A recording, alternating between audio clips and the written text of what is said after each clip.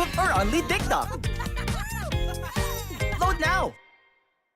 Foul! You know your scalp can get up to 5 times more dandruff?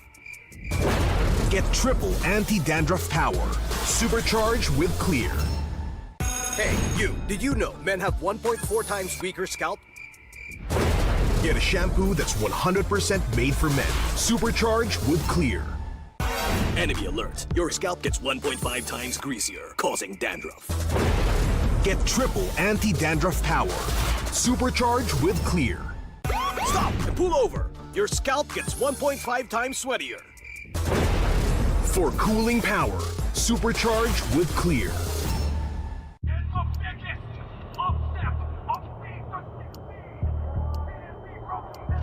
Paano ko kaya sila masusuportahan ngayon ng mas maayos? Kailangan ko ba magpalit ng strategies? Nagagampanan ko kaya ng maayos ang role ko? Will I be able to meet their expectations? We have to prove them all wrong.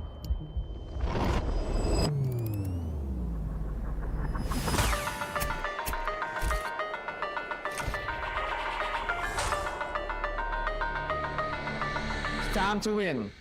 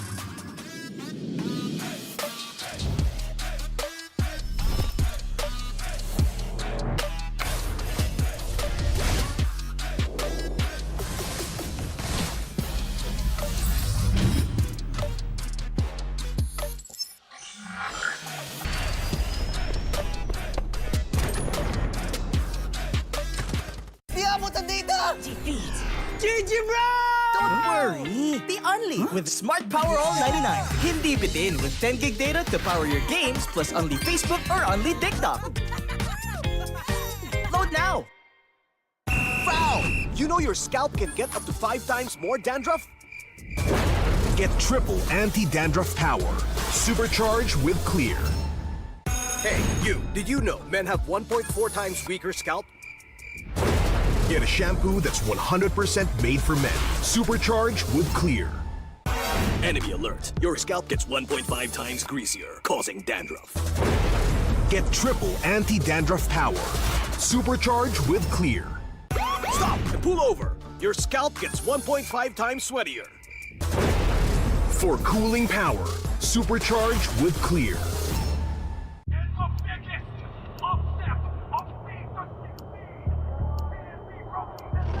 Paano ko kaya sila masusuportahan ngayon ng mas maayos? Kailangan ko bang magpalit ng strategies? Nagagampanan ko kaya ng maayos ang role ko. Will I be able to meet their expectations? We have to prove them all wrong.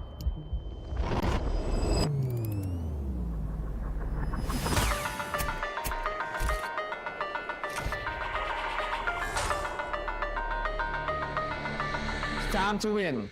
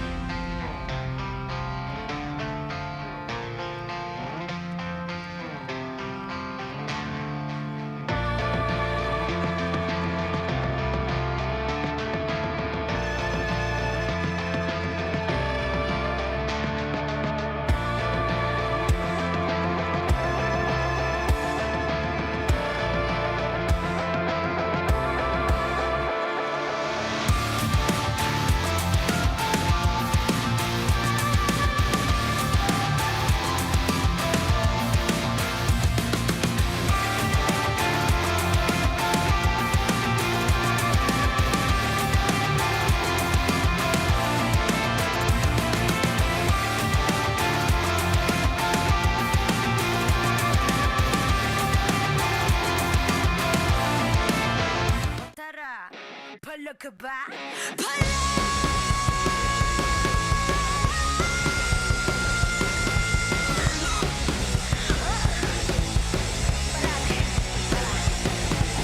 Handa sa laban, sanda ka sa aking kamay. Watch with my click, may fire in the eyes. Yeah, I walk with my head held high. Ano ba yung takot kong tore ang aking gabay? Di niya lifan niya, ako down the way. Ako ang kabuuan, when we bring our name to the game. Eyes on the prize, Pinas, cause it's our time. Palag na to, me again, you already know. Automatic ka na Filipino. Break us when we steal the show. Automatic ka na Filipino. Lakas ng Pinas. Palag na to, kami na ang batas. Filipino.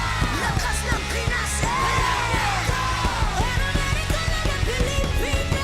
Teka, wait. Remind you kung anong na-obtain. Palaging first place, lakayo sa PH. I know Superman. I'm here cause I got God, my team is super fan. Eyes on the prize, Pinas, cause it's our time. Palag na to, me again, you already know. Automatic ka na Filipino.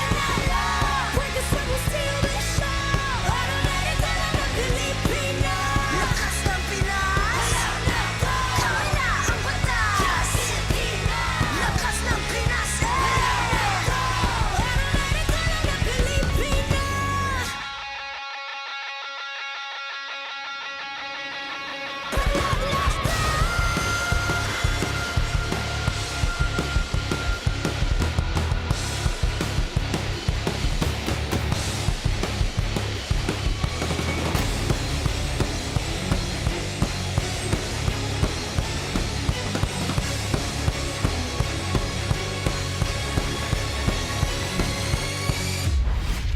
The 17th season of MPL Philippines is brought to you by the following sponsors.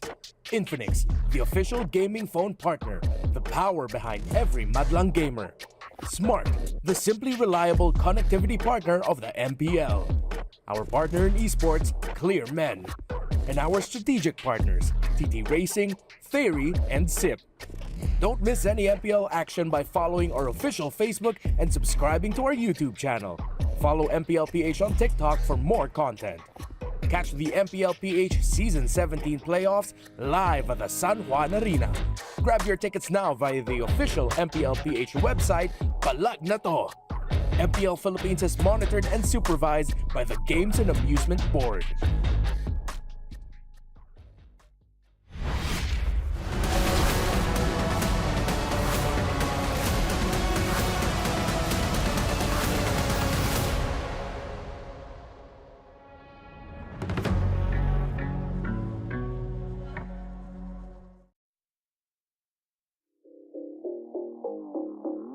For ONIC Philippines, wala. Yung yabang nila eh. Yung dating nila na kaya namin lahat kahit anong mangyari na kaya na.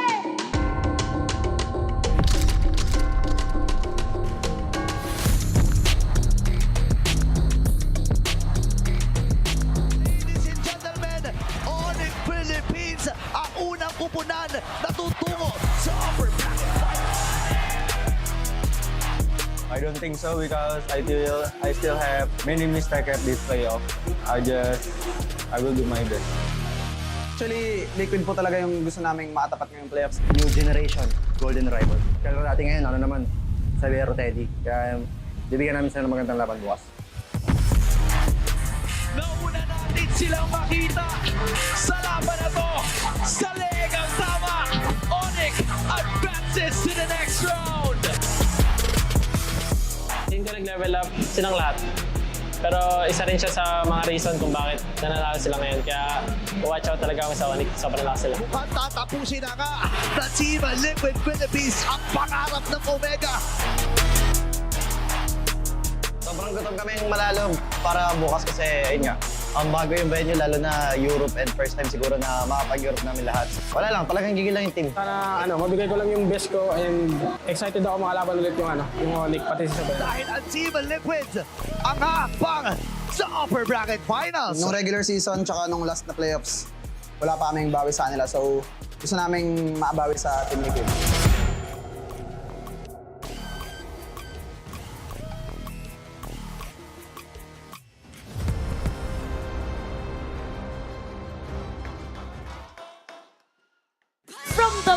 very beginning, they dominated, carving a path as absolute giants in the league. And game after game, they continue to prove why they have the crown. And now that the tickets for MSC and EWC is within reach, will they continue the stampede? Well, Cavalry, what do you say? You can feel the ground shaking with those stomps, but how about from your side, Denise? Thea, dalawang former world champions ang pinatumba ng ONIC Philippines heading to the upper bracket finals, with Severo silencing all doubts and proving that he can fill the shoes of the golden standard perfectly. Now it's another golden rivalry, but this time it's for the golden ticket. At ang tanong ng lahat, sinong unang team ang makakalipad papuntang Paris? Sonics, ano masasabi nyo?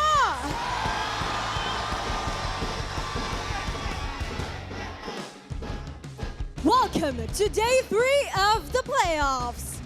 This is your very own Odin, and tonight we will finally witness who will be our first Filipino representative para sa MSC at EWC. Kasabay niyan ay meron ng isang kupunan ang tuluyan ng mamamaalam pagkatapos ng ating lower bracket semifinals. Samantala, aapaw naman ng enerhiya sa Super Fan City. And finally, our legends will be immortalized in the Alamat Awards. Super fans, humanda para sa isa na namang araw na puno ng aksyon. This is MPL Philippines Season 17, the playoffs. Palag na to!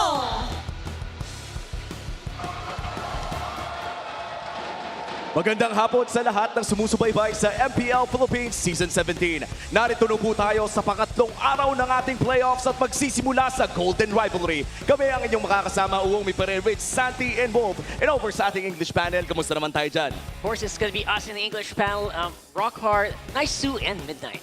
Ibang klase ang magiging simula ng ating araw ngayon. Dalawang higante ang magtatapat para sa pinakaunang ticket patungo sa Paris. MPL Philippines is monitored and supervised by the Games and Amusements Board. Paris ang usapan ngayong hapong ito dahil kung sino mang manalo sa pinakauna nating match ngayong araw ay rekta EWC na. Paris ang pinag-uusapan natin dito.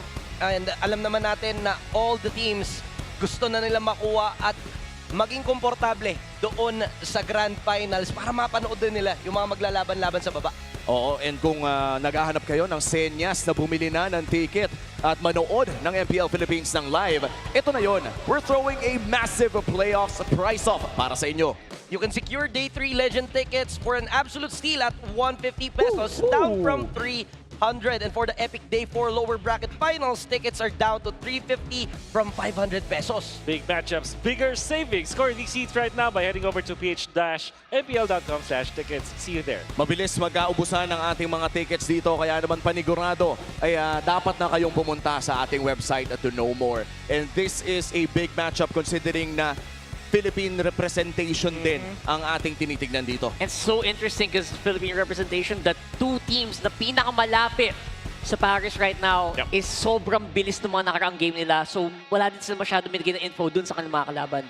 Yeah, and I was watching from home yesterday. I didn't expect it to end in a day of sweeps, especially that first match. I was just really surprised with the result. But again, it is double elimination. We'll see them play for that later on. But it was fun to see, and I think now that we're in day 3 of the playoffs, there's a whole lot falling into place, and that first ticket to Paris is the excitement for this one. Yeah, it's not just excitement, but also the hype. Like if you're a TLPH fan, you know you're one step away from the three-peat MPL title for this team. But for ONIC Philippines, it's their comeback to the international stage. So ito yung ano talaga yung kung ikaw yung totoong fan nitong dalawang franchise na to, gustong-gusto mong makuha nila itong panalo kasi one win away. And then you're now in the Grand Finals. At wala pang nakakagawa ng three-peat na nabanggit mo, Midnight. The closest we've had was Blacklist International pero napalagitnaan ng RSG. Mamaya po ay magkakaroon din po ng laglagan between Team Falcons and Omega na parehas na sweep kahapon. Maganda yung matchup ng Falcons and Omega kasi last time na nagkatapat ang Omega at Falcons, Omega ang nanaig. Pero parehas silang galing sa pagkatalo. Kaya interesting din to see kung ano mangyayari sa series na yun. I'm gonna address the elephant in the room. Hindi ko talaga in-expect na yung Falcons ay mapupunta dun sa lower bracket. And lalong-lalo na dahil 0-3 yung naging result na kapon. But that also means that ONIC is very prepared dito sa ating playoffs. Lalo na dahil nahanap yata nila yung momentum when they won up against Aurora. Yeah, ONIC feels like pataas eh. Parang yung trend ng ONIC literally pataas. After that 3-0, no one actually really expected that. I think we can expect like a really stronger start here for the Superfam. It's weird because when I was watching those games yesterday, and I know there was multiple watch parties going on, but some of the shared sentiment was this is the M6 form of ONIC that we got to see. Like, it feels that way. I mean, I know Severo's in there. We've talked a whole lot about his impact on the team and just how he's arguably the best goal laner right now. And this is, again, like a big test and, you know, that we're going to see here unfold in this epic rivalry. And looking at this Golden Rivalry, I think gusto kong balikan yung sinabi ni Midnight nung day number 1 kung saan sa dalawang Titans na magtatapat na Filipino representatives ang pinag-uusapan ay si Savero pa nga, isang Indonesian import ang naging pinakamalakas na manlalaro. At ngayon magtatapat sila ng isang upcoming na gold laner ng Team Liquid Philippines na si Teddy. Pinanood natin si Teddy na mag-grow into what he is today dito sa playoffs at ngayon magtatapat na ang dalawang ito. Yeah, in fairness naman, ang story nitong dalawang to ay parehas naman silang mag-i-international. Kasi si Teddy nakasecure na ng ilang placements with TLPH. But for Savero, the pressure was really on him nung start pa lang ng regular season. But then again, the story for him all throughout MPL Philippines, he flipped the script. Instead na siya yung nape-pressure, let me pressure Philippines to perform their best. Oo nga. Can I just add, like something that I really interesting we saw yesterday? I personally going through the comment section. Instead of before, it was like, if you go to international teams, it's no PH, no win. It became no Indo, no win. It's so weird that I saw that, but it's there. Well, hindi mo naman talaga masisisi, no? If I'm an Indonesian, kung sakaling Indonesian ako, sobrang magiging proud ako sa kung anong na-achieve ni Savero dito sa rehiyon ng mga pinakamalalakas na MLBB players. There's a hot take dito sa matchup ng Team Liquid versus ONIC Philippines kung saan etong Team Liquid na 4+1 at sinabi mismo ni Carl na hindi pa siya satisfied sa performance ni Teddy because he knows the potential of Teddy. Ang kanyang makakatapat is 1+4 naman, which is eto si Savero yung nagbubuhat para sa ONIC Philippines. 7-0 with the Yison Shin with 100% win rate at doble niyan yung Claude naman ni Teddy. MMR gods. Imagine mo, for Savero to be able to say, kung magbakasyon man siya, di ba, magbalik siya ng Indo, sasabihin niya, I am top 1 Philippine Yison Shin. At ang nakakatawa pa dyan Gold Lane Yison Shin to. At mukhang handang-handa naman na ang ating mga manlalaro. 1 win away from securing their flight to Paris. And this will be a first para kay Teddy. At para naman kay Savero ay pang ilang MSC na rin ata nito. Pangalawa na ata kung sakaling siya yung mapalad dito sa ONIC Philippines. Parehas mainit ang dalawa natin. And of course, the San Juan Special kung saan nagsimula ang Philippine dominance ng MLBB. Yeah, that was 2019, guys. 2019. May mga sticker pa ng SEA Games sa labas sa mga basurahan. And there's no other person better to talk about this. Rockhart, what happened back in 2019? Bro, 2019. Honestly, kakatapos lang na nung what do you call that, MSC that happened in Araneta. And then what happened at is... nandun ka din. Yes, sorry. Nandun din ako. They're both historians. After that, man, SEA Games, MLBB, gold medal, ano nangyari? Puro champion ng Pinas, hindi na nagpigilan. That's true. At mukhang nandito nga ang swerte. At nandito na rin ang kasiyahan ng mga magkakamo.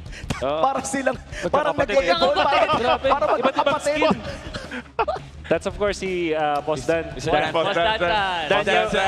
Daniel Sanyo. The GOAT. Oo. At now we are 7 minutes away from potentially one of the biggest series, if not currently the biggest series na pwede nating mapanood. Boys, yesterday we saw 3-0. Ako lang ba yung naghihiling na umabot ng 5? Ako actually, gustong-gusto ko rin talagang tumodo talaga kasi para sa mga fans, alam natin na may kanya-kanya silang teams na sinusuportahan. Pero yung feeling kasi na every time na parang palitan yung nangyayari. Yeah. Yun talaga yung nakaka-excite eh. Yeah, tsaka alam natin na itong dalawang teams may mga nakahandang mga strats. I hope na i-challenge nila yung isa't isa ng sobra-sobra to the point na makakita tayo ng mga nakapaon ng mga strats nila. I felt as a viewer yesterday that I wanted more, man. So maybe this one, after going through 2 sweeps yesterday, we get to see 5 games here for today. I'd be really happy, not just to cast that, but for all the viewers out there to watch that one. Oh, yeah. And then definitely, nakita rin natin kahapon yung mga shared heroes na pwede nating maabangan mamaya like the Pakito. And ito yung isa sa mga aabangan natin kapag pasok natin ang draft. Muli, salamat sa ating English panel. Kami ang inyong nakasama sa Tagalog. Mamaya magkikita ulit tayo. Punta tayo sa ating mga panelists. Thank you so much to our casters, and we welcome you to the on-ground panel. It's me, Brigida, together with Hans this time, and we will be jumping straight into our Infinix real-time cooling tactics. You know, looking at these two teams, napakaganda ng kanilang ipinakita from the start. So it's Liquid versus ONIC, Alab laban sa Alab. I wonder why this is the headline. But if you're looking at it, these are two teams na napakaganda ng pinakita. Liquid still 3-0 at the start of the upper brackets. Meanwhile, ONIC Philippines, nagsimula sila sa play-ins for them to get to this point. The momentum has been there. But for Liquid Philippines, I think we have some things to talk about. All right, so starting with Team Liquid Philippines, nakita nyo naman dito, it's very important for them to watch out for ONIC's Riverside pickoffs. And I think this is something that they were really able to exemplify last night. At ang pinakamatindi pa dyan, I think you would commonly expect this, especially from the mid-duo. But I think ONIC have exceeded expectations when it comes to that. Literal na hindi mo na alam kung saan to pwedeng manggaling. Last night, King Kong and Kirk were on a different level. They were also able to make combos themselves. Yung Pakito na yan, I think that's also a pick we will be watching out for. But just the same, we also have to pay attention to their gold lane. Force ONIC to prioritize the lower tier gold laners para naman, alam mo yun, medyo mabawasan yung threat na talagang nag-overperform etong si Sabero. You know, looking at ONIC Philippines this time around, ang ilan sa mga bagay na kailangan nilang gawin is to first put heavy contest on the turtle. Nakita natin yan, especially with Liquid facing off against Smart Omega kahapon, na kahit level 3 si Carl TC using his Suyo, sure, merong damage, pero no yung retre niya ay medyo mababa pa rin, pero nilaban pa rin nila yun. So, putting on 4 members doon sa Turtle Pit in the first turtle really gives a lot of snowball factor para sa kupunan ng Team Liquid Philippines. So they have to put a stop to that. Maybe put 5 people on there as well, or maybe 4 as long as there is some sort of 50-50 para medyo madelay yung ginagawa nitong si The GOAT na Carl TC. But on the other hand, you also have to distract a bit yung mid lane duo. We're talking about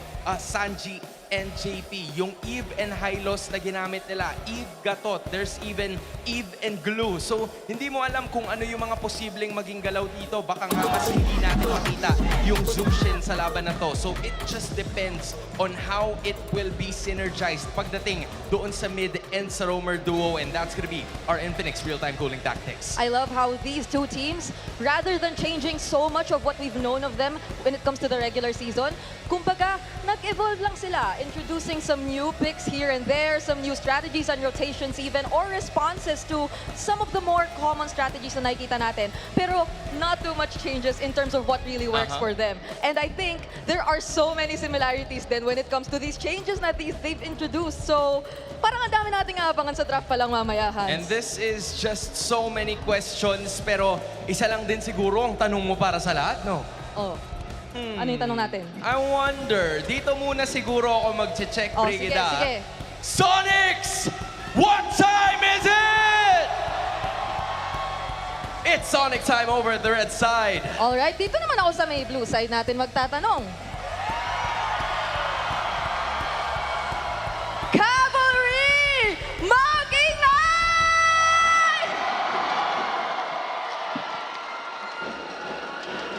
Parang required yata na may bawi kami. Sonics, papatalo ba kayo?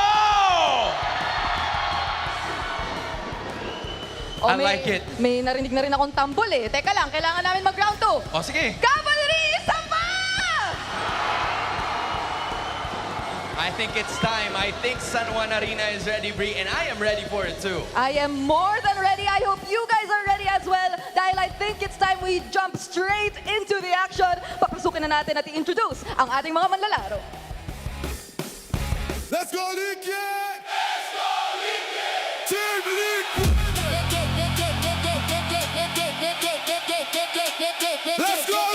They dominated from day one and left their rivals in the dust. And now the ticket to destiny is within their grasp.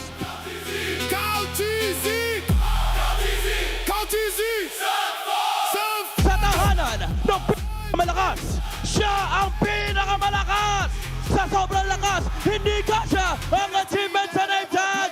Cavalry, make some noise for the GOAT of MLBB City and Team Liquid Philippines.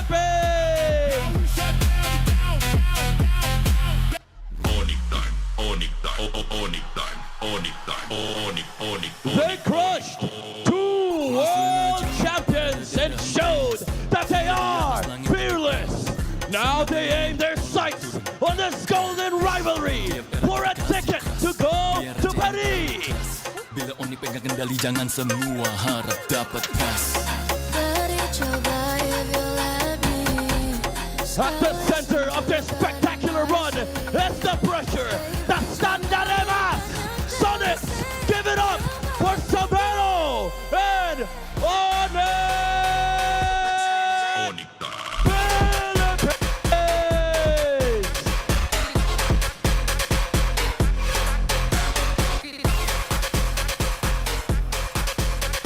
To ensure the integrity of the game, welcome our marshals, Miko, Chico, Joshua G, and JD. And our head referee, the Chop Master, Sense.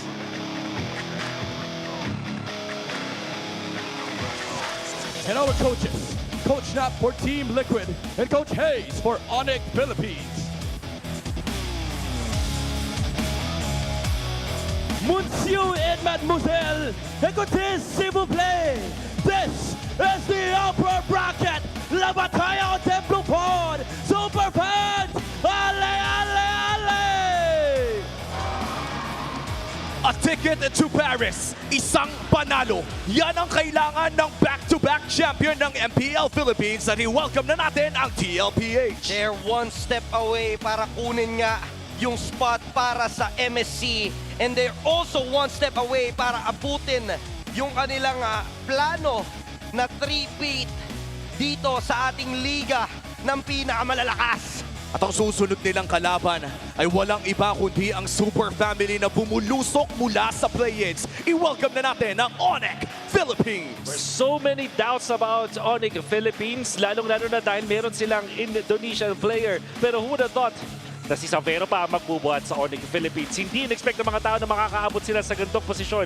But now they're just one step away from taking the first lot into the EWC. At napakataas ng tsansa ng dalawang teams na to na makuha yung slot patungo sa MSC. At may grand finals bang lalaroin dito sa MPL Philippines, dito sa San Juan, where MLBB Filipino dominance began 8 taon na. Actually, 7 years bago tayo nakakita ulit ng ganito kalaking laro dito, and this is a historic battle about to be underway. Kaya naman babalik muna tayo sa mga moments bago magsimula ang laban sa Smart 5G Ping Test.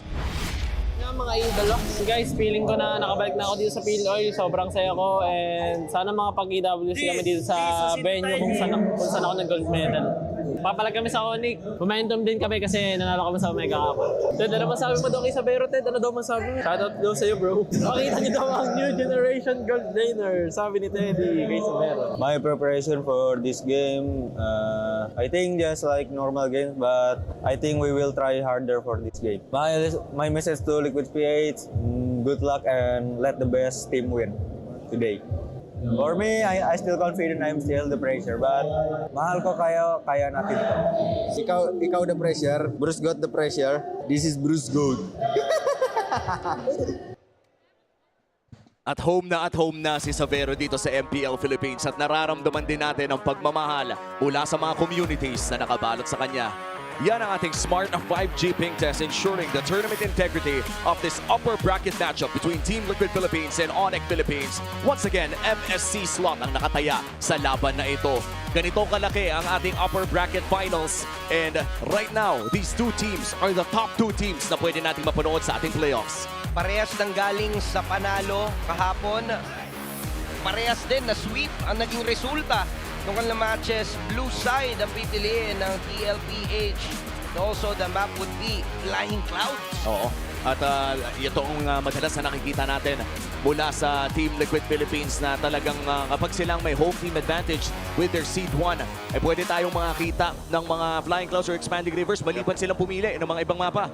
And the implications of playing the Flying Clouds sa first game, it means na hindi tayo masyadong titigil dun sa lane-to-lane matchups. Let's say meron isang Claude versus Harith, hindi nagmamatter masyado yun. Or kung makakita tayo ng mga tipo mga pakito, okay lang na mag-poke sila at mag-trade ng mga HP in the early stages kasi pwede lang gawin yung umuwi tapos pumalik with the Flying Cloud. And you can expect that teams will be more aggressive when it comes to picking up their heroes. Parang hindi natin masyadong titignan kung maka-counter nga ba sa lane-to-lane. But titignan natin dito is yung composition sila.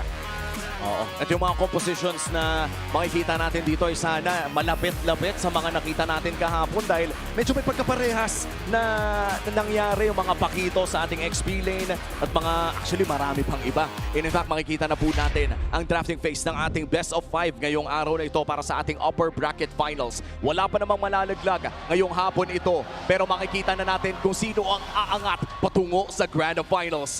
At dito, sa himpapawid ng Flying Clouds natin malalaman kung sino nga ba ang makakakuha ng unang panalo sa ating best of 5. It's blue side para sa Team Liquid Philippines, red side for ONIC. At mukhang tatanggalin na nga ang Fanny and Kalea on the side of Coach Snap. Alright, it's going to be the focus naman pati ang Marcel mula dito sa ONIC Philippines. I-open ba ang Freya ng ONIC? Highly doubted. So it's going to be the Jushin instead para sa TLPH. Ang pwede natin din expect dito sa ONIC with the Freya being potentially be banned is magkakaroon na palitan ng Harley at Suyo. Ito kasi yung nakikita kong trend. Kapag yung open yung Harley, parang yun talaga yung priorities ng mga teams. But there's another big priority for TLPH, which is yung Claude. There's the Freya. So, Claude or Harley ang first pick dito for TLPH. Oo, at napakabilis. Actually, back siya. Kukunin nila dito. Sobrang kakaiba yung naging takbo ng draft ng TLPH para sa first pick nila. So, possible na nakawin yung Claude if gusto nilang tanggalan ng hero nga itong si Teddy. And there you go, Claude ang kukunin ng ONIC Philippines. Would they go for a Harley? Suyu? Parang pwede pang red 3 yun eh. Pwedeng Jushin siguro muna kasi parang hindi pa sila required dito kumuha. Oh, the Jushin is banned. Oo, at dahil dyan, Leomord ang kanilang kukunin. Napakabilis sa ating drafting phase in Pakito. On the hands of Sanford ang ating makikita. Tanong kaya ang ipapares nila dito, pare? Mage, maybe? Uy, hindi. Uy, parang parang iba ang timpla ng mga teams natin ngayon dito sa upper bracket finals. Lumalayo sa nakasanayan nating mga pattern sa dalawang teams na to. Early throw as well para dito kay Brusco at rekta na nga po tayo sa ating banning phase. And this will decide kung ano nga ba yung potential mid laner and roamer ng Team Liquid Philippines. And ONIC Philippines ay naghahanap pa rin naman ng kanilang potential XP laner and mid laner. Hindi pa natin alam kung XP or roam pa tong Cho dahil may history din si Kirk na naglaro siya ng Cho XP. Yeah, could be a chance. Sana ba katapating sa Pakito. That's why tinaas nila yung priority dito. At the same time, strong mid ulit ang hanapin dito ng ONIC. Sobrang excited daw makita ko na yung mid lane choices nila. Well, para mahukay pa mas lalo ang ating drafting phase dito ay pumunta muna tayo sa ating mga ground type panelists na si Hansen Brigida. Maraming salamat sa ating mga casters. Just the first 3 picks na parehas na teams ay nakita na natin ngayon. It's the Baksha finally picked up. Merong Suyu at Harley na nabanggit ang ating mga casters kanina. Pero bakit hindi yun lumabas na ngayon? Honestly, for me, it feels like aside from it being a major deny pick towards ONIC, dahil nga alam natin isa sa mga pinaka napapagana pa rin nila na utility junglers among the other options that are available so far, I think it's also them really capitalizing on the fact na they have this chance to really pick on these other power picks in the side lanes, mainly the Pakito, kasi ONIC themselves, sila na rin naman yung nagtanggal ng Fovio. So parang there's a huge leeway for them to be more creative in terms of their prio picks. And this Baksha, in a way, pwede mo pa atang i-consider na roam to eh, or flex pick. Kasi there has been a time in the regular season as well where JP has used this in the roam. I think another point na na-pick up ko from what you said is the Pakito. Kirk has been using this hero for a ton of times during the first 2 days ng ating playoff. So hindi lang siguro yung back siya, yung basta na-deny. Yes, Kahit yung Pakito ay nadagdag na rin. So the Harith would obviously give them a little bit more in terms of team fights because from what we're currently seeing, bukas pa yung even. It's gonna be very important na makagalaw ng paunti-unti itong si Teddy in certain situations na mag-aamok ng team fight yung ONIC PH. I honestly think that will be a really great option for ONIC dito considering na hindi rin naman siya naban ng Liquid Philippines kasi aside sa isa ito sa parang #1 go-to mid lane picks ni Sanji, being the guy na pinakamaraming beses na siya nagamit, I think 17 times na niyang ginamit this entire season so far. Following him, imagine si Mingguin 6 times pa lang. So talagang isa ito sa mga paborito ni Sanji and this will just help them really set up that box or take away that box na Liquid potentially might want to set up because they already have the Harith and they have means to backline but the Eve kasi thrives on a bit more sustainability as well and survivability considering na yung changes nga in terms of the passive na mas nakakapag-generate ka na lang ng shields as long as napapatama mo yung skills. You know, I was wondering about the Sora potentially open since the Valentina, pero ayun nga, yun ang pinakahuling tinanggal nitong Team Liquid Philippines. So with that being said, even Hylos were some of the things na nakita natin from both ONIC and TLPH. Now it is ONIC's turn para mag-deny nung hero against Sanji na ginamit niya ng paulit-ulit against Smart Omega. So he's gonna have to think of something different here. Yep, and I'm hoping or I'm feeling na Liquid won't feel as hesitant pa rin naman to go for a revitalized roamer na in a way maganda rin at magiging helpful para doon sa mga biglaang gustong maging pasok ng ONIC dito. I think the Hylos is actually still available. There you go. And they pair it together with the Kimi. Ito siguro yung surprise for me na I did not totally expect to come in. Wow. But what about a bigger surprise from ONIC? Welcome back. It's been a while. This is a Kirk hero. Again, mas nakikita natin si Kirk ngayon na gumagamit ng mga damage-dealing XP laners with a bit of sustain this time, courtesy of the Edith. Super fans, you can scan the QR code and predict the match winner correctly for a chance to win 1,000 MLBP Diamonds. We are up for a series here. Both teams nakasecure sila ng comfortable picks. First things first in Game 1.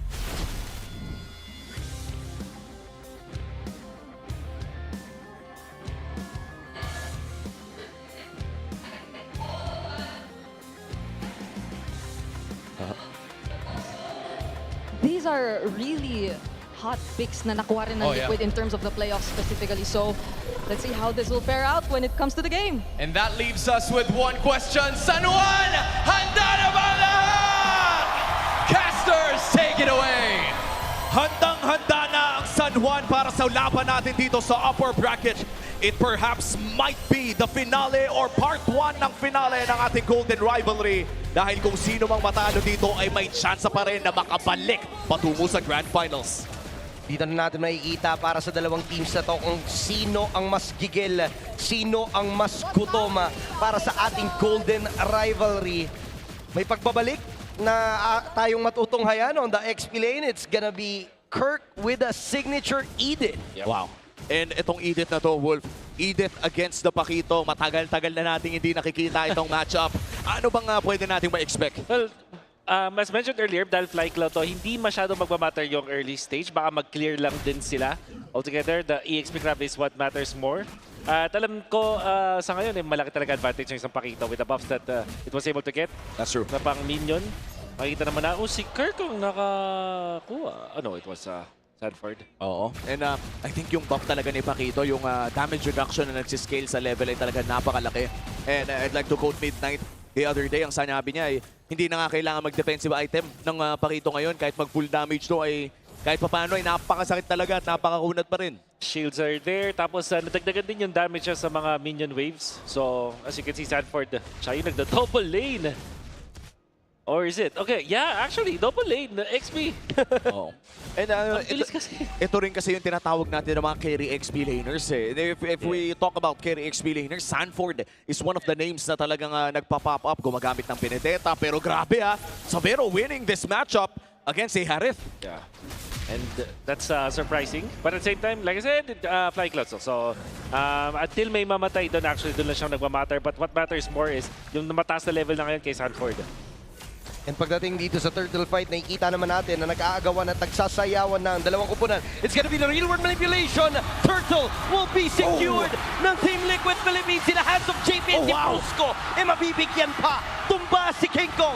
Tumba si Brusco. May turtle pang kasama at idagdag mo pa itong purple buff steal na masesecure ng Team Liquid Philippines. At para bang na-kickstart pa ang Liquid Stampede. Now with a 1.5k gold lead, 3 minutes in. What a mistake coming out from ONIC. And I think it's also because yung magandang paggamit ulit ni JP pag piloto ng isang high-loss. Pinaka-patient na player sa ating metagame nila, talagang hinintay niyang pumunta itong si King Kong para ma-land yung stun. And once there's a stun, Cartesi can just jump in. Nakita natin yung combo coming out from Sanford and of course damage coming out from Sanji. Kaya naman natrap agad si King Kong pagkatapos siya mag-dash. Isang beses pa lang siya nagda-dash pero nahuli agad siya TLPH. At yun din talaga yung nakakapikon, no? Wala rin naman kasing way para iwasan yung tusok ng isang high-loss. Kapag dumikit ka talaga sa high-loss, there's a big chance na kapag available yung tusok ay doon ka na lang tatayo. At ngayon mukhang kalmado muna ang ating Land of Dawn at kita ang kalamangan ng Team Liquid Philippines at pumapasok na rin si Sanford mismo sa loob ng gubat ni King Kong. Ang bilis din talaga ng isang pakito sa ngayon. And even the jungle creeps ay kakayanin na because of how snowbally this is for Sanford. At the same time, may nabuff naman din talaga before na sa pakito na meron siyang additional damage to creeps. 7-4 sa magagamit dito ni Teddy. Just trying to shove si Savero doon sa kanyang torre. Nagkita din naman ang ibang mga miyembro dito on the upper side of the map. And the Sanford-Kirk matchup, wala namang gaanong aksyon. Sobrang sustain lang din ng playstyle na ginagawa ni Kirk. And right now, turtle fight pa rin talaga. Magkakaalaman. Ang tanong lang naman dito ay kung mauulit ba yung ginawa ni JP kanina na mapigilan at mag-hero lock lang kay King Kong. At yun nga ata ang balak ng Team Liquid Philippines. Nakapwesto na ang TLPH around that turtle. Nang mamando na rin si JP sa loob ng gubat mismo ng ONIC Philippines at sinimulan na rin ni Carl Tizzy ang pagong na ito. They have the vision. Alam nila kung saan manggagaling si King Kong. Kailangan ng harangan na flying clouds. Makakasunod naman si Kirk pero napakaganda ng pagbabantay ni JP dito sa harap, giving info na hindi na nga makakakontest pa ang ONIC Philippines. That's turtle secured para sa Team Liquid Philippines. 2 turtles back-to-back para sa The GOAT. Ginamit pa yung pag-speed up ng ating Riverside. At ibig sabihin doon, makapunta agad si Sanford. Actually, taking outer third energy shields. Parang maano pa niya dito, aabot pa yata siya sa deadline. Oy, medyo mananapak pa ng slight, pero mukhang titigil naman na ang aksyon doon. Lumaki ang gold lead, bagamat bahagya lamang, still a 2,000 gold lead against ONIC Philippines. At silipin natin ang ating Infinix in-game equipment. Ano bang pinakamapapansin sa ngayon? Re-recta ba ng DHS dito si Claude? Yeah, maybe. Para mapabilis ako yung pag-fire. Pero yung napansin ko agad dito, yung mabilis na Hunter Star coming out from Sanford na nagiging threat na ngayon with this flicker, Pakito. Kaya talaga mang one-shot unless mayroong 3 members dito ng ONIC. Actually, kailangan nila mag-ingat dyan kasi eventually pwedeng sumunod ng isang back siya. At ang binabantayan ko dito, honestly, yung 15-minute mark. Napansin ko rin kahapon for ONIC Philippines, may time na lamang na ang Team Falcon sa kanila during Game 2, I believe. At nakanaleo more din ata si King Kong kung saan umabot lang ng 14-15 minutes na bili yung endless battle at para bang nabaliktad na. Actually, tama ka, Umi, kasi kung babalikan din natin yung match ng ONIC up against Aurora, ganun din yung nangyari, na-comeback lang. So, imposible para sa ONIC Philippines sa paglugi sila, nadadawn ka agad. So, right now, even with this 2.6k gold lead, alam natin na ONIC is finding the right opportunity or opening na may bibigay ng Team Liquid Philippines. Pero right now, talaga magiging sakit sa ulo si Sanford when it comes to those team fights. Kaya naman, sa ngayon, bandang itaas ang focus ng ONIC Philippines. At mukhang hindi na nila ilalaban pa itong pagong na to. Maliban na lang si Brusco!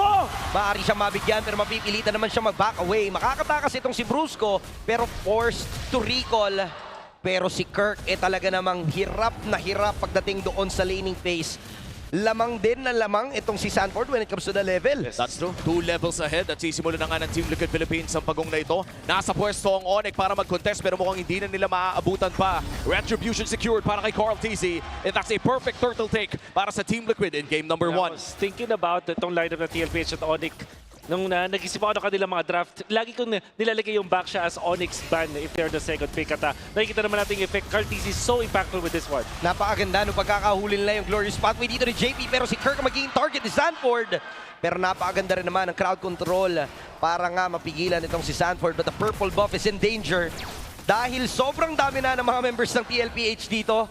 Talagang mahihirapan itong si King Kong pero successful naman siya in securing that purple buff. And if I'm being honest, kahit lumalaki yung gold lead dito ng Team Liquid Philippines to a 3K gold lead, para bang ang lala ng damage control ng ONIC Philippines, hindi pa rin bumabagsak yung mid lane turret, hindi pa rin bumabagsak yung bottom lane turret, despite yung tatlong objectives na napunta sa kamay ng TL. Maganda dun. Palag-palag pa rin talaga ang nangyayari dito. At si Savero ay maaaring nga mabigyan. The duel is real, but Carl Easy naman dito ang magiging target ng kabila, pero may harang mula kay JP. Makaka-atras din naman si Savero, pero merong paghuli mula kay Kirk. Kaso nga sobrang layo ng mga teammates niya. At mabibigyan pa si Brusco with a play coming in from Sanford. Kirk is in danger, and that is gonna be a double kill na magmumula dito kay Sanford. Yung pakito talaga ang nagiging problema. At para bang naging mali yung timing ng laban o baka pinilit ng Team Liquid Philippines yun kontra sa ONIC. Na-baited sila dito ni Carl TZ na ngayon ay may chastise fall draw na. And the help of JP, the peeling.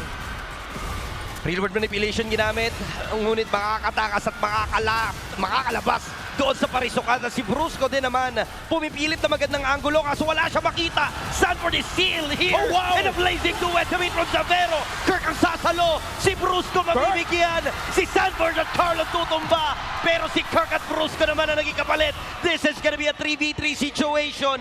ONIC nakakakuha na kahit papaano. Oo, 2-for-2 trade despite losing out to a 5K gold lead is a winning trade para sa ONIC Philippines. Silipin natin ang ating Infinix in-game equipment. Gaano pa ba katagal ang hinihintay ng Super Family para tuluyang makapalag sa Team Liquid? Matagal-tagal pa. 2 items pa para kay King Kong or isa't kalahati. And then 2 more items dito para sa ating Claude. And isa sa mga tricky is puro mga magic base itong TLPH. So mapang winter crowd ka. However, you still have to respect the damage output of Pakito na nag-snowball. So in order for you to stay in front of the fights, you also consider Wind of Nature. Napakahirap na sitwasyon ito para kay Savero. At isa lang yung mapipili niya, either Winter Crown or the Wind of Nature lamang sa mga susunod na Lord fights. Oo, at as you said, mukhang matagal-tagal pa nga. And matagal 5-6 minutes. And usually yung mga ganong klaseng game time ay gustong-gusto na agad tapusin iyon ng Team Liquid Philippines. Lord secured para sa TLPH. Papatagalin pa nila na bahagya para sa susunod na minion wave. Wala na rin kayang kumontest. And that's going to be the Lord secured once again. Kahapon ay nakita natin na tumapos ng isang laro ang Team Liquid with 10 minutes in game number 3 kontra Omega. Ano ang tsansa na kayang gawin yun ng Team Liquid Philippines in this game? Up against this against ONIC lineup, tingin ko nakuha na nila lahat ng recipe. So, TLPH are actually in a very comfortable spot. Omi, I feel like ang kailangan hinihintay na lang din dito para sa ONIC is the next, para talo ng ONIC, is the next Lord. At nakikita din natin na masakit na itong damage output ni Teddy. It will take a lot mula sa ONIC Philippines bago sila makabawi at hindi rin nila magawa yung ginawa nila up against Falcons, which is yung pag-control ng river. Kasi tingnan mo yung TL, naka-utility sila dito at sobrang abante nila. Napakaganda ng ginagawa ditong siege ng Team Liquid Philippines. Phantom Steed mapipilitan ng gamitin kagad ni King Kong. And with this Lord, maaari nga silang pumilit. Andun naman yung Holy Shield that will save the inhibitor turret of ONIC Philippines dito sa may bandang gitna. Pero the pressure is still there. Hirap pa rin ng ONIC Philippines na lumabas sa kanilang lungga. Oo, at itutuloy pa ata ng side ng Team Liquid Philippines ang pagpupush ng mga tore all around the map. That's gonna be 2 turrets down for the side of ONIC Philippines. Isa sa mid at isa sa baba at na-damage pa nga yung tore doon sa taas. Overall, kontrolado ng Team Liquid Philippines ang mapa ng ONIC. Yep. Nakita mo yung pag-push nila doon sa may gitna. Na-deny, pero the first pa rin nila yung Holy Shields. Tapos nag-disperse agad, dalawang party pakalawa, isang party pa kaliwa, isang party pa kanan para kunin yung mga jungle camps ng ONIC Philippines at talagang gutumin ang mga members ng ONIC. Oo, at mukhang itutuloy pa nga nila mag-invade dito. Hahawakan na ng trio Deluvion ng Team Liquid Philippines ang orange buff na ito at wala atang tsansa na makuha ng ONIC Philippines. Sumilip si Brusco at naabutan na lamang niya yung mga ubas doon sa damo. Talaga nauubos na lahat ng pwedeng pagkunan ng resources ng ONIC Philippines. Nasasakal sila dito to the point na kung may sisilip man palabas, kailangan kompleto na sila. Kailangan 1 unit na sila. Hindi na pwede yung may hihiwalay, hindi na pwede yung may sisilip. And pag ganun yung mangyayari, mas nagiging risky. Pero kung babalikan nga natin yung history ng ONIC Philippines, sanay sila na sila yung naghahabol at nambabaliktad. Oo, at I think may mga 4 na minuto pa bago natin makita yung 3 items dito ni King Kong kung sakali ay naghahanap ang ONIC Philippines ng chance na makabawi. And 30 seconds bago lumabas ang pangalawang Lord ng larong ito kung saan Team Liquid Philippines na agad ang nagko-control ng hindi lamang ng purple side ng ONIC Philippines kung hindi ang buong river na rin. Kaya ano bang chance ng ONIC dito na mag-contest? Kailangan ba nila mag-contest o depensa na lang? Maganda naman yung kanilang defense with this Edith as well as the Eve and eventually itong Claude. So, answer for me is no. Mas maganda atang prioritize na lang nila yung jungle camps nila. At least magpakita lang dun sa mga lanes para mapaklear sila ng jungle. Ito si King Kong. But other than that, no, there's really no chance. Lalo na ang ganda ng pwesto agad ng mga members ng TLPH. Oo, tsaka base sa pwesto nila sa mapa, parang wala atang balak ang ONIC Philippines sa mag-contest dito. Kukuha na lamang sila ng mga minion waves doon sa may bandang itaas at susubok na dumepensa kontra Team Liquid Philippines as TLPH secures their second Lord of the game. Perfect objectives para dito kay Carl TZ. 3 pagong at 2 Lord. At nakapag-level 15 na rin dito si Sanford at 13 minutes. Tuloy-tuloy lang ang snowball para dito sa Cavalry. Nasa tamang ruta naman ang ONIC Philippines sa pagiging patient nila dito sa larong to. Alam nila na wala pa silang ipapalag kung pipilit sila ng contest. Pero the more na tumatagal kasi na nakakahabol sila ng items, mas lumalaki din yung tsansa na sila'y makadikit doon sa mga teamfights ngayon. Pero ngayon, ang ganda ng pagkakabalanse ng Team Liquid Philippines itong 3 waves. Potentially, pwedeng mabutas ang 3 inhibitor turrets. Depende sa kung anong gagawin ng ONIC Philippines para dumepensa. That's the mid lane turret. And it looks like may gusto agad silang patunayan.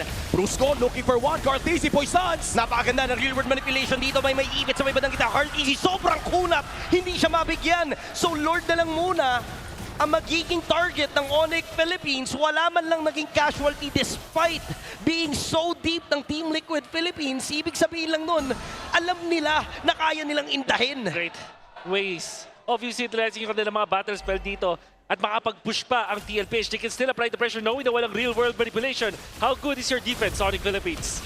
Ipilit na naman. Glorious pathway coming from JP. Teddy dito nakaabang lang din. Savero, mapapakamot ng ulo muna, balik muna sa base.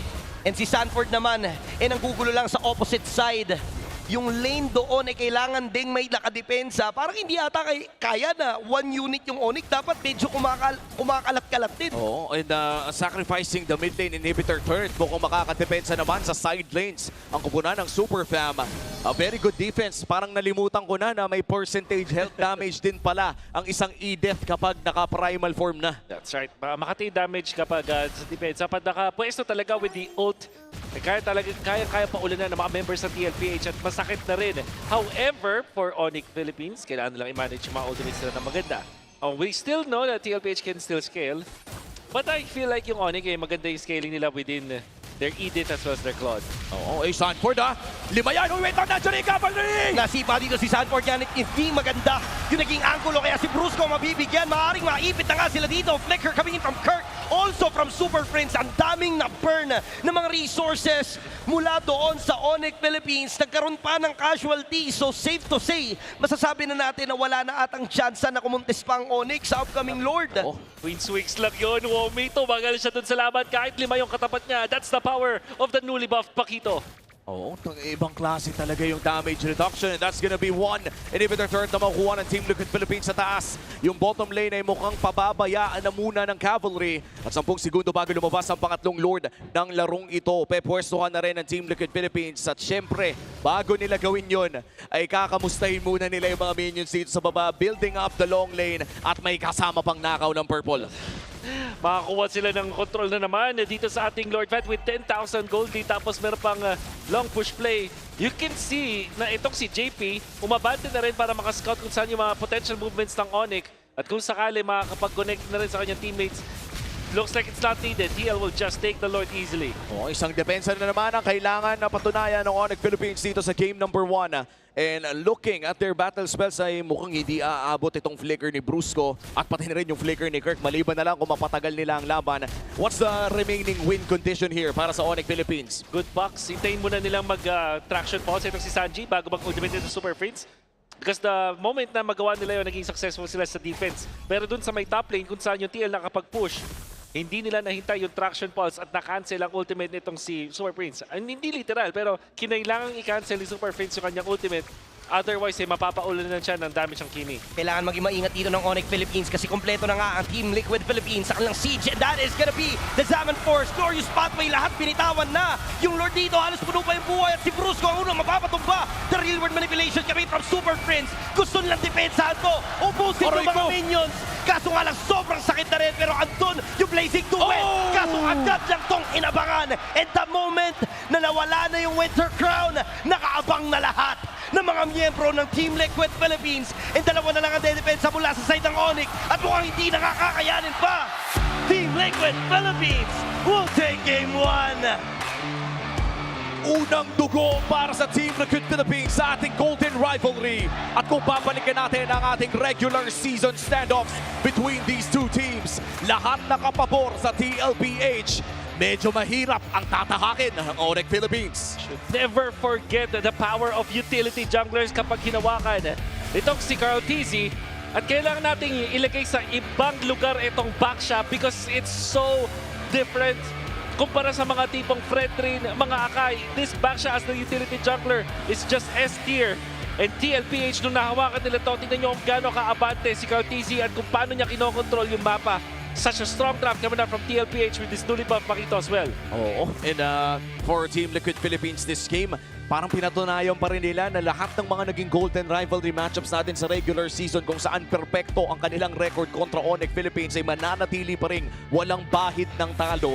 And now, if we count, yung mga games mismo ay 5-0 na sila. And of course, ang ating MVP for game number 1, walang iba kundi ang Apex Predator na si Sanford with his Pakito performance.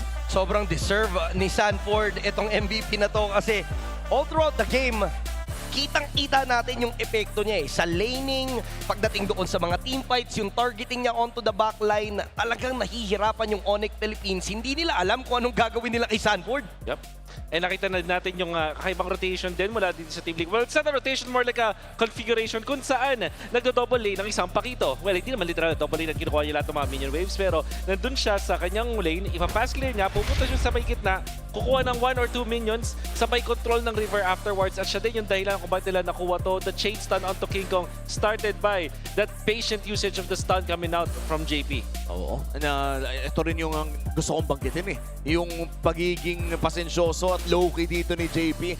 Hylos is not one of the flashiest heroes. Ang alam natin na hindi rin naman ganong klaseng roamer si JP. Pero biro mo isang button at the right time at the proper place, setting up a cascade of victories para dito sa Team Liquid Philippines. Ano ba yung naging turning point sana ng ONIC Philippines dito? O sobrang linis ba ng laro ng TL? Sobrang linis. Tingin ko din nagulat sila dun sa rotation. Siguro isa rin sa turning point yung draft na they chose to go for the Edith. Although nakita naman natin on the defense maganda, but hindi nila nahawakan itong Pakito. ONIC Philippines is the team that also championed this hero. Gusto nilang gamitin ito kahapon at nakita natin kung ano sila ka-successful. And I'm surprised that itong sagot nila is the Edith, and it really felt like it wasn't enough to hold the Apex Predator down. Every time na nakikita nating pasubsob yung Team Liquid Philippines, nagiging reactive lang yung ONIC Philippines na paatras lang din sila ng paatras. Never natin nakita na may moment na yung ONIC Philippines ang nagmatapang na umabante.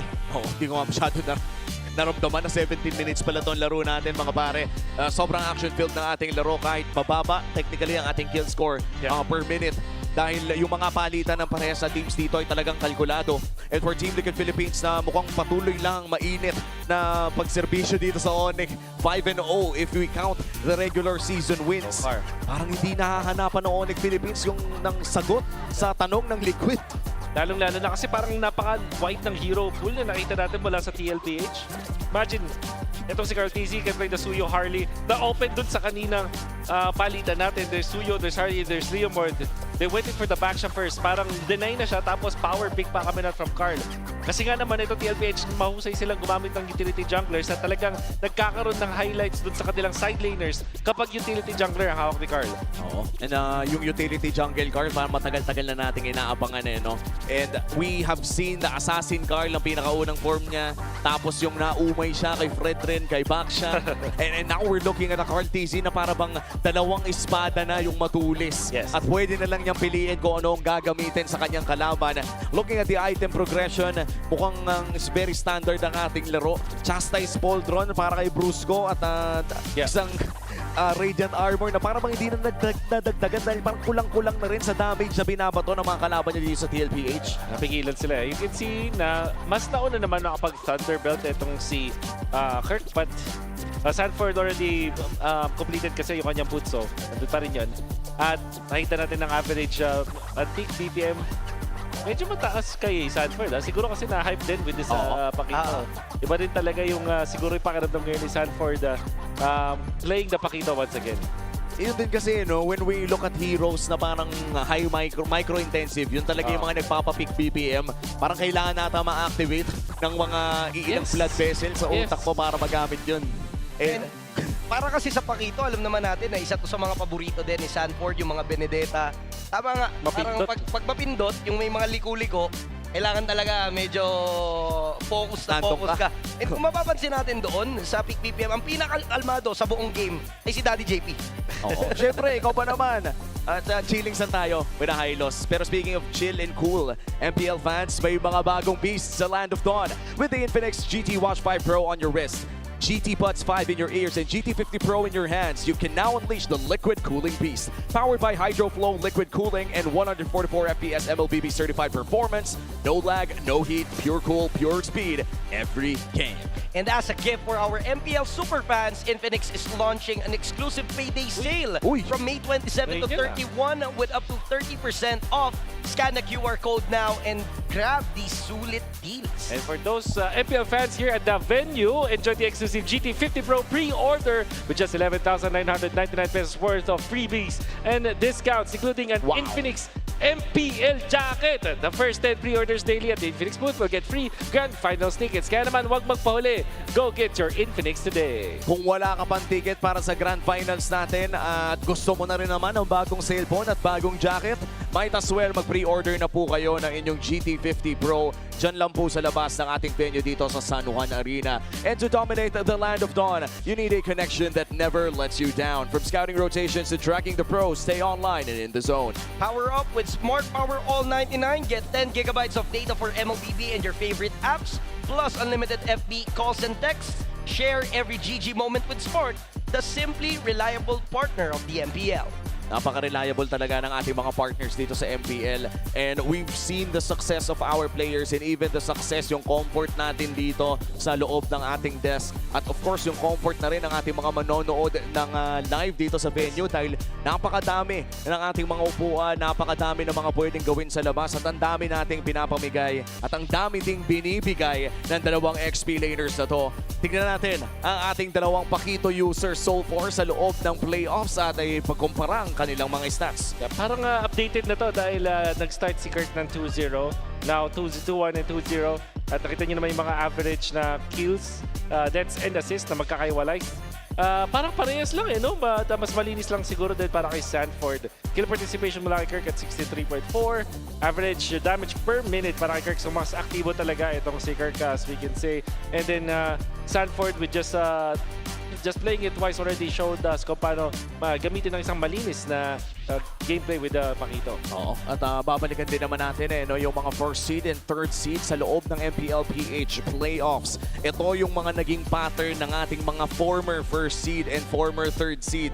And kung ikukumpara natin ang kanilang mga journey, ang mga first seed natin ay kadalasan may 58.8% na win rate, which is very high. And the last time na nakakita tayo ng third seed na nanalo against a first seed was all the way back nung season 16. So that was last season.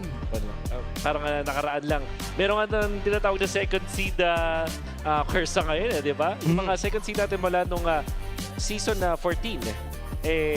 Hindi pa nakakaangat at natatalo ng third seed kadalasan. So, something is happening there. And we know for sure that the second seed right now is Team Falcons. At na-checkan agad nila isa sa mga pattern na nakita natin, which is matalo dun sa first round ng playoffs. Nakakatakot makita na ang Team Liquid Philippines ay ganito pa rin kalakas, which reminds me of a quote na hindi ko maalala kung sinong pro player nagsabi nito sa isang interview na hindi lahat ay Team Liquid Philippines, na hindi lahat ay ganito ka-consistent. And right now, we see that consistency shine. Kaya naman makikita na rin natin for TLPH, they tied their own record yesterday with a 10-minute 28 game against Omega. Sila na lang ang sumisira ng sarili nilang record. Ganito kalinis, no, yung laruan ng Team Liquid Philippines para maging sobrang layo niya among all the other teams dito sa MPL Philippines na 8 times silang tumapos ng mga games na sobrang bibilis. Ibig sabihin, hindi sila nagkakaroon ng problema tumapos ng laban. Nakuha nila yung lead, hindi na nila kailangan pang patagalin, nakakahanap kagad sila ng butas para tapusin yung laban right away. So nice, you gotta do it twice. Yan ang ginagawa ng TLPH. Perfectionist din kasi yung kanilang mga coaches eh. Yun yung nakuha ko sa mga interviews mula sa kanila. But at the same time, within reason pa rin. And then, pag dinagdag natin yung pagiging competitive ng mga players nila, like how Carl is very competitive, how Sanford and Sanji always wants to prove themselves na kaya nilang sabayan itong si The Goat. Tapos dahil sila yung nandun sa team na yun, parang sila na lang yung nagkakalaban-laban sa isa't isa when it comes to defeating records. And that's really what makes them very scary. Tsaka hindi na ito uubos yung gutom na yun. I think in an interview that I had with Carl Gizi, ang sinabi niya sa akin, personally, ay competitive kasi akong tao. Sabi niya, hindi nawawala yung gutom ko kasi kung wala nang ibang, kumbaga, kung wala nang may ibang malalaro pa, meron pa rin siyang mahanap na inspirasyon para mag-compete. Lagi siyang may motivation every time na nagko-compete siya, and that's the secret of being the GOAT. Kasi nakuha niya na halos lahat ng pwedeng kunin. Actually, lahat nakuha niya na. So, isa na lang hindi. Ano? MPL Championship. MPL. Tama. Na nakuha na ni JP. So si JP talaga JP na tunay na nakakompleto. Pati, if I'm correct, pati regular season MVP of MPL ay nakuha din ni JP, correct? Nakuha din ata niya. Oo, nakuha din ata niya. Kung hindi man regular season, basta ay finals MVP. So parang sobrang sigurado na yung trophy. Para bang nag-smurf account na may isa pang ano. Parang ganun na nga. Parang meron nga. Babalikan natin yan mamaya. Sa ngayon, of course, ay babalik muna tayo sa kasiyahan ng ating mga on-ground panelists dito sa MPL Arena. It's been a really intense game number 1.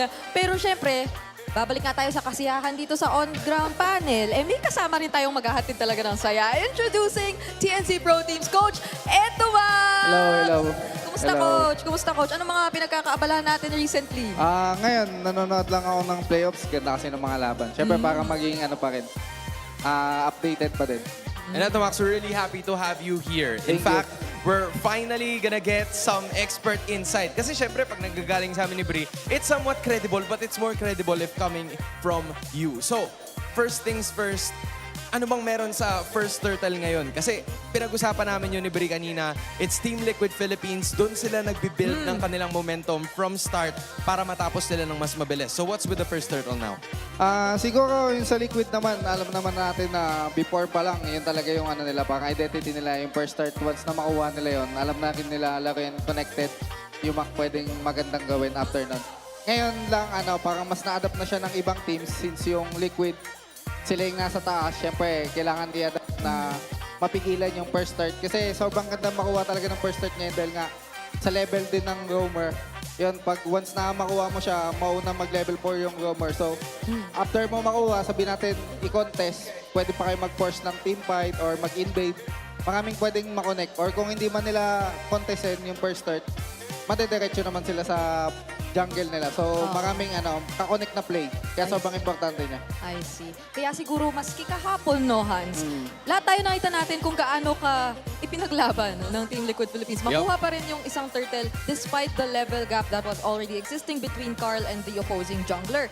Now, pwede naman ata tayong maging game-specific, Coach Max, kasi nakita kita dito, nakaupo ka banda sa harap eh. Oo, correct. Napanood mo harap-harapan ang mga kaganapan dito. And let's start with the draft, I guess, no? So, merong mga really interesting yung pakito, guaranteed given naman na yan, na naging mainit siya sa playoffs. Pero why do you think did ONIC decide to go for the Edith pick? Tingin ko yung edit pick, siyempre alam naman natin yung Pakito, sobrang meta niya talaga ngayon dahil sa buff din yung pwede ka na magka-armor sa clips. So yung sustainability niya, sobrang ganda. Tapos, yung edit, ang tingin ko dyan, since hero din ni Kirk yan dati parang isa sa mga main hero niya. Usual siya pantapat sa Pakito and panlane.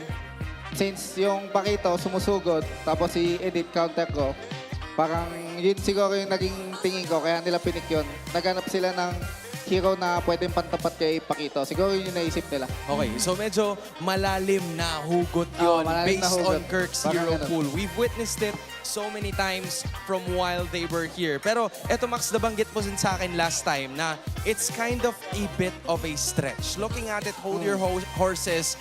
First seed, Team Liquid Philippines is 1-3 in the upper bracket finals. Tanging F-Cup lang ang kanilang natalo. But being in the upper bracket, what would you say dun sa mga sinasabi ng tao na both blessing din siya at curse in a sense? Like, meron bang momentum or meron bang nasa stop pa yon dahil medyo malamig ka pa bago mag-umpisa? What usually happens there? Tingin ko para sa akin may factor din yun na paglaro ka ng play-ins, manalo ka doon, makalusot ka.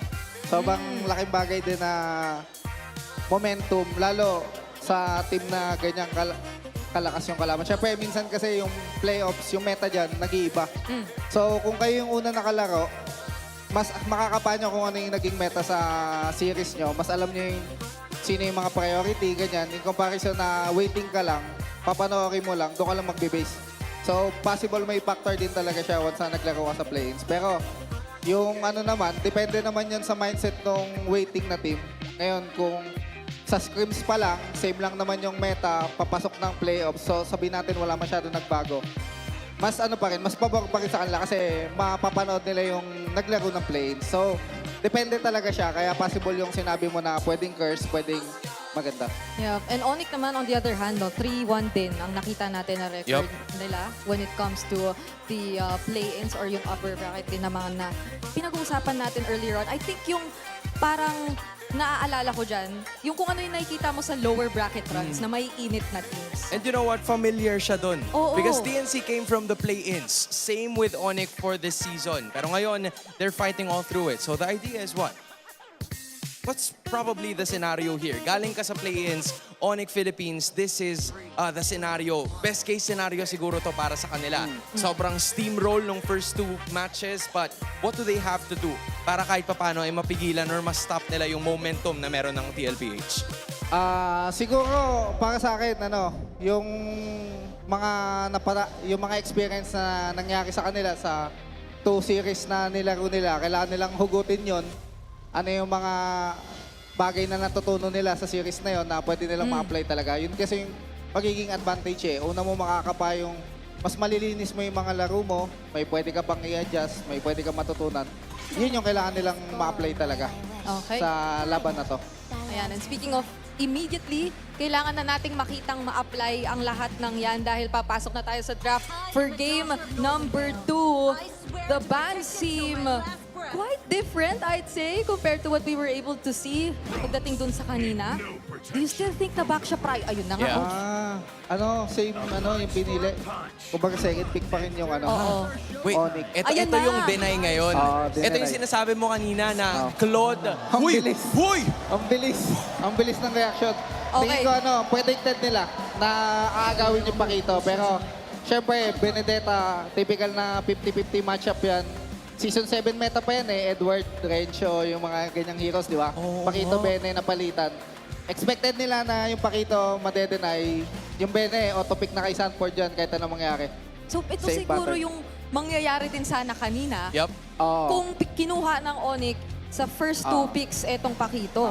So parang nakaramdam ata sila. Pero ngayon sabi nila, hindi, sige, kunin na natin yung Pakito. Tapos sinalupan nila yung Harith, still keeping it within this lineup. Kumbaga nakita natin na-sense natin kung bakit pinili ng ONIC Philippines na mag-red side sila kasi gusto talaga nilang i-deny right from the start. But then, Benedetta ang naging pick-up dito. So it's still the same damage dealing scenario na ngayon, meron pa rin silang panibagong pantapat dun sa Claude and H. So we'll be filling up this lineup. Talk to us about this first 3 picks ng ONIC PH. Sa akin yung Chu pick, medyo mahirap bitawan kasi yan once na makita mo yung back siya na bibigay mo. Auto-pick mo talaga yan as a roamer kasi medyo pili lang yung roamer na maganda against kay Baksha So yan, isa siya sa pinakamagandang pantapat sa back siya yung Chu kasi pwede mong dodge yung gulong. Kasi yun yung malaking factor kay back siya, yung gulong. So, pwede niyang i-dodge, kontrolin yung mapa. So, yan.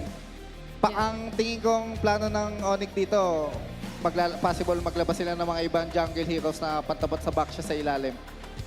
Possible mga Suyo, Lancelot, Pretrin, mga ganyan. Depende sa Okay, so kumbaga, ang nagiging dating ngayon ng draft ng ONIC so far ay puro dive talaga. Yun ba yung nakikita mong idea na gusto nilang i-draft? Medyo tapat-tapat lang din eh. Yung back siya, bibigay nila, dedenay nila yung Pakito Claude. Tapos tinapatan lang din naman ng TLPH ng Bene tsaka Harry. Grabe, coach, naramdaman mo. Ayan, Lancelot, Binan.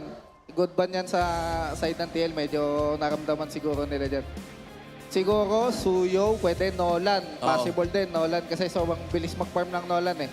Yeah, so, possible gumanda rin yun sa side ng ONIC. Tingnan natin kung magiging option nila yun. Pero, kasi Pakito, damage siya, di ba? Yep. So, di ko sure kung sobrang compatible siya. Kung papasok mo ba ng damage jungle na assassin. Actually. So, yun yung medyo titignan natin. Pero ito, good ban to sa side ng ONIC, yung Hylos tsaka Gatot. Kanina kasi nung nag-choose sila, nakapag-pick pa ng Hylos si JP. Yes. Correct. Sobrang hirap ng mag-choose sa Hylos talaga. Kaya maganda na binan nila yan. And ito, Max, in addition, we saw yesterday, or in fact, yung mga junglers na minsan pinapanta pa talaga dito sa backsha, yung Fred rin na madalas nating nakikita. So since nabanggit mo nga na damage dealing yung Pakito and yung Claude, is there a possibility that they go utility o dapat ba mag-double down ka talaga completely dun sa mga damage dealing assassins? Kaya nung Lancelot at posibleng Nola na ibaban ngayon ng Liquid. Siguro pinaka-safe na yung Pretrin. Siguro, safe pick na yung Pretrin kasi yun nga yung damage Pakito, damage XP. Medyo magiging 50-50 yung laban pag nag-Pretrin. Pero kung willing silang sumugal, tumapat ng ibang jungle against sa back siya, may kita natin. Kasi kahapon, gumana yan Pakito Leo, di ba? Correct. Oo. Yung Leo naman kasi, kahit naman sabihin mo siyang damage siya, pwede rin naman siya mag-item ng mga defensive, like brute force, wings, mga ganyan. So, possible yan. Pwedeng nagsiset-up sila sa Leo pick. Oo. Yung kasi kahapon nung nag-Leo mode sila, ay may nakalaban silang Leo, parang si Balen din kasi yung mga magagandang heroes dyan Yeah. Pantapat sa Leo mode dahil sa copy ng Pero si Kimi, maganda pa rin si Kimi kung kukunin ng TLPH. So, tingin ko nagsiset-up sila sa Leo pick. Nagawa na rin naman ng ONIC yun, Leo plus Pakito. Baka yun yung gawin nila. Pero kung medyo i-50-50 nila, mag-safety sila. Pwede rin siguro. Okay. Pero sobrang si Baksha kasi parang base sa series ng Baksha versus Pred. Yung Baksha yung mas mas lumalamang. Okay. Ito na. Initial thought natin, Bri, it's the Kimi versus Hilda that you mentioned. Yep, so mid control na naman. Nakikita natin kung paano to pinaprioritize and kung gaano siya kaganda i-pair with a very fast rotating XP laner in the hands of Sanford, which is the Benedetta. Pero doon pa din ako naku-curious sa jungler ng ONIC. Oo. Kasi knowing na may Hilda ka na on the other side, parang mas mapipigilan ka na freely pumili nung Leomord. Yung Leo para sa akin, good pick pa rin naman siya, safety lang. Ayun. Okay pa rin. Kasi pwede mo naman targetin yan yung Hilda. Once na Leo Mort kasi pag fighter, hindi ka naman masyadong takot sa Hilda. Ang heroes lang na medyo mailang ka mag-Hilda is Assassin. Yes. Kasi kaya ka solohin, pero kapag Leo Mort, hindi naman niya masyadong Okay, so may chances pa rin naman at nakita naman natin multiple times kung gaano rin kayang sumabay ng isang Cho. Especially being a Cho Valen, no? Parang hindi ka naman ganoon ka may encourage na mag-super high invade. Man, these are some really good insights coming out from Coach. Eto, Max. Coach, maraming salamat Pwede kang MPL coach. Pwede kang coach. Testing mo ba every now and then? Now, I just have one more question, Bri. Okay. Boy pa ba ang San Juan Arena? Game 2. 1-0 TLPH. Casters, please take this away. At magpapatuloy na nga ang Golden Rivalry sa pagpasok natin dito sa Land of Dawn. Matapos makuha ng Team Liquid Philippines ang pagkapanalo in Game 1, naghahanap ang ONIC family na makakuha ng isa to even out the series to 1-1. Ngayon makakakita tayo ng isang high-impact XP laner matchup between Kirk and Sanford na naka-Benedetta at Pakito. Parehas madulas, parehas may damage, and may kita natin na very similar ang naging draft ng both teams from the past game. May konting changes lang pero parang yung ONIC Philippines, they want to try again. Gusto nilang ipakita na nagkamali lang sila ng execution mula dun sa game 1 na yun. At nagulat ako na hindi nyo tatanungin about this matchup because I believe na parang ito yung mga 50-50 matchups. At pag tinanong mo yung mga pros, ang sagot nila dyan ay pag hawak ko yung Benedetta, panalin Benedetta. Pag hawak ko yung Pakito, panalin Pakito. Ganon ang sagot dyan. At ito, I think it was Edward who shared this in his social media. Ang mga XP laner raw hindi malakas kapag walang ego. Tama. At yan naman ang makikita natin, pare. Yung Benedetta, ang iniisip niya na, kaya ko to. Kaya ko to. At ang iniisip ng Pakito, ay kaya ko rin to. Pero tingin ko talagang 50-50 matchup siya. In a way na skills matchup. May direct advantage ang bawat hero. I feel like sa pag-control ng crab, parang mas papabor pa rin sa Pakito. Pero kung hindi ka aabot doon, katulad ng ginagawa ng Sanford na fina-fast clear, doon ka malulugi. Oo, at mukhang malulugi ng bagya dito si JP. King Kong! Hindi niya natuluyan pang mahahabol si JP. Pero si Sanji dito nangaray mula doon sa ginagawang pressure ni Super Prince and ni Brusco. Ibang-iba doon sa game 1 natin na napanood. Oo. Tsaka magiging breaking point siguro dito yung una nating pagong with Team Liquid Philippines already setting up around that turtle bit. But the same could be said para dito sa ONIC Philippines na mukhang parehas na katao din lang ang ipapadala sa pagong na ito. Kung usapang lamang lang naman kung sino makakuha ng pagong ang siyang makakalamang sa laro. Maganda ang panimula dito ng ONIC Philippines pero si Carl TZ ay within the range. That is gonna be turtle secured para sa ONIC Philippines. Electro Final Blow gagamitin dapat si King Kong ang mapapatumba. Hindi na niya nagawang sumakay sa kanyang kabayo kaya sila ay madedehado. Purple buff right now ay aagawin pa ng Team Liquid Philippines. Kung kanina sa game 1, talaga magiging iba. Tuloy pa rin ang bakbakan dahil gustong sumabay ng ONIC Philippines pero successful ang Team Liquid Philippines sa pagnakaw ng purple buff. Parang napasama pa ata yung paglaban doon sa pagong. Walang choice naman ang ONIC kundi lumaban doon sa turtle fight natin. But TLPH just outplayed them, especially with Sanford going in for the Petrify. Na naghintay talaga ng proper moment to go up against King Kong. At alam din ng TLPH na pwede nilang puwersahin ang ONIC sa isang desperate na lugar. Kung saan, nung na-bait ni JP yung pag-dive doon ni King Kong as well as ni Brusco, at dinipensahan lang ni Carl TZ, nakakuha sila ng advantage by not having the phantom speed available dun sa mismong turtle fight for ONIC Philippines. Oo, tsaka yung first blood plus the purple buff na nanakaw. Para bang babagal ang pacing dito, bagya ni King Kong. Pero wala pa namang level gap na nakikita na obvious. Bagamat may marami-rami pa ang i-clear dito ng Team Liquid Philippines sa sarili nilang jungle. Kalmado muna ang loob ng Land of Dawn. Naghahanap lamang ng potential opportunities dito si Brusco. Lamang ng level ang roamer ng ONIC Philippines. Kung mapapansin natin yung ONIC Philippines, medyo mas sila ngayon umaangat na sila. Hindi na sila yung naging super reactive na paatras ng paatras. Kung mapapansin natin, ONIC with Brusco leading the pack. Naghahanap talaga siya ng good angle, kaso nga lang napasobra ata. Dahil siya ay mabibigyan ng Team Liquid Philippines. Pero yung matchup sa may bandang iba, ang lumalamang doon si Kirk. Oo, nakita natin nagkaroon ng trade-off na napauwi dito ang Benedetta ni Sanford. Pero mukhang pagong na naman ang paglalabanan ng dalawang kupunan na to. Team Liquid Philippines, after that pick-off in the mid lane kay Brusco, ay makakalamang sa pwesto around this second turtle pero hindi pa nila ito sisimulan. Yeah. Coach Etomax said na parang pag nakita mong back siya yung jungler ng kalaban, magkaaroon ka ng leeway na kumuha ng isang Cho. But I feel like itong TLPH, sinagot nila yung ganong klaseng factor para sa ONIC Philippines by adding another layer of sustain sa kanila, which is itong Hilda na meron ding flicker. Pang frontline, talagang malilito ka if you are Brusco kung sino yung magandang sipain. Ganda ng huli with the Petrify, so talaga makakaramdam itong si Kirk. And mukhang makakahabol pa itong si Sanford on the turtle fight. Let's see kung ano mangyayari dito. King Kong, tinitipid pa ang Phantom Steed. Gagamitin niya at the perfect moment and here we go. Kaso nga lang si Sanford kasama na nga dun sa laban. Pagong makukuha ng ONIC Philippines pero mukhang sila'y mahihirapan. Medyo marami-rami ang mga miyembro ng Team Liquid Philippines at si Carl TZ may puputumba ng ONIC Philippines. Napakaganda na naging palitan. May pagong, may 2 kills. Masasabi natin na unti-unti na nga nakakabawi ang Super Fam at makakapagbigay pa nga ng pressure on the top side. But Sanford will try his best to defend this lane. Medyo delikado. Dalawa magiging katapat niya. The jungle is real! In a 2v1, mananaig sa istoryang ito ang ONIC Philippines. Ladies and gentlemen, nakuha na ng ONIC Philippines ang lead dahil sa mga sunod-sunod na engagements. After that second turtle, 1,000 lamang ng ONIC kontra Team Liquid. And it's because of Savero. Dun sa pagdepensa, dun sa may top lane, ay na-outplay niya itong si Sanford, going in for the flicker and the juggle with his friend, itong si Super Prince. Pero bago yon, nung nakita natin yung turtle fight na walang petrify, itong si Sanford, ang ginawa ng ONIC ay tawagin yung kanilang gold laner na kalapit lang din naman doon sa may turtle, doon sa may top lane. Savero able to get 1 kill and 2 assists, and now 1,500 ahead of the game na itong ONIC Philippines. And this is something rare na nakikita natin sa loob ng mga Team Liquid Philippines games. Minsan lang talaga sila hindi nakakalamang. Pero Sanford, tatlong umahabol! Napakaganda na naging desisyon ng ONIC Philippines.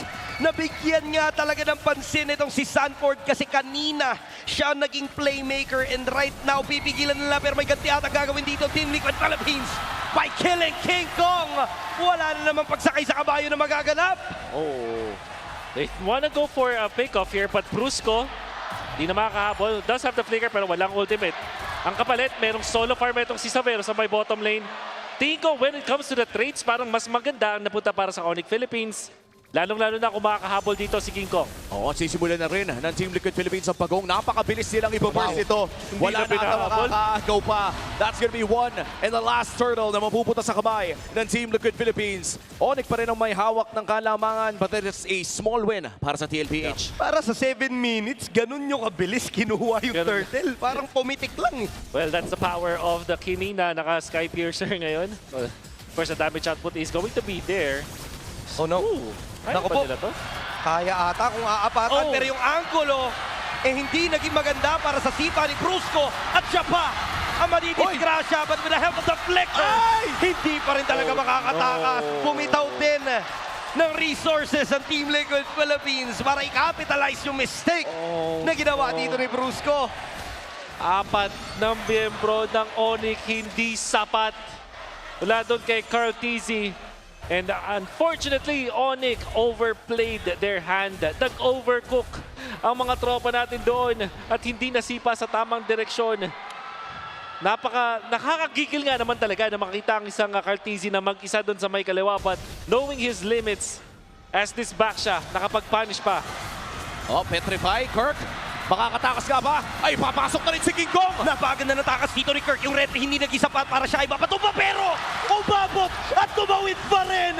Carl Tizzy doing some gold things pero si Sanford na mapapatumba. Sanji nandito naman na pero mukhang sila may ipit na sandwich play. Kami ng Team Liquid Philippines. Brusco ay mapapatukan. Siya'y maaaring mabigyan. And Teddy is here. Team Liquid Philippines.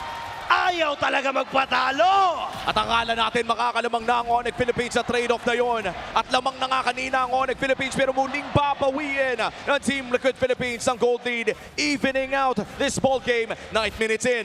Oh, Carl Tizzy, the GOAT! Nakita natin kung paano nag-outplay. Tinry pang lumapit doon ni Kirk pero nagbato siya ng plato, saktong-sakto doon kay Kirk. Even when he knows na mayroong bush at wala siyang full vision, nakapag-outplay pa nga si The GOAT. I like the final blow. Sabay combo with The GOAT. Napakagandang kill dahil sakto lang din na up na yung lore. Team Liquid Philippines, nabawi na kagad nila yung kalamangan ng ONIC Philippines kanina pero mukhang hindi sila magpapatalo. They're going in for the trade. Good angle coming in from Brusco pero sobrang unat ni Carl. Hindi nila mabigyan, hindi nila makuha yung kill na kanilang inaasam-asam. And Team Liquid Philippines talagang tuloy pa rin sa paghabol. Sila naman ang magka-counter ko at talagang mapipilitan naman na mag-back away ang members ng ONIC Philippines. And ngayon, naaabot pa yung ONIC. Mukhang may Lord fight na naman na talagang sayawan malala. At medyo even na ang ating laro. Ibig sabihin nito ay makakapalag ang pares sa kupunan. But for the last few minutes, Team Liquid Philippines ang nananaig sa mga trades na nahahanap nila. Bagamat si Savero ay nakaka-farm, mukhang may bibigyan na naman. Super Prince! goes down at Recta Lord na ang call ng Team Liquid Philippines. What a shutdown! Walang flicker si Super Prince na yun at there's really no chance for ONIC to contest this Lord. TLPH, hindi nila basta-basta binibigay yung pag-peel sa kung sino-sino man because they can peel for each other. Hindi porke ikaw yung Hilda or ikaw yung Hylos, ikaw na yung magpoprotekta. Minsan kahit si Carl TZ na back siya, pinoprotektahan ng isang Kimi. Hala! Pipilit sila dito ng depensa pero mukhang mapapa-flicker out naman itong si Kirk upang siya'y makatakas. Brusco dito, maaaring mabigyan kung siya ang may iwan pero may flicker pa naman. Andyan si Sanford pero mukhang tinitipid din na nila yung mga dala-dala nilang resources. And with this Lord, talaga atang makaka-penetrate ang Team Liquid Philippines dun sa mga tore. At yun naman ata ang hinihintay natin ang mula dito sa Team Liquid Philippines. Get at least one inhibitor turret. Marami pang tore ang side ng ONIC Philippines. Ano bang defense plan kung ikaw ang super fan? Kailangan nila mag-spread ng mapa for once. Pero dapat hindi sila mapunish now. Napakahirap na yan. Typically sa isang utility jungler setup, pag ang kalaban mo ay nag-setup ng utility jungler, kaya mo siyang splitan. Pero ang ginagawa dito ng TLPH, ginagamit nila yung mobility at yung pag-traverse ng isang Benedetta with this Baksha. Nagbibigay sa kanila ng anti-split push na mechanic for ONIC. So parang na-checkmate nila ang ONIC sa ganitong klaseng composition na kapag napag-snowball sila into the early stages, napakahirap humanap ng solusyon if you're ONIC Philippines. Hindi ka makapag-split, napakahirap mag 5v5, hindi mo makontrol yung river. What a difficult scenario this is for ONIC. Buti na lang, meron pa silang isang natitirang trump card. It's Savero on this Claude. Oo, kailangan nata talaga nila mag-antay pa dahil looking at the items, kakatapos lamang ng Swift Trinity, kanina lamang, and masisilip natin yan sa ating Infinix in-game equipment.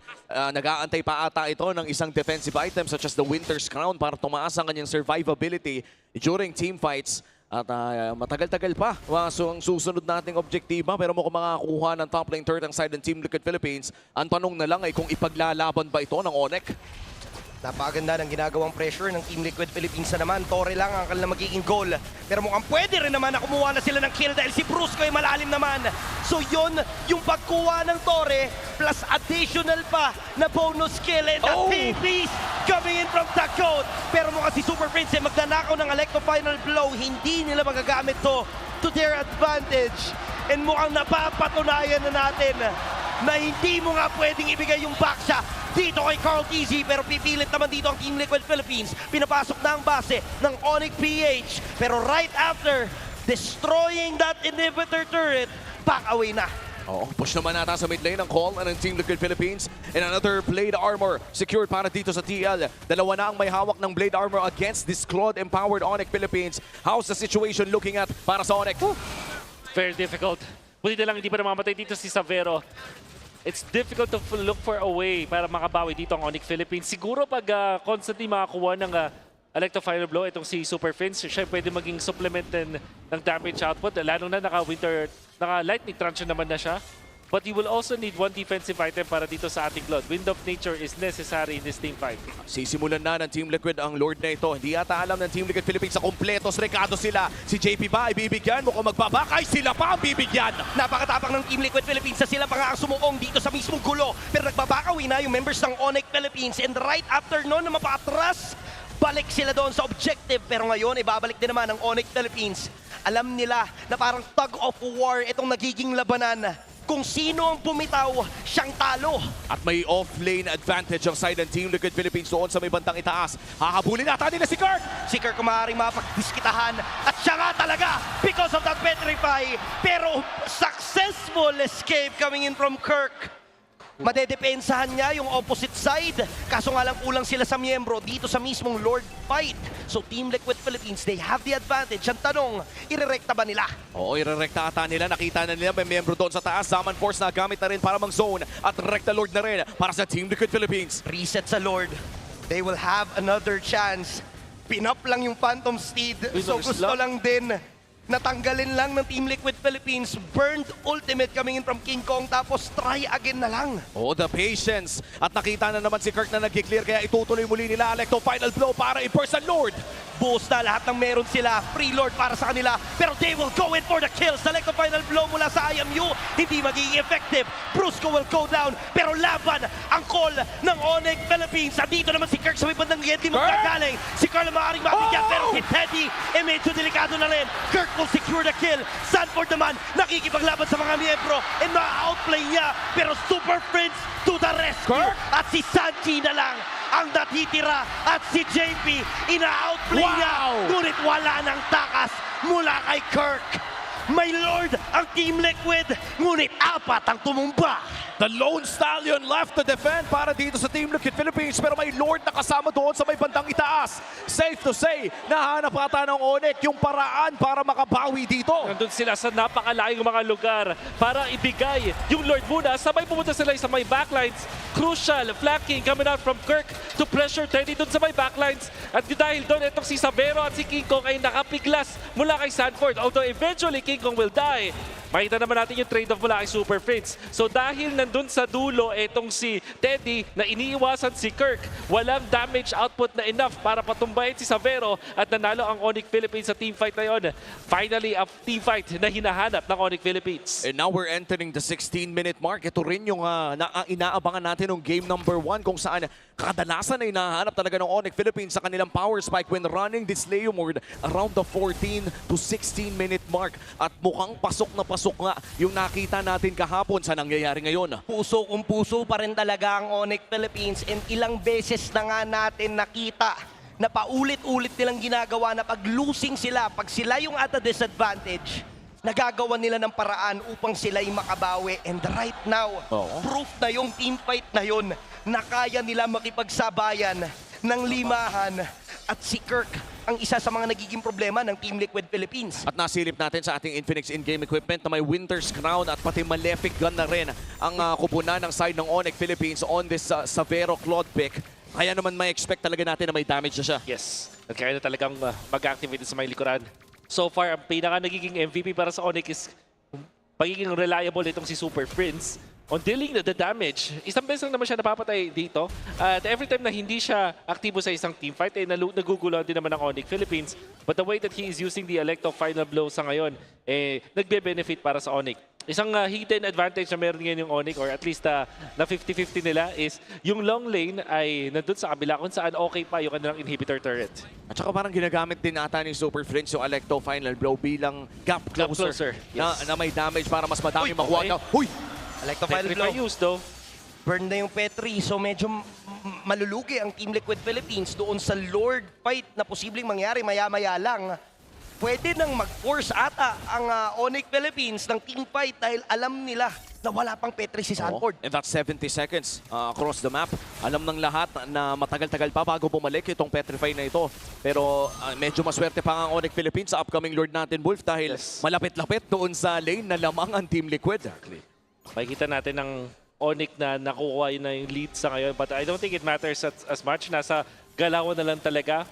Importante pa rin ang advantage ng TLPH by being able to push a top lane turret. Pero sa ngayon, sa Lord Dance, it's a true 50-50. Pagalingan mag-setup, pagalingan mag-execute. And you have to watch out for the flankers on both ends. That's Sanford, pati na rin itong si Kirk. Nakita natin na nag-succeed talaga yung parehas nating flankers doon sa last team fight natin kung saan nahanap ni Sanford yung kailangan niyang mahanap at nahanap din ni Kirk yung mga kailangan niyang mahanap. And now, in terms of visibility, naghahanapan ang dalawang kupunan around this north area. Nice ultimates, pinato na rin. Iba-burst ata ni Teddy, ha? Sobrang low na ni JP dito at maaari siya mabigyan. Yung Lord nga lang ang mapapabayaan. That is gonna be the Lord in trade of JP's life. Pero hero na ang magiging target ng ONIC Philippines. Gusto na may pagsabayan. Sayawan malala. Zaman Force pinitawan na. Electo final blow mula kay Sanford. Pero mukhang hindi niya rin nakukuha itong si Super Prince. It's basically gonna be a trade. A Lord para sa buhay. Ang ganda nung nangyari doon. Maganda yun ang nangyari para sa TLPH. And masasabi ko na hindi sana ganun kaganda, pero nakuha nila yung Lord. At typically, pag ikaw yung team na namatayan ng hero sa isang late game Lord fight, ikaw yung lugi. But that is just the roamer. And you would think na yung ONIC Philippines ay marami pang makukuha doon sa kill na yun. Big props to Sanji and Teddy na nabugaw nila yung mga divers coming out from ONIC. At all of a sudden, TLPH na ngayon ang aabante. Oo, tsaka kailangan dumepensa na naman ng ONIC. Bagamat 4v5 ang senaryo na ito, ang daming tools ng Team Liquid Philippines para puwersahin ang mga inhibitor turrets dito sa base ng ONIC Philippines. At pag dinilay pa nga nila, maaari pa nga umabot dito si Daddy JP kasi on the way na rin naman siya doon sa mismong lane. Pero mukhang madedepensahan ng ONIC Philippines yung Lord sa may bandang itaas. May enhanced minion waves lang na iindahin itong ONIC Philippines. Pero ang laki ng potential eh. Kung mapapansin nga natin kanina, si Kirk nasa baybad ng likuran. Nag-aabang din ng flank doon ni Sanford. Nagbabasahan sila kung sino yung lilikod. Expected na rin kasi ng dalawang backliners natin for Team Liquid Philippines and ONIC na talagang may maghahabol sa kanila. And I think this is what you call the best of the best dito sa Pilipinas. As of now, 20 minutes in, we are seeing a very even game kung saan hindi na nga nagmamatter ang ating gold lead sa pagpasok ng 60k sa parehas na kupunan. Lock item na halos ang mga manlalaro natin dito. Depende na lang kung anong ibabay and sell nila at masisilip natin yan sa ating Infinix in-game equipment. Yes, eventually makikita natin no boots na para kay Saber. Oh, it was actually now no boots. At full item din para dito sa ating Valentina. Immortality picked up by Bruce Coswell na sa ngayon meron pa rin siya. So crucial yan sa next Lord fight. Tingin ko ang pinaka-importante daw is yung pwestuhan ng mga players natin dito sa ating Lord fight. At isang bonus para sa TLPH, reward ng pag-push nila dun sa may top lane is this long lane advantage.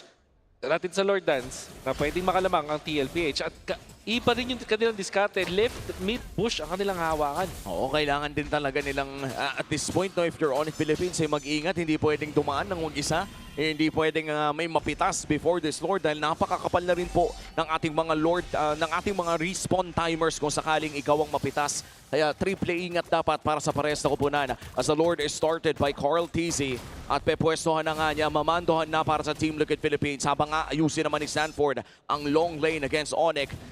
Actually solidifying yung lamang ng ONIC dito sa Lord, ang lamang ng TL sa Lord Dance ito. Pero may gagawing sagot itong si Kirk ha. Kung dun siya sa long lane, gusto rin naman ni Kirk na iangat din yung minions dito sa may bandang ibaba and walang info ang TLPH na maaaring dun nga manggaling.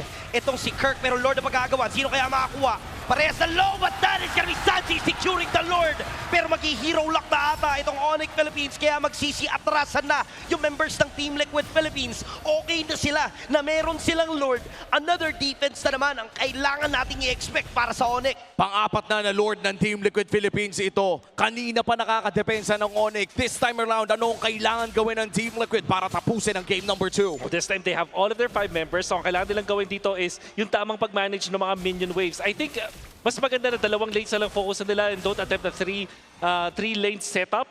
Lalo na kasi madali din mag-split push dito itong si Kirk na sagutin yung bottom lane. And the defense coming up from Saver is also important. So 2 lane push lang ang maximum dito para sa TL. Sa ginagawa ngayon ng ONIC Philippines na gusto nilang problemahin pa yung bottom lane ng TLPH, talaga namang kailangan nila magkapit bisig sa depensang paparating dahil yung TLPH o-opensa na. Mauhuli din si Brusco, may immortality pa naman. Si Super Prince, mauhuli ni Stanford with that petrify. Napakalinis na execution na magmumula dito sa Cavalry at talagang ang iniisa-isa na yung mga miyembro. Pero si Kirk ang nagsisilbing anchor sa may bandang likuran pero hindi patadaig ang Apex Predator. Nagsisitakuan na sila. Immortality pa para kay King Kong. Wala na siyang kawala. 2 na lang ang matitira upang dumibensa at hindi ito magiging sapat. Team Liquid Philippines is now on match point. At isa na lang ang kailangan ng Team Liquid Philippines. Isang laro na ipapanalo para mabook ang ticket all the way to Esports World Cup in Paris. Masterful map reading ang nakita natin mula sa TLPH. Kung paano nila ginagawa yung kanilang mga Lord Dance, kung kailan sila magbi-blitz ng Lord at kailan nila ima-manage yung lanes. And in that last push, nakita natin na binurst na ng side na TLPH with that Sanford Benedetta going for the backlines, taking out the most crucial piece sa ONIC Philippines. Nung napatay na si Super Prince, para bang nawala na ng gana ang ONIC Philippines. The Apex Predator looking for the Monster Mage in that final moment. At nahanap niya with the Petrify. And now we look at the highlights of this game. Nakita tayo ng isang seesaw match kung saan lumalamang ang Team Liquid Philippines at nakakahanap din naman ng chance ang ONIC. But ultimately, it was Team Liquid Philippines na nakahanap ng mas madaming objectives. 4 na Lord ang nasecure ni Carl TZ para dito sa ating game number 2. And that gave Team Liquid a lot to work with. And of course, our MVP, JP El Daddy, ang makasalanan na nagbigay ng napakadaming espasyo sa Cavalry. Talaga naman naging effective yung Hilda pick nila dahil doon sa patience na meron itong si Daddy JP. Every time na kailangan ng information ng kanyang kupunan, agad siyang nandyan para magbigay.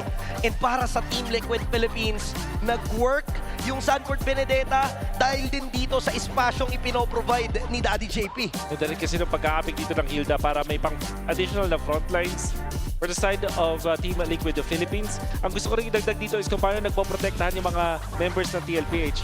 Kadalasan sa isang normal na setup, Rome yung tutulong sa isang damage dealer, pero this time TLPH knows when to help Carl TZ, kung kailan nila tutulungan si JP. Yung mga frontliners nila, hindi nila hinahayaang mamatay. And what ends up happening is, nanggigigil yung ONIC at gusto nilang tapusin yung mga kills.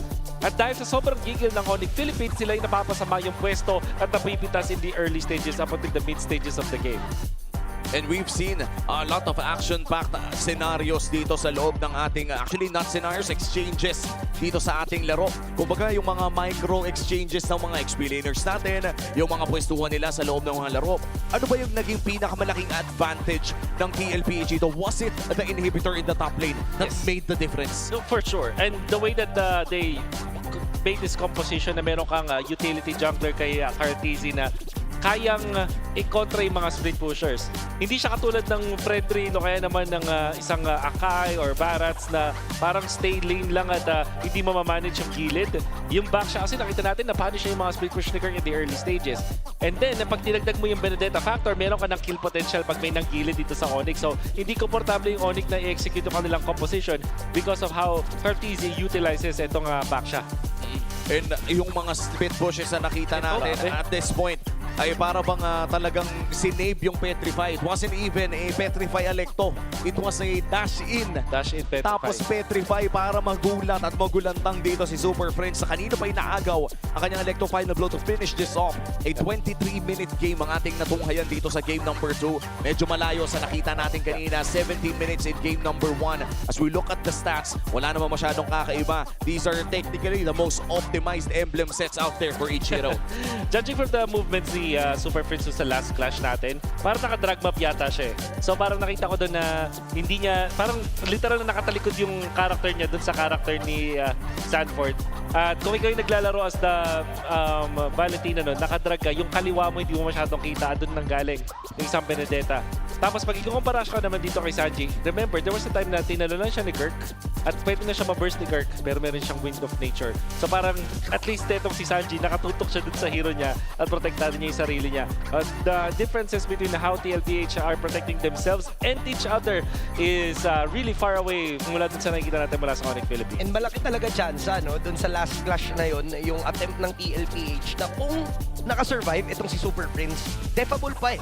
Kaya pa nilang makipagsayawan dahil doon sa pressure din na ibinigay ni Kirk on the opposite side of the map. Pero nung sumama si Kirk, kita natin yung kunat andyan din eh. Kaso nagsunod-sunod yung pag-kick off ng TLPH. Napakaganda nung juggle nila. Kahit hindi under the turret, ginajuggle lang nila yung mga kalaban. And based sa mga nakuhang objectives ng dalawang koponan, it seems na early game pala ay kontrolado ito ng ONIC Philippines with the first 2 turtles na nakuha ni King Kong. But turtle number 3 and all the way to Lord number 4, 4 na Lords po ang ating napanood dito si King number 2 ay na-secure na ng Team Liquid Philippines. And I feel like ano yun eh, medyo baliktad nung nangyari sa Game 1 kung saan simula pa lang ay napunta na agad sa Team Liquid Philippines. Right. At least this time ay nakakabawi na rin yung ONIC.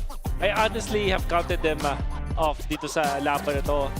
Lalo na dun sa draft kasi nabigay ulit sila ng isang back siya. There was a time na nakikita ko na okay, kaya na pala ng ONIC Philippines. In the end, itong TLPH are just so masterful with their heroes. Nabigyan sila ng comfort, and although hindi nila nakahawakan yung pakita dito, may instant na sagot sila, which is itong Benedetta.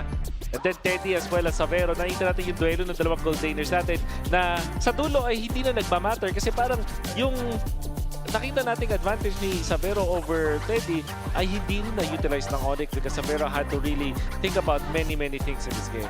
And multiple blade armors, by the way. Yun na nga talaga eh.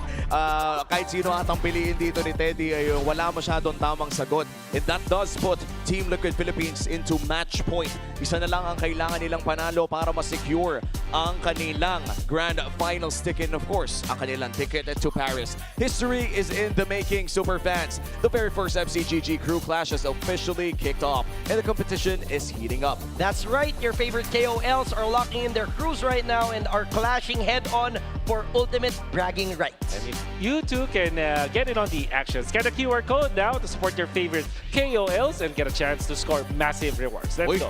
Di ba si Elgin yan? Nandyan din si Flap. Talaga? Oo, iba talaga yung mga kuya natin. Parang hey guys, what's up? Ang naging criteria ata ni Munton doon ay yung mga pinaka-buff nating mga tropa. The All-Star event, by the way, ay officially live na rin. And the loot is yours for the taking. Gear up for the title treasure hunt and the title gold rush to secure everything from free skins to diamonds. Don't forget to grab your All-Star returning gift just by logging in or rally your squad for the Thai Clash 5v5 event. Now is the time to gather your friends and stack those coins. Log into your MOBB and jump into the action. Don't miss out. Ang daming libre, no? Ngayon sa in-game client natin. May libreng skin si Yuzong. Ang sarap din mangisda. By the way, na ilang legenda ang nahuli? Ako, hindi masyado. Hindi ako na masyado nangingisda eh. Ako, totally ay zero pangingisda. Dahil purely MLBB action na ginagawa. Okay. Ikaw. Ako, mahilig kasi ako mangisda sa ML. So, umabot na naman nasa 2 legend. 2 pa lang. 6 kasi yun eh. 6 kasi pwede mong mahuli. So, para sa mga hindi nakakaalam, of course, ang dami po natin mga palaro sa loob ng in-game natin. And out of the game, ay marami din po tayong palaro dito sa loob ng MPL Arena, ang ating Champions Arena. And of course, yung mga pamigay ng ating mga partners as well doon sa labas ng ating San Juan. So, make sure to buy your tickets dahil nagkakaubusan na po yung discounted tickets natin sa ating website. So, kung hindi pa po kayo nakakita ng sign na manood dito ng live sa San Juan, ito na po yun. Sa ngayon ay magpapalamig muna tayo sa aksyon ng ating Golden Rivalry. Punta muna tayo sa ating mga on-ground panelists.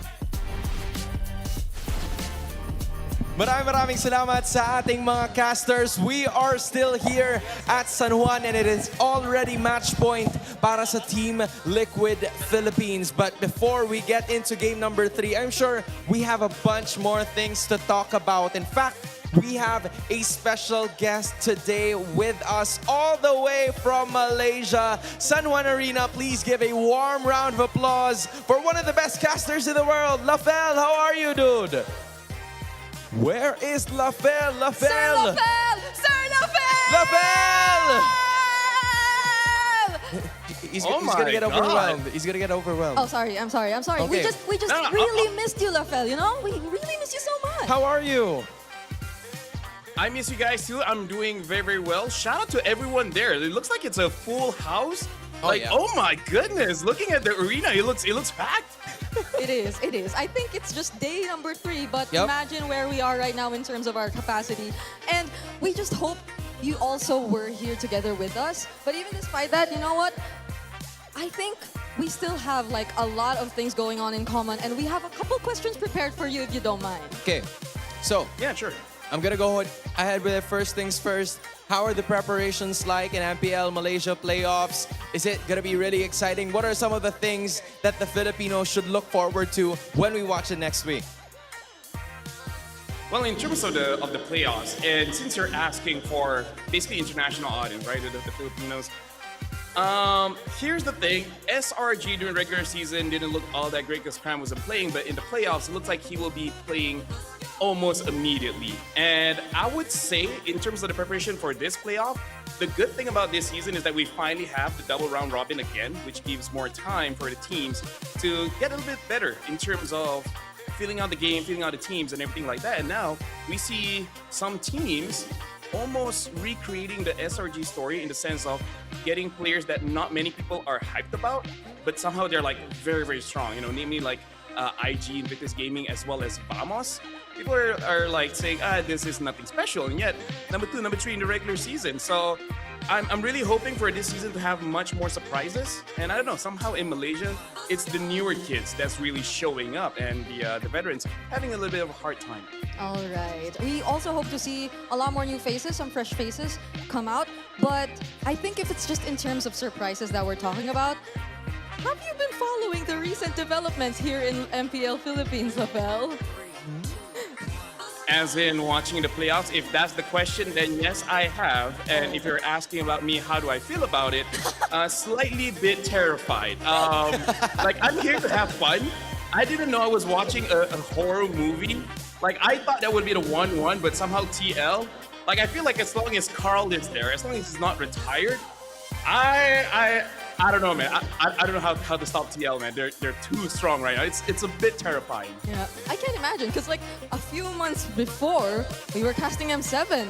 But you see what's happening in MPL Philippines now, and I can only imagine how Lafel is feeling as an international talent. Yeah, dude, I wonder. Maybe he can talk more about this over the broadcast. But hey, Lafel, now MPL Malaysia is finally at its franchise phase, right? Did anything change aside from, you know, the competition? What are some of the things that you think were huge positives as the league transitioned there in Malaysia?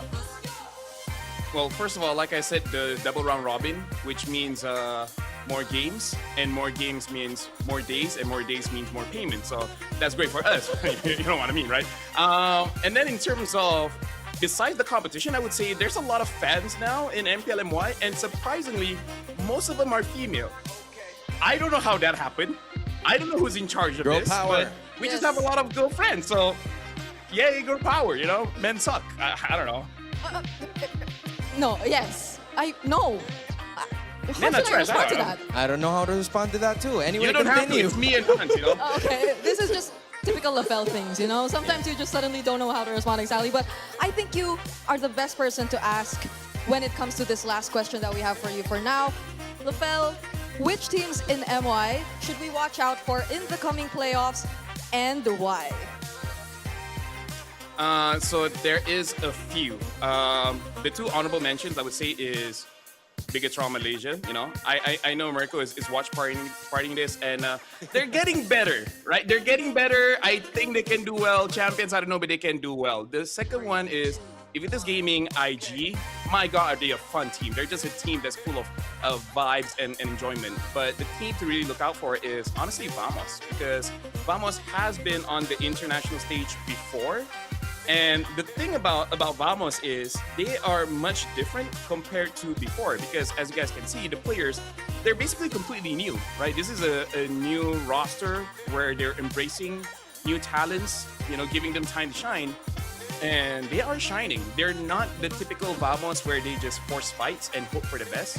This time it looks like they are a little bit more calculated, even though the jungler, Aero 404, young kid, 16, 17, he likes to fight even for no reason, but still, I would say this is the team to watch and hoping for the best. Speaking of Vamos, hoping Nets has a good game later on, because, you know, Nets was from Vamos, and I just hope both does well. You know, Nets my boy. He colored his hair green again. I don't know why. I'm colorblind green, so I did not notice it, but shout outs to that guy, the best gold laner, by the way. Nah, best bro, gold laner. Dude, don't worry about it. You're right. It is colored, so you're up to speed, all right? Lafel, congratulations for MPL Malaysia regular season, and we hope to see the best at the playoffs. We'll see you again next time, bud, okay? Thank you so much. Bye, Lafel! See ya! Have fun, guys! You know, Lafel's such a bundle of joy to talk to. I know. He says the most unexpected things at the most unexpected times, and it's always a treat to talk to him, whether on or off stream. At pwede na tayong mag-Tagalog. Tagalog. Okay. Okay, dito ako. Okay. Wait, I think it's also time for us to talk about what really happened in this specific scenario, because Team Liquid Philippines, they were able to do so much in a span of time. Sure, ONIC Philippines, nagawa nila yung kailangan nilang gawin, basing it on the real-time cooling tactics, na yung first and second turtle ay napunta naman sa kanilang control, which gave TLPH a bit of a hard time para magkaroon ng momentum at the start of this series, or at the start of game number 2. But then, meron silang ginawa sa kalagitnaan that totally shifted the tides towards their favor. And in fact, the GOAT, sometimes it begs me the question, kailan ba ang prime ng manlalarong ito? And sumusunod na rin si Teddy dun. Actually, which one yung prime? parang ang dami mo nang pwedeng pagpilian when it comes to this conversation revolving around the GOAT and all his past experiences and performances. And I believe siya rin yung literal na tumatalo na lang sa sarili niya kasi there have been moments, especially during the regular season, where we've been talking about how rare it is to actually see a GPM exceeding the 900 mark or even stepping into the 1,000 na, di ba, parang territory. Pero Carl has actually achieved that multiple times. And that's the reason why you see his average GPM so much up there. Yes, props as well to Super Marco, Natco, and Innocent. Pero ang sumusunod din sa kanyang yapak ay walang iba kundi si Teddy. You have to appreciate the guts that this kid has patungo dito sa playoffs. Sure, masasabi natin na siya yung pinaka wala sigurong experience in this playoffs because some of them nakarating na. Even Savero back in Indonesia, nakaranas na rin siya ng playoff doon and won championships as well. So siguro yung expectations niya ay nasa kanyang sarili sa kung paano niya ba iaangat yung level ng kanyang paglalaro, and being part of the top 5 in ID, MY, and PH, that already says a lot. I agree. And it's something na he's been very vocal about. Even in this recent interview we had yesterday, sobrang grateful niya na itong team yung kasama niya kasi nafe-feel niya talaga yung support and the way na pinupush siya. But also, on the other hand, we have Savero and we're taking a look at his top 5 heroes pick. Now, I think it's the best time to also recall what we previously talked about, no? Doon sa ating previous na naging keys to victory, which was to force ONIC into lower tier gold lane options. But for the past games, 2 games, I don't think that has been entirely the case. We didn't really see Savero pick up a marksman na parang in terms of yung gold lane hierarchy natin right now, I guess, is between yung mga Clint below, diba? Yung mga iba pa nating rarely na lang makita na marksman. But you still see na Liquid are able to really disrupt whatever we've seen from ONIC in the previous matches na they've been performing really well. First turtle pa lang, na-point out mo na yan. And that so-called post-objective 5-man gank na we are so used to seeing from ONIC, we barely got to see it here in this entire series. Yeah, I think they were having a hard time trying to get some scaling para dito nga kay Savero. Because sure, Kirk finally got a Pakito, which is a hero na nagamit niya rin throughout the play-ins at naglagay sa kanila sa puntong ito. But there has to be something next. There has to be more focus towards those team fights dahil yun yung paulit-ulit na nilalaban sa kanila nitong Team Liquid Philippines. So the idea for ONIC is this. Is it finally time to ban the Baksha out at magpunta tayo dun sa Suyu Harley scenario? Or is ONIC still willing to do that? Magpapalit pa tayo ng sides? It's not gonna be the case. Pero yung Baksha ay bukas pa rin. What's gonna be the answer now? And I think on top of that question na kung hahayaan pa rin ba ng ONIC na ma-open yung Baksha first pick for Liquid is also, are they willing to somehow change what has not been working for them in the past 2 games? Kasi I believe they've been trying to make use of the Cho for 2 games in a row, but we've had people share split opinions regarding the Cho in the current meta, and at least based on this game, we're not really able to see them utilize it to its best potential in terms of picking up the pace. But it's a surprise. It's Liquid who actually decide to take out the Baksha. Okay, so the idea is again open ang Suyu at ang Harley for both of the teams. That might be the trade that Team Liquid Philippines is willing to go for. Kadalasan ang pinipili nila is the Harley depending on the idea that they want to go for. Even the Eve, Hylos, yun yung mga susunod na picks that would come up for that mid duo to finally come into play as they roam around the map. So this might be some room para sa ONIC Philippines na magkaroon si King Kong ng hero that can do maximum amount of damage at kahit papano meron din siya paraan para makaalis, because with the use of the Leomord na nakita natin kanina, it didn't really work so well pagdating ng mga extended team fights. Okay, and there's a chance we also see the focus again on the other side, but rather than the Suyu Harley, this is something they've done yesterday as well. It's the Prio on the Claude, and as expected, Jusin finally makes an appearance in the series alongside the Pakito. But this, I guess, is one of my biggest worries because Jusin is commonly something countered by an Eve. And Eve is still available for Liquid, and it has been the priority for Sanji for their past few games. And I also have to add that Teddy in this current season is 15-0 pagdating sa paggamit ng Claude. So this is a player that really knows the mechanics of this hero. Although in terms of comfort, I feel like there's more to do now for ONIC Philippines just because they have the Zushin on their side. A while ago, we saw the Valentina getting picked up but only copying the Alecto final blow for mobility purposes. Now, they're not gonna have that problem anymore.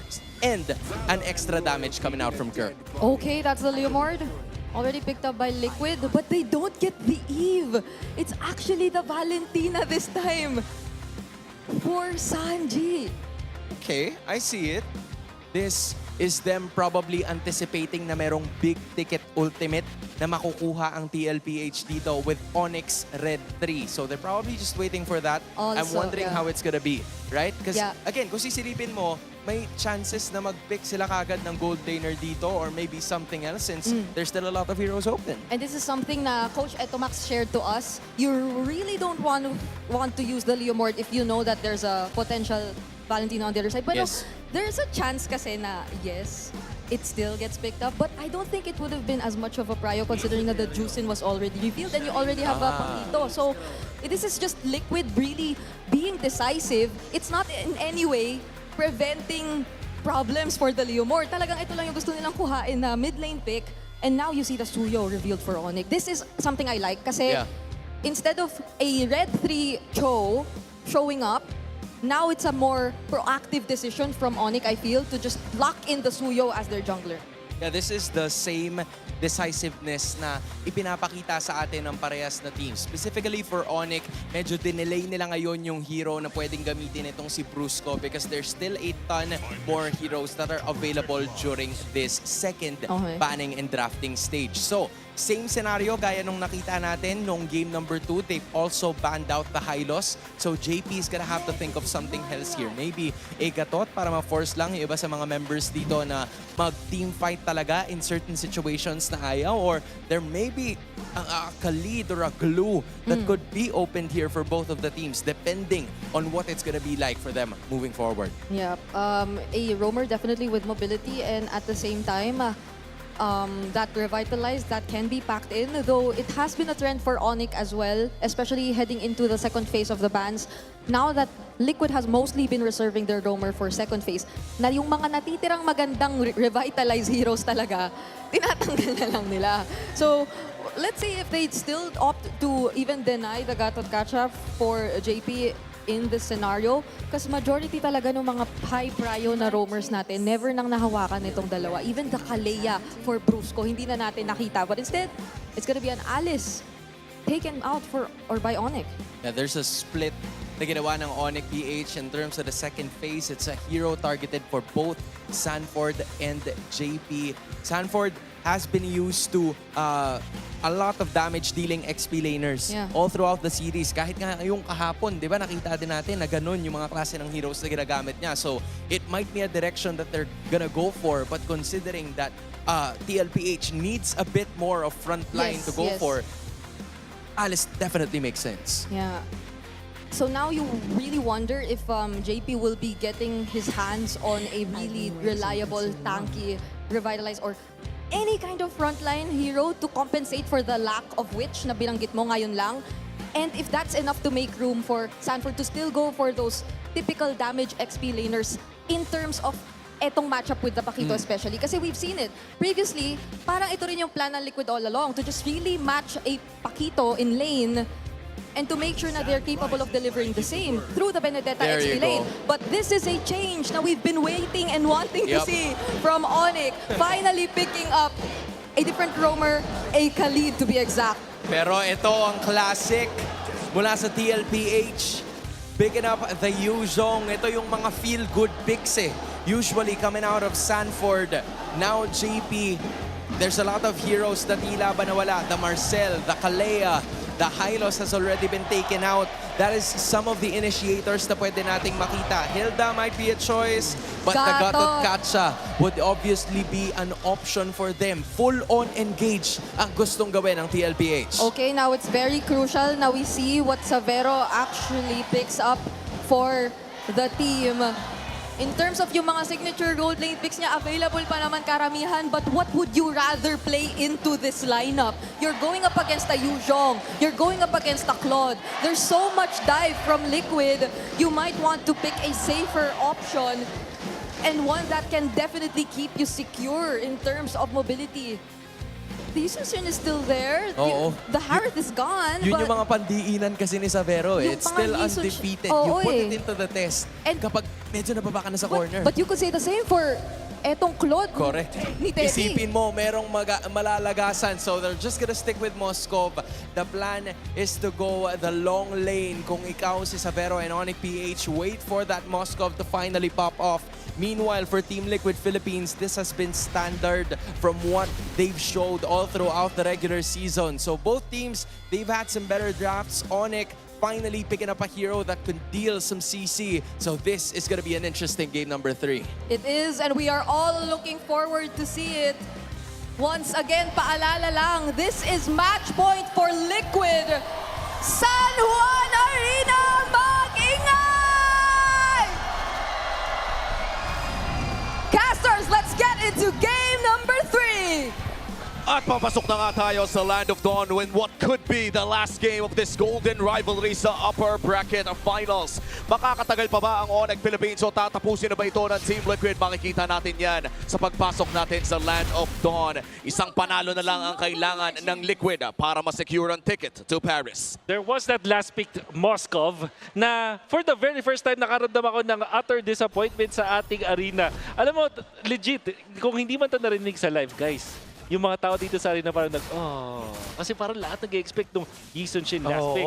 But when I was thinking about the draft para dito sa ONIC Philippines, I felt na masaya at nakaka-hype nga talaga yung Yisun Shin. At the same time, hirap siya dito sa lineup ng TLPH. So I think that in general, maganda naman itong Moskov last pick coming out from ONIC Philippines. Oo, tsaka ang hirap din talaga mag-Yisun Shin against Gatot Kacha. Kapag na-timingan ka ng walang traceless, listado ka na. Uy, teka, Petri, ay agad! May pagsabayan ka agad sila. Si Kirk ang unang tutumba. Si JP naman maaaring maging kapalit. Pero the-revitalize will save JP and walang trade na magaganap. Another beautiful start para sa Team Liquid Philippines. A level 2 Petrify play mula dito sa Team Liquid.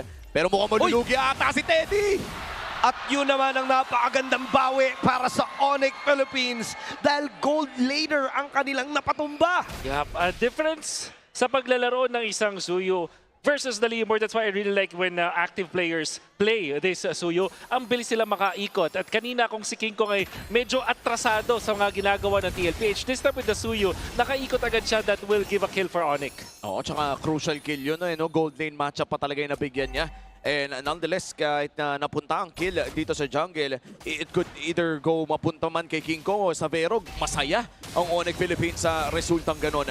At sa ngayon, ONIC Philippines mukhang magpapadala ng maraming miyembro around this Turtle Pit. Team Liquid Philippines ay nariyan din naman, pero lamang sa numero ang kupunan ng Super Fam. Napakaganda ng pwestuhan na magmumula dito sa two teams natin. Brusco and JP agad na maglalaro ng tug of war, pero si Carl Easy ang mas malapit. King Kong right now, nag-aabang lang din, pero the Black Dragon form na magmumula kay Sanford. Aabot pa ba si King Kong? Pero hindi na siya makakalapit pa. Ang ganda ng pag-secure ng Team Liquid Philippines ang objective na to. And for ONIC Philippines, mukhang hindi yun yung pinaplano nila. Oh yeah, that's the first hurdle secured para sa Team Liquid Philippines. And ito rin yung nakita natin kanina mula sa TL. Yung objective control ay talagang praktisado ng Cavalry. Yep. Nakita din natin yung pagkagamit nila ng Yuzhong na El Clasico na laging may kakaibang timing na sila lang yung nakakaintindi. Minsan, sobrang instant nga. Parang unang hampas nila sa Turtle, sabay na sabay si Carl, tsaka si Sanford na magpapop ng ulti. Minsan, dinitili na lang konting ng 1 second, but that right moment, you can see the masterclass mula sa TLPH and now they're able to execute with this Yuzhong. Oo, yung Petrify threat din kasi. Carl TC poking Super Prince, bagya lamang. And itong Petrify na hawak ni Sanford ay isa sa mga masasabi kong X-Factor ng Team Liquid Philippines during this early to the mid-game baseline. Wala naman masyadong nag-e-expect na bigla kang masastan mula sa mga ganitong klaseng hero. Oh, see kanina kung paano nila pinanish si Kirk, getting the first blood in favor of TLPH. And we'll see kung paano nila i-utilize itong isang Leomord. And I would think para sa TLPH na meron silang Claude na ito lang yung pinaka-anti-Moskov nila dito sa lineup. But overall, yung 4 heroes nila wants to group up together, which can be good in the neutral objective teamfights. Pero in general, pag nag-late game, ang ONIC Philippines ang magkaroon ng mas malaking positional advantage dahil sa mga heroes nila. Still anybody's ball game. 4 minutes in. Napakaliit lamang ng lamang ng Team Liquid Philippines. At nag-aantay pa tayo ng 20 segundos bago lumabas ang pangalawang pagong. Ang huling pagong ay nasecure ng Team Liquid Philippines ng napakalupit na retry mula dito kay Carl TZ. And so far, wala pa namang nadadagdagan na aksyon at nabasa ata ng Apex Predator na may dalawang nag-aabang sa kanya. Napakaganda nung prediction na yon na nagmula kay King Kong. Alam niya na nandun si Sanford pero nandun sa dulo ng bush. So hindi naman talaga aabutan basta-basta. And yung mga tipis na ganun, alam mo na yung ego nandyan. Meron talaga. Nararamdaman natin yan. ONIC, they are actually calling Savero in. Hindi nila nadamay dito sa may turtle at may plano pa akyat. Doon kay Savero, doon kay Teddy na naman. May SOD access din dito si Savero kung sakaling gusto nilang lumaban dito sa may bandang ibaba. Uy, wait lang Sanford. Half HP already. May Black Dragon for bababa ata para lumaban. Pero siya ay mapapa-shove away na lang din. Pero balik pa rin mula doon sa essence. At buhay pa rin si Apex Predator. May pagong ka na. May kill ka pa kay Kirk. Napakaganda ng ipinapakita dito ng Team Liquid Philippines. Minsan iniisip ko hindi pa ba aalis tong dragon na to? Low HP ka na. Ano bang iniintay mo? May chance ka nang umalis. Oo, may ramdam ko yung paggulat mo doon. Kasi kahit ako, iniisip ko bakit palalaban ni Sanford. Yun pala, na-practice nila na todo na nandun si JP. Merong connection siguro dito yung mga members ng TLPH na sila lang yung nakakaintindi. Maybe they've experienced this in scrims many times na kapag nag-dive si Sanford, as long as makapag-petri at AOG ka, mababalik yung buhay with the Sha Essence, and that's exactly what happened. Bumabad na matagal itong si Sanford to eventually force ONIC to commit on him, tapos meron ka palang AOG Revitalize na liligtas sa'yo. Noong may bago na naman atang mauuso na pinakita ang Team Liquid Philippines, I'd have to say na kahit ba sabihin natin kailangan talaga ng communication ng ganong klaseng combo, it's highly executable sa mga RG din na pwede nating makita sa Pilipinas. Parang pwede na natin itry yan. Kaya nga parang gusto ko na tuloy mag-knock-in ng Yuzong mamayang gabi. Pero again, nandito pa rin tayo sa Golden Rivalry. Hunter Strike secured para dito sa Pakito. And so far, nag-aabang pa rin ang power spike ang ONIC Philippines at nakakalumang na nga ang Team Liquid Philippines ng halos 2,000. SOD na gamit ni Savero. May pagsabayan sila, Blazy Duet na magpumula dito kay Teddy. Super Friends na magiging X-Factor. Pero hindi niya mahahawakan si Teddy. AOG na magpumula ako kay JP. Maring siya nga yung magiging casualty. Revitalize. Will it be enough?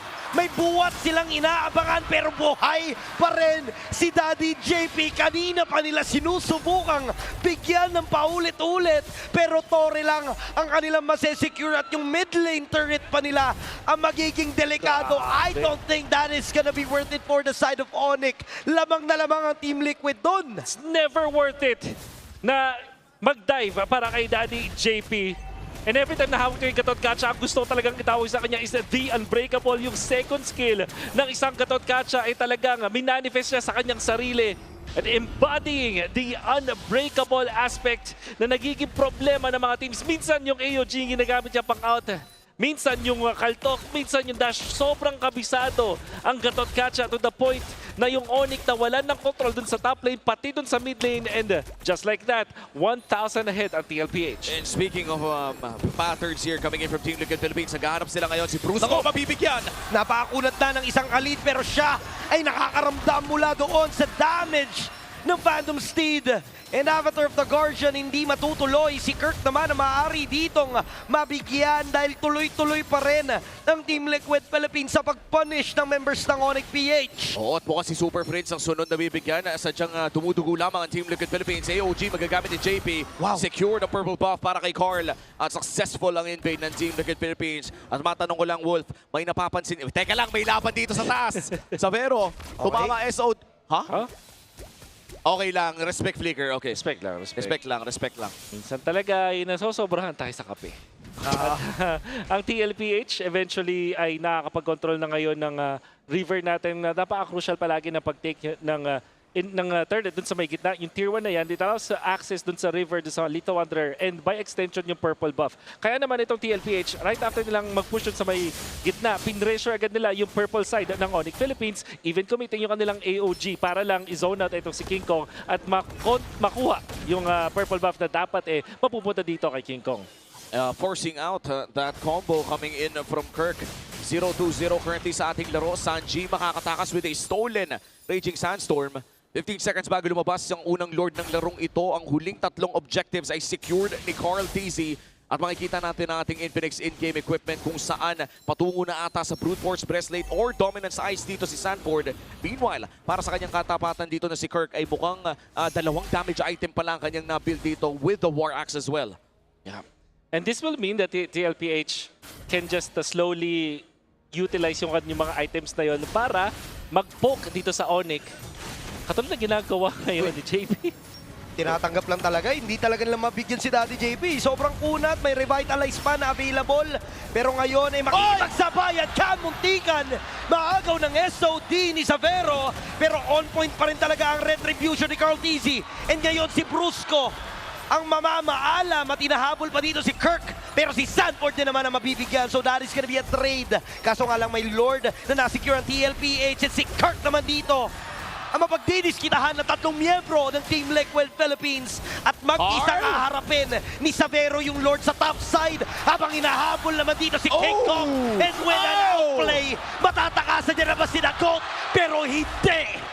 Team Liquid Philippines pa rin ang mananaig. Super Friends still alive however at mukhang ayaw itong tigilan ni Carl at ni Teddy. Sees him in the zero push and that's a killing spree para dito sa clone ng Team Liquid at makakauwi naman ata si Savero. Dedepensa ngayon ng ONIC Philippines. SOD commit at pasukin!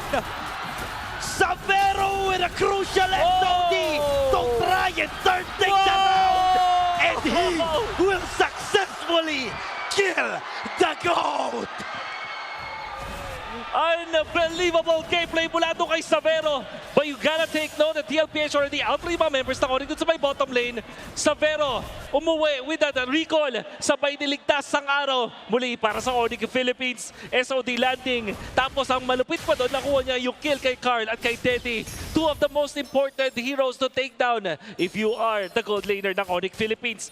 Dahil dyan, naangat yung kanyang gold. Still, malayo pa nga habulin dito ng ONIC Philippines. Lamang pa rin naman ng TLPH. Pero in fact, itong Moscow ay activated na. 11 minutes pa lang. This is already good para sa ONIC Philippines. And looking at Savero, pinag-usapan natin sa panel natin kanina na isa siya sa talagang bumubuhat dito sa ONIC Philippines ngayon. A lot of doubts towards this Indonesian import sa simula ng Season 17 ng MPL. Maraming nagsabi na bababa ang kalidad ng gameplay ng ONIC Philippines. Pero ngayon, in this game number 3, very crucial na manalo dito ang ONIC para ma-deny ang match point dito sa Team Liquid Philippines na pagkapanalo ng serye, si Savero pa talaga ang nakikita nating bumubuhat.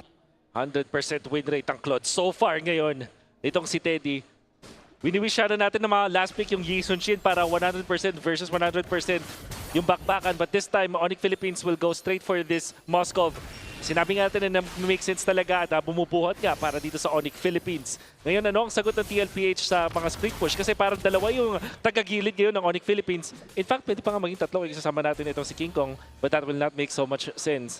Parang kailangan gawin dito ng TLPH is mag-isip ng way paano i-manage yung mga gumigilid sa ONIC. Tsaka hindi na rin ata pwedeng gawin ng Team Liquid Philippines yung ginagawa nila kanina pa with Sanford. Yung bumababad yung dragon doon sa likod dahil binoburst na rin agad ng ONIC Philippines ang dragon ni Sanford the moment na lumalim siya. As we head on to the second lord of the game, ang lahat ng ating mga objectives ay na-secure ng Team Liquid. Anong pwedeng gawin ng ONIC para ma-secure ang susunod? Well, manage mo na yung long lane sa katulad na ginawa dito ni Moscow, mag-split push at kumuha ng area outside of this Lord. At ginamit agad yung SOD. Early Sisimulan na nga ng ONIC dito ang Lord. In terms of long lane, mukhang even ang top lane natin. Walang kailangan sumagot sa papalapit na wave na yon, pero mauuna ata ang ONIC na mag-setup. Sila na nga magsa-start. Alam nila na wala yung SOD. Mapapatras naman ang members ng ONIC Philippines. Nagkaubusan na ng mga ultimate dito. Wala yung Phantom Steed, wala din yung Blazing Duet. Medyo malayo si Kirk dito sa mismong laban pero nagdanakaw siya ng purple buff. Sobrang tahimik lang ng ginagawang moves dito ni Kirk. Tapos sa side lane, opposite lane pa Hupas siya. na And lang. si Carl, naghahanap ng purple buff. Wala na siyang inabutan. So right now, magkakaroon ng slight advantage yung ONIC Philippines kung sabayang pagbigkas ang mangyayari. Pero Flicker ang gagamitin ng Super Friends upang makatakas doon sa initiation na ginawa ng Team Liquid Philippines. Oh, no. Lord Reset ang magaganap. Nakaangat lahat ng minion waves ng ONIC PH. Grabe yung pagpabalanse na kanilang ginagawa. Dinaan na ata sa macro ng ONIC. Tapos nagpe-pressure pa sa taas si Kirk. May Lord na kailangan tignan. May top lane pa. Pero ang call ng Team Liquid Philippines ay labanan ang Super Family dito sa Lord. Dalawang laban na magaganap at the same time. Dalawang XP laners sa magtatapatan sa may bandang itaas. Habang yung apat naman dito ay tuloy yung magiging laban. Lord Reset na naman na magaganap. Si Super Prince na naging target. What a beautiful Raging Sandstorm na magmumula kay Brusco. Blazing Duet gagamitin rin yung SOD na magmumula dito kay Savero sa likuran. At must to survive ng ONIC Philippines with a clean wipeout. Hindi magpapatalo ang ONIC Philippines in this Golden Rivalry. 20 seconds ang kailangan hintayin ng Team Liquid Philippines at may minions na ang Super Family. Maaari na nila tapusin to. And ONIC Philippines will extend the series. The Golden Rivalry continues. Napatagal, na-extend ng ONIC ang seryeng ito. And if you think that ONIC Philippines will be 3-0'd by TLPH, lalo na dun sa pagkatalo nila nung second game, ONIC Philippines nagpakita ng mahika, the ONIC Magic, yung split push na this time, nakita natin mula dun sa Pakito, dun sa Suyo, pati na rin dito sa Moscow. Deadly Magic ang ipinakita ng ONIC.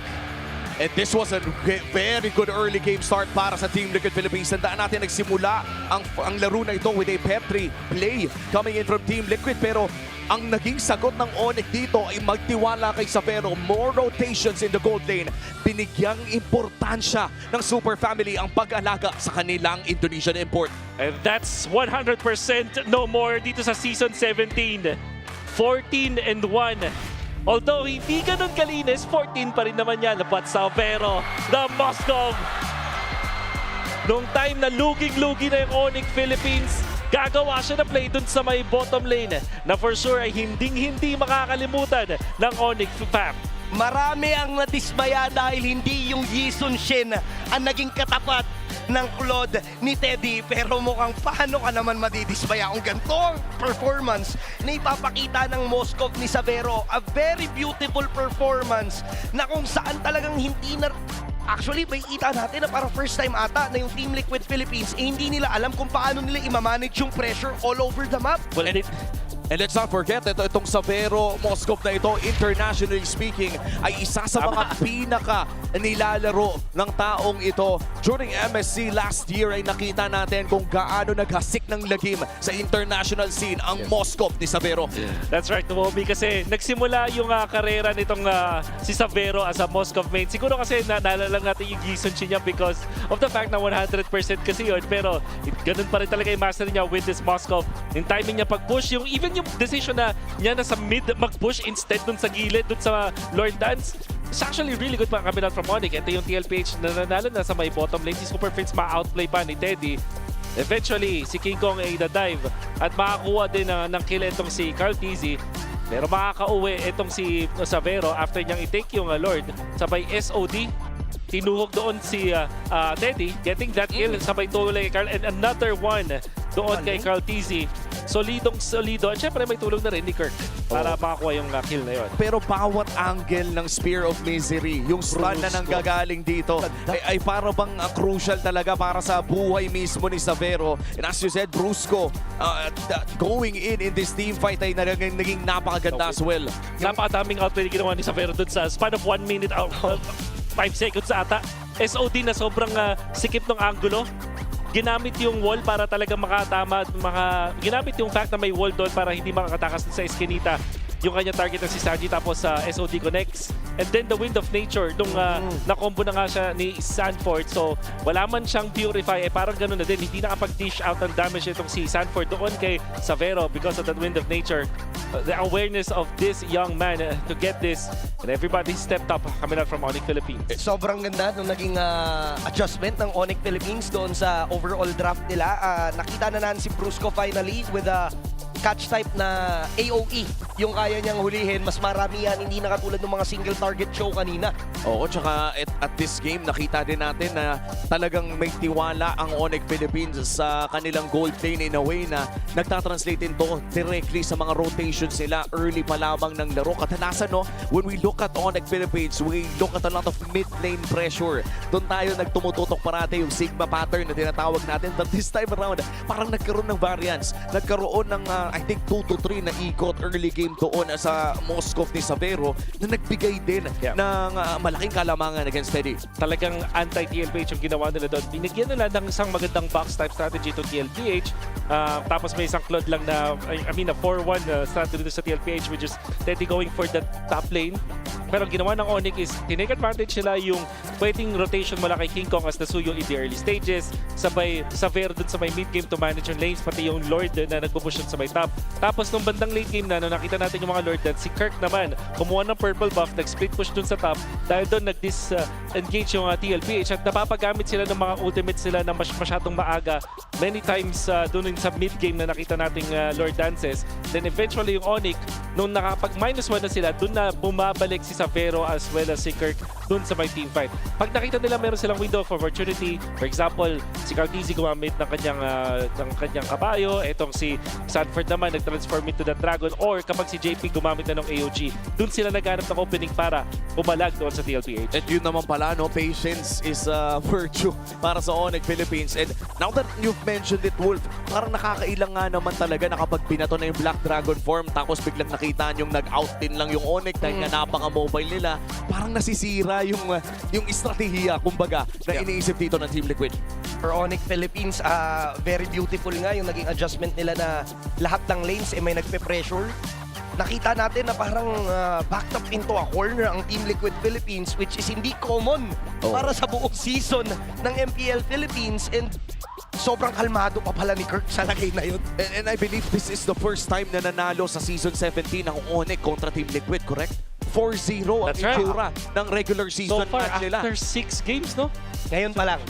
1-6. But most impactful yun, they almost won yung game number 2. So siguro yung nagbigay sa ng momentum. And we thought that it will be reverse momentum para sa ONIC in a way na madadown sila because of that loss. Dahil close siya. Hindi pala baliktad. Ginamit pa nila to bilang momentum heading to game number 3 kung saan sila na yun naunguna. Oh, and as far as you remember, map number 4 ay pipili ng side ng ONIC, correct? Because it was Team Liquid Philippines ang pinakauna.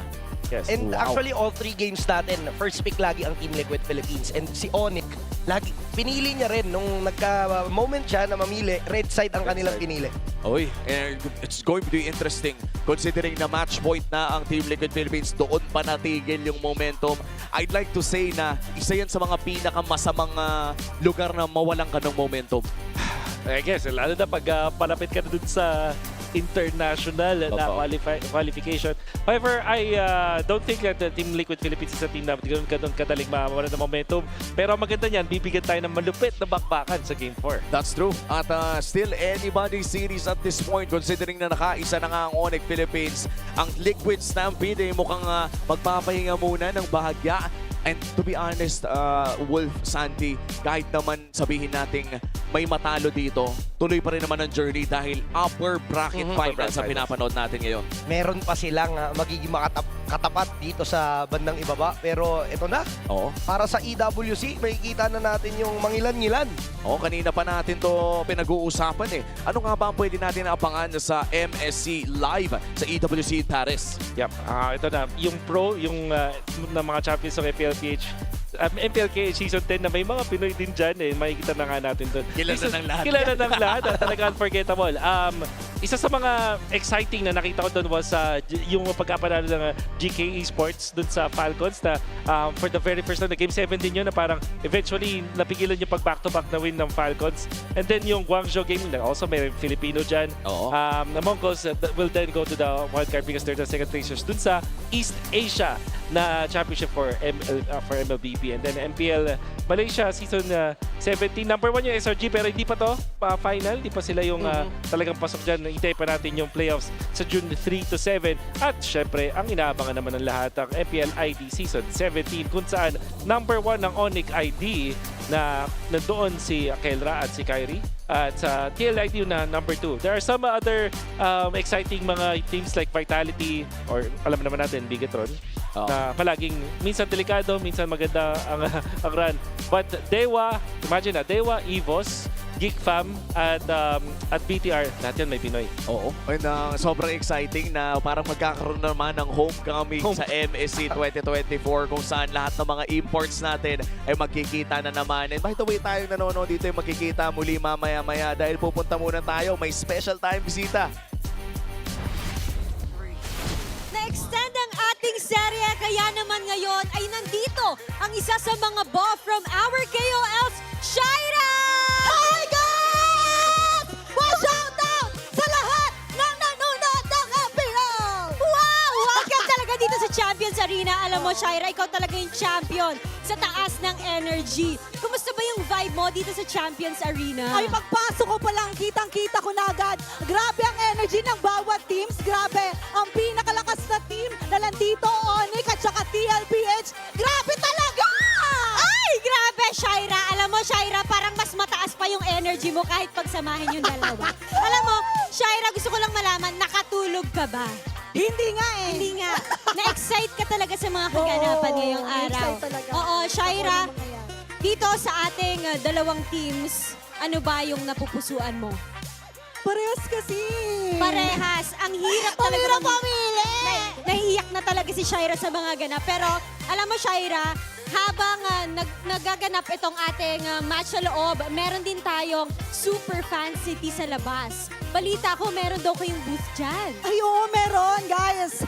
Please visit our booth, yung All-Star, kasi grabe ang daming mga prizes and pang-freebies na pwede nyong makuha.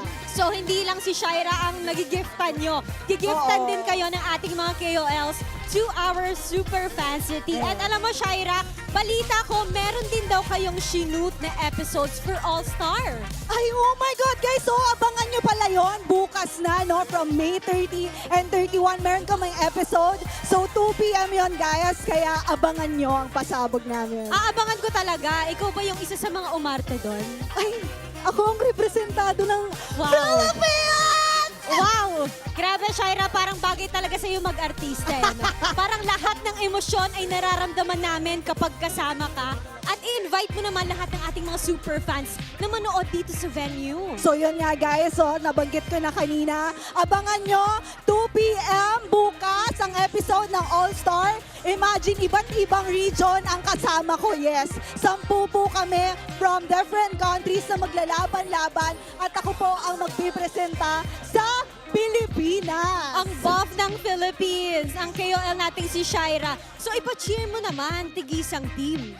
Okay guys, titignan natin ngayon kung sino nga ba ang may pinakamalakas na cheer. Ready na bang lahat? Okay, saan muna, Odin? Saan Siyempre sinasabihin mo? sa ONIC muna. Okay, ONIC muna. And 3, 2, 1, ONIC! Wow! Ba, Napantayan yung level ng energy mo. Dito naman sa kabila. Siyempre, kailangan bumawi. Alam nyo na, narinig nyo na. So dapat mas lagpasan nyo pa. Ready? And 3, 2, 1, TLPH! Wow! Grabe na talaga ating mga super fans at grabe ka na rin, Shaira. Maraming salamat for being with us here in the Champions Arena. Ibalik na muna natin sa ating mga casters at sabayan mo ko pag sinabing Palag Na To. In 3, 2, 1, Palag Na To! Kala ko kante. Maraming salamat sa iyo, Shaira. Kailangan ko na magpa-check up ng tenga pagkatapos nitong araw na ito. Iba ka talaga, Shaira. Nakaka-blockbuster ka na, nakakabasag ka pa ng eardrum. Anyway, ibang klase ang nakita natin mula sa ONIC Philippines in that game number 3. That is the reason why we are going to this next game, you know? TLPH usually, momentum na sila pag mga ganong klase ng scenarios. But ONIC Philippines just showed to us what they're made of at bakit sila nakarating sa upper bracket finals from being here or from being at the play-ins. Yep. Malaking bagay yon, stopping the momentum that was definitely evident na rin sa Cavalry for the first 2 games. And this is why we appreciate so much how well ONIC adapted. This is something na pinag-uusapan natin sa draft pa lang kanina. Right. The moment they decided to switch up the priorities, I think particularly starting with that Suyo Red 3. Kasi from that point onward, diba, nakita na natin kung paano nila mas napalitan, mas na-change kung ano yung nagiging go-to na strategy and playstyle nila, which really favored them a lot.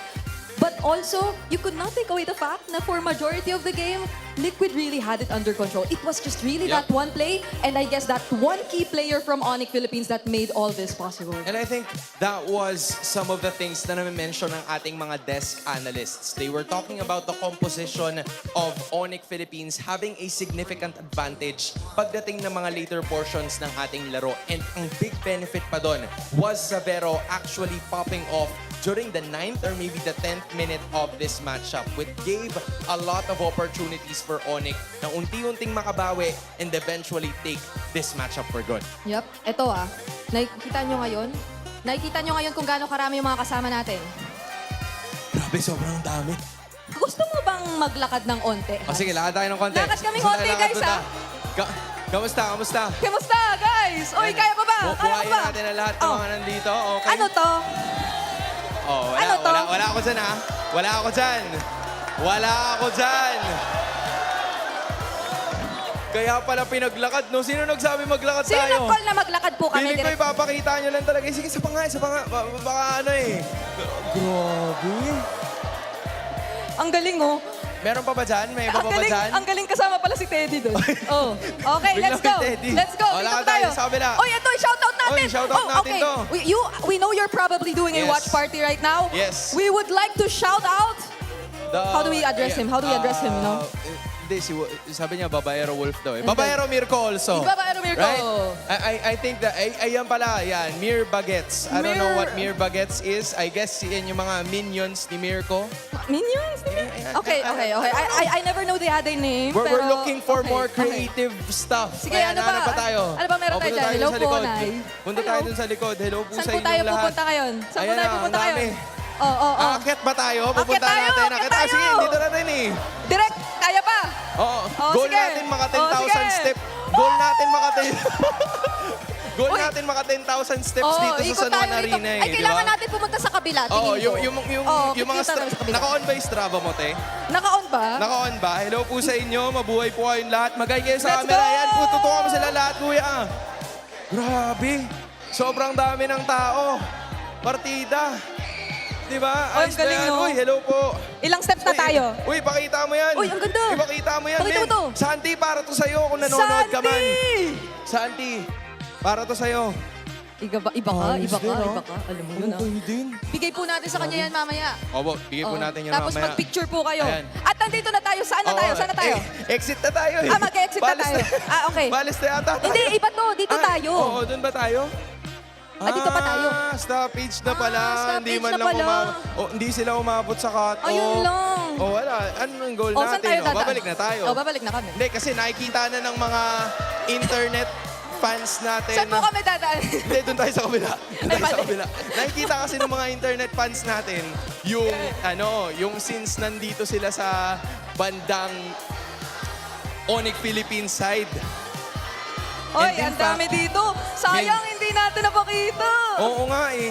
Balang araw po, dadating din po tayo sa punto na makakarating po kami sa kabilang banda. Balang araw, Huwag po kayong someday. mag-alala.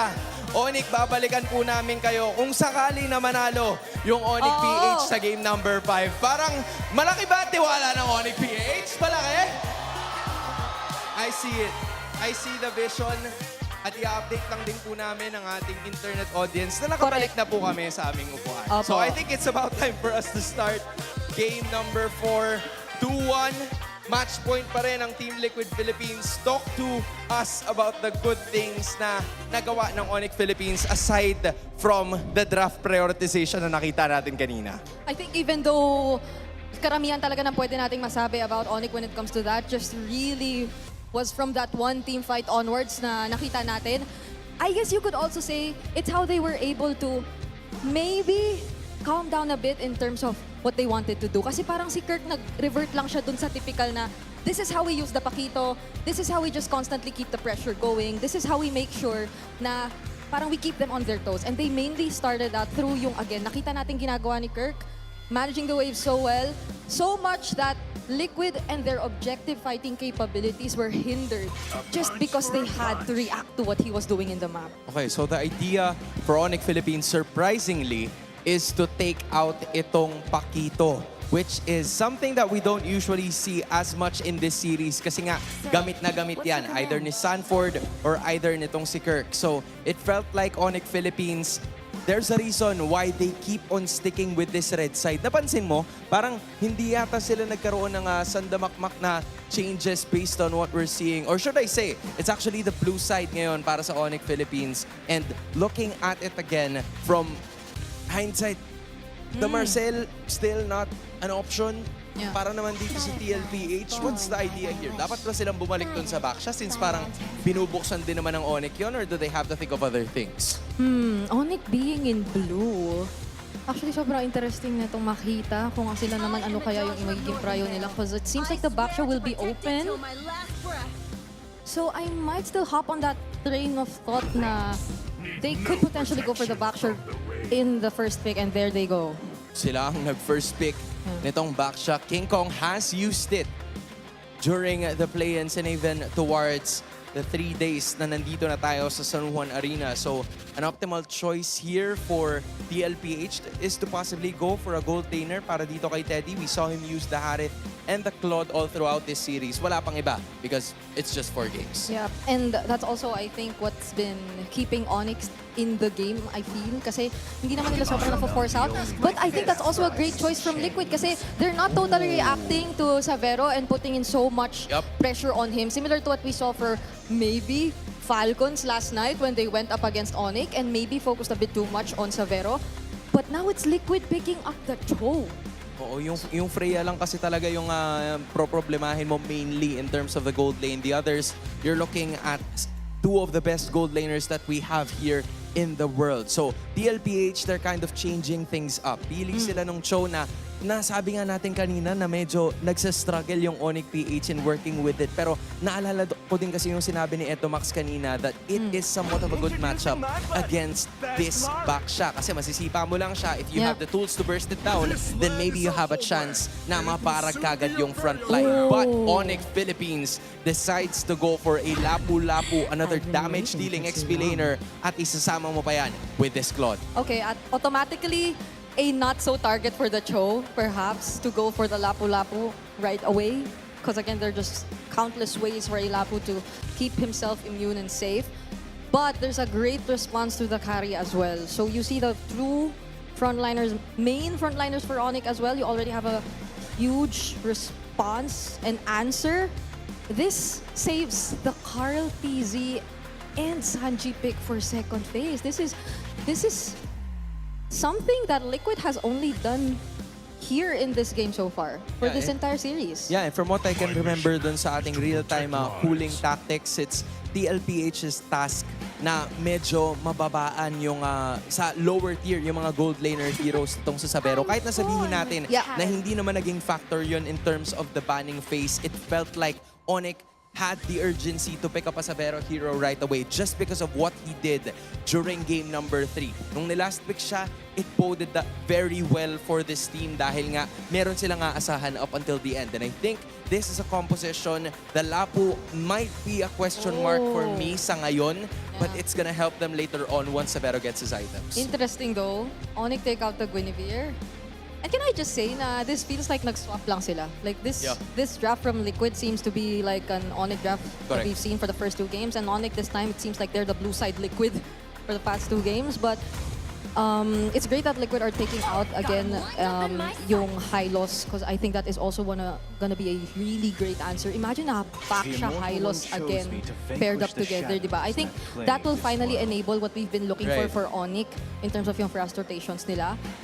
I wonder why the Kimi 2. It feels so... Yeah, dude. Like, kung tatakpan mo yung mga pangalan nila, you would expect that ONIC banned the Hylos and the Kimi, but it's the other way around. So, TLPH, they probably have something in store for us here. Baka gumamit na naman sila ng Gatot Kacha if it's still available once again. Or, I mean, not anymore because the Cho is finally available. So, they have to worry about the team fight in itself. And that's where the Eve comes to play. So, Cho and Eve ang kanila magiging combo dito para kay Sanji and JP. Okay, it's great.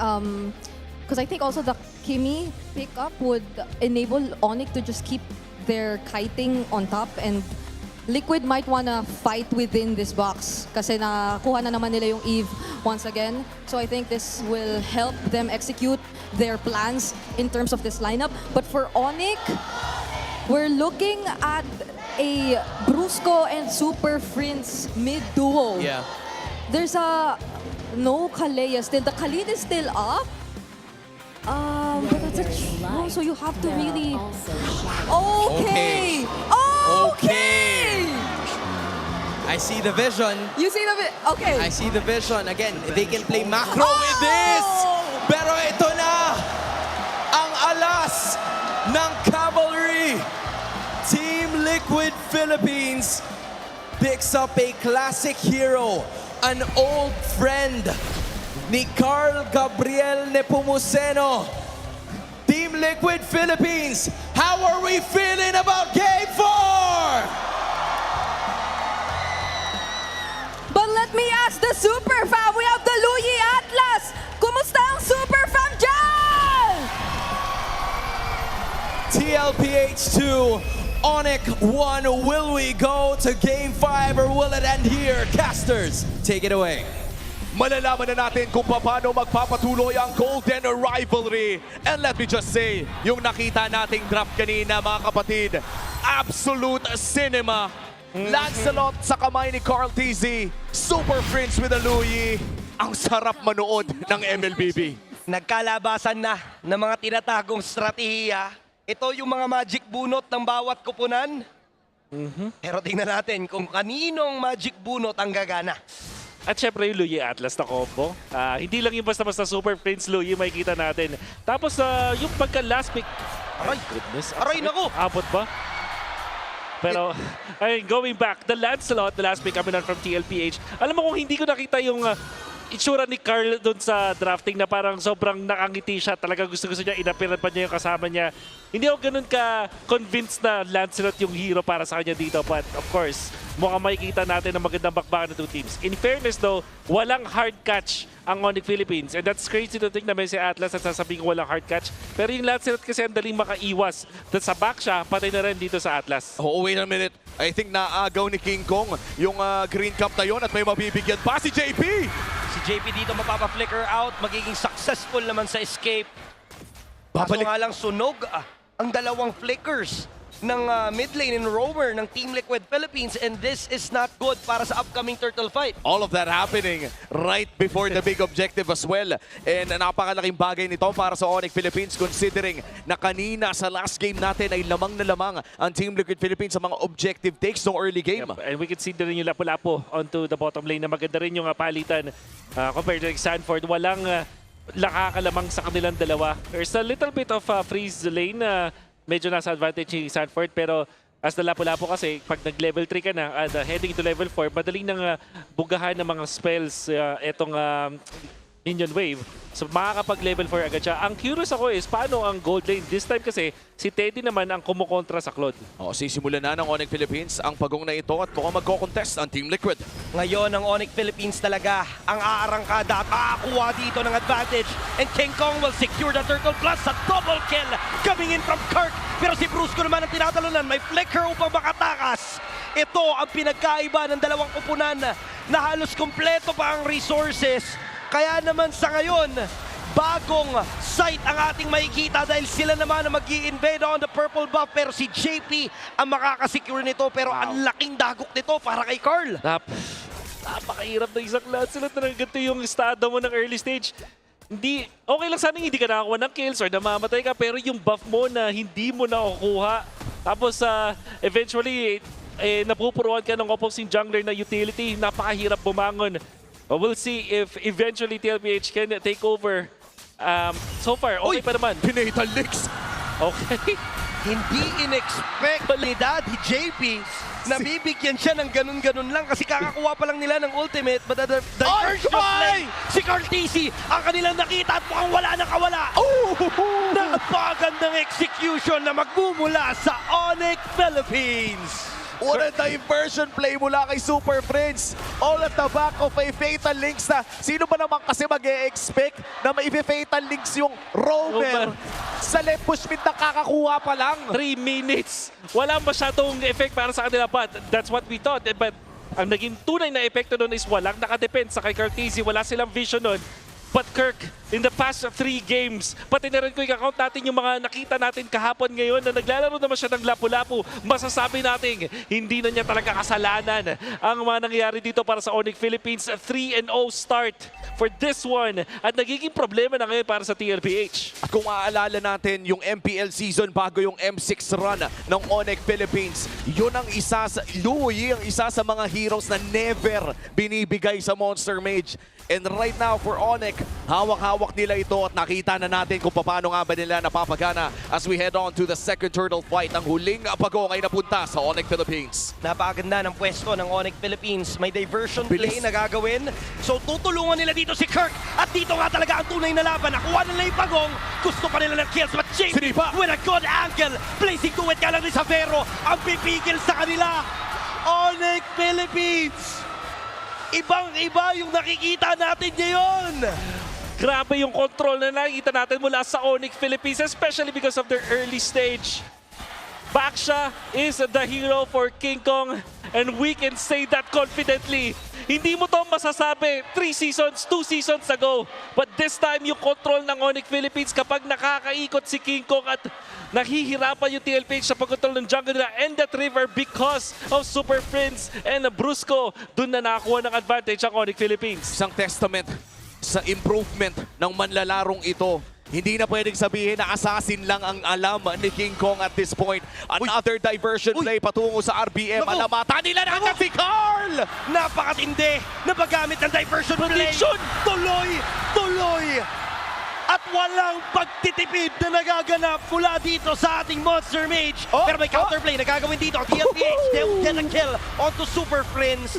Pero kung titingnan natin yung trade-off, lamang pa rin ang ONIC PH dahil si Carl TC ang kanilang nabigyan. And did you see that prediction mula kay King Kong? Hindi mo na ginamit yung second skill ng Baksha, hindi mo na binunggo, at in-expect niya na merong gagamiting puncture doon si Carl TC. Siguro din kasi gumagamit din siya ng Lancelot laban sa Baksha. Back in Season 14 and 15, ito yung ginagamit ng ONIC Philippines pang kontra sa Baksha.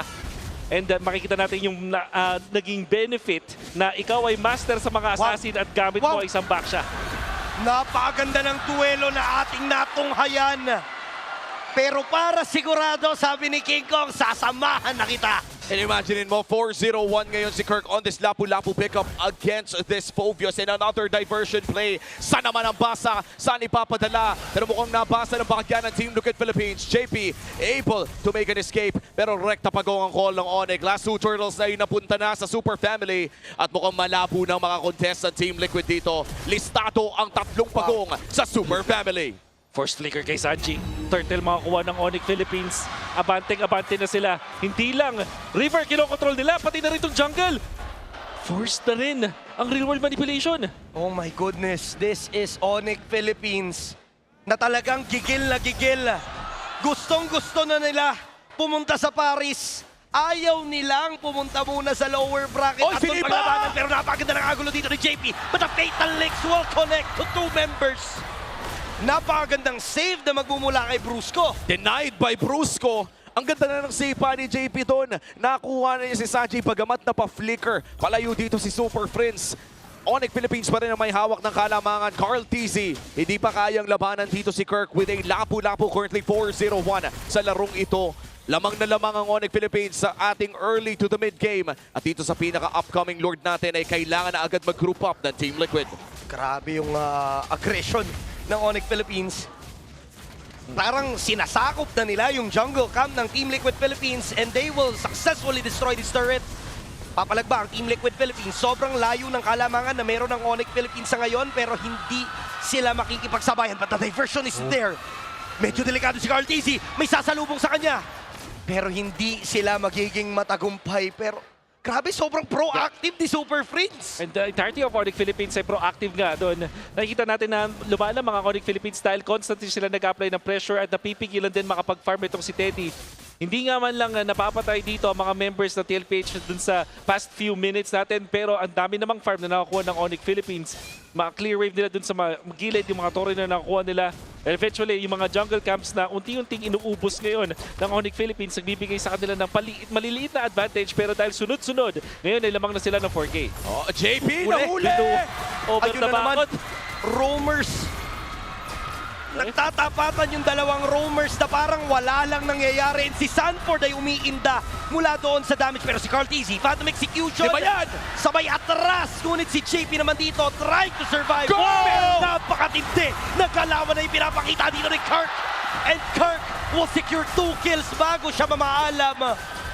Grabe na ang galawan ng ONIC Philippines. Oh, This time wow! si Carl TZ mapapatumba rin ONIC Philippines with a 3.4K gold lead. At San Juan Arena, naririnig ang energy dito ngayon sa Champions Arena mula sa Super Family. Another diversion play mula dito sa ONIC para lamang maghanap ng pwesto at mukhang sinisimulan na nga ng ONIC ang Lord na ito. Medyo malayo pang makachansa dito ang Team Liquid Philippines pero magbibigay ng vision si JP para lamang makita na secure na ang Lord para sa ONIC. Great gameplay coming out from ONIC Philippines. Pero let's not deny the fact that Kirk is playing out of his mind. Nakita nyo naman yung outplay na yun under the turret of ONIC sabay flicker.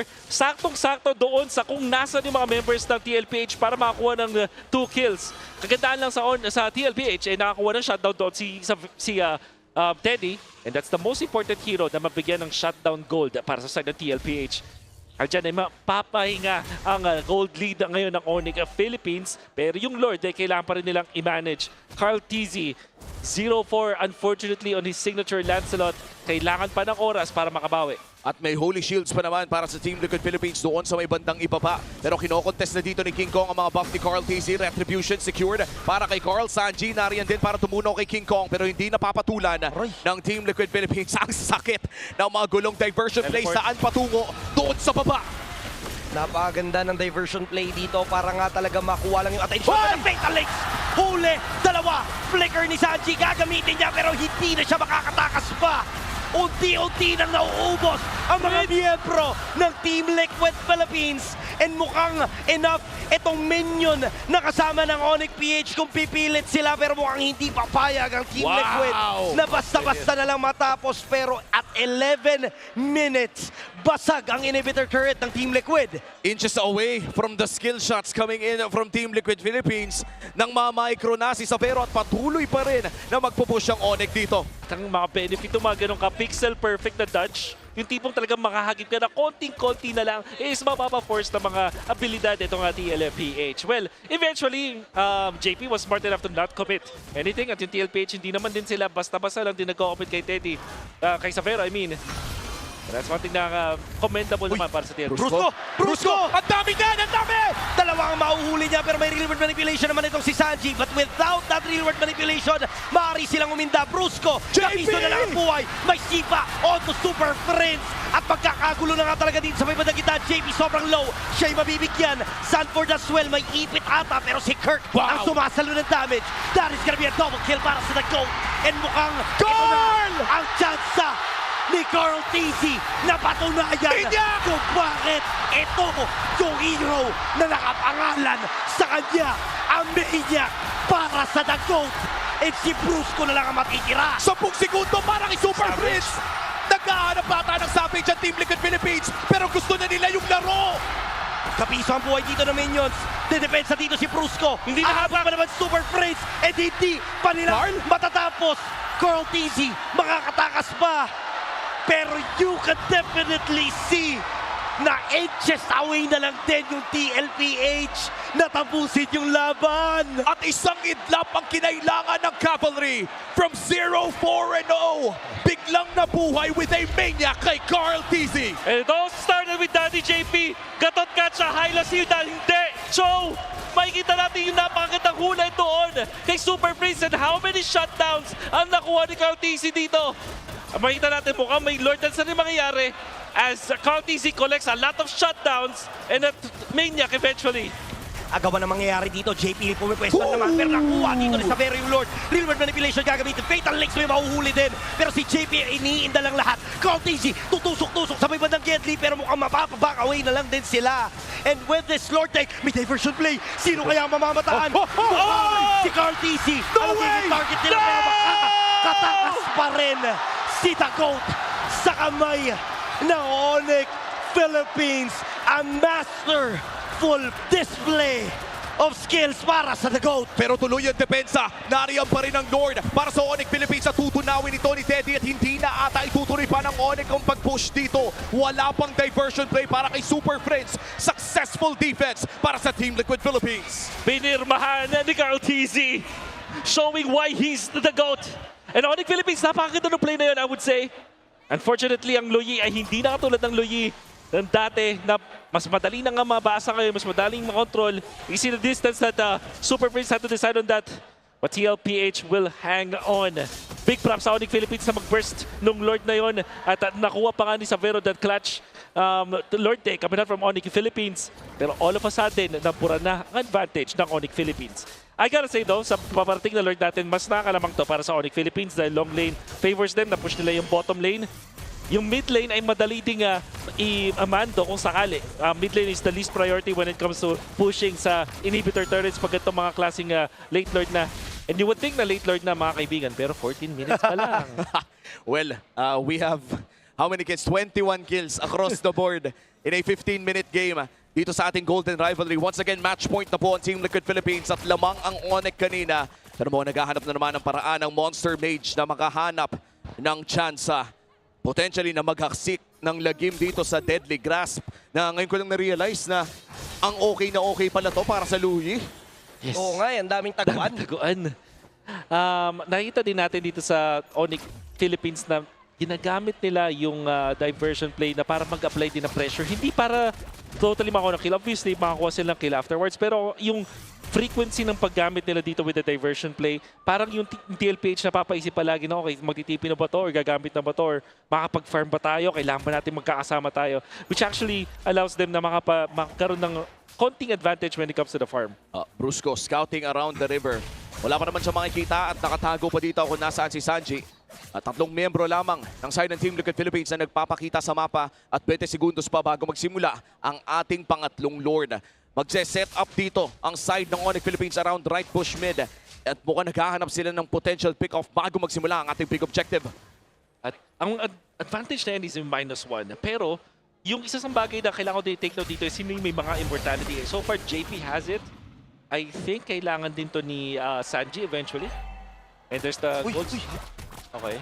May pinaplano sila within range. Or reposition okay. lang. Reposition, okay. Basang-basa. Napakaganda! Alam nila na doon magagaling. Pero si RTC maaari dito mahuli. Phantom Execution palabas. JP ang mabibigyan. Immortality Pump. Sino matitira? Sino mabibigyan? Napakaganda ng pagkakahuli ni Sanford. Mababack away ang ONIC Philippines. At maaaring ito nga ang maging disaster para sa kanila. Medyo kalat-kalat na ang mga miyembro. And that is a crucial play na magugula kay Sanford. And iniisa-isa na ang mga miyembro ng ONIC Philippines. Si Savero na lang ang natitira habang kumpleto pa ang cavalry. And may minion waves na paparating. Mukhang ito na yung inaasam.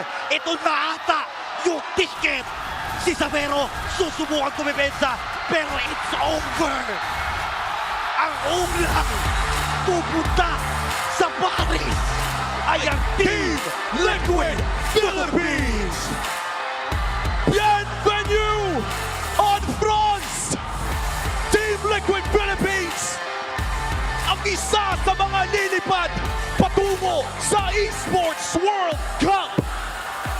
What a play coming out from JP with a flicker, pero yung pagpasa ng Team Liquid Philippines, Sanji, one of the best Loyi players here in the Philippines. Alam na alam kung ano ang plano ng ONIC. Hinanda yung second skill. Pagtapos ng ulti, nilapag. Sabay flicker play coming out from JP. And then TLPH have shown us how it's done. Carl TZ is still the best Lancer player here in the Philippines. And of course, for ONIC Philippines, tuloy pa rin ang kanilang journey sa lower bracket. May chance pa na magkita muli ang dalawang kupunan na to for the best MLBB in the world. Balikan natin ang ating highlights ng game number 4. Oh my God! Dito yun ang ganda! JP talaga. Tapos yung target acquisition, alam niya na si Super Prince yung perfect na puntahan doon. Knowing na walang flicker, kasi ginamit ka naman ni Super Prince yung flicker forward para makakuha sila ng kill. And you will see later, sa same na spot na to, yung flicker ni JP nakaka-countered ni Super Prince with that Winter Clown play. Pero akala natin magagawa na ng paraan, si Sanji nasa likod na rin with that his own flicker. And just like that, we have our first representative, our first grand finalist. Kausapin natin sila sa ating stage. Superfans, the people asked if they are going to Paris. And Team Liquid Philippines answered with a we. Team Liquid Philippines is officially going to Paris! Denise, the crowd is going wild. The first team to go to Paris. Or Paris, rather. Congratulations, Team Liquid Philippines. All right, Teddy. Ikaw na ang uunahin ko. Teddy, okay ka lang ba? Okay na po. Kamusta ka? Na-hype sobro. I don't think it has sunk in for Teddy. But how sweet is this win for you? Nang unang panalo kontra ONIC rather, at makakapasok ka agad to the MSC. Sobrang saya po. Napipil ko pa rin unexpected pero sobrang saya po talaga. Bonjour. Bonjour!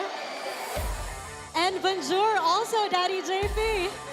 JP, you know, napapansin ng lahat na sobrang baba ng heart rate mo kahit na may clash. Average heart rate mo yata around 70 lang. At kahit 4-3 yung nakakaharap mo, sobrang lalim na you stay composed. Gaanong kahalaga yung composure sa mga ganitong kaimportanteng laban? Ano lang po, nakapokus na po talaga ako sa in-game namin kasi bawal magpanik eh. No panicking on the Liquid side, Thea. And you know, no panicking even with a slow start. Carl TZ, guys, we hear some noise for the GOAT! Grabe yun kanina, you even gave a maniac with that Lancelot. Pwede mo bang makuwento kung ano yung nasa isip mo? It was a slow start pero you turned it around. Anong mga shot call yung nangyari doon? Ako po, wala na po akong shot call kasi sobrang low moral na ako nun eh. Sabi ko lang, isang mali lang nila and alam ko isang window lang bigay nila sa amin kaya namin kambakan. And that window will now lead to Paris. But Carl, mabalik ko lang. Your road started here at San Juan Arena when you won SEA Games. And now you have the opportunity to make history again na magkakaroon ng 3-peat MPL Championship. Now, does that make you more excited or mas nakakapagbigay ba ng pride Or how does that boost your pride? Yung magiging And you panalo got nyo? so many wins. Opo, sobrang masaya ako na Yeah, I'm very may chance happy kami mag-repeat that we kasi have a wala chance pa for a nagawa ng three-peat. kahit sino, kaya exciting talaga sa finals. Yun talaga, no? Ikaw lang yung sumisira sa mga record mo. Carl TZ is the one that's going to beat Carl TZ's record. And now Sanford, earlier, first 2 games, comfort pick mo, Benedetta, and Paquito. And ano ba yung nagpapagana sa mga heroes na yon ngayon? Na for you, it was effective. You were dominating game 1 and 2. Hindi ko po ma-point out kung yung pinaka-factor pero sabi ko sa coaches hero mastery po talaga kaya gusto ko po talaga siya pull off. So gumagana naman po kaya tinutuloy-tuloy po namin. Great job from Sanford. Also, great job for Sanji. Sanji, bonjour. Ano ang masasabi mo? Ano ang mensahe mo sa Cavalry na nandito at sumusuporta sa inyo? Thank you po sa pagpunta and sobrang dami ng cavalry ngayon. Di ko inaasahan na sobrang dami natin na pupunta dito sa venue. And shoutout sa mga tropa ko, sa family ko, and sa girlfriend ko. Shout out. And thank you so much, Team Liquid Philippines and Bonjour, Paris! You may now bow, and you may now take your walk-up victory towards Paris. Oh my gosh, Thea. Denise, what a palpitating match because that was an epic comeback, the dominating ONIC. But at the end, Team Liquid Philippines continues to prove that they are on a stampede. And syempre, pag-uusapan to ng lahat at pag-uusapan din ito ng ating casters. Casters, palag na to. Thank you so much, Thea and Denise, and of course to Team Liquid Philippines after showing one of the best MLBB action na mapapanood natin ngayon sa ating liga. And come to think of it, 3 days pa lang ang ating playoffs, pero ang dami na nating nakitang napakaganda. And you would think na after losing 2 games, hindi na tayo makikita ng magandang game mula kay ONIC Philippines. But I think kaya hindi natin makakalimutan yung game ito kasi bukod sa magandang ginawa ng Team Liquid Philippines, solid din naman yung pinakita ng ONIC Philippines. But in the end, that Dark Wave, na pati yata yung audience nadamay. Kasi napatalon lahat eh. Oo, lahat tumalon din dito sa San Juan, kahit ako eh. Ang lupit, and we gotta see it in action once again. If I were to choose a personal MVP for me, tingin ko yung turning point yung talon ni Daddy JP on this show. Kasi nga naman nahanap yung kay Supervis at yun ang nagbigay nung maniac dito kay Carlos. You can see this, ayan. Masisipa dito si Super Prince and then makita na natin na magkaroon na ng green light itong si Carl TZ. Sabi nga bigyan nila ako ng chance bumawi, makakuha na nga siya. And to think na makakuha niya lahat ng mga kills with all of the shutdowns to go with it, nakabawi talaga siya ng gold because of that. Na-equalize niya yung kung anong meron yung ONIC Philippines. Right from the start, total domination.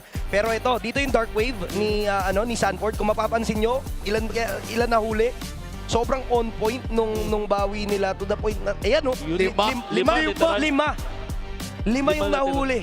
The patience as well na magbaback out na doon tapos yung ONIC kasi mapapasama 5 tapos yung ilang fans pa dito sa San Juan Arena. Paano mo nagagawa yun? Napatayo din sa upuan eh. Pre, ang nipis-nipis ng Dark Wave.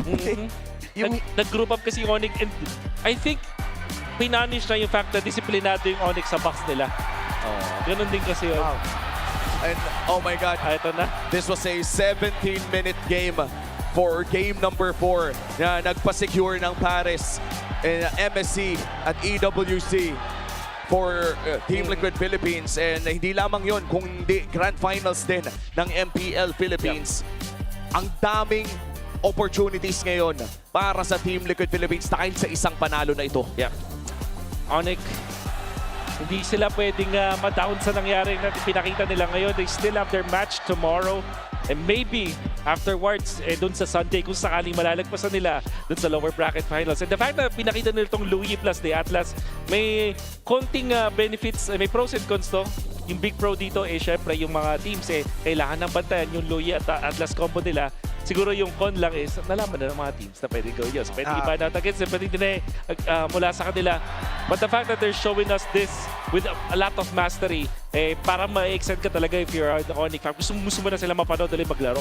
Oo, tsaka I feel like after a performance like that, si Sanford with that game MVP as well dito sa kanyang Phobius, a 5-man Dark Wave na patayo buong San Juan Arena. Well-deserved ovation. Itong literal na standing ovation dito sa San Juan Arena. I'd like to see kung ano nga ba yung mga pumasok sa isip niya. Saktong-sakto, no? Yung mga panelists din natin parang ready na rin para sa segment na yun. Ayan, no?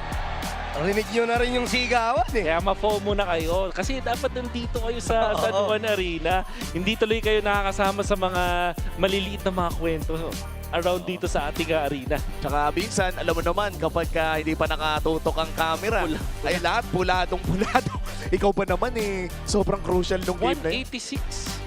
Grabe, ang taas dyan. 186 peak BPM para kay Sanji. Siguro yun yung dulo. Okay ka pa ba? Okay ka pa ba, boss? Pero yung average BPM dito ni JP to nail those crucial na mga catch against ONIC and only have 90. Iba ka talaga, Daddy JP. Iba ka talaga. Hindi. At grabe mag-cheer ang San Juan Arena ngayon. Ngayon lang ako nakaranas ng tapos na yung laro pero nag-cheer pa rin ang mga audience natin. I'd like to know why. I'd like to know how is this happening. Kasi naman kung mataas yung BPM ng mga players natin dito, gusto ko rin malaman yung BPM ng mga tao doon. Punta na nga tayo sa panel natin. Maraming salamat sa ating mga casters. Hindi ko alam bakit taas ng enerhiya po natin ngayon sa San Juan Arena. Kasama natin ngayon, the recent game MVP, Sanford. Congratulations on your grand finals and finally qualifying to EWC. Kumusta ka naman? Ano nararamdaman mo ngayon? Sobrang saya kasi nung una nahirapan kami rebuild to team pero kinaya namin mag-qualify sa grand final. And I think, sorry yan, dito pala ako. I think it's time for us to talk about this last clash. Ano yung nangyayari kasi natambakan kayo kanina early on in game number 4. So let's play this for quite a bit. You knew that the approach was there. Pero ano yung ginawa ninyo para mapalagan yun? What was the comms like? That time, sabi kasi sobrang lugi na namin sa macro. So kailangan namin lumaban. And nung nakita namin na medyo nagbuhos sila ng skill, doon ko nakita yung opening na pwede ako pumasok. So feel ko sinuwerte din ako na nagkumpul-kumpul sila. Nag-line up in the words of Hans nga na literal buong San Juan Arena napatalon ata nung Dark Wave na ginawa dito kanina. So, buong time naman na halatang ONIC din talaga yung nag-lead and in control for majority of the game. Carl, unfortunately, nakita natin siya with a 0-4 stat line. Right. How were the comms naman between the team nung nangyayari yun sa inyo? Medyo magulo na kami. Talagang sumisigaw na lang kami na Paris, pre, Paris. Ayun, sumisigaw kami kasi sobrang gusto namin mag-Europe lahat. Okay. And the goal is to go to Paris. This was just an incredible opportunity para sa inyo na makarating doon. Team Liquid Philippines, are you proud of your team? This was just incredible coming out from all of you. Motivation-wise, hindi pa dito nagtatapos ang inyong tournament here in Season 17. You still have a grand finals to go to sa Sunday. How is the approach like looking for you guys and the rest of the team? As usual po yung Season 15, bibigay pa rin namin best namin pero nakuha na namin yung isang goal. So, isang goal na lang para matapos na to season na to. Okay. And I think we never got a chance to ask your thanks para sa lahat ng mga nanonood dito ngayon, whether it's for ONIC, whether it's for Liquid. There's so many people who supported you right from the start. Ano masasabi mo sa kanila? Sobrang thank you sa Cavalry, syempre sa Sonic. Hindi magiging masaya yung series kung wala kayo. Maraming salamat po. Okay. I might have one last question for Sanford, Hans, if it's okay. Grabe naman. Okay, so I'll keep it pretty simple. So we all know there will still be a lower bracket finals tomorrow between ONIC and Falcons. Kung papipiliin ka, sino ang gusto mong makatapat heading into the grand final? Kasi parehas na namin nakasama yung yung Falcons sa 2024 tapos ONIC ng 2025. Siguro ONIC siguro kasi sobrang deserving ni Sabero and sobrang makita namin yung potential niya and yung puso niya sa game sobrang kakaiba kaya napahangan niya talaga kami si Sabero. And I think that's it. So the decision for Sanford is ONIC dahil maglalaban pa sila sa kung sino yung mananalo later on between Team Falcons and Smart Omega. Sobrang dami nating nakita na mga magigilas na play para sa araw na ito. And I think, what we're supposed to do next? Actually, meron pa pala tayo, no? Meron pa? Meron pa pala tayong abangan mamaya between Smart Omega and Team Falcons. So, meron tayong mga nalatag na choices doon pero hindi yun yung definite. Maaalalaman pa lang natin yun mamaya-maya. So, hanggang dito na muna tayo, guys. Congratulations once again to Team Liquid Philippines. At mukhang it's about time.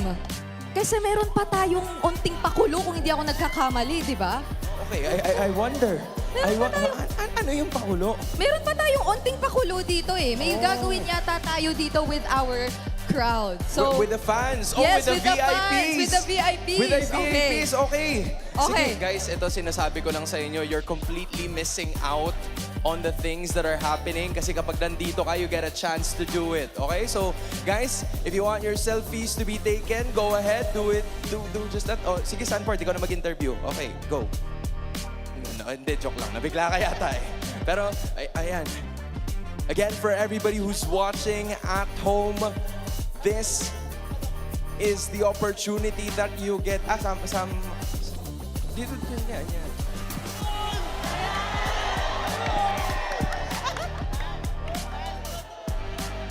Okay, I guess that's what we're gonna do while we're here. Pero sa ngayon, ibato muna natin sa Infinix Liquid Cooling Beast Mode. Mic check. Boss? 2K lang, boss, ha? 2K lang. May buhat, ha? 3K lang, kalma. Gawin ka, G. Tara. Kanya lang. Shutdown. Nice. Keted. Pero ulti-back siya. Shutdown. Pero okay lang. Kaya pa natin ito late game, pre. Legit. Promise. Late game to. Chill lang. Hold lang tayo, hold. Promise, ma-hold lang natin to, pre. Pag napag-item din ako. Kalma lang, boys. Nakakari tayo, boy, oh. Yung lahat mo mawawala ng kwenta. Chill lang. Bros ko. Bigger. Nahan ko yung ano. Atlas muna. Harap pa lang. Patayan, pre. Gusto nyo ba? Tara, dad. Louie. Louie. Cancel ka ulit, pre. Loading lang. Patay, Louie. Lapo tayo. Nakita na, lapo lang. Sakit klot, pre. Go lang, Ford. Fury. Klot, pisa. Back siya. Takiko. Baka yung double, pre, ha? Baka yung double, pre. Pre, box. Balik ka. Kaya pa siya pa. By Lord. Carl. TP. Try bush. Dito ka. Out na, pre. Out na ball. Ingat ka sa mid. Nice. Go, nakalo na mid. Dep. Chill. Dep na agad. Kalma siya. Sige, tara. Tara tayo, pre. Pwede tayo humiro. Tara, manghihiro ako. Pwede. Tara. Pwede. Doon na, Louie. Waiter. May mabalis ka, pre. Buhat na. Pick ka na, Louie. Radyo sa klot, ha. Lapit tayo. Box lang. Lalay. Tara. Liba. Lapit ka, Louie, boy. Louie. Patay, Louie. Dado ka mo, patay. Isa ka. Patay mo, pre. Huwag kayo papatay. Box muna.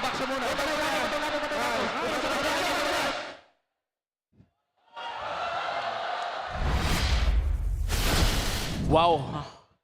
Tama ba yung naririnig ko na parang kinukul ni Sanji yung mga diversion? Ano mo, mahabang diskusyon yan. Welcome back sa ating casting desk. Magsasama na naman ng mga Filipino talents and English talents natin dito. That was absolute cinema of not only a series, kung hindi, pati na rin yung post-game interviews natin. Oo. Goated. W. I was just on the edge of my seat. And so far, no, nakita na natin ang ating pinakaunang grand finalist, which means we have our first MSC representative.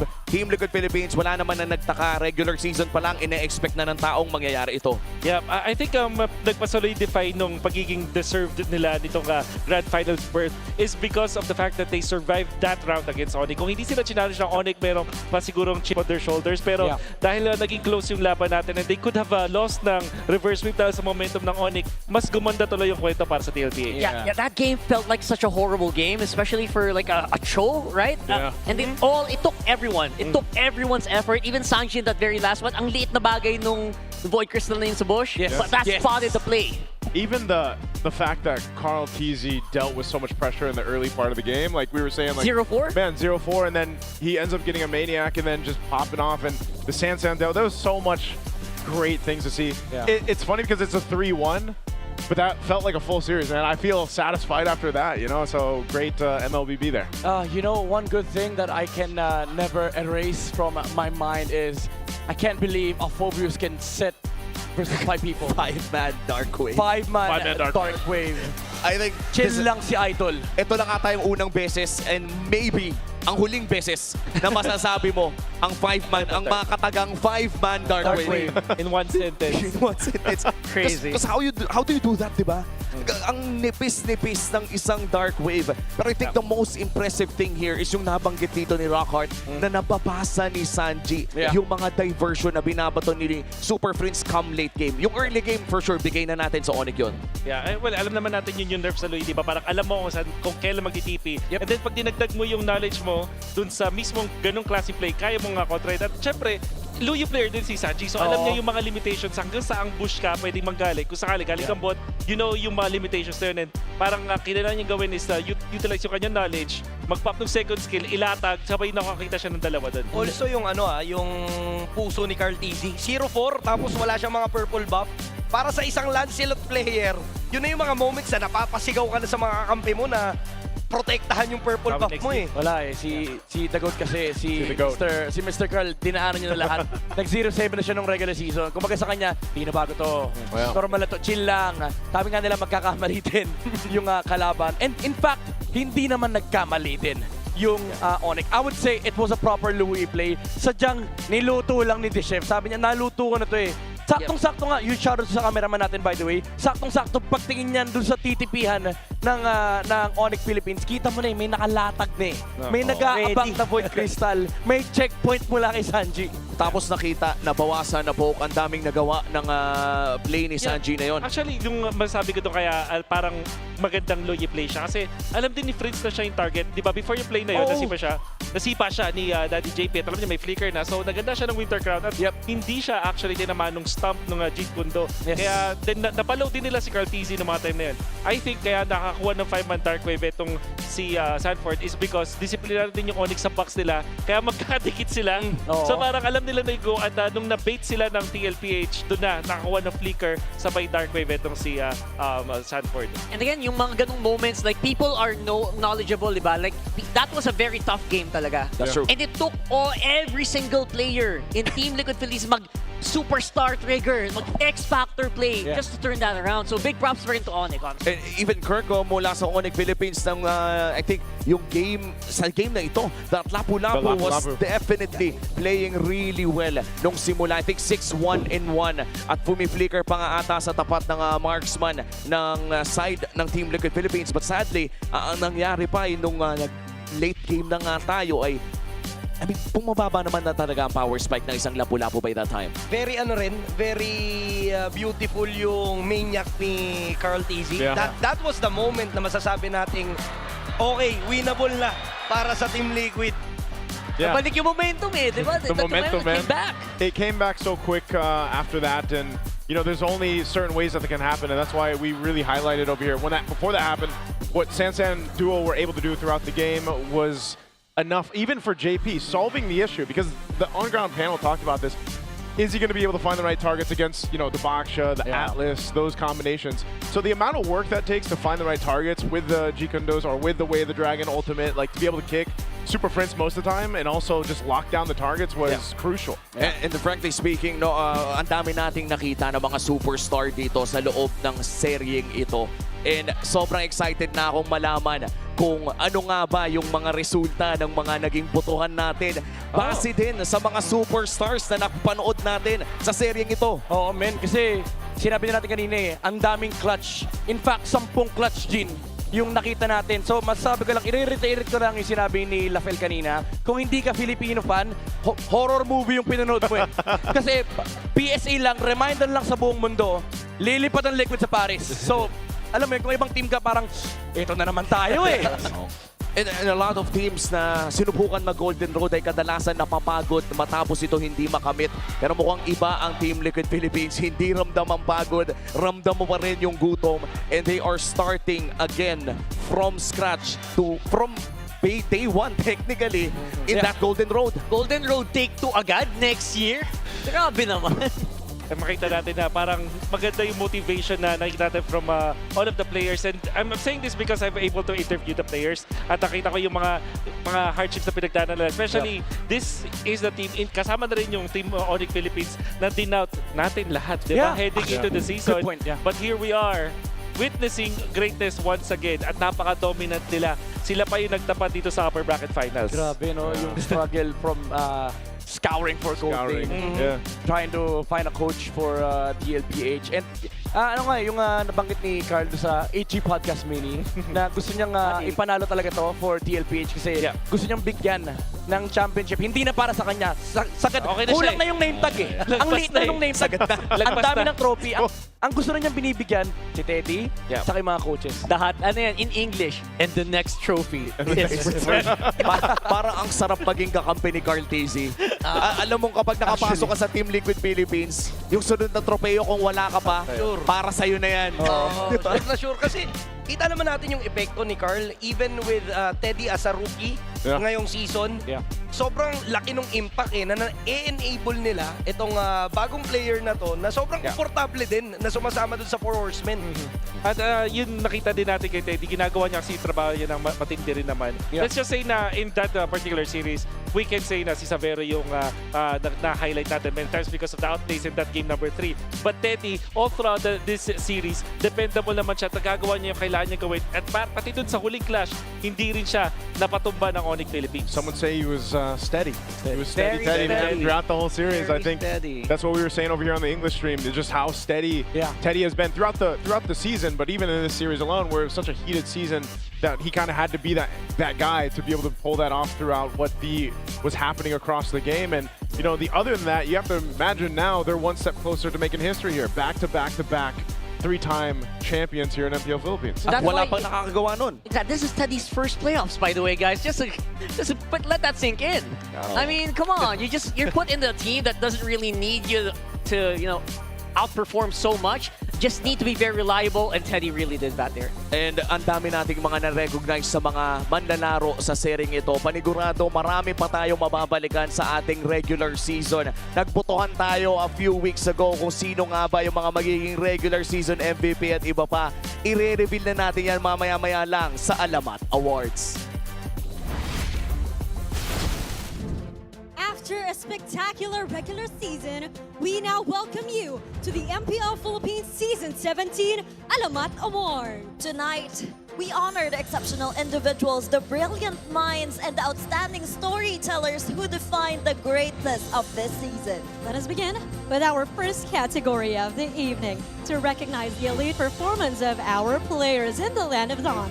This is the Infinix All-Star Team 1.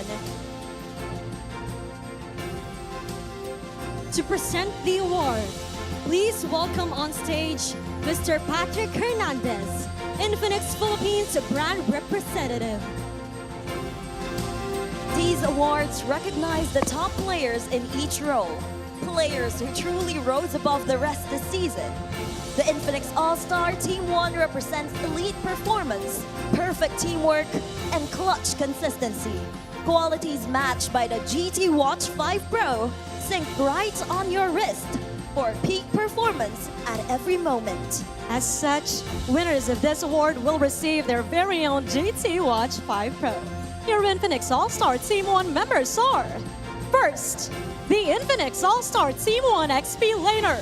Give it up for Sanford of Team Liquid Philippines.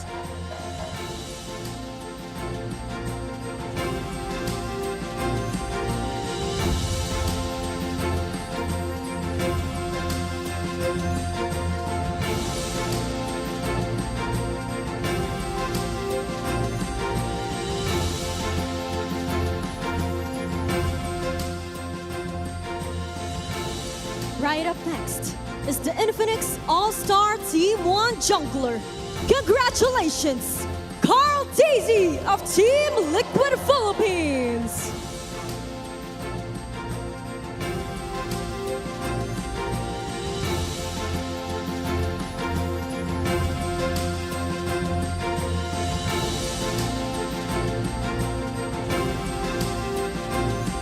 For the man in the middle, the Infinix All-Star Team 1 mid laner is Sanji of Team Liquid Philippines.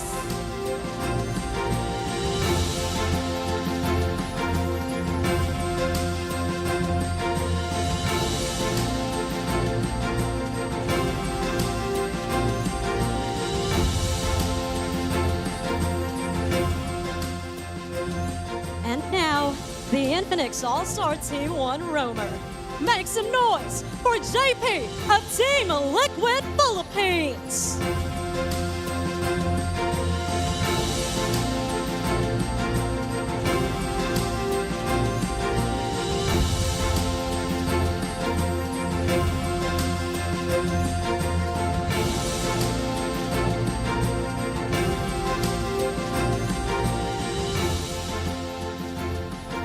And last but not the least, the Infinix All-Star Team 1 Gold Laner. Congratulations to Super Marco of Team Falcons.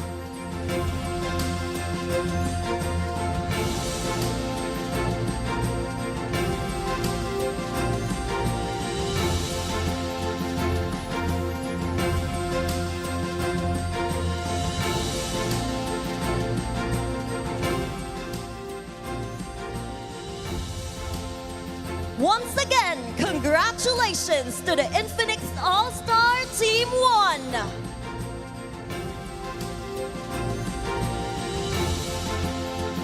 Moving forward, we recognize our next set of exceptional standard setters. These awards recognize our second highest ranked players in each role, selected for their exceptional performance and overall contribution. These individuals consistently made a massive impact for their teams all season long. For our first award, the All-Star Team 2 XP Laner. Congratulations to Flap of Team Falcons.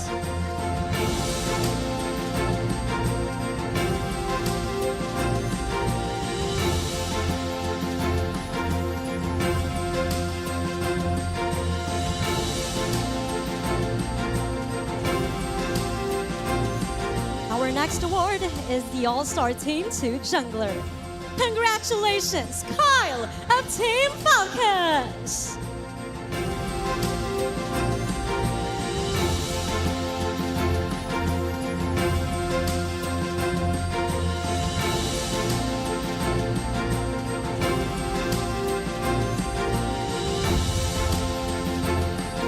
Now it's time to give it up for our All-Star Team 2 mid laner. He is none other than Super Friends of ONIC Philippines.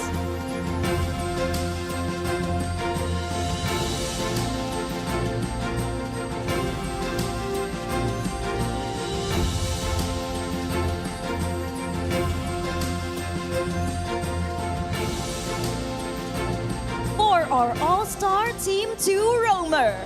Congratulations to Oakwen of Team Falcons.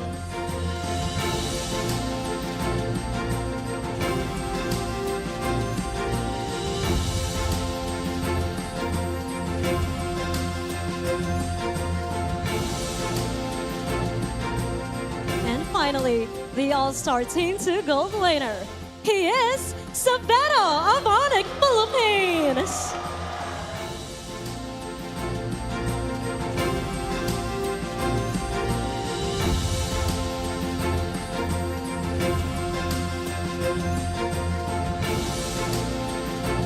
Congratulations once more to our All-Star Team 2.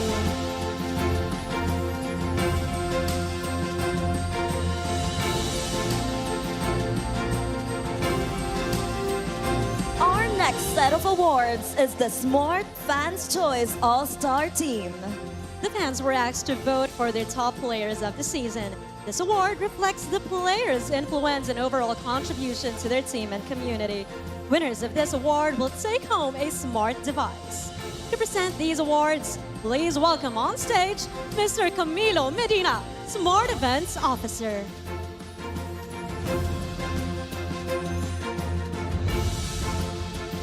Kicking things off with our first award, the Smart Fans Choice All-Star Team XP Laner. Congratulations, Kirk of ONIC Philippines!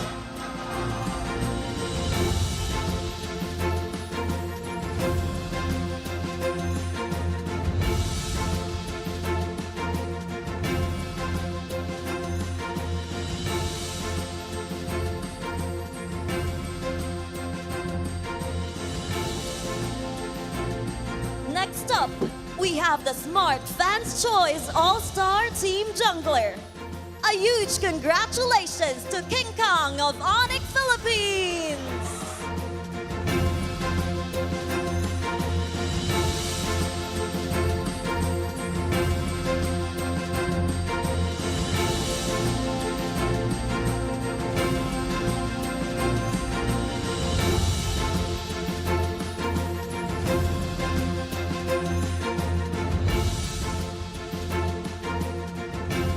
Moving on to our Smart Fans Choice All-Star Team middle laner. Make some noise for Super Friends of ONIC Philippines.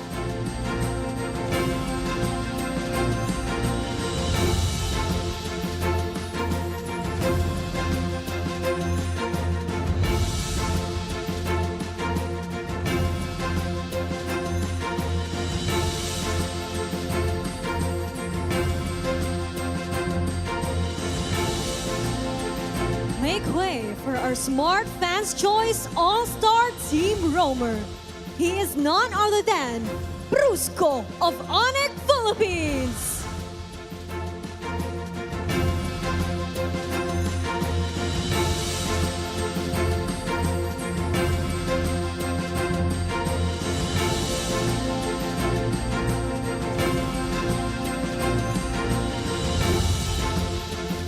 And finally, our Smart Fans Choice All-Star Team Gold Laner.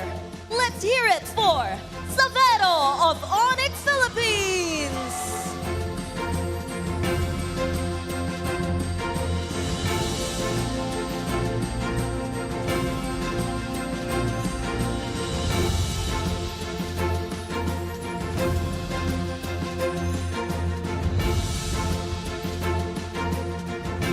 MPL Superfans, give it up for your Smart Fans Choice All-Star.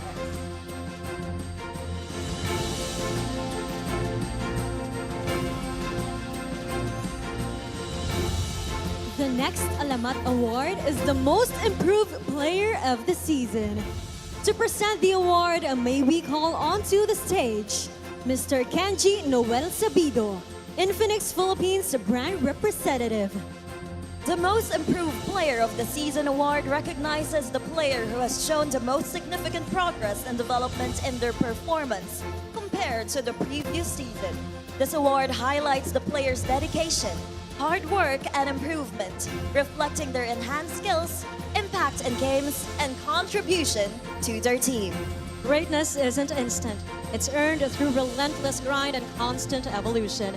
The Infinix Most Improved Player Award celebrates those who leveled up beyond expectations, just like the GT Watch 5 Pro, built to keep you improving every game. As such, the winner of this award will take home his very own GT Watch 5 Pro. And the Infinix Most Improved Player is Haji!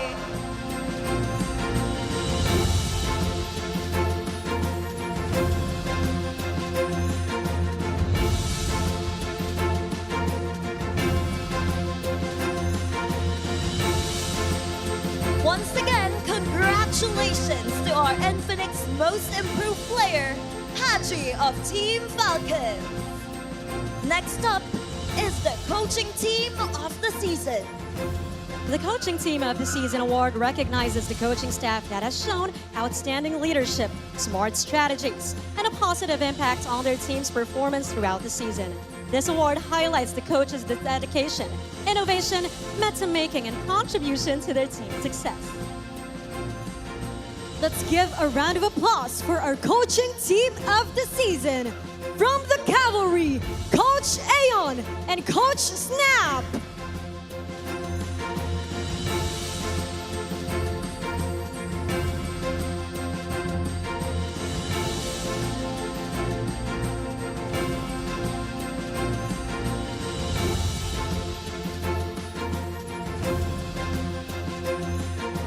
A huge round of applause for the coaching staff of Team Liquid Philippines. And now we move to our media awards, honoring the brilliant minds shaping the narrative of Philippine esports. Winners of these awards will receive a trophy and a certificate of recognition. Please welcome onto the stage Mr. Ian Zane Esparaga, Moonton Games Esports PH Marketing Communications Manager, to present the trophies and certificates.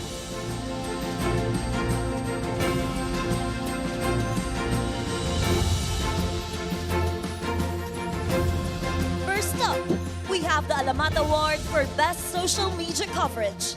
This award recognizes outstanding real-time and digital-first coverage of MPL Philippines across social media platforms, highlighting content that drives engagement, captures key moments, and amplifies the league's presence online. The Alamat Award for Best Social Media Coverage goes to Just ML Yuko Ishikawa.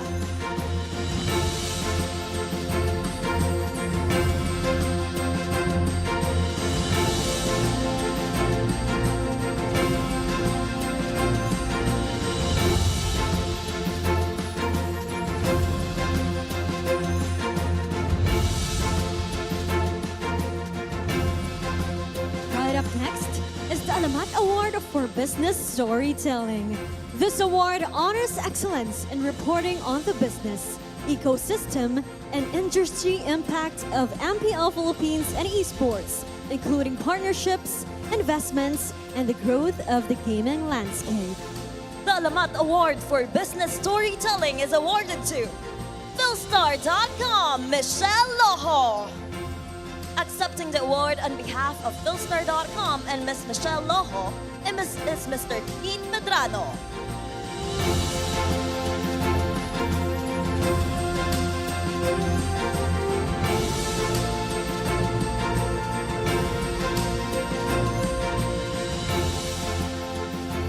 Our next award is the Alamat Award for Best Play-by-Play Feature. This award recognizes exceptional match-driven storytelling that captures the intensity, strategy, and narrative of MPL Philippines games, translating in-game action into engaging written or digital content. The Alamat Award for the Best Play-by-Play Feature goes to Spin.ph Jerome Toledo.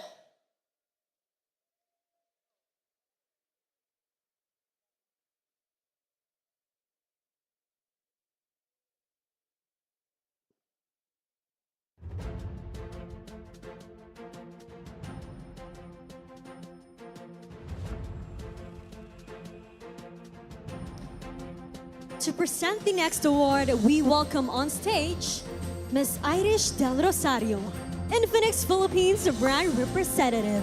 The best stories go beyond the scoreboard. They capture the heart, passion, and defining moments of esports. The Infinix Best Features Writer Award honors storytellers who bring every game to life, much like the GT Watch 5 Pro. Keeps every important moment connected right on your wrist. Alongside the trophy and certificate of recognition, the winner will also receive a GT Watch 5 Pro. The Infinix Alamat Award for the Best Feature is awarded to All-Star Mario Alvaro Limos.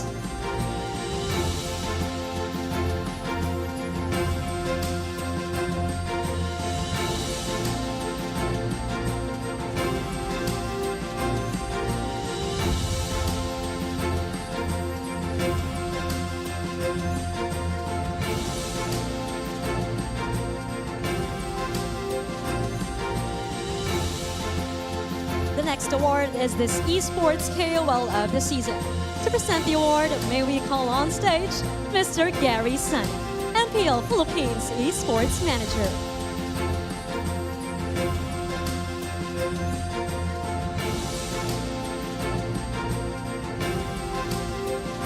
Our esports KOL of the season is none other than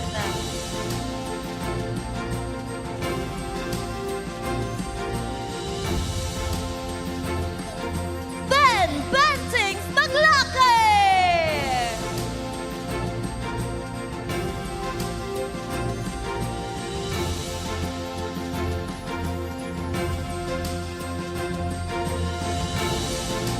All the way from MPL Festival Super Fan City is Ben Things. This award highlights Philippine-based KOLs who excelled in both streaming live matches and producing engaging esports-related content that amplified the league's reach and fan experience. The Esports KOL of the Season Award recognizes the most impactful KOL who helped bring MPL Philippines Season 17 closer to the community through streaming and content creation.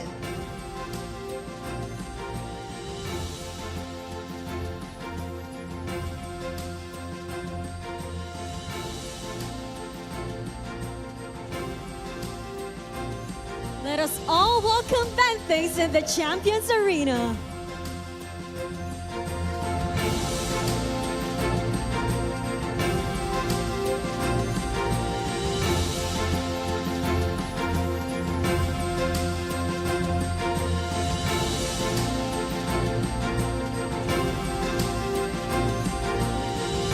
Once again, congratulations to our Esports KOL of the season, Benthay!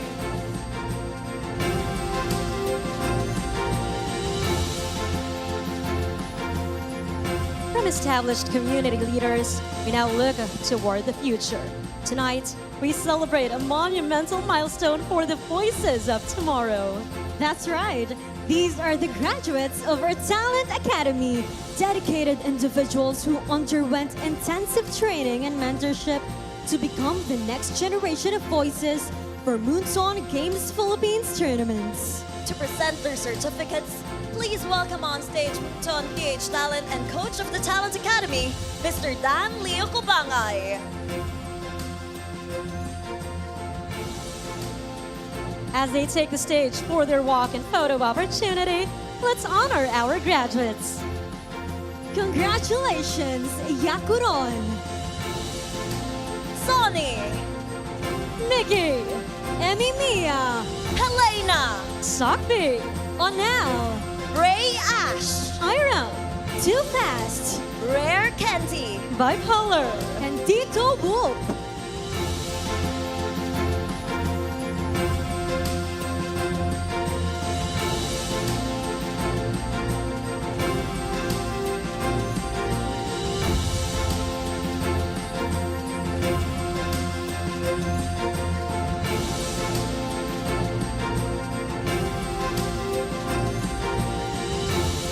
Give it up one more time for the graduates of the Talent Academy. The future of Filipino esports broadcasting is bright.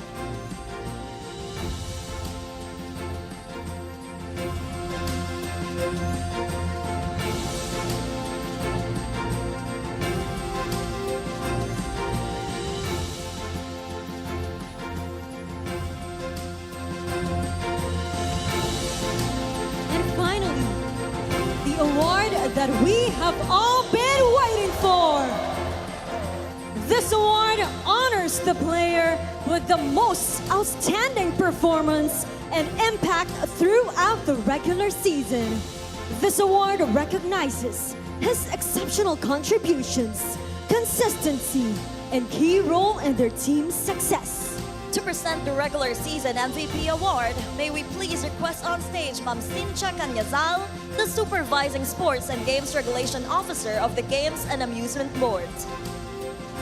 MPL Superfans, are you ready to find out your regular season MVP? The MPL Philippines Season 17 regular season MVP is Carl Teasy!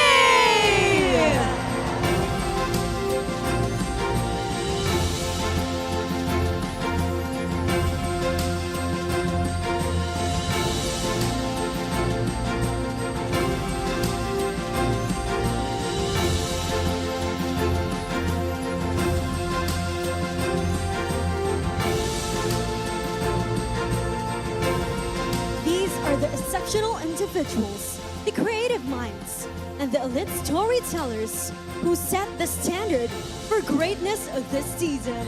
This now wraps up our Alamat Awards. Once again, a massive congratulations to all our awardees. We can't wait to see you soar higher and higher. Next up, we continue the playoffs and continue the road to immortality. Palag Na To!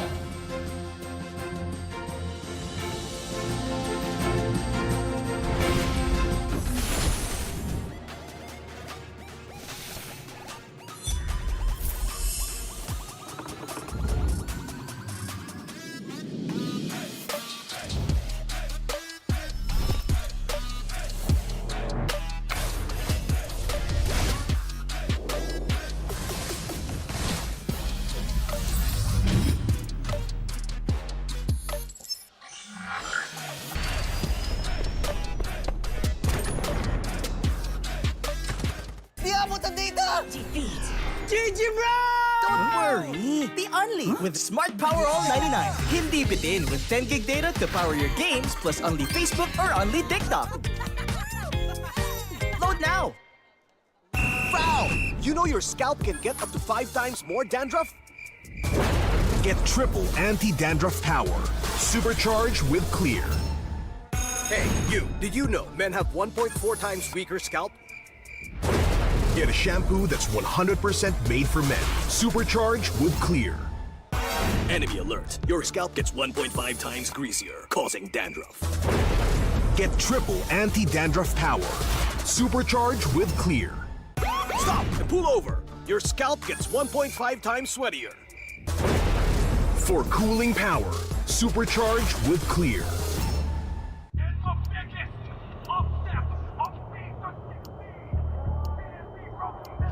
Paano ko kaya sila masusuportahan ngayon ng mas maayos? Kailangan ko ba magpalit ng strategies? Nagagampanan ko kaya ng maayos ang role ko? Will I be able to meet their expectations? We have to prove them all wrong.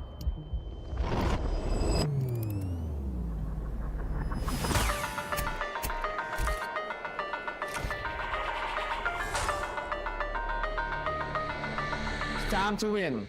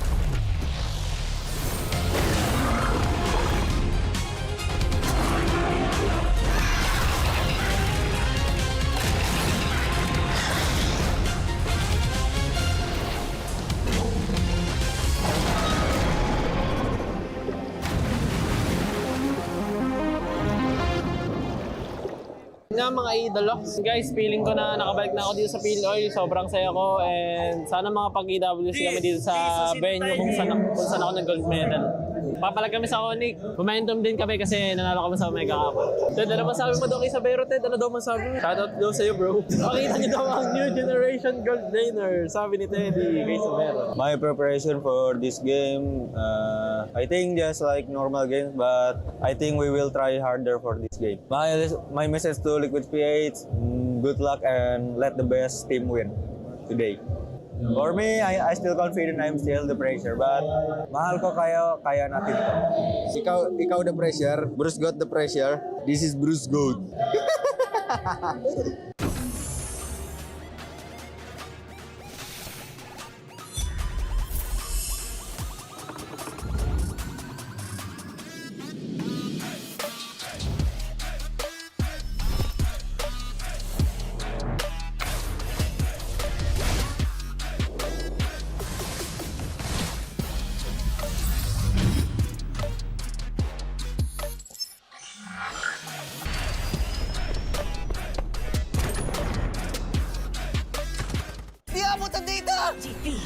GG, bro! Don't worry. The only with Smart Power All 99. Hindi bitin with 10 gig data to power your games plus only Facebook or only TikTok. Load now. Foul! You know your scalp can get up to 5 times more dandruff? Get triple anti-dandruff power. Supercharged with Clear. Hey, you, did you know men have 1.4 times weaker scalp? Get a shampoo that's 100% made for men. Supercharged with Clear. Enemy alert. Your scalp gets 1.5 times greasier, causing dandruff. Get triple anti-dandruff power. Supercharged with Clear. Stop and pull over. Your scalp gets 1.5 times sweatier. For cooling power. Supercharged with Clear.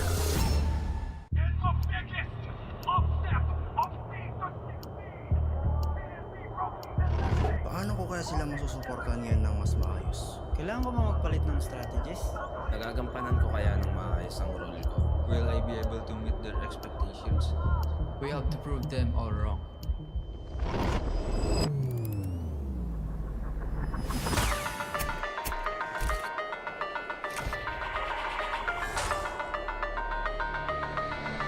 It's time to win.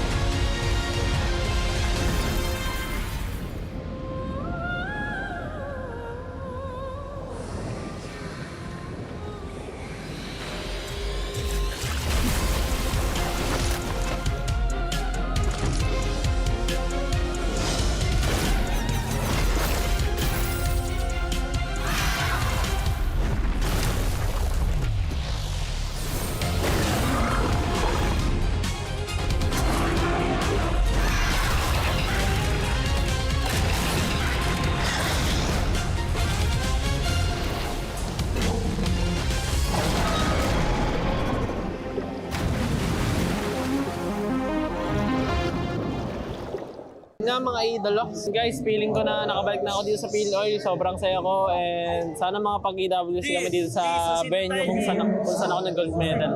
Papalag kami sa ONIC. Momentum din kami kasi nanalo kami sa Omega Cup. Ted, ano masabi mo daw kay Sabero, Ted? Ano daw masabi mo? Shoutout daw sa'yo, bro. Makita niyo daw ang new generation gold laner. Sabi ni Teddy kay Sabero. My preparation for this game, I think just like normal games, but I think we will try harder for this game. My message to Liquid PH, good luck and let the best team win today. For me, I still confident I'm still the pressure, but mahal ko kaya natin ito. Ikaw the pressure, Bruce got the pressure. This is Bruce Gold.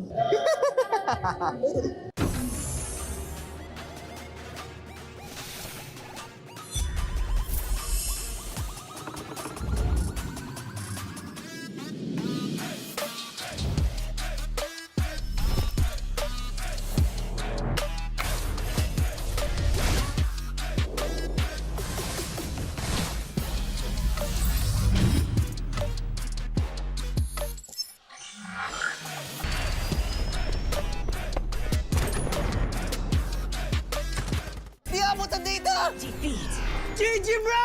Don't worry. The only with Smart Power All 99. Hindi bitin with 10 gig data to power your games plus only Facebook or only TikTok. Load now. Foul! You know your scalp can get up to 5 times more dandruff? Get triple anti-dandruff power. Supercharged with Clear. Hey, you! Did you know men have 1.4 times weaker scalp? Get a shampoo that's 100% made for men.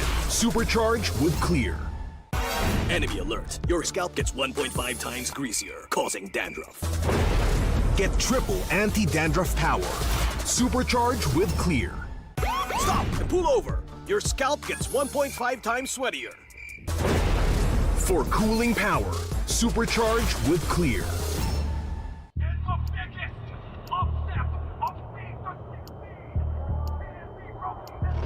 Paano ko kaya sila masusuportahan ngayon ng mas maayos? Kailangan ko ba magpalit ng strategies? Nagagampanan ko kaya ng maayos ang role ko? Will I be able to meet their expectations? We have to prove them all wrong.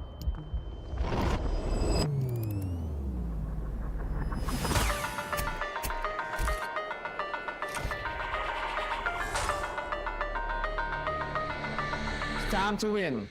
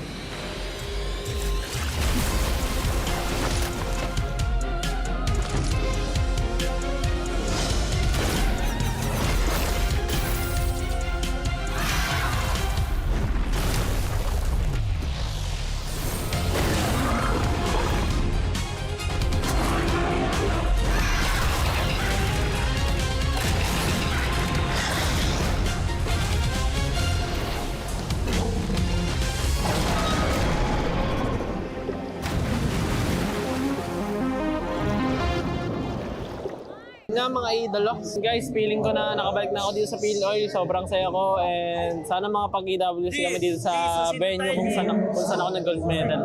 Papalag kami sa ONIC. Momentum din kami kasi nanalo kami sa Omega Cup.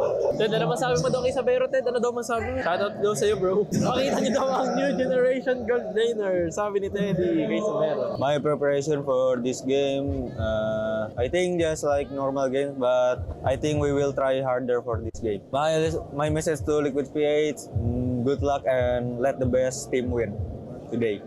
For me, I still confident I'm still the pressure, but mahal ko kaya natin ito. Ikaw the pressure, Bruce got the pressure. This is Bruce Gold.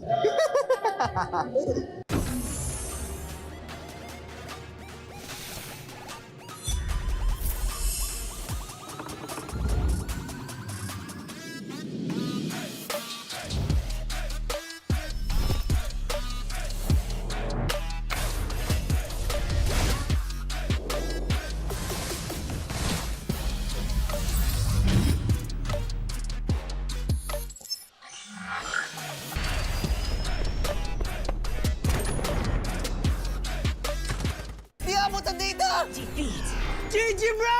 Don't worry. The only with Smart Power All 99. Hindi bitin with 10 gig data to power your games plus only Facebook or only TikTok. Load now. Foul! You know your scalp can get up to 5 times more dandruff? Get triple anti-dandruff power. Supercharged with Clear. Hey, you! Did you know men have 1.4 times weaker scalp? Get a shampoo that's 100% made for men. Supercharged with Clear. Enemy alert! Your scalp gets 1.5 times greasier, causing dandruff. Get triple anti-dandruff power. Supercharged with Clear. Stop and pull over!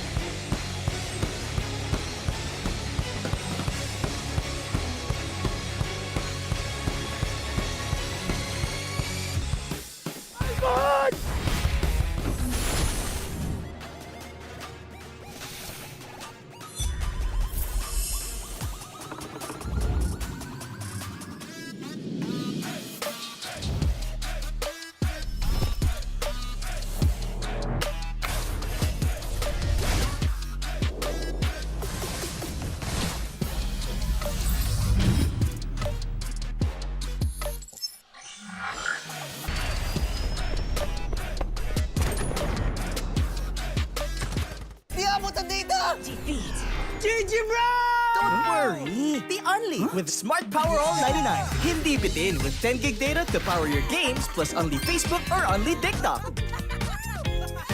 Load now! Foul! You know your scalp can get up to 5 times more dandruff?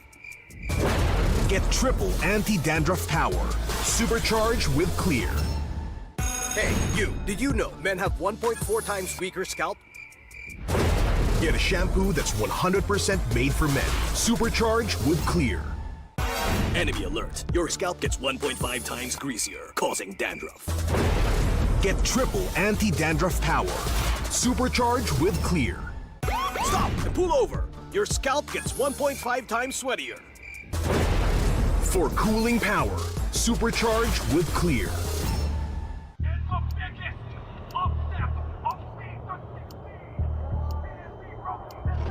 Paano ko kaya sila masusuportahan ngayon ng mas maayos? Kailangan ko ba magpalit ng strategies?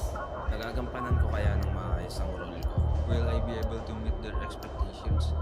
We have to prove them all wrong.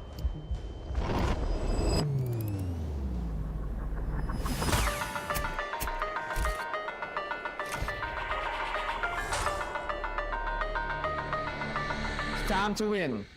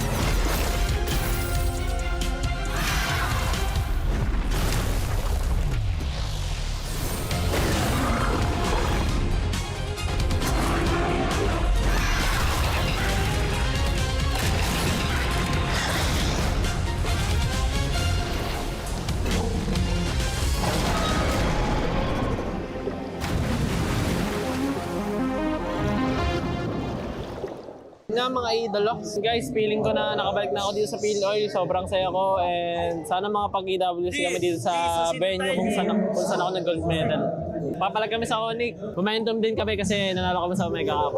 Ted, ano masabi mo daw kay Sabero, Ted? Ano daw masabi mo? Shoutout daw sa'yo, bro. Makita niyo daw ang new generation gold laner. Sabi ni Teddy kay Sabero. My preparation for this game, I think just like normal games, but I think we will try harder for this game. My message to Liquid PH, good luck and let the best team win today.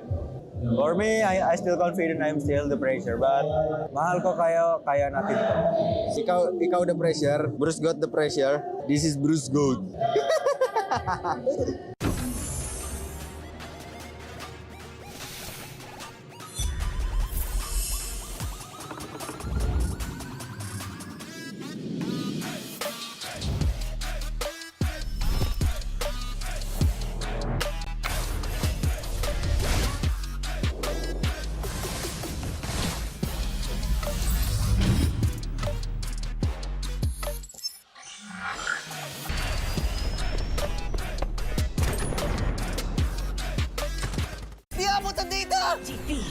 GG bro! Don't worry! The only with Smart Power All 99. Hindi bitin with 10 gig data to power your games plus only Facebook or only TikTok. Load now! Foul! You know your scalp can get up to 5 times more dandruff? Get triple anti-dandruff power. Supercharged with Clear. Hey, you, did you know men have 1.4 times weaker scalp? Get a shampoo that's 100% made for men. Supercharged with Clear. Enemy alert. Your scalp gets 1.5 times greasier, causing dandruff. Get triple anti-dandruff power. Supercharged with Clear. Stop and pull over. Your scalp gets 1.5 times sweatier. For cooling power. Supercharged with Clear.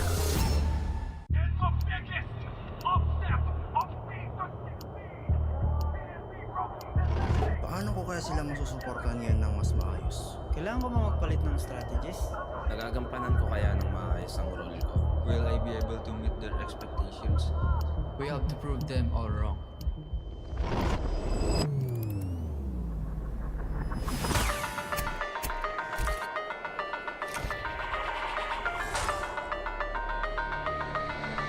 It's time to win.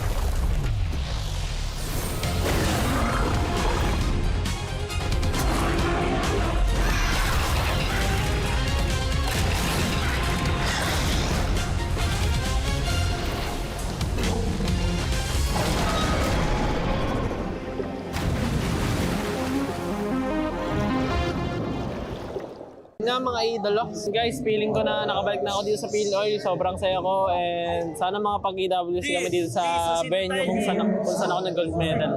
Papalag kami sa ONIC. Momentum din kami kasi nanalo kami sa Omega Cup. Ted, ano masabi mo daw kay Sabero, Ted? Ano daw masabi mo? Shoutout daw sa'yo, bro. Makita niyo daw ang new generation gold laner, sabi ni Teddy kay Sabero. My preparation for this game, I think just like normal games, but I think we will try harder for this game. My message to Liquid PH, good luck and let the best team win today. For me, I still confident I'm still the pressure, but mahal ko kaya natin to. Ikaw the pressure, Bruce got the pressure. This is Bruce Gold.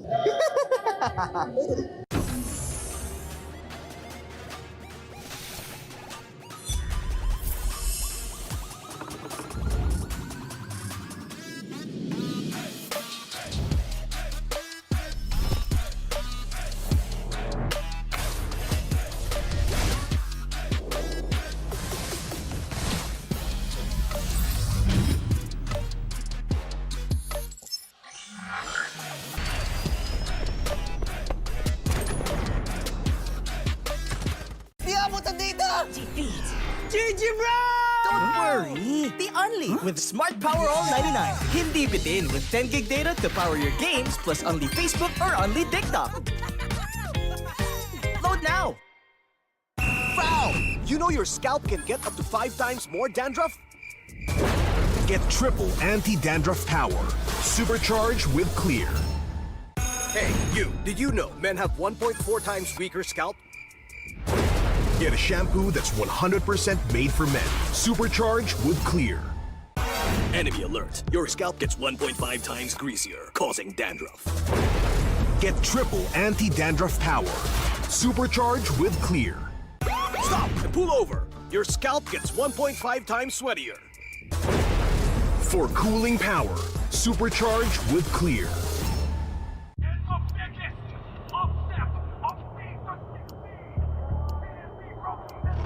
Paano ko kaya sila masusuportahan ngayon ng mas maayos? Kailangan ko ba magpalit ng strategies? Nagagampanan ko kaya ng maayos ang role ko? Will I be able to meet their expectations? We have to prove them all wrong.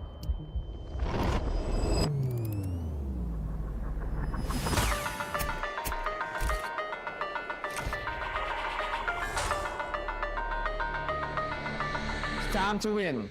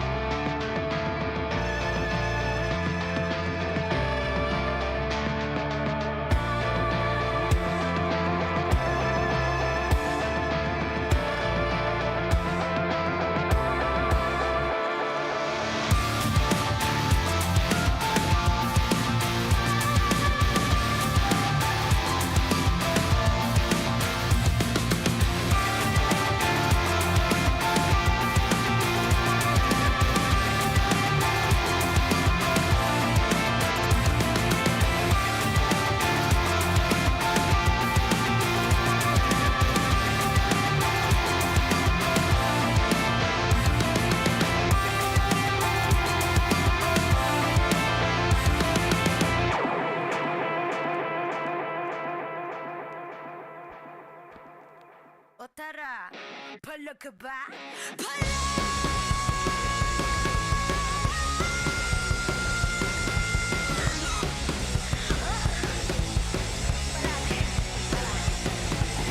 Handa sa laban, sanda ka sa aking kamay. Watch with my click, may fire in the eyes. Yeah, I walk with my head held high. Ano ba yung takot kung tore ang aking gabay? Di niya lifam niya, ako down the lane. Ako ang kapuan, when we bring our name to the game. Eyes on the prize, Pinas, 'cause it's our time. Palag na to, me again, you already know. Automatic ka na Filipino. Break us when we steal the show.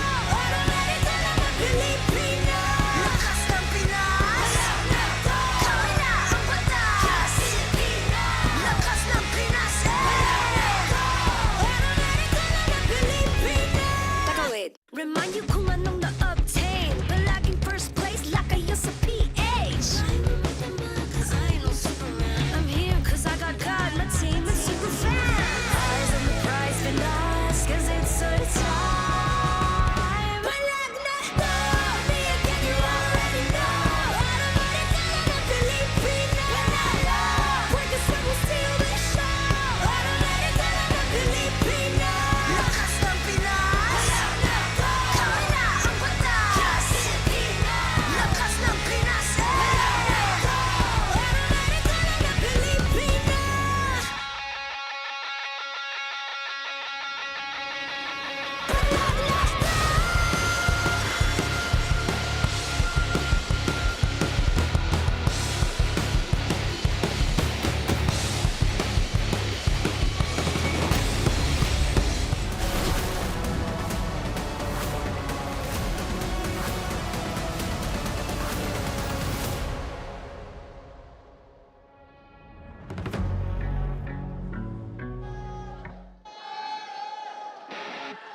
In what seemed to be a very eventful start para sa seryeng ito, meron ng isa na makakatungtong sa Grand Finals at makakalipad sa Paris. Pero ang tanong ay kung sino naman ang magpapaalam sa pagtatapos ng ikatlo dito mismo sa San Juan Arena. Can Smart Omega continue the grind that they've always want to execute, or will it be Team Falcons na nanggaling sa upper brackets na makakabawi at mananatili sa serye at sa labang ito? This is MPL Philippines Season 17, the playoffs. It's day number 3, Hans Galeria, and this is Brigida, and we are up for a battle here today kasi kahapon wala tayong nakitang umuwi. But this time, it's gonna be different. Medyo nakahinga tayo for the past 3 series to be exact dahil meron silang mga second lives. But this time, elimination match is ahead of us. So far, magkakaroon tayo ng mabilisang recap. Nabanggit na to ni Hans. Now, we already have one team secured in the Grand Finals and both in the upcoming EWC. And just recently, nagkaroon din tayo ng Alamat Awards. So, nakita na natin kung sino-sino yung mga All-Star Team 1, Team 2 natin, yung regular season MVP natin. In-award na rin natin earlier, and that is none other than the GOAT.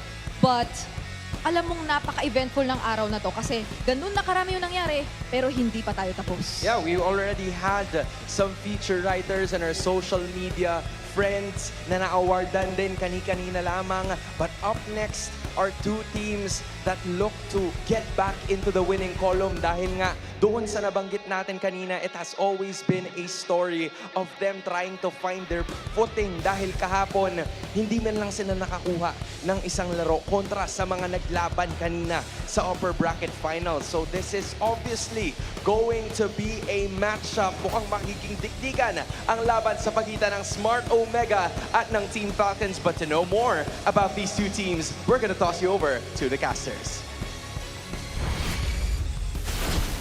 Maraming salamat, Hans and Brigida. Nandito na nga tayo sa ating panel at kami ang inyong makakasama para sa Filipino Des Suomi pa rin with Santi and Wolf. At para naman sa ating English panel, kamusta tayo dyan? Yeah, we're gonna be here. I'm Rockhart, this is Nice and we got Midnight.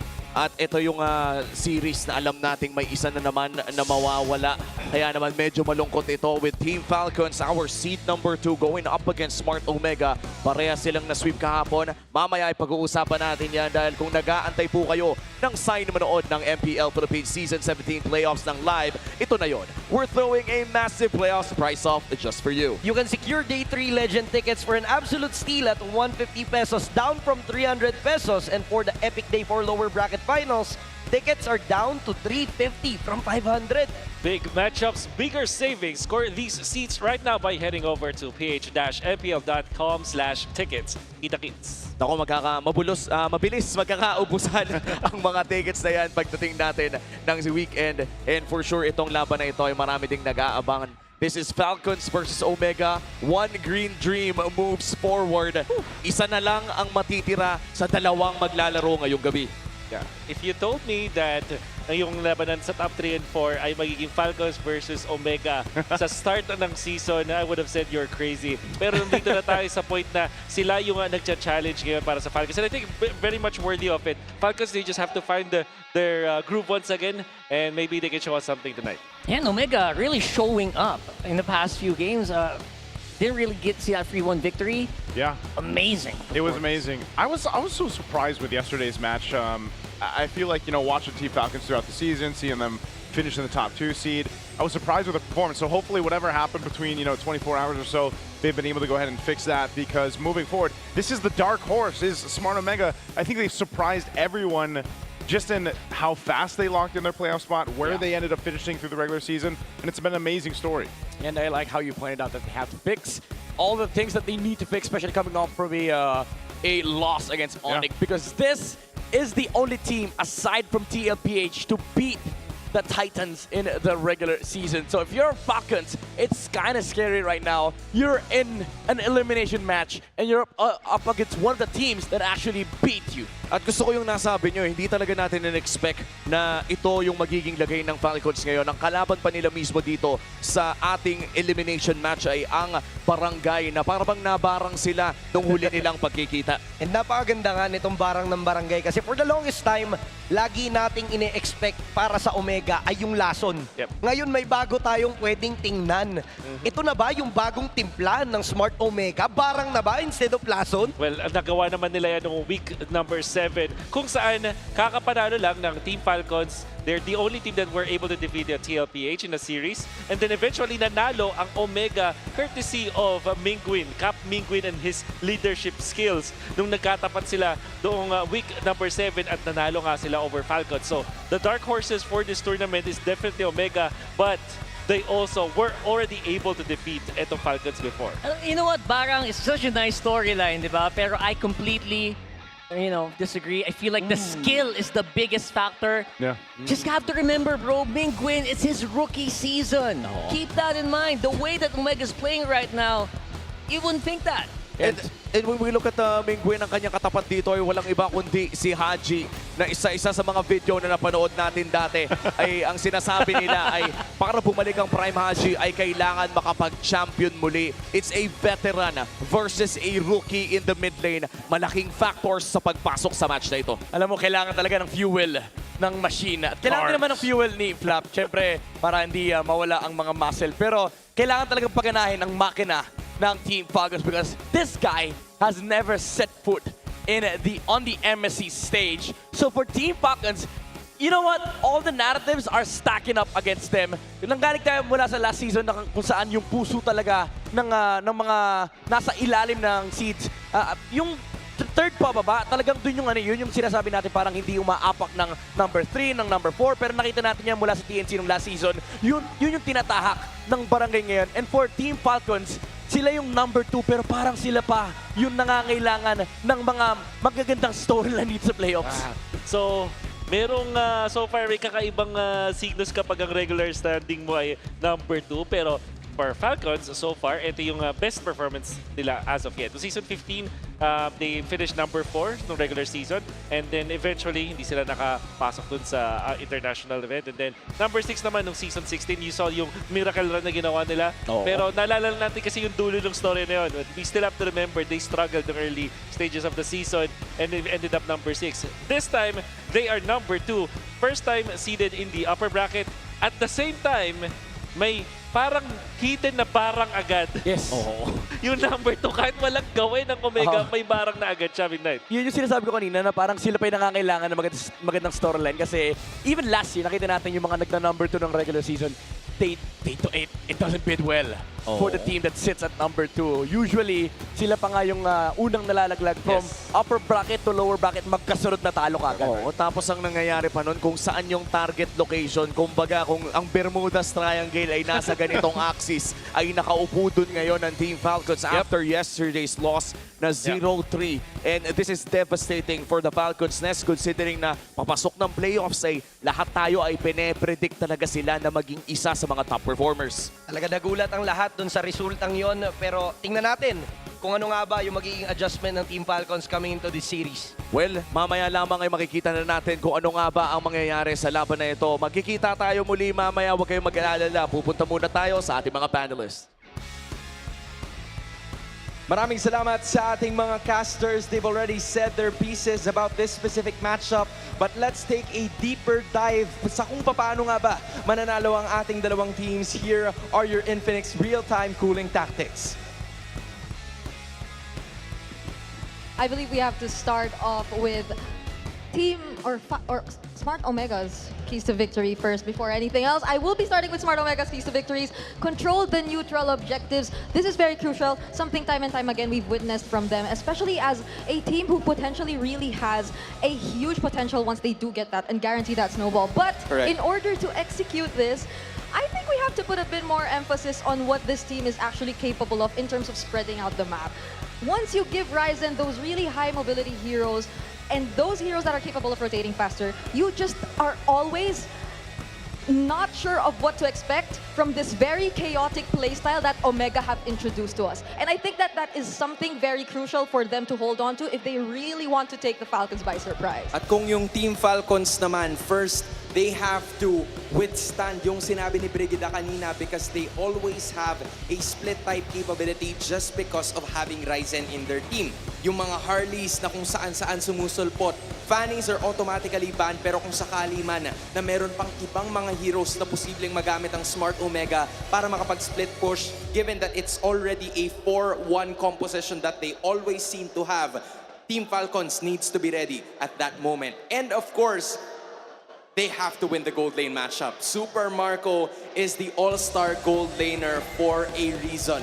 Here in Season 17, parte siya ng first team. So if there is a time for him para maipakita yung rason kung bakit siya ang nakakuha ng award na yon, it is this time. Netski, on the other hand, we already expected na nang barang na siya in advance. So the curses are probably there already. But for Team Falcons, they've had the experience, they've had the advantage. It's just about time for them to start to flourish in this series. Tama, kasi we've also talked about the evolved, bulletproof version of Super Marco. Among the top 4 gold laners in terms of least deaths, siya lang yun nandun na nakapaglaro ng all series. Kasi who else is up there? Daiki, understandably, week 1 appearance. Teddy, even Nosha, I believe. So that just really goes to show na he's been able to maintain his identity while being a bit more aggressive as what we've observed in the previous seasons. And I also think na it's really key to highlight how Paquito wins games as, I guess, one of our main sa keys to victory natin. Because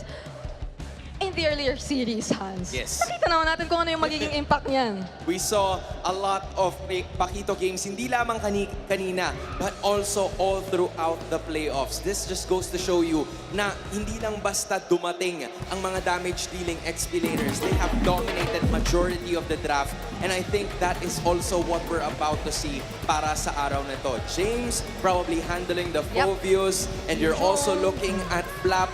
Those are dynamic XP laners that we have to talk about all throughout, which leaves us to the preparation of the series. And I think it's about time dahil nakikita kong naka-ready na ang ating mga kupunan sa gilid natin. So it's time to hype up the audience as well, San Juan Arena! Let's all introduce the players for this upcoming match.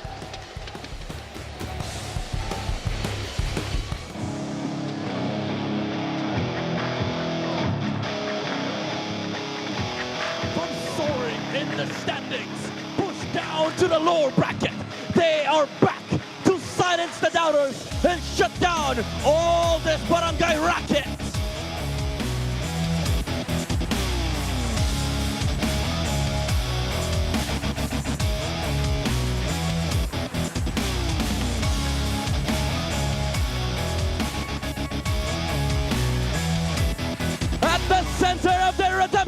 man is an M Series World Champion and two-time MPL champion, the KDA Machine. Falcons, give it up for Haji and Team Falcons!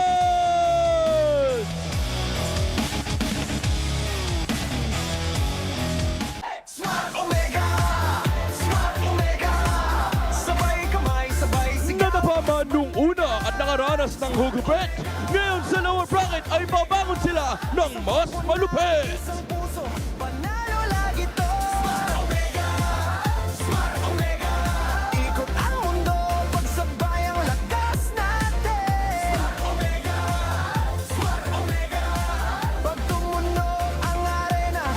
At sa gitna ng kanilang kampanya ay ang isa sa pinakamababangis, bumugak, barangay, magingay, para kay Ryzen at Smart Omega!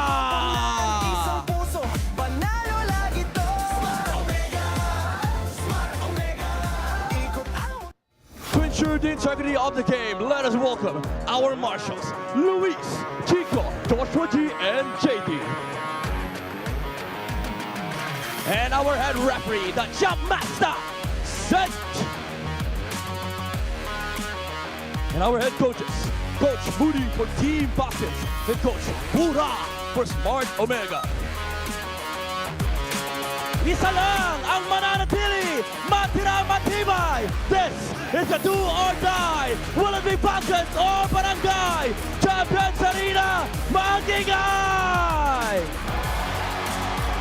Isang perteng kupunan lamang ang magpapatuloy sa ating playoffs at umaasa ang Team Falcons na sila yon. I-welcome na natin ang Team Falcons Philippines. Nakita natin na nag-struggle itong kupunan na to kahapon.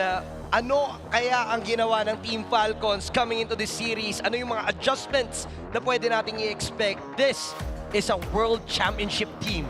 At kailangan talaga nilang mag-prepare dahil ang barang ng barangay ay mukhang umuunti-unti na. I-welcome na natin ang bagong barangay ng Smart Omega. Mahika, charisma, yan yung mga dinala ng Smart Omega when they started winning. At pinakita tayo ng kakaibang paraan kung paano i-approach ang MLBB. Noong mga times na nakakatapat nila ang mga top teams dito sa liga, nagpapakitang gilas talaga sila. But we still have to take note that they are still punching up ahead up against Falcons. Hindi pa rin sa kanila ang tunay na advantage dito, magiging pantay ang bakbakan. Dahil huling beses din na nagkita ang dalawang teams na ito ay Team Falcons pa rin ang nakakalamang in terms of the numbers. 3-2 ang score ng official regular season na pagkikita ng dalawang teams na to. Kaya naman naghahanap pa rin talaga ng bawi ang Smart Omega dito. Pero bago tayo dumako sa isang do or die match, bumalik muna tayo sa mga moments before this match, a Smart 5G ping test. Preparation namin sa Omega, ready na kami sa mga minanifest ni Netski. Yun, niready na namin yung manifestation niya So yun, di namin ibibigay basta-basta yung panalo na madali. Babawi kami guys. Daming mga supporters. Thank you sa inyo lahat guys. Sobrang na-appreciate namin kayo. Sana manalo kami mamaya para sulit yung supportan niyo sa amin. Sino daw makakaisa Pili ko kami makakaisa. Parang ganda yung sa pre, sa regular season Di ba natalo tayo sa TLPH? Yari sila pre. Sinasabi ko lang yung Fox lang Fox. Tingin ko kami yung makakaisa guys. Game 5 bata to pre, mas tense. Press galing 3-0. Sino mas gutom? Sino mas angat? Sino mas magaling? Sino mas gutom? Tingin ko mas gutom si Prex Ano ba? Binoto siya sa most improved. Okay lang, deserve. May panahon din tayo. May panahon din tayo pre. Malay mo pre, si Prex na MVP regular season. Malay nyo, ito na ba ang panahon para sa Smart Omega? Sa ngayon ay nagpe-prepare ang parehas nating kupunan at yun po ang ating Smart 5G ping test, ensuring tournament integrity. Pero tama ba yung nakita ko doon? Para bang may mahikang nilalagay sa cellphone si Nets? Gumaganon-ganon yung daliri. Parang talaga, nagsasamo na ng mahika. Pero alam naman natin na in all the due fairness sa Smart Omega, maganda naman yung nakita natin sa kanila during the time that they're winning. Pinakita tayo ng strategy katulad nung split type na Omega, di ba? At nakita din natin ng mga Ryzen double plays and so many good things. However, Team Falcons, ang kagandahan dito for them is nakita na nila yung Smart Omega na mag-perform ng maraming beses. After nilang matalo sa Smart Omega, yung Smart Omega ay na-figure out din ng teams nung Week 8. Mapansin natin, 2 losses yun. So this is something that they can actually leverage against Smart Omega. And sana makita natin yung mga preparadong estratehiya para sa isa't isa. And once again, this is game number 1. Ibig sabihin nito ay may priority ang Team Falcons sa pagpili dahil sila ang higher seeded team at pinili po nila ang Expanding Rivers with their blue side pick. Ano pa pwede natin ma-expect sa ganitong klaseng paparating na draft? I guess yung na-mention kanina dun sa Keys to Victory na Pakito. Tingin ko kasi yung mga players dito ay naalala kong ginagamit nila yung hero na yun, particularly on the Falcon side. So that's going to be Flap. Marunong talaga gumamit ng Pakito. Na sobrang runong niya, meron siyang sariling skin. Well, sana nga makita natin yan kung sakaling ilalabas ito ng Team Falcons. Sa Expanding Rivers, magkikita ang dalawang kupunan na rito. And kanina nakita tayo ng 4 na laro. Ibig sabihin ay nadaanan natin ang bawat mapa. And sa ngayon, magsisimula tayo sa dagat ng Expanding River. Ginawa ko ng dagat, ang laki. Okay. Malaki masyado. Tama. Hindi na sapat yung ilog eh. Alright, so Marcel is open. Falcons really like that hero. So is Phobius. So yun yung mga priority dito. Na kay Marcel, I think yung Omega eventually, kunin ba nila ang Phobius dito? Or will they stick with the Claude plus the Leomord or Suyu? Claude Suyu, I guess, or Claude Zushin. Ganda nung Claude pick. And Claude Phobius. Yeah, so what this gives us para sa Falcons is yung Leomord option. Oh, with the Phobius though, parang mas maganda. Oh, Fredrin. Okay. Ito hindi ko na-expect talaga. Fredrin Harith or... Oh, it's banned. Oo, parang... Carry na lang din ata matitira. May Moscow pa naman. Medyo... Gold! Wow! Hindi muna sila pipili ng kanilang gold lane. Securing that gourd kasabay ng Fredrin and Marcel. Crowd control and burst. Good combos mula dito sa Team Falcons. Anong magandang response dito if you're Omega? I think the Suyu is better para may konting split po siya, pressure ka. At the same time, baka Guinevere din yung kanilang i-cover dito. Good combo din kasi with the Phobius. Tapos, it's a utility jungler na, oh, it's banned. Right. Okay, so they will just go for the Harley. Very meta ang pinili dito ng Omega. Oh, I mean, at this point, parang yung Harley, kahit ba na-adjust ng konti o na-nerf ng bahagya, ay napaka-effective pa rin talaga sa pag-split push at sa paghanap ng mga targets come late game. At medyo mahihirapan nga ata ang Gord dito na mabuhay kung sakaling siya magiging bunot ni Ryzen. Yeah, ang mga natitira dito na recommend sa atin ng ating draft predictor is the Alice as well as the Moskov na pupunta sa Falcons eventually. That's yung number 3 para sa kanila. Super high chance no na si Marco ay mag-Moscow since kailangan nila ng split. Yeah, and napakita na already banned by Omega. At para hukayin pa mas nalo ang ating drafting phase ay kunin muna natin ang ating mga on-ground panelists. Maraming salamat sa ating mga casters at dito tayo medyo ginulat ng Team Falcons. The third pick on the Fredrin, medyo maski ang test natin nag-react. Oo, usually kasi gaya nung nakita natin ng mga nakaraang series, it's always been the Harley and the Suyu. But Team Falcons, medyo pinivot nila ng konti. They know that they have the Marcel and the Gord already. So they're probably thinking of a way para kahit paano mas makapag-engage at makapag-deal ng damage itong si Haji and maybe Super Marco sa kanilang pipiliin. Meanwhile, on the other side, you have Smart Omega with very dynamic picks. The Phobius already allowed to set up in certain situations, although yan pa lang yung kanila magiging main source of crowd control, while the Harley and the Claude are already the main damage dealers na kailangan nalalahanin ng Team Falcons. Which is also something I like because it kind of limits kung ano yung pwede mo pang maging options as flap. Kung gusto talaga nila ng magiging taga-engage na EXP laner, because the way we're looking at it right now, Marcel roam sila, so yes, you can get the information, but wala pa silang parang primary means, aside from that, to really go for the hard crowd control or engage. Pero dahil lang dito sa Phobius, medyo tinanggal na nga rin yung Pakito, di ba? So some of the signature picks for Flap are, they might probably think twice about picking it up, pero Grabe din ang focus kay Mingwin dito sa second phase. That's at least 2 heroes already wrapped up, both Eve and Louie. Siguro, yung isa sa mga na kailangan nalalahanin ng Team Falcons is yung farming speed nitong si Kyle using this hero because you already have the Harley on the other side. Glue has been picked up by Smart Omega. This is gonna go to the roam position, hopefully locking down itong Fredrin since yan yung magiging front line. So there has to be another way para makapag-dish out sila ng damage. Gord is already there. What comes next? Kasi isa rin sa mga considerations natin aside from damage is kung may Moskov, ayan na nga sakto na lock-in na siya ng Falcons because I believe it was also mentioned earlier on this na kailangan nila ng way to split or at least to manage kung ano man yung pwedeng gawin ng Smart Omega with their lineup and considering their playstyle. And now that they have the Moskov, hindi na nila sobrang poproblemahin yun. And it's great kasi isa na namang high mobility and low downtime XP laner in the lapu-lapu ang kukunin dito ng Team Falcons. But you can predict the match winner and get a chance to win 1,000 MLBB Diamonds. Make sure to scan the QR code to know more. Ang pulso ng ating madla ay nakikita nyo na sa inyong mga screens. Pero isa lang ang tanong ko para sa mga nasa San Juan Arena. Sa Omega ba o sa Team Falcons? Casters, it's time to bring it into action. The lineups are already there. The floor is yours. At magsisimula na nga ang ating pinakahuling serye para sa Day 3 of the MPL Season 17 playoffs at magtatapatan na nga ang Team Falcons and Omega. Nakita na natin ang ating mga draft kapatid. Ano bang pwede natin ma-expect in the early game? Tingin ko yung Phobius and the Glue ay napakasakit na nakaharapin dito. Sabihin na natin walang utility jungler and they just went for the Harley. Parang yung damage output coming out from Omega ay kapag napasama ka talaga, even if you're the Fredrin, mabibigyan ka talaga. Siguro si Flap yung maganda lang yung early game dito. So I think Omega in the early stages, lalo na first turtle, they have the advantage. Oo, let's see no, kung magpapatuloy ba na ganun ang itsura as we head on to a short, actually, poke session dito sa mid lane. And buti nga no, nasabi mo na napakasakit nga naman talagang kalaban ng isang Glue dahil kapaliktaran naman yung para sa Marcel na medyo manageable pa kapag simula pa lamang. Oo, yung Marcel napapansin ko third turtle talaga yung pinaka-power spike.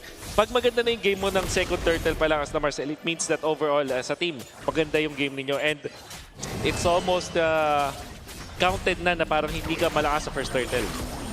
Oo. Sa ngayon, nakikita naman natin na yung Team Falcons very chill lang din kasi alam nga nila yung pagkukulang nila doon sa early game.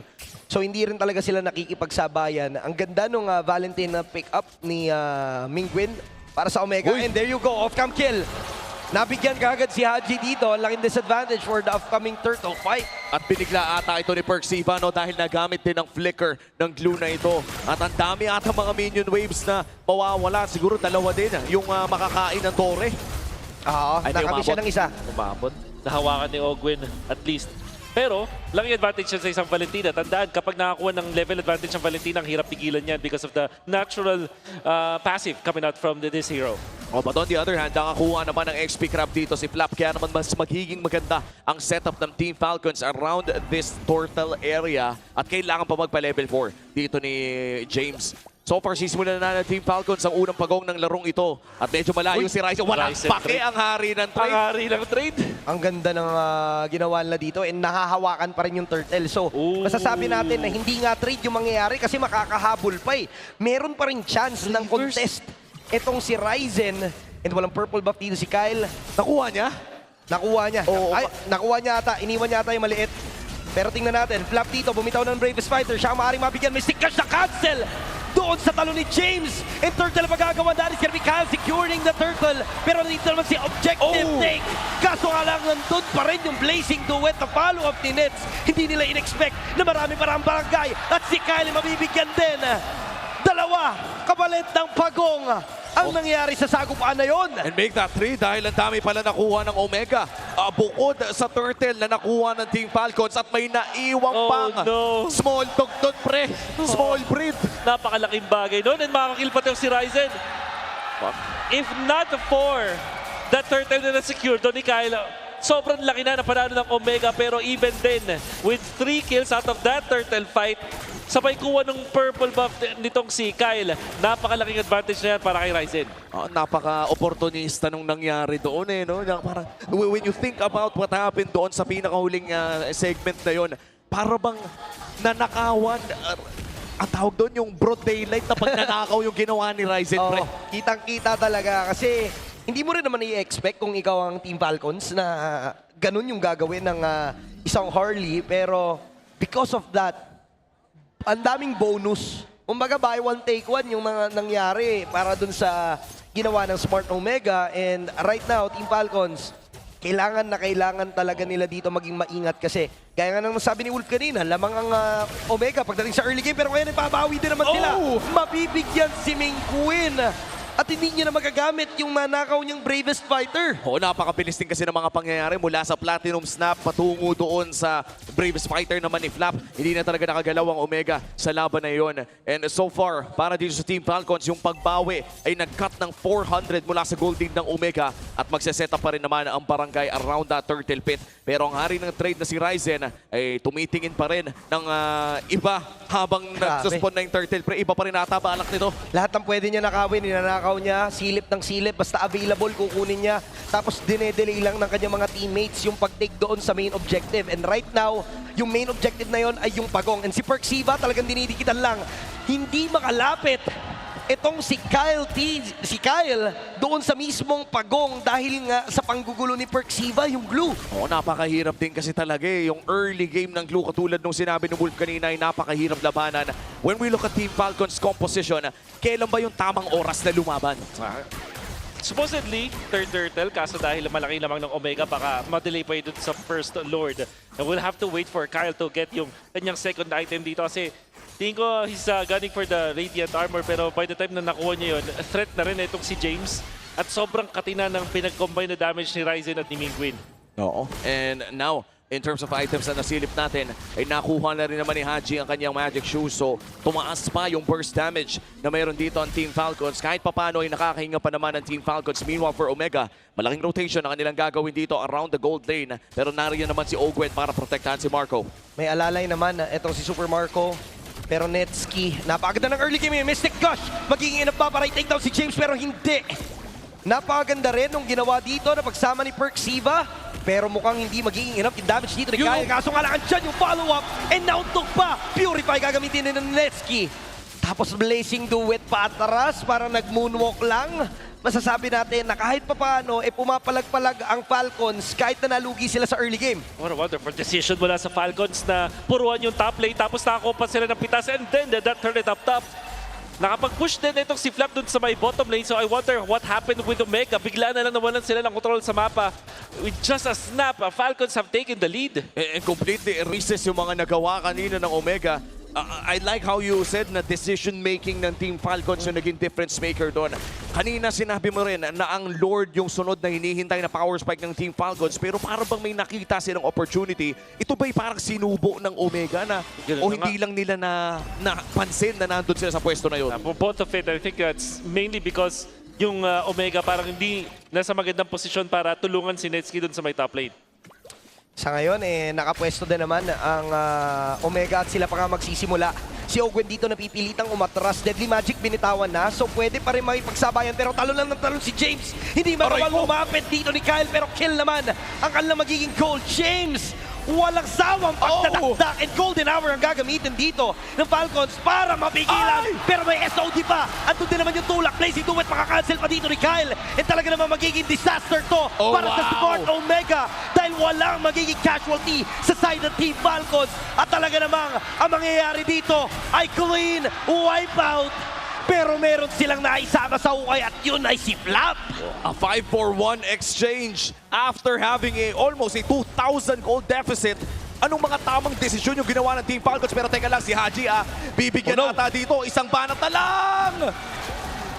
Haji goes down.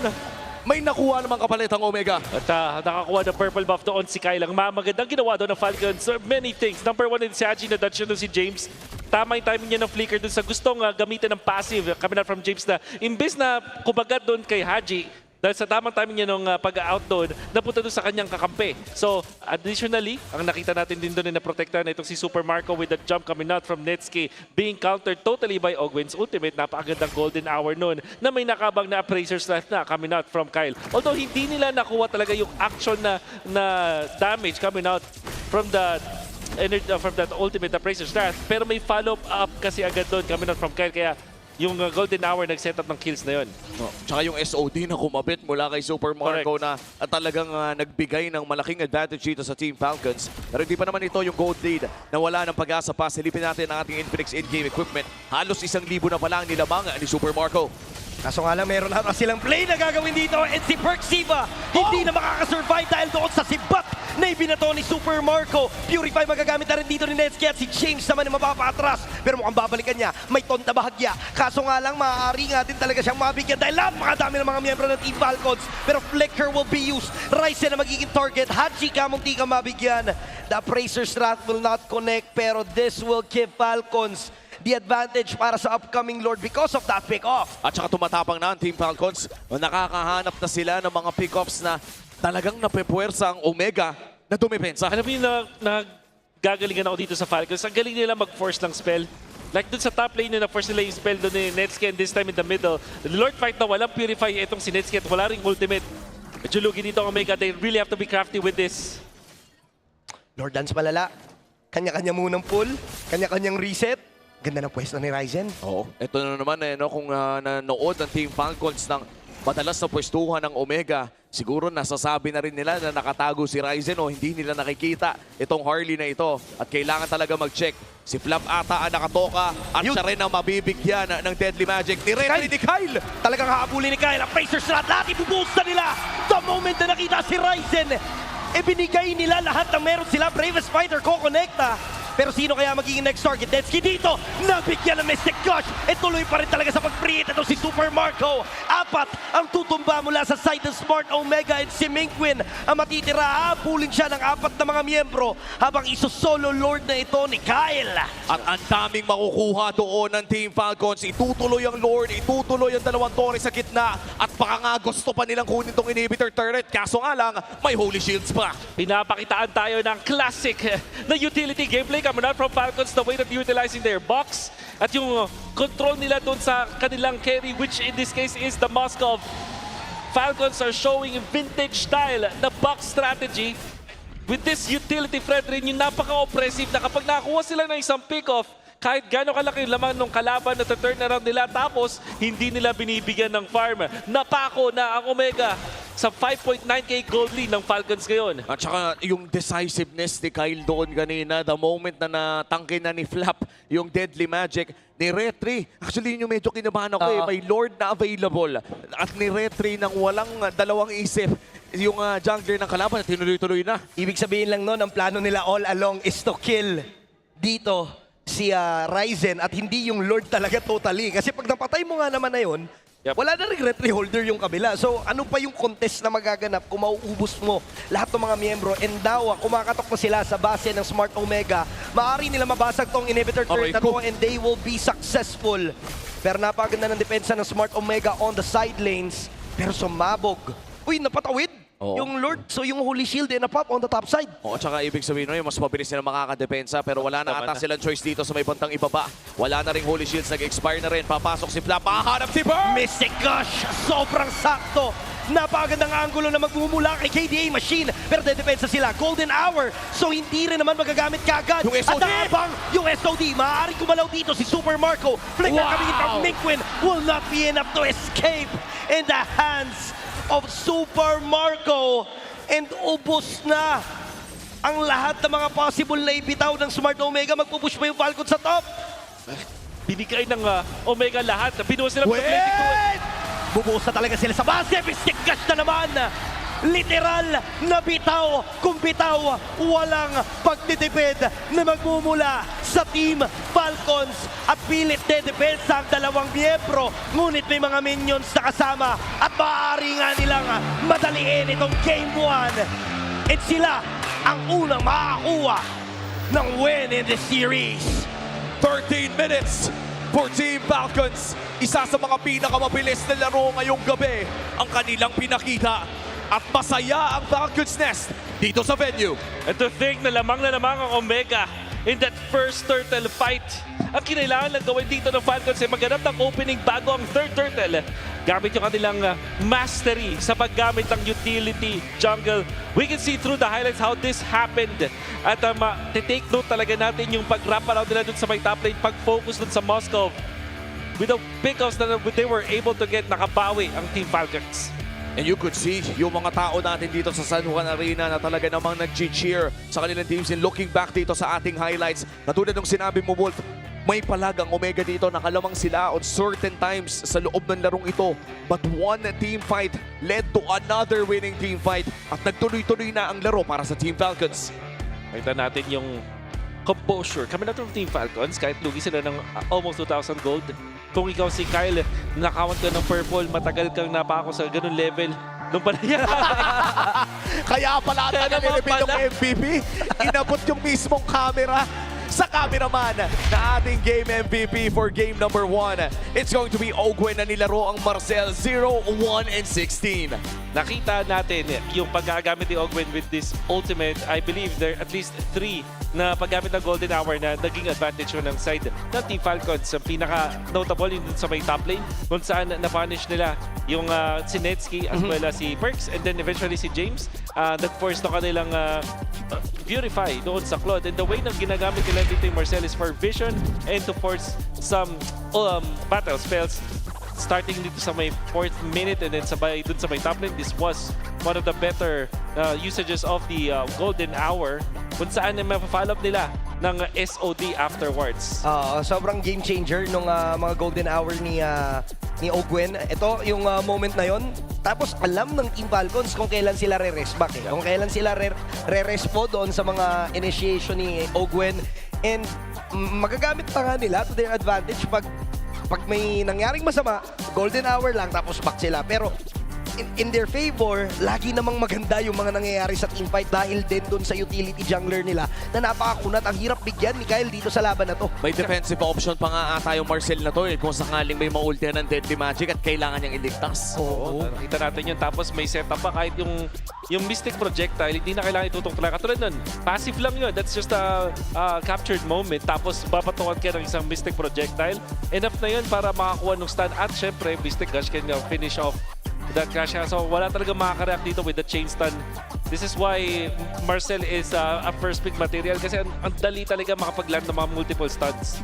At yung mga multiple stunts na yun ay kadalasan na nagli-lead din sa magandang setup sa mga artillery mages natin. But this time, hindi nga artillery mage to This is some sort of a mid-range mage. Mahaba yung range, pero hindi kasi nga ba nila Farsa, nila Savior, nila Eve even. Pero yung burst damage talaga ay napakalaki. And karespe-respeto yung gourd na nakita natin dito sa kamay ni Haji. With the first win, within the first 13 minutes of that game, mukhang mainit pumasok ang Team Falcons. This is also their first win sa playoffs. Doon niya ako nagulat sa draft pa lang bakit sila nag-gourd ang nakasanayan natin for Haji for the whole regular season is yung Valentina. So may rason kung bakit ito yung pinili nila and kitang-kita naman sa game na yun na talagang na-practice at subok na ng Team Falcons itong pick na to. Remember in the regular season, there's a lot of focus sa Valentina. Bukod sa yung Falcons na nag-start na mag-prioritize ng hero na yun ng first week, nung nag-develop yung mga weeks natin, teams na ngayon ay inaago na yung Valentina sa kanila at kahit hindi sila katapat, pina-prioritize na rin yung Valentina. Kaya na-invento rin yung gourd as a hidden tech dati na pang-counter dun sa Valentina pero hindi na hidden. So, ang nagulat ako is dun sa last pick na Valentina ito sa Omega. At the same time though, nag-work naman siya ng first few minutes. Napad din naman yung Luis, so there's not a lot of options there para sa Omega. So, eventually, naintindihan natin yung Valentina pero traditionally, gourd ang pang-counter sa Valentina. And I think the Selena was also open pero parang kung mag-open ka ng Selena ng Game 1, sobrang tapang mo na Yun na yung tinatawag ng mga tao na parang I wouldn't say overconfident pero alam naman na kasi nating sobrang lupit din mag-Selena sa Mingwin. So there were other options but as you said, Valentina was the one locked in. Isa sa mga kina-counter ng isang gourd na nakita pa rin naman natin kung bakit tinake ng Omega. Moving forward dito for Team Falcons, nakita natin kung gaano naging malupit ang kanilang decision-making come mid-game. Naging mas maganda yung mga team fights na pinakita nila. And also, dito sa Falcons, yung pag-control nila ng mapa afterwards. Kasi pag nakakuha sila ng teamfight wins, immediately makikita mo si Kyle na kumukuha agad ng purple or mag-control sila ng mid lane turret. At nagkakaroon talaga ng matinding focus sa pag-pigil ng pag-farm ng Omega. So that meant na nakapag-farm si Netscape pero yung iba niya mga teammates hindi na. That's why si James, kung napansin natin, parang nagmukha na rin siyang malambot as well as perks because of the sheer amount of damage na nakuha ng Falcons mula dun sa equipment nila. Also very commendable yung ginawa ni Flap na pagtambay doon sa lane niya. Nakabasag siya ng dalawang tore early on to doon sa game pa lang natin. So the pressure is real for the side of Smart Omega na talagang kailangan laging from time to time may tumao doon para hindi sumabog yung ating Holy Shield. Oo, at dahil dyan ay napakainit ng ating game number 1. Magpahinga muna tayo guys. Sip purified water is filtered through volcanic rocks for a crisp, clean taste. Alis uhaw, sip na.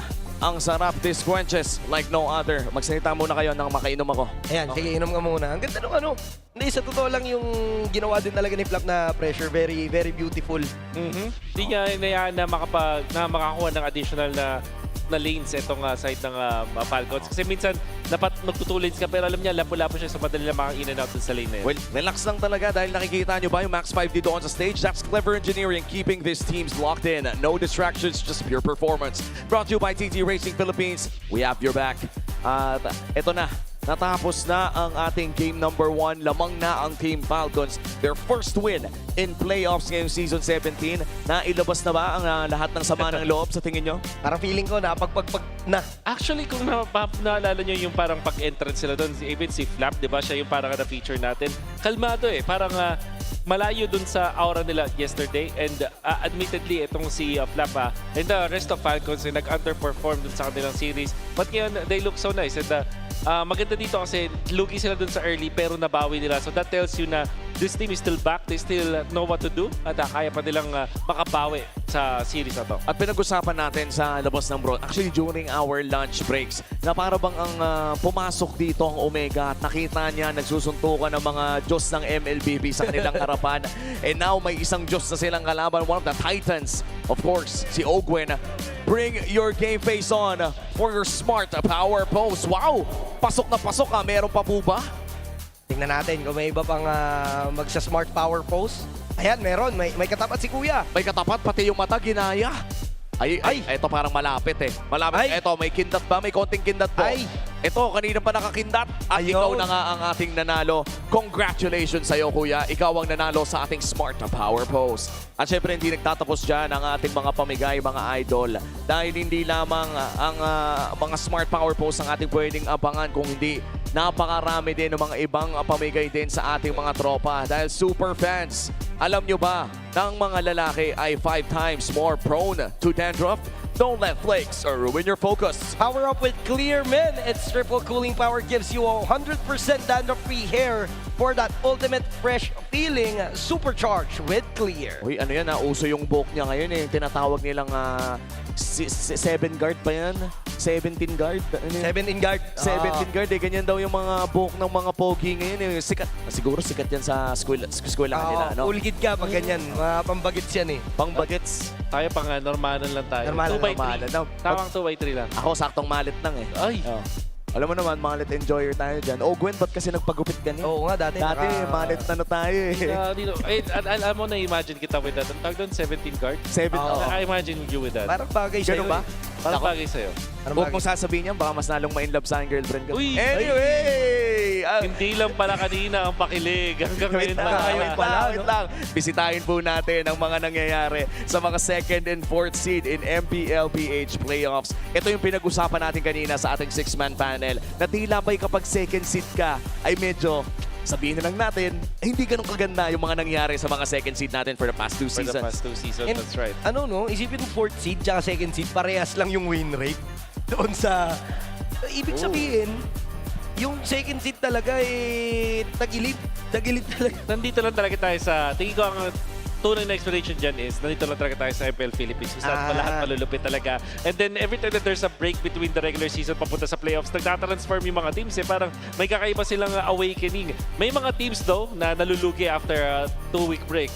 Na parang biglang nagkakaroon, or 1-week break, parang nagkakaroon sila ng mga konting doubts or parang awkward yung kanilang mga galawan. Pero because of the break at kung gaano ka-competitive sa Philippines, talagang ihiwalay mo yung yung regular season, pati yung playoffs. And ito, yung number 2 seed curse na tanong, kung totoo nga ba ang sumpa? Dahil for the past 2 seasons, yung mga number 2 seed teams, laging na-eliminate sa lower bracket semifinal. So if yung Falcons, ma-break nila yung curse, sila yung mag-advance, posibleng wala nga talagang sumpa. Nagkataon lang. Pero kung makagawa ng Smart Omega na ilaglag ang Falcons this time around, parang enough na ata yung 3 beses para mapaniwala ako na may sumpa nga. Pang kailangan na nga maghanap ng tawa sa series na to Kasi imaginein mo, no? Mayroon na kang second seed curse, may barang pa ng barangay. Ang dami.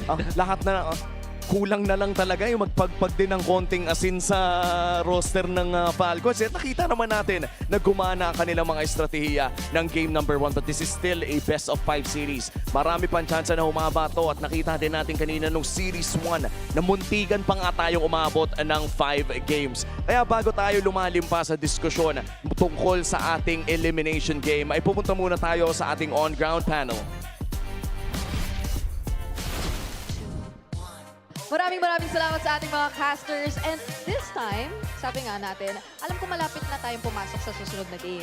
Pero meron tayong mga bagay na kailangan munang balikan sa kung paano nanalo ang Falcons doon sa game na yan. Because admit it, during the first few minutes, it did feel like Omega entered that game and were more or less in control. You know, surprisingly, gumana talaga yung box factor na in-execute nitong Team Falcons. There was a reason why prioritize nila yung Fredrin because they wanted to go for extra taunts para kahit papano ay talagang ma-lock up yung gustong opensa na gagawin nitong kupunan ng Smart Omega. In just a bit, we're gonna be looking at the heat map as to how the movement of the MVP of this game number 1, Ogwen was. Dahil napakalikot niya talaga all around the map. You see him trying to control majority of the river. Madalas ng kanila mga nagiging engages ay nandoon sa baba. Probably getting as much pickups as possible dahil pagkatapos nun, he just decides to go elsewhere kasi meron ng enough damage yung iba sa mga members ng Team Falcons. CC,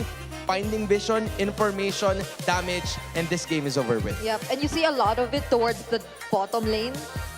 At hindi lang napansin masyado, I feel, kung nanonood kayo. And syempre, mas nakikita natin yung mga teamfights, yung mga skirmishes na nangyayari. But what was mentioned in the draft about Super Marco just being able to carry out such a huge role in terms of utilizing the Moskov to split was actually something very evident nung time na to. At naalalayan siya for sure nitong si Ogwen just to achieve that. Kasi kahit nung mga moments na parang sobrang naka-forward na yung Smart Omega and they were the ones trying to set the pace, hindi mo naman malaya, parang wala na palang Torres sa side ang Smart Omega. Parang lumipat na rin siya sa kabila at nagagawa na nilang paliitin ng sobra yung mapa unknowingly.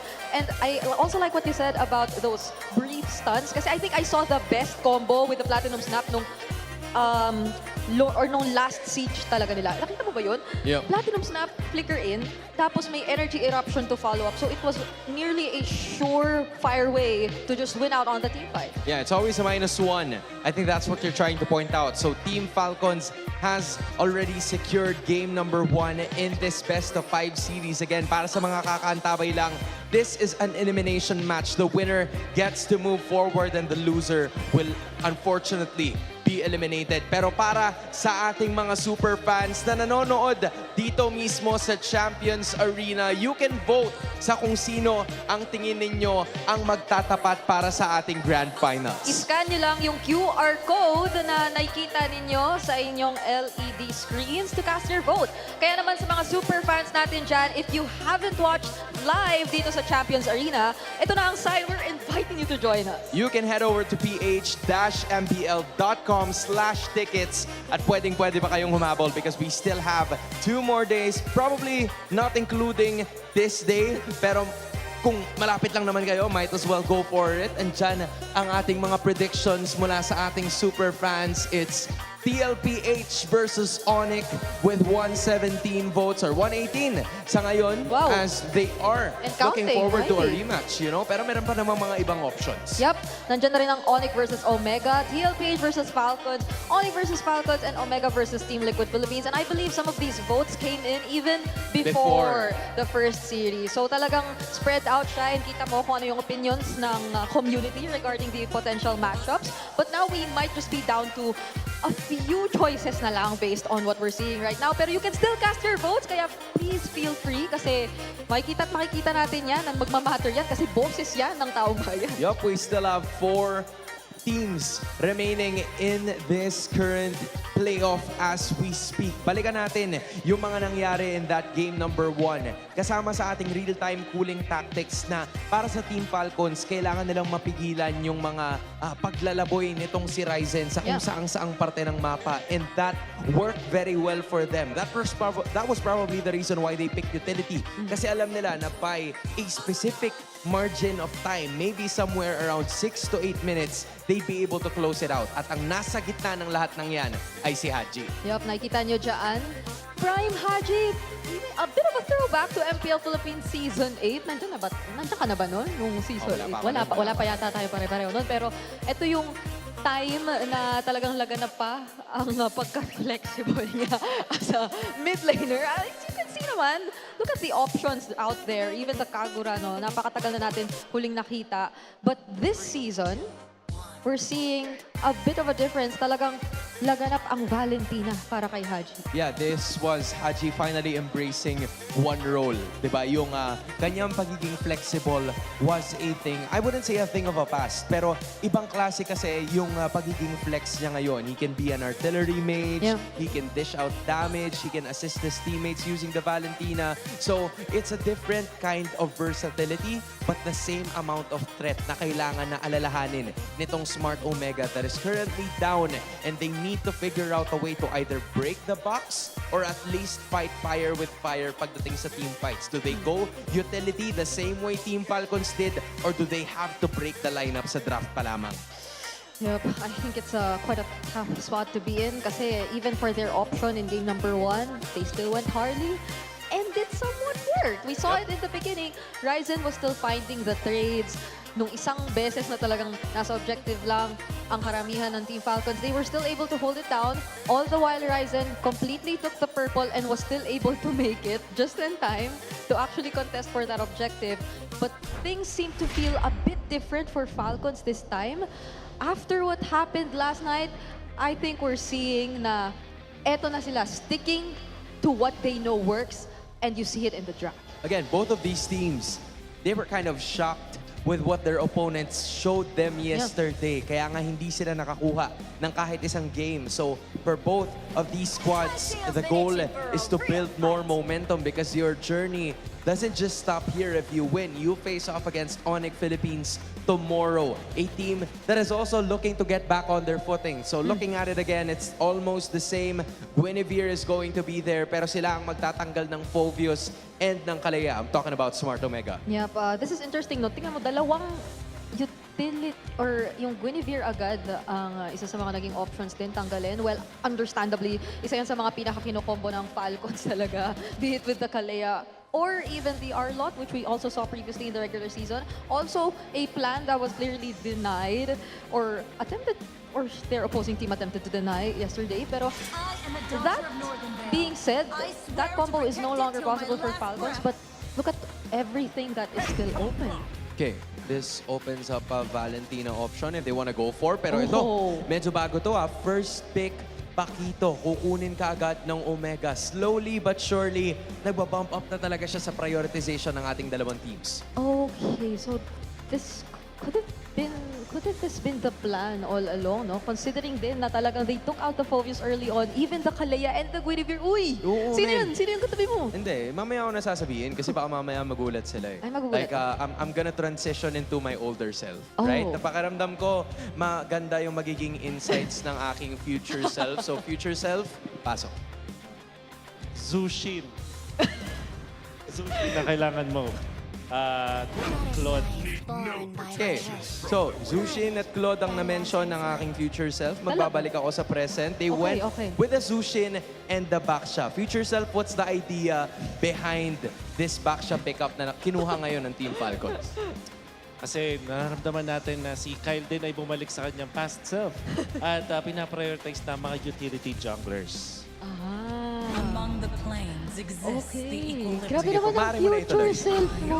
Ganyan talaga. Sabi ko sa'yo eh. Grabe naman ang future self mo. Okay, finally, nandyan na yung Claude, pero it will be picked up by Smart Omega instead alongside the Eve. So hindi pa natin alam kung ano yung magiging Ryzen hero actually so far. Future self. Wala pa yung Ryzen hero. Hindi pa tayo magkakaubusan yan mamaya. Oh, future self, dapat ba i-prioritize na nila to? Or are they still willing to find something in the second phase? Yun kasi yung kailangan kapag nasa playoffs ka na, past self. Kasi kailangan handa ka ng malalim. Hindi pwedeng puro Leomord lang, puro Fanny. Dapat handa ka rin dun sa mga malulupit na picks like eventually yung Lancelot, baka ipangsagot nila dito. Lancelot? Oh, Sa natin yun kanina. Nakita nga natin yun sa past kanina. But then, a Benedetta is gonna be the main choice here para sa Team Falcons. Talamak na talaga yung mga ganitong klaseng XP lane matchups. It's the Benedetta kontra sa Paquito. It has always been a story. In the future, have you foreseen this? Ganito ba yung magiging matchup ngayon na tila dati mga tanky members talaga, pero ngayon, what's the reason behind the change? Bakit ganito yung nakikita natin ngayon with this current playoff run? Tingin ko dahil yun dun sa parang skills matchup siya in a way na parang pagalingan kayo dun sa XP lane. Kung na-mention ko nga dun sa past series, kung ikaw yung Paquito user, sasabihin mo na, lamang ako sa Benedetta. Tapos kung ikaw yung Benedetta user, lamang ako sa Paquito. Parang ganun. So, parang bias talaga. Okay, it's a literal 50-50 matchup na pwede mo talagang sabihin. Pero this is exactly what we were pointing out. Pati ang suyo tinanggal na para dito kay Ryzen later on. Okay. May mga sinisigaw dito yung... Oo, man. As in, todo-todo talaga ang suporta ng dalawang teams. Which is why these two squads would really have to showcase their best draft. Ang major difference lang ngayon, yung Harid and yung Suyu ay unti-unti na ding mawawala. So, Team Falcons, given na meron pa rin silang utility jungler, future self, ito pa rin ba yung ito pa rin ba yung box type? Wala. Or gaya ba to nung... Or gaya ba ito nung nangyari sa Liquid kanina na sobrang sagad lang talaga yung aggression nila? Very good question, past self. Kasi yung backshot, maisip mo ay utility to, box to, pero hindi. Zushin and Benedetta, pag kinumbine mo yan, dive na yung gusto nilang gawin. So kailangan gawin dito ng Omega. Meron silang tanky na pangharap para may pang-fill din like Katot Kacha or yung mga high-loss para kung sakaling sugurin sila ng dive ng Falcons, may pang-depensa pa rin sila. Tanky na pangharap and mainly probably for Berk Siva. So meron pa naman tayo ng ibang mga revitalized heroes that are still available. The Hylos will still be there, but at the same time, parang ang dami mong kailangang alagaan, no? Ang dami mong kailangang alagaan considering this dive comp. Okay, so pumasok yung glue para sa Team Falcons. Yung Atlas naman ang kukunin dito ng Smart Omega. Makes things a lot more interesting. Eve Atlas combo, I kinda like it. I wonder what my future self would think of this lineup. Maganda yung paggamit ng Atlas for the defense. Parang hindi siya revitalized pero may feel siya. Tapos baka Lancelot na yung kunin na huli. Or is it? Ay, di pa. Yes, they do. They do. Lancelot nga. Tama tayo, past self. Nakumpleto ni future self ang lineup so far para sa Smart Omega. But now we're awaiting the last pick for Team Falcons dito. Still looking for their gold laner para kay Super Marco. Honestly, hindi naman nila sobrang inipit yung mga options para kay Super Marco dito. Parang lahat naman ng mga go-to options nila or niya, nandyan pa.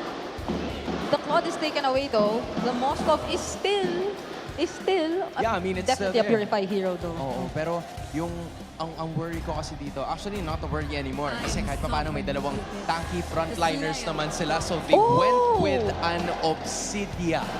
It's the same idea gaya nung ginawa kanina ni Super Marco kung saan nag-Moscow siya para kahit paano may late game insurance. Yeah. Although fortunately for Team Falcons in Game 1, mas maagang dumating yung scaling ni Marco dahil maaga siyang sumali sa team fight. So, it just depends if Obsidian's gonna be able to do the same thing. And I think it's a way then to maybe punish some of the potential errors or mga maling pasok na pwede gawin ng Omega kasi basta makapitan ka niyan, you have no way out. Hunt of Bone can be a threat para dito sa Smart Omega. But now it's time we head into game number 2, San Juan Arena! I'm loving how we still have this energy. Let's keep it going as we throw it through the casters.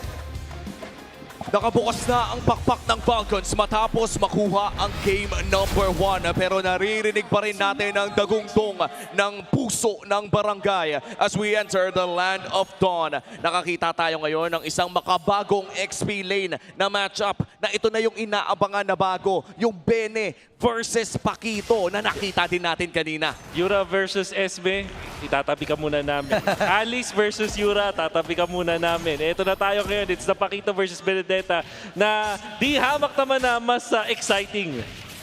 Mas maganda rin naman talaga panoorin yung mga ganitong klase ng labanan, no? Kung dati kasi patagalan sa XP lane. Ngayon naman, sino mauuna na bumawas talaga ng tuluyan. Pero may mga bagong picks din tayo na makikita on this game. Yung Atlas, also the Obsidia from Super Marco, and ayan, no, duel kagad. Yun naman talaga may expect natin sa ganitong klaseng matchup. And to be fair, ito na nga, Persiva going in. Nahanap nila! Napakaganda first blood na magmumula sa Smart Omega. Early ikot na magmumula doon kay Ryzen to secure that first blood. Ang laking factor nito kasi sa kanya pa napunta yung kill. Pansinin nyo in back-to-back games na nananalo sa laning stage yung mid-duo ng Omega. And big props naman dun sa combination dito ni Mingwin as well as ni Perks. Nagsimula na malamig ang season ng Omega pero the longer the series went up until now na nasa playoffs na tayo, nakita na natin nag-shine na si Perks and lalong-lalo na si Cap Mingwin. Tsaka parang yun yung hinihintay natin talaga, no? Itong roam mid tandem ng Omega na para bang late bloomer ng regular season pero saktong-sakto din lang natin nakita ang kanilang paggaling patungo dito sa playoffs. And for Omega now ahead by 1 kill. Perksiva nagbibigay laman ng vision around this XP lane dahil paparating na rin po ang pinakaunang pagong ng ating game number 2 kung saan mauuna ata sa pwesto ang side ng Omega. Okay, hindi naman tutuloy. Nakaabang lang si Kyle doon in case na makipagsabayan itong si James. Pero turtle pa rin naman talaga ang kanilang magiging target. This is surprising kasi nga ang first kill nakuha ng Smart Omega. Pero sisimulan pa to ng Team Falcons. And as of now, Perksiva, wala pa naman yung Fatal Link. So may ipagsabayan na sila. Real world manipulation gagamitin ng Mingwin. Makakalabas dito sa basket itong si Haji. Pero napakaganda na pagkakahabol dito ni James. Si Owen naman ang magiging next target. Perksiva makakatakas din. And dalawa ang tutumba mula sa side ng Team Falcons. Make that a 2-for-2 trade. Masasabi natin na halos pantay lang. Pero because Kyle is alive, a chance for Team Falcons to take this turtle. Bibigyan pa nila si Mingwin dito sa mid lane. Wala pa naman atang retribution si Kyle kaya kakalmahan muna ito ng Team Falcons. Meanwhile, for the side of Omega, alam ata nila na wala pang retry si Kyle kaya sinisimulan na nila ang pagong. So makikipag-agawan talaga sila malala. Dahil wala nga yung retry, makukuha na ito ng Smart Omega. Napakagandang Fatal Links. Flap dito, mabibigyan din. And a beautiful decision coming in from Smart Omega. And wow, Omega, napakaganda ng kanilang team fight at re-recta pa nga sila dito patungo sa orange ng Team Falcons. Pero nag-call na sila na mag-back. Mukhang ayaw na nilang patulan ang back shot na ito. At least aggression coming out from Omega in the span of a minute. Imagine na patay pa si Ryzen doon. That's gonna be flicker coming out from Mingwin, forced by Falcons. Ang napansin natin dito sa Omega na kahit meron silang isang Lancelot na inaasahan mong magle-late game pa at magpo-farm muna, inuuna nila dito yung pagkuha ng kill. While Falcons, really good at forcing the spells. Even yung paggulo pa lang ni Kyle, enough na para mag-force ng flicker kay Mingwin in the middle. No, and nakita din natin no, na kahit pa, teka lang mukhang magkikita ang dalawang jungler natin. Ryzen with a retribution at makakatakas nga. Oh, hindi! Aabangan siya ni Flap. May Petri, kaso nga lang hindi naging enough para siya mabigyan ng tuluyan. Nakanakaw itong si Ryzen at nakatakas pa. napakagandang galawan mula dito kay Ryzen.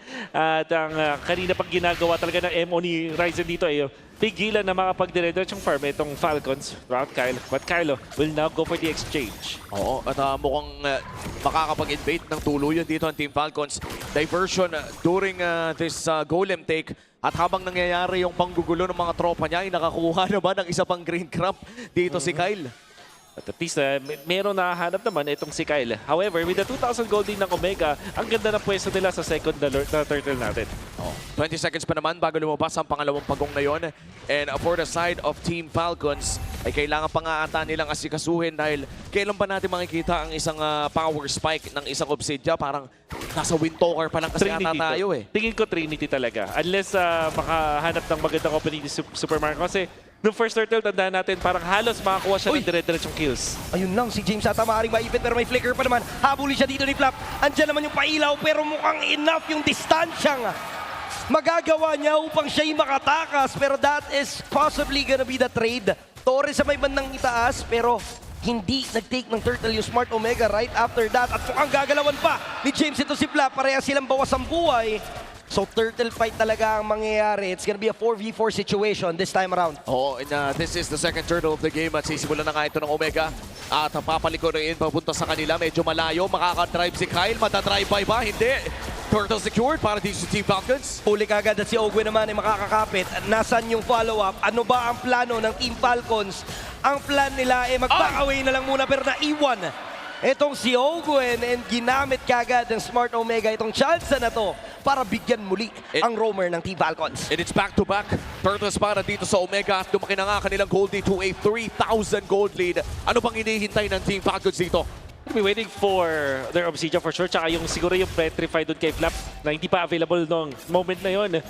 Ang kagandahan lang sa Omega, kinomit pa nila yung kanilang mga ultimates for just their roamer ng Falcons and this time doon kay Hajin sa may gitna. Si James na naman mapagdidiskitahan and this time magiging successful na ang Team Falcons. Kanina pa nila ina-attempt bigyan itong si James and ngayon pa lang talaga nakuha yung tamang timpla. Yung pack sa Benedetta, parang nakita din natin yan kanina sa Team Liquid, no? Yung bubungguin ng pack siya, yung uultihan ng Bene with the Electo final blow. Pero sa ngayon Omega, hawak pa rin naman ang kalamangan kontra Team Falcons. And kahit pa napitas si James doon sa taas, nariyan naman ata si Ryzen para dumepensa. Uy, isilip sa purple buff. Mingguin nakatao naman and si Flap nandito na rin so it's gonna be a 4v4 situation. Real world manipulation agad na gagamitin at si Kyle nga mapagdidiskitahan. Napakagandang tulak para dito kay James at mapuforce si Kyle na makipagsabayan doon mismo sa gitna. At walang kapalit dahil nakalikod din itong si Ryzen. Will they even get the purple buff this time? I think nakuha doon ni Kyle.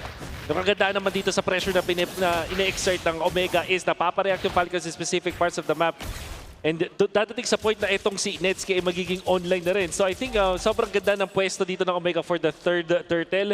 And Falcons baka hindi sulit na i-contest pa to. Oo, pwede naman sila mag-side lane with the Benedetta or even Super Marco kung ititimbre lamang nila sa isang lane. At magsuspawn na nga ang panghuling pagong ng larong ito. Katulad na lamang ni Wolf, ng sinabi ni Wolf, lamang na lamang ang Omega in terms of positioning around this Lord Pit. At ito sa top lane talagang medyo nalulugi ata si Flap sa mga trade-up nila ni James. 2-level advantage para kay James. Napakalaking factor nito para doon sa matchup nila kasi nga pareha sila halos ng playstyle lilikot, dadamage, and talagang naiilang sila kay Perksiva dito sa kanyang mga pwestuhan sa may bandang harapan. Pero masyadong napaaga ang retry dito ni Kyle kaya makukuha muna ni Ryzen ang pagong. At si Ogwen masyado na nga malalim. Bibigyan naman ng real world manipulation. Paulit lang na ganon. Ang nagiging plano ng Smart Omega at nagiging successful ito. At dahil dyan, a perfect turtle take para dito kay Ryzen. Susubukan nila pitasin pero hindi ata sapat ang kanilang crowd control at damage. Lumobo na ang gold lead na hawak ng Smart Omega kontra Team Falcons to almost 5,000. Yung sinasabi ng aking idol na si Burrito na papiso-piso lang na technique mula dito sa Omega. Ibig sabihin, makukuha ka lang ng mga pick-off kahit yung roamer yon or kahit yung mid laner, kahit hindi siya core ng kalaban. Basta nakakuha kayo ng paisa-isa, magbi-build up na yung lead nyo eventually. Tapos yung pusit pa yung nakakuha ng Hunt of Bone. It was a good attempt however na patamain sa isang Claude na may obvious BMI na nag-aabang. Kaya naman for Team Falcons, pakiramdam ko, looking at the items, no, Berserker Fury ang inihintay para dito kay para dito sa Obsidian ni Super Marco. Hindi yata Trinity build ang tinitignan. Pang critical ang gusto niyang gawin. Bone Shards ang inaabangan. Pakalahati pa lang naman itong si Super Marco doon sa stacks na kanyang pinaplano. Pero parang matagal-tagal pa eh. Parang kailangan talaga nilang indahin muna yung gantong kalamangan. And si Perksiva kanina pa tipi-tipi. And makukuha naman ni Kyle. Okay. Did have the... Parang sila may retribution na mga time na yun, pero mas mabor yun na doon na kay Ryzen.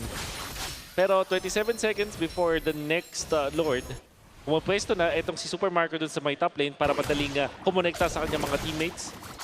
And I don't think na ganun pa kalakas itong Falcons, but if they do end up getting a push here na masusulit yung galawan nila dito sa may bandang taas. Oo, kahit pa paano, makakuha naman sila ng Torre at makakadepensa naman nata si Flap. May Holy Shields pa rin na gustong paputukin ng Smart Omega at mapapasabog nga naman nila ito. Lalabas na rin ang pinakaunang Lord at si Perksiva ay naghahanap ng potential na mafe-fatal links. Wala pa tayo nakikitang malaking teamfight pero nahuli si Nets. May naispatan at maaaring nga talaga mabigyan pero may Purify pa naman upang siya'y makatakas. Kaso, nabuhat siya pabalik. Kaso buhay pa rin si Netsky. May matatalian dito. Si Perksiva nga ang next sa magiging target pero hahabol pa rin yung bandang likuran. At si James at Ryzen ang naghahabol. Kailangan nila magbakaway pero papalag ito si Flap. Mapapa-flicker out ito si James and he will survive. Cal will go down. 3-for-1 exchange. Napaganda pa para dito sa Omega. Kamunti ka na mahuli si Netsky, but a timely Purify leads them to the Lord. And what a nice bait and switch coming out from Omega. Ginamit doon si Netsky. Kyle, nag-bilag talaga papunta ko kay Nets. Kung mapansinin natin, hindi niya instantly pin-up yung kanyang Purify. Ginamit lang niya yun nung nakita niya mag-commit na yung Falcons. Sabay lapag ng real double. Si Duet. Aray ko! Napakasakit ni Netsky doon. Magiging worth it ba? Kasi si Ryzen din naman ang magiging kapalit. So it's gonna be Haji kapalit ni Ryzen. May Lord na kasama ang Omega dito sa may bandang ibaba and the aggression is still there. At pa sila ng isa. Gwen will go down. Ang ganda ng pressure na binibigay ng Omega. At saka napakakaiba ng tempo na pinapakita nila. Hindi ata ina-expect ng Team Falcons na papiso-piso din yung pasok. Para bang audition. Kapag sinabi mong audition, kadalasan pangit yun. Pero dito, napapaganda ng barangay. And that's because of the control of their heroes. Lalo na sa pag-commit nila ng mga ultimate on specific heroes. Never mind na ginamit nila yung real world manipulation para lang kay Ogwin ng paulit-ulit. Basta makuha naman sila kill, it means na yung Falcons hindi makompleto yung dive strat nila dahil kukulangin sila sa damage or control. Grabe. Missed yung tali na binitaw ni Super Marco. And sobrang tapang ni Netsky para gawin niya yun pero alam niya kasi na may Fury naman siya. Naglalaro gamit ang apoy. Inaabangan niya, sige please, parang awa mo na, ibato mo yung Phantom Bone mo. And even with the Purify, I feel like that is still a big risk, but if there's one gold laner na talagang magre-risk, parang Netsky na yan. Netsky na yan. Siguro din kasi alam niya na matutulungan siya ng kanyang mga tropa peeps and alam din niya na hindi pa ganun kalakas itong si Super Marco. When it comes to itemization, you're gonna be waiting for that. Plus, Super Marco is Purify. So parang hindi naman siya nakakuha ng flicker na pwede magkaroon talaga ng leeway para mag-burst. Mingwin, mukhang hinahanap siya dito ng Team Falcons. Si Kyle ay rumoronda na pero para bang ibibigay ata nila itong orange ba perks. Looking for Flap TZ, hindi niya makikita. At makakatakas naman ata ang Team Falcons dito. May fatal links pa itong si Perksiva, so anytime pwede pa siyang bumitaw nung setup na kanyang inabangan real world manipulation. Win na naman ang mabibigyan ng Swift. Si Duet pa, tutumba din itong si Super Marco. Pero si Flap ay gumagawa ng pangarap sa may madalikuran. Netsky dito, hindi na naman mabibigyan. Napakalinis ng juggling na ipinapakita ng Smart Omega. Another 3-4-0 exchange at mukhang rekta na sa top ang call ng Omega. Pero ang tanong, tatapusin na ba nila sa pag-push na to? Mauubusan nata ng minions. Makakadepensa pa si Haji, ay buhay pa rin. Pero may wave na muli at mukhang mid muna magiging call ng Omega. No hesitation whatsoever mula sa Omega pag nakahanap ng opening, lalapagan talaga ng real world manipulation. At nakita nga natin yung mga outplays doon coming out from Omega. Eventually, Mingwin nakakuha ng outplay din kay Flap nung ginaw siya doon sa may bandang likuran. Just committing the flicker is enough para makontra nila itong si Flap na wala pang masyadong lifesteal investment on this Benedetta. Kaya naman madali pa siya patumbayin kung sakaling magkamali siya ng dive. Oo, sa ngayon, 14 minutes ng ating laro. Medyo minalas pa ang Omega na ang Team Falcons dito. na ang long lane, yung lugi nila against Omega na alam din paano maglaro ng waves. Si Flap ay bibigyan ni James at mukhang may laban na. Si Ogwen naman ang mabibigyan. Siya lagi ang tina-target ng Smart Omega. And the moment na mawala na si Ogwen, wala na yung makunat na player ng Team Falcons at wala nang pumupronta. Pero ngayon si Super Marco ang mamamataan. Si Ryzen, makakatakas pa nga ba pero hindi. Flap dito sobrang low na rin. Mapipilitan sila mag-backman. Si James, habulin dito si Kyle bilang gante doon sa pag-take kay Ryzen as well. Wow. And another real-world manipulation from Cap Mingwin. And just like that, tatlo babagsak kapalit ng isa. Buti na lang si Ryzen ang nakuha ng Team Falcons. Mukhang maiilang ng bagya sa Lord na ito. Pero parang hindi naman. Kukunin pa rin nila. Alam din nila wala si Kyle. Committing the RWM doon kay Kyle doon sa dulo. Yun yung pinakasulit na investment coming out from Mingwin. And most importantly, Ryzen napatumba ng mga members sa Falcons only after 2 kills. Including yung kay Super Marco na napakasolido ng galawan coming out from Ryzen. Eventually, ang Omega ang mananalo sa clash na yon. We can see the setup coming out. Yung parang pagbigay nila dito kay Ogwen, pinalo ni Mingwin, tinapos ni Ryzen, ginamit pa yung Lord para sa extra dash at nag-fail na nga ng initiation coming out from Flap. Bigyan ng opening ito si Super Marco dahil wala yung pang-save niya. Wala si Flap, wala itong si Ogwen. It means no peel para kay Super Marco. Tsaka na bigla din talaga sa damage ata ng Torn Throws plus Phantom Execution eh. Kanina yung Lancelot na nakita natin mula kay Cartesian na lugi during the early to the mid game. Matagal-tagal bago natin nakita na talagang bumawas ng ganon. But this time around, maaga pa lang kasi mukhang nakapag-farm na dito si Ryzen. And we did see a lot of burst damage coming in from the jungler of Omega. In fact, this is a 9k gold lead. Hahawak ng barangay ngayon with 3 waves crashing in. Gusto na nilang bumalanse ang serye na to. Medyo mahirap to para sa Team Falcons sa depensahan yung ganito kabigat at pabibigyan nga itong si Flap. So wala na yung Electro Final Blow na tutulong sana sa kanila sa pag-clear nitong mga minion waves sa paparating. Yung Lord ang kanilang pinofocus fire. Pero nandito naman si Ogwen para guluhin lang si Netsky sa may bandang likuran. And this will give them some time para sila'y makadepensa ng tuluyan. By time malala ang ginagawa ni Ogwen dito. Sila ay dedepensa once again. Real world manipulation Marco! will not be enough to take him down. Makakasurvive pa si Super Marco and sobrang crucial nun para sa Smart Omega. At kung nakuha nga nila yung kill na yon, eh maaari na sana nilang tapusin. Pero dahil nakasurvive, mukhang mabubuhay pa ng bagya. Pero si Netsky ang tumatrabaho at siya daw pala ang naatasan na kumitil sa buhay ni Super Marco. And that's it para sa Game 2. Smart Omega will tie the series. Welcome to the slugfest of an elimination match. 1-1 po ang ating serye at hindi mawawala ang pangarap ng barangay. Hindi magpapadaig sa ngayon with this draft that they have chosen to go for this Lancelot. Hindi naman din naalala ang iba dito ng Falcons. The Baksha and the Benedetta hindi gumana. And i-credit ko to dun sa mid-duo na nakita natin mula sa Omega. Alam naman natin, maganda yung pinakita ni Nets, pati ni Ryzen, pero ibang klase yung control na nakuha ng Omega because of what Mingwin and Perks were able to achieve. Oo, yung ginawa dito ni Perks at ni Mingwin, low-key lang. Pero makikita natin na high impact kapag tumagal. I think yung mga ang tawag doon yung pusit. Perfect match. Yung mga perfect match dito, ang hirap basahin. Hindi mo alam kung ikakasana ba niya o lalapit na ba. Even if makita mo yung pusit na lumalangoy, hindi mo alam, hindi mo mabasa kung saan nga ba tutungo. Galing mang ilang etong si Perks. At syempre si Netsky, ang ating MVP. Woo! Pinakita na naman tayo. Yan naman talaga ang ating MVP na si Netsky. Game number 2, a perfect game para sa Cloud Prince. At kitang-kita kung bakit nga ba ang ating barangay ang ating MVP. At sakto din ang Cloud Prince kasi nasa Flying Cloud sila sa mapa na to.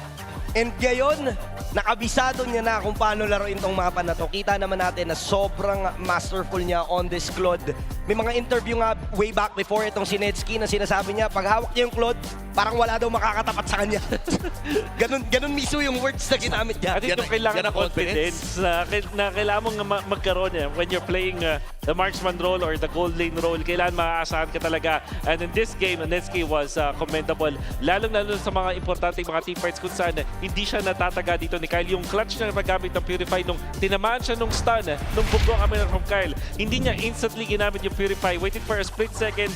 Nung nag-commit na yung Falcons, dun na nagkaroon ng Purify. Tapos, ang Omega nakabawi na with the real-world manipulation. And I'm sure we are going to see it here. Ito yung napakadugong first turtle fight. Imagine, 2 minutes and 58 seconds. 3-2 na agad. First turtle pa lang yan. Pero maganda na yung bakbakan ng dalawang teams natin. Total of 7 kills in that regard.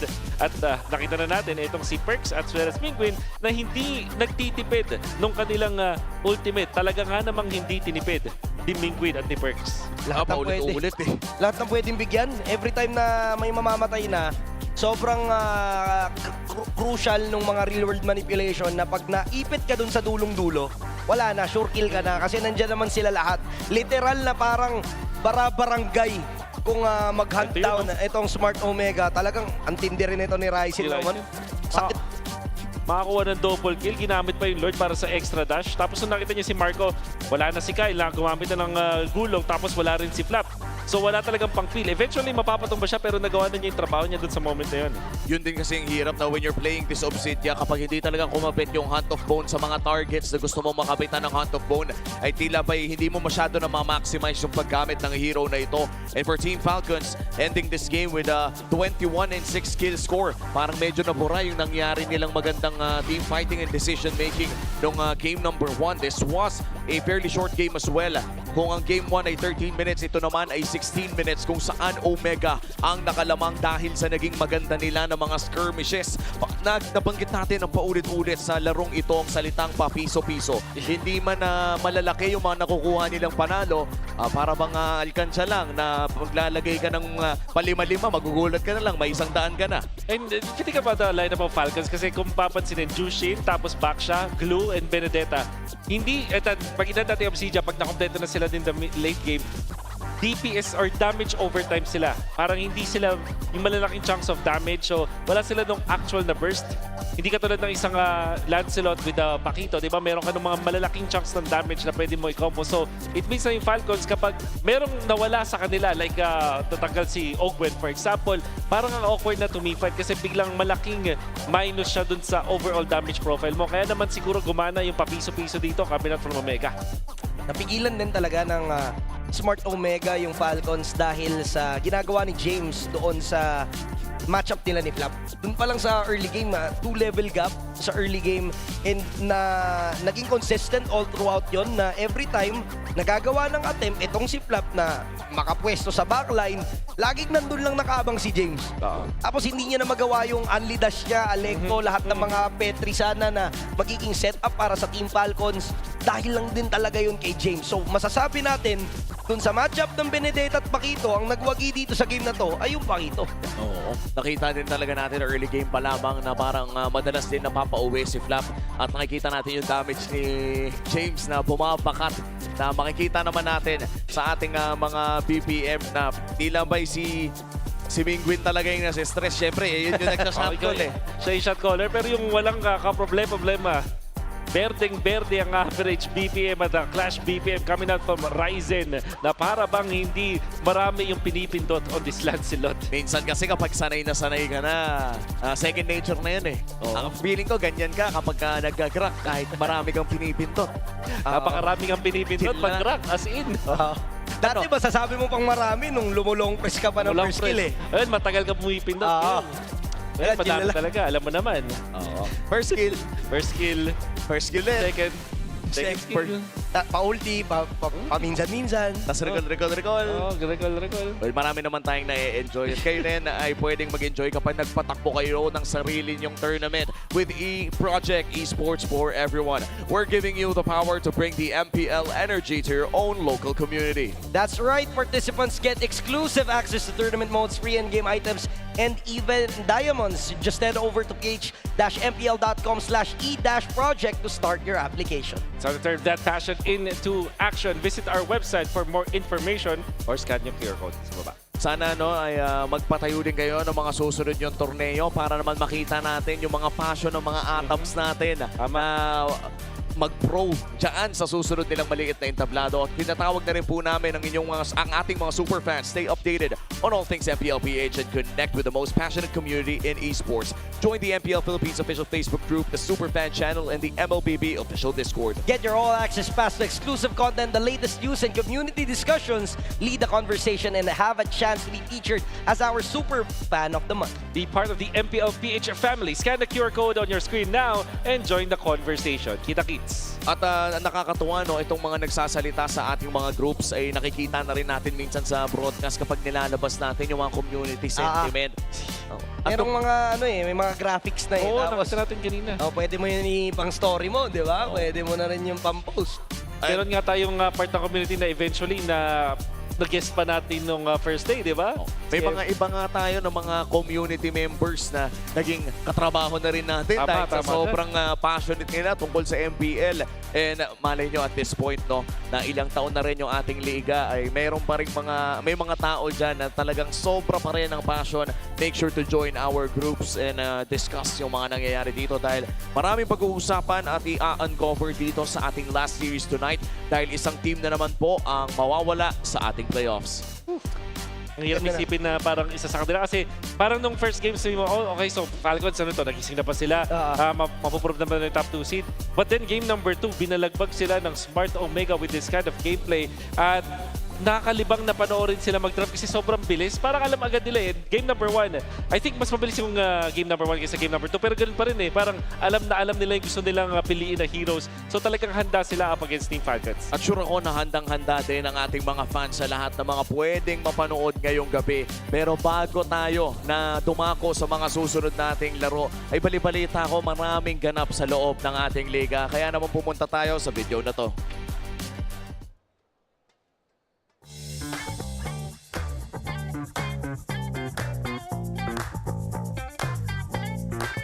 Gusto nyo ipakita ang tuloy na suporta sa inyong mga paboritong teams, pwedeng nyo i-check ang mga team merch booth from Team Liquid Philippines, Team Falcons, ONIC Philippines, Aurora Gaming Philippines, Smart Omega, and TNT Pro Team. Meron din silang mga sariling pakulo kada booth, kaya bisitahin nyo na ang ating mga team merch booth. At para naman sa mga freebies na pwede nyo iuwi, pwede nyo rin bisitahin ang ating mga sponsors booth like Smart, Infinix, and Clear. Bukod sa mainit na panahon ay mainit rin ang bakbakan sa Infinix Fancy Klaban, and right now happening is the semifinals. At kung nagugutom naman kayo o nauuhaw, meron din tayong available snacks in Super Fan City. Ngayon makikisaya tayo sa ating mga super fans. Tara, Kuya Tanod. Hello! Wow! So, kumusta ba experience mo dito sa Super Fan City? Ang saya po, ang daming nangyayari. Katulad na? May nagtatambol po. Kumusta ang experience mo dito sa Super Fan City? Goosebumps po, tsaka nakaka-enjoy po. Saya kasi kompleto, ang daming booths, tapos may mga food din, tapos masaya-saya mga tao. Guys, pumunta na kayo dito sa Super Fan City sa San Juan City. So, marami silang ino-offer na masasayang bagay dito sa loob. And then, marami pong mga free drinks, tapos daming mga loot sa mga booth. Talaga naman nakaka-enjoy dito sa Super Fan City. Kaya naman, sa ating mga super fans, before kayo pumasok or kapag during break, pwede kayong bumisita dito for free. Halina kayo dito! Sobrang saya talaga sa Super Fan City, pero sobrang saya rin dito mismo sa loob ng ating MPL Arena. At this time, together with Hans, may kasama tayong special guest. Yup, this is none other than the jungler of AB Brand and also one of Clear Men's ambassador, James Pangs. James, iba talaga? Humawi ka pa talaga ng boka. You gotta appreciate it. Sige, isa pa. Kumpletuhin mo naman. Andito ka na rin. Yan. I wonder kung anong tawag sa gupit niya. Papaliwanag niya na lang sa atin mamaya. Pero James, how has it been for you? Kamusta ang pagiging streamer era? Kasi sabi ng boys, yun ang mga ganap niyo lately.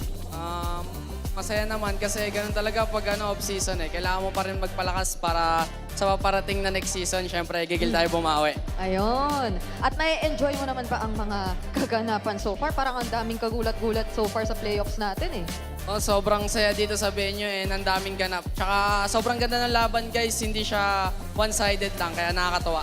You know, this was completely different from what we saw yesterday. Kasi kahapon, di ba, 2 sweeps yun sa upper bracket semis. Pero sa ngayon, James Banks, ito yung Smart Omega versus Team Falcons. Ano bang magandang nagawa ng Smart Omega in terms of the adjustment? Kasi nung Game 1, di ba, it was the box of Team Falcons na gumana for them. Paano naman sa Smart Omega sa Game 2?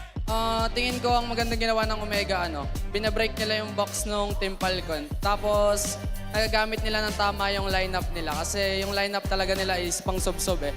So, based sa nakita ko, nagamit talaga nila ng maganda yung lineup. Oy, so sobrang sumubsob sila, di ba? Parang kahit si Ogwen ay medyo nagka-struggle doon na makaporma as the glue, makahanap ng mga tamang target.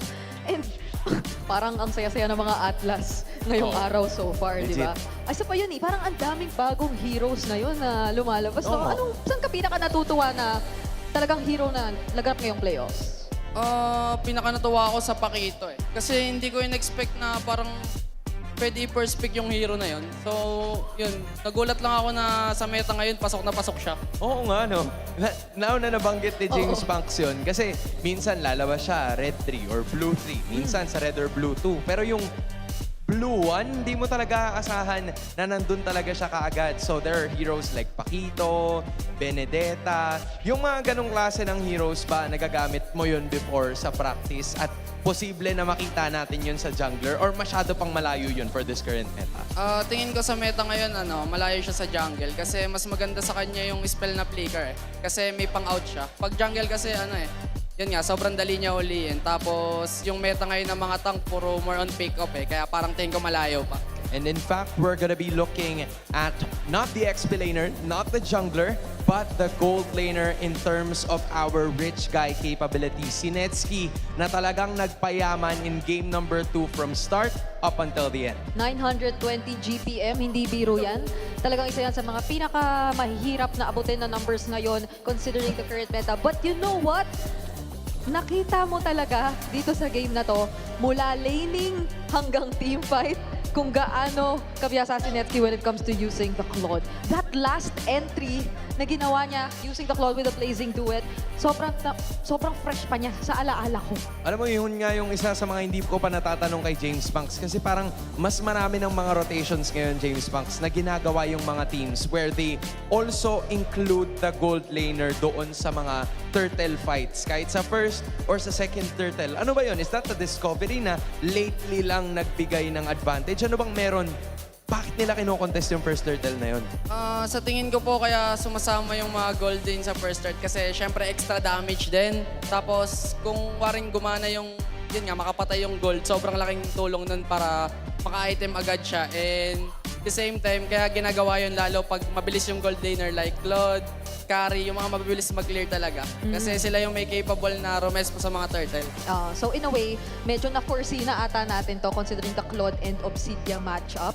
So may slight advantage talaga para kay Netsky, especially in terms of his hero, kung paano nila mas may-utilize to rotate. And at the same time, doon yata nagkaroon ng onting limit. Kasi may specific conditions talaga. I think marami tayong beses na nakita yung Hunt of Bone na binato pero hindi niya exactly nakuha at nahanap yung target na gusto niya. So that is one of the quite unfortunate things na nakita natin in that previous game. Pero enough about that previous game kasi eto na tayo na-equalize na natin Oo, nabanggit ni James Banks kanina na ang magandang ginawa ng Smart Omega is for them to break the box. Game 1, Team Falcons, Fredrin. Game 2, back siya. Utility all the way ang ginamit nila all throughout these first 2 games. Pero ikaw, nakalaban mo yung Team Falcons. Is this their main strength? Or kapag nag-assassin ba sila, do you think nandun pa rin yung same level of threat in this specific series?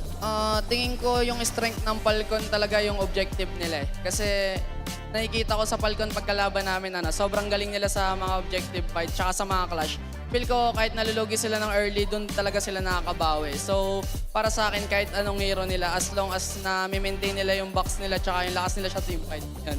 Yeah.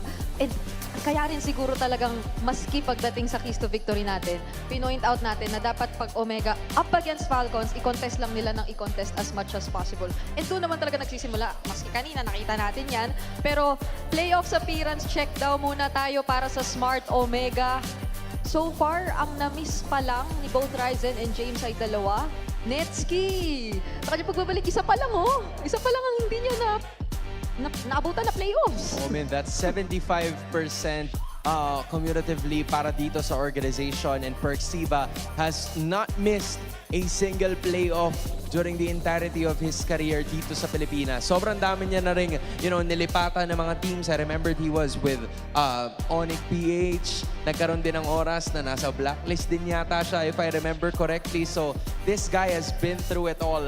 Meanwhile, para naman sa Team Falcons, they've been here for 3 straight seasons. And those 3 seasons, laging sila ang nasa itaas or maybe even at the upper half. Yep. Last season was much tougher for Falcons. Mas naramdaman natin kung papaano nila hindi ganoon kadaling na-climb yung spot nila.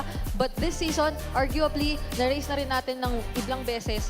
Pwede mo i-consider na since sila ay tawagin mo talagang Team Falcons, away from the Falcons AP Bren na pangalan talaga ay best performing season nila so far. So a lot of expectations are on the board para dito sa Team Falcons, but you're seeing them really somewhat push to their limits so far dito sa ating playoffs. Now, going back into this game, James Banks entering this draft para sa ating game number 3. Merong mga bagay na nakita namin during the regular season that we don't see anymore. Specifically, yung Suyu and yung Hardy. There was one game in this series na hindi na-ban or na-pick yung either Suyu or Hardy, pero prioritized siya during the regular season. Ano ba? Preference lang ba to? Or is there some sort of answer to it na gusto talagang gawin ng mga teams? Tingin ko po dahil kasi sa nangyaring nerf kay Harley, feel ko isang factor yun eh. Kaya di na siya ginagamit. Kasi karaniwan palitan lang yung dalawang hero na yun eh. So pagka hindi na-pick yung isa, possible hindi na rin siguro i-pick yung isa kasi yun nga, trade lang talaga sila. So, tingin ko ang ginagawa ngayon ng mga teams, mas pina-priority nila yung XP tsaka tank kasi kadalasan doon talaga nagkakatalo eh. Kasi ang daming hero sa jungle na pwedeng ipalit sa Suyu at Harley. At ang dami na rin bigla ang matchups na lumalabas, especially when it comes to the EXP na you mentioned. So, as mentioned by James Banks, saktong-sakto. XP lane Pryo agad. Isa na namang Pakito first pick. Kanina ginulat tayo, ngayon parang hindi na siya ganun kabago. Okay, so sila naman ngayon ang gagamit ng backshot, pero yung Claude ay mananatili pa rin sa side ng Smart Omega. Do you think na ito pa rin yung pinakamalakas na gold laner ngayon? Or meron na bang slowly na tumatapat sa kanya because of how well he pushes the lanes or maybe the other things that he does in team fights? Para sa akin, Claude talaga yung pinakamalakas ngayon kasi sobrang dami niyang nagagawa sa mapa. Pagka siya yung feel ko na perfect na hero sa gold eh. Kasi yun nga, pwede siya sa laning, tapos mabilis siya rumespo, tapos kaya niya mag-side, tapos kaya niya rin sa team fight. So parang perfect siya na hero talaga. Kaya para sa akin, ang OP ng Claude ngayong meta. Yeah, more than the Harith na dati, pakiramdam ko ay yan talaga ang mga aabangan mo eh. Pero this time parang hindi na default yung magiging Harith-Claude matchup natin. Ngayon though, makikita natin siya dahil ipipick up na ng Falcons yung Harith na yan. Pero I'm wondering, ano sa palagay mo ang magiging magandang response ng Omega dito sa Pakito? Do you think na tama i-match na lang siya in terms of damage din Bene sa ba XP ulit? lane? Bene ba ulit? Or pwede silang medyo mag-consider ng ibang options? Tingin ko po, ang ginagawa kasi sa drafting, binabalance siya sa jungle eh. Kung magtatank yung jungle, pwedeng i-damage yung XP. Tapos vice versa lang, kung magda-damage yung jungle, itatank yung XP. Parang ganun lang yung gagawin ng, ng mga team ngayon. So dito, dahil nakaback siya, may high chance. Kaya pero may chance pa rin na i-flex yung back siya kasi pwede siyang gawing roam. That's true. You know what? That's true. Ang tagal kasi natin nakita this playoffs na palaging back siya jungler. Di ba? Bihira natin nakita this playoffs na yung back siya nalilipat sa roam. But it still leaves that realm of possibility na baka malagay yan doon sa roam position. So with that being said, yung Pakito na ngayon ay hawak ng Team Falcons, that's still not enough front line if we are specific. Kailangan pa talaga makahanap ni Ogwen ng magandang latag dyan if they want to win this game. Yep, speaking of yung mga remaining options para rito kay Ogwen.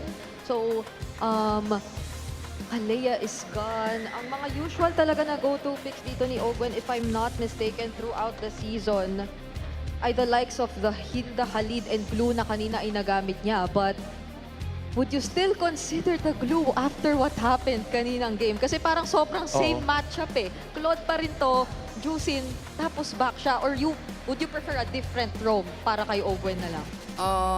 Tingin ko pwede pa rin naman yung Glue. Kasi kanina ang hirap lang talaga mag-glue sa lineup nila eh. Kasi yun nga, kita nyo naman yung Lancelot kasi mas maraming dash yun eh. Yes. Tapos mahirap pa makasanib kasi halos lahat ng member ng Omega naka-purify. So parang yun nga, ang hirap mag-glue sa lineup nila. Pero ngayong lineup, tingin ko pwede mag-glue kasi isa siya sa counter kay Baksha eh. Pag gumulong kasi si Baksha, binabatuan lang ni Glue ng mga anak niya, nauuntog na.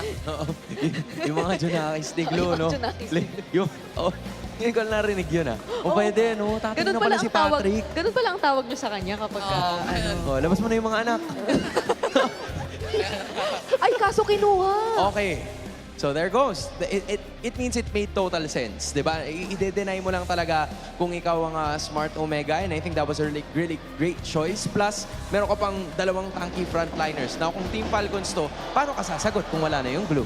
Oo nga eh. Ang mga natitira pa yata na commonly picked para sa kanya, hindi kaya ata mag-Hilda dito. May Khalid pa naman. Eh, okay. Sila naman ang mag-a-Atlas this time. Okay to ah. Parang nakita na natin to ha. Oo, parang kung tatakpan mo yung lineup nila, parang pwede mong mahalinhin yung dalawa sa isa't isa eh. Oo. But what's the benefit of this lineup? Do you think it's balanced enough or meron ka pa bang hinahanap in terms of frontline, maybe damage? Ano tingin mo, James? Para sa akin, wala. Balance na yung lineup ng Falcon kasi meron na silang pangarap, meron na silang damage. Tingin ko, ang kailangan na lang gawin ng Falcon dito, i-hybrid yung Pakito kasi parang kukulangin sila sa harap eh.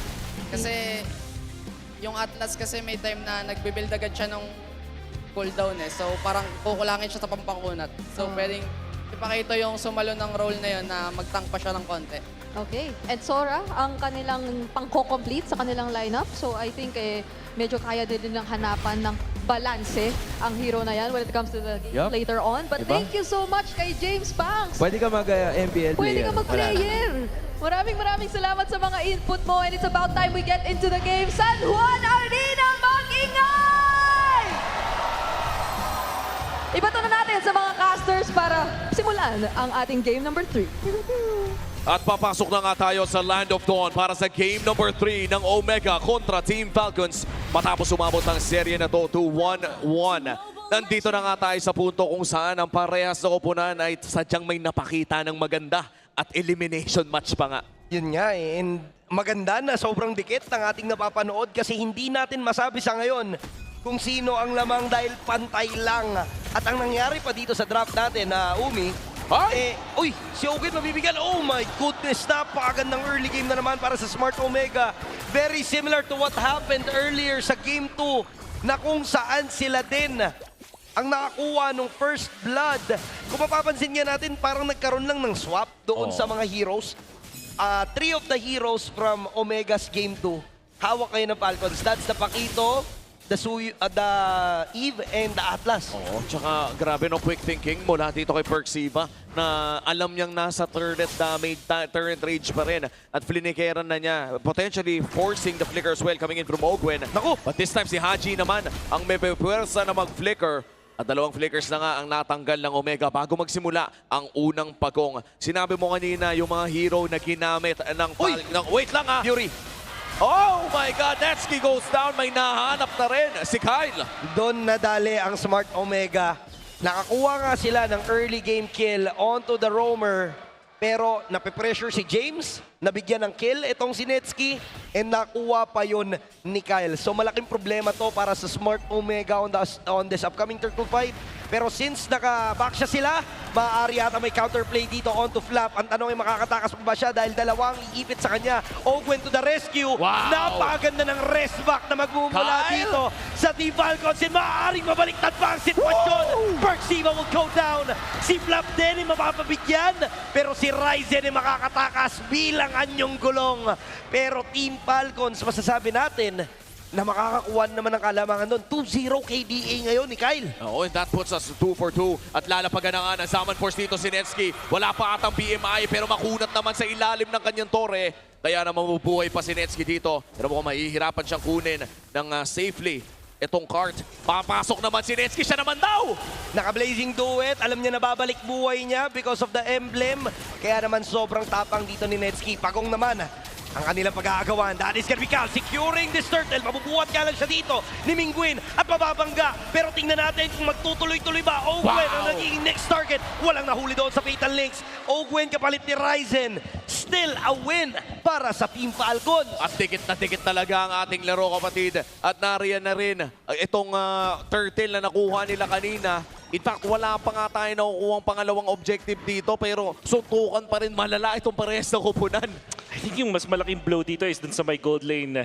Having Netsky die once, pero sasagutin agad ng Omega yan. Mukhang i-fix nila dito. Oo, ito. Tinambigan si Marco.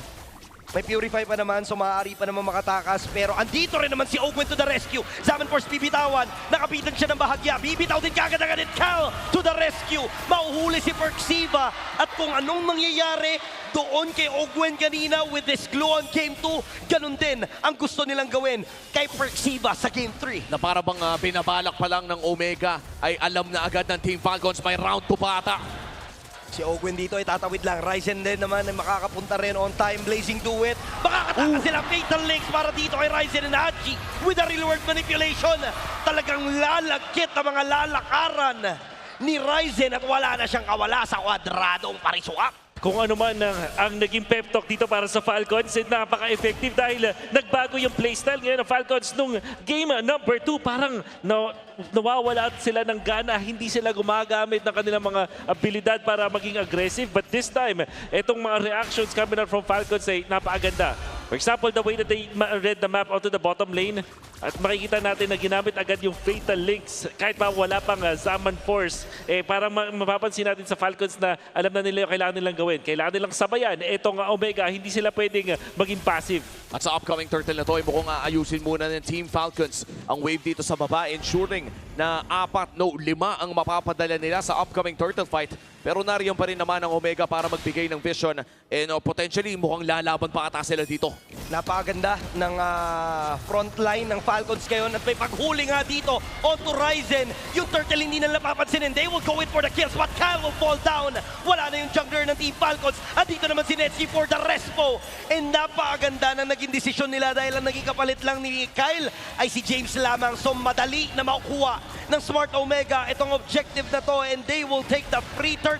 Pero may kapalit pa na masesecure dito si Flap and si Flap with his Pakito, signature Pakito. Yung atin mo, no, may flicker na, matagal-tagal na rin natin hindi nakikita. Itong Pakito special ni Flap. At medyo nakakalungkot, nakakainis na hindi pa yung skin yung ginamit. Nandito na tayo. Flap, elimination na. Sana ipinakita man lang. But look at this. Okay, mag-isa siya. Malabo na yung ginawa kanina na respo ni Ogwen para siya'y iligtas. And Smart Omega, sila yung magiging matagumpay sa kanilang plano na combo Ryzen and James. Pero sa may bandang ibaba naman, may ibang pinaplano ang Team Falcons. They want to destroy this turret. Pero hindi naman ata sila magiging successful because of the presence ni Perksiva. Nakakadepensa pa naman ang kupunan ng Omega. Bibigyan ni Kyle si James pero parang kaya ata siyang patulan ito. Pero pinipiso-piso bawas, nagtitipid ng skills. James, delikado ka! Tingnan natin kung makatakas pa nga ba si Kyle dahil hinahabol siya dito ni Ryzen. Tumatama yung mga plato. Wala na ata siyang kawala. And Ryzen, siya makakuha ng kill. Wow, in fairness with Kyle, I like how he moved there. Imagine kung hindi pa umabot doon si Ryzen, parang napakaganda at nakakalungkot naman para dito kay James na ganun yung nangyari, nagtitipid ng kanyang dash. But eventually, parang napaganda pa yung trade. Ryzen para kay Kyle. Tapos makakuha ng siguro na purple buff, 30 seconds into the turtle, sabay naman sa level itong si Ryzen. So I think that's a net positive para sa Omega. Oo. And as of now, hindi pa naman lumalagpas ng 2,000 ang kalamangan ng Team Falcons. Bagamat nakikita na rin natin na si Ryzen ay naboburst din ng paulit-ulit. Looking at the items, papunta pa lang ata kasi siya doon sa physical damage na pang-resist. Sa ngayon ay naka-Radiant Armor lamang dito si Ryzen. Kaya naman ang kaya lang indahin ay si Haji at si Super Marco. Pero wala ata silang pake. Gusto ata nilang lumaban at pumwesto around the final turtle of this game. Kung saan babakuran naman na ito ni Perksiva. Pero maganda pa rin ang pwesto dito ni Ogwen around the RPM. Si Mingwin ngayon ang bibigyan ni Flap. So mapipilitan si Mingwin na umatras ng bagya. May regen pa naman. So makakapag-reset ang Smart Omega. Pero yung pagong ipupul na. Because of the broken walls, maaari silang magkaroon ng turtle dance dito sa may bandang likuran. Si Mingwin occupied pa rin ni Flap. Yung pagong ay makukuha na this time ni Kyle. Pero si Haji ang unang mapapatumbay. Si Netsuke may bloising duet pa. And with a Purify, walang makakahuli sa kanyang iba. Perksiva will go down. Andun na naman yung Thunder Form. Kaso nga lang hindi magiging enough. Flow on mana si Super Marco. Pero si Kyle naman ang magko-compensate nung pagkawala ng mana na yon. And Team Falcons ang lalamang this time around. A 2 for 3 at yung pagong ay napunta pa sa Team Falcons. Kaya naman in terms of the early game objectives, lamang na lamang ang Team Falcons. A lot of things went in favor of Falcons. Una yung nagawa doon, Flap na i-force out yung unang ulti kabanat from Mingwin doon sa may gitna. So hindi nakaka-confirm na magandang box itong Omega. Tapos nakuha pa yung retribution out to the turtle. At ang pinaka-commendable para sa Falcons, yung pag-setup nila ng kanilang mga damage. If you think about Kyle, Flap, and Super Marco, burst yung kanilang mga heroes. Pero hindi big bursts talaga. So ang ginagawa nila dito, pinagsasabay-sabay nila yung sever initiation camera from Flap, pati yung synchro vision. At kapag tama at synchronize nila yung mga spells nila, hindi na talagang natutunaw na kahit itong si Baksha, hindi nakapag-regen enough for that. Parang 30% HP pa si Ryzen, pero bigla siyang natunaw kasi sabay-sabay yung execution ng tatlong damage dealers ng Falcons. Tsaka wala pa ata tayo doon sa punto na si Netsuke talagang napaka-hapdi na. Still, 2 out of 3 items para sa kanyang Trinity. Naghahanap pa naman ng Golden Staff ang gold laner ng Omega. Meanwhile, ito si Super Marco. Mukhang power spike naman na. Sasagasaan agad ni Ryzen. Si Ryzen ay talagang pinaplano na bigyan ito si Super Marco. Napagad ang fatal link sa magmumula kay Ogwen. Only dashes coming in from the Zaman Force. Si Ryzen makakatakas pa nga ba doon sa kahon pero mukhang hindi na. Dahil napakasakit na rin ni Kyle. Pero si Kyle din naman ang magiging target ng Smart Omega. And Netsuke will take him down. Si Ogwen nga lang dito makakasulubong si Perksiva. Makakatakas pa nga ba siya? Pero mukhang makakapitan, pero hindi.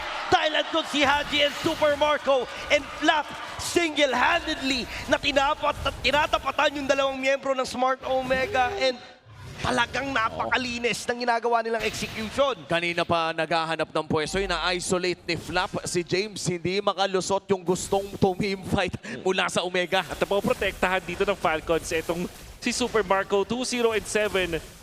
Makuha na rin yung kanyang third item dito. Nakaharangan pa na nila si Ryzen. Walang idea ang Omega na half HP na ang Lord. At eto na, unti-unting ginagapang ng Omega. Makakalapit pa nga ba si Ryzen? May pagretrihan pa nga ba? Pero nakaharang dito si Ogwen. Another beautiful fatal link. Pero hindi naman yung paghuli dito ni James. At may real world manipulation na sagot. Si Kyle naman si Netsuke mabibigyan. Hindi magiging sapat yung sabunot dito ni Perksiva upang pigilan yung pagragasaan ng Team Falcons. And talagang hirap na hirap ang Smart Omega sa ngayon dahil tuloy pa rin pala ang pag-rundown nila sa mga miyembro ng barangay at nagsitakbuhan na ang mga tanod.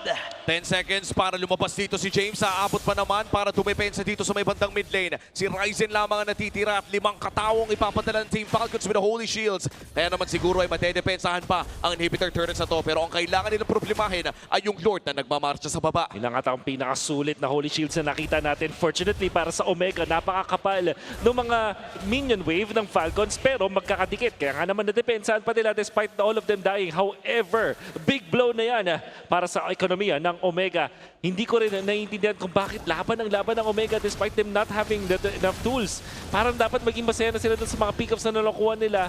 At ang nagiging resulta nung kanilang pagiging greedy kahit hindi pa sila ganun kalakas, lalong bumabaon yung gold lead na meron ng Falcons. Papalag ang Team Falcons sa may bandang ibaba. Torre ang magiging target nila. Nilatag na yung Zaman Force and walang magawa ang Smart Omega. May fatal link pa na saktong-sakto sa mga pagpitaw ng espada. Ni Kyle, makakasurvive itong si Ryzen. Madedepensahan nila yung inhibitor turret.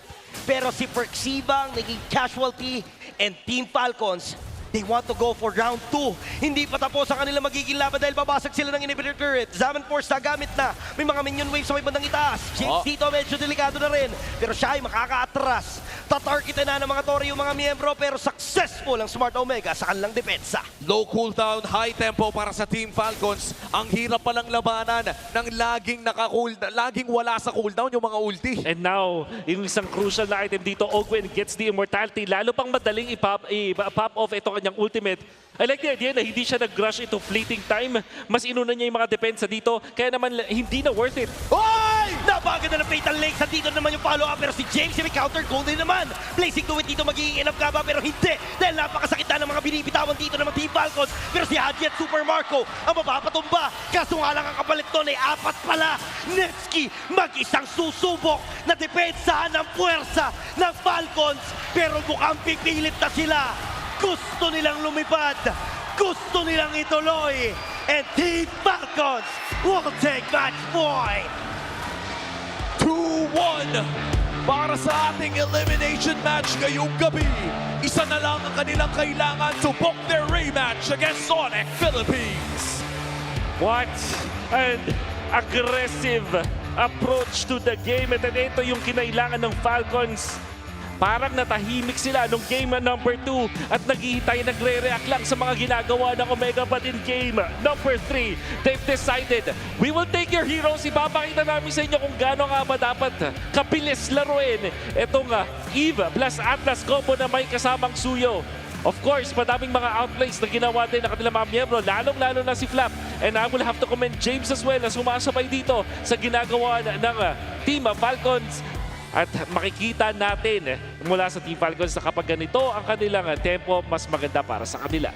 Oo. Yung mga ganong klaseng hero talaga yung parang bagay no? Pagdating sa Team Falcons, yung tipong anytime ay pwedeng bumira, anytime ay pwedeng pumasok. Nakita natin yan. Flap, Kyle going in with the Suyo and the Paquito. But this time it's Kyle na makakuha ng MVP. Pati ba naman yung cameraman ay natatamaan na ng blade search ni Kyle.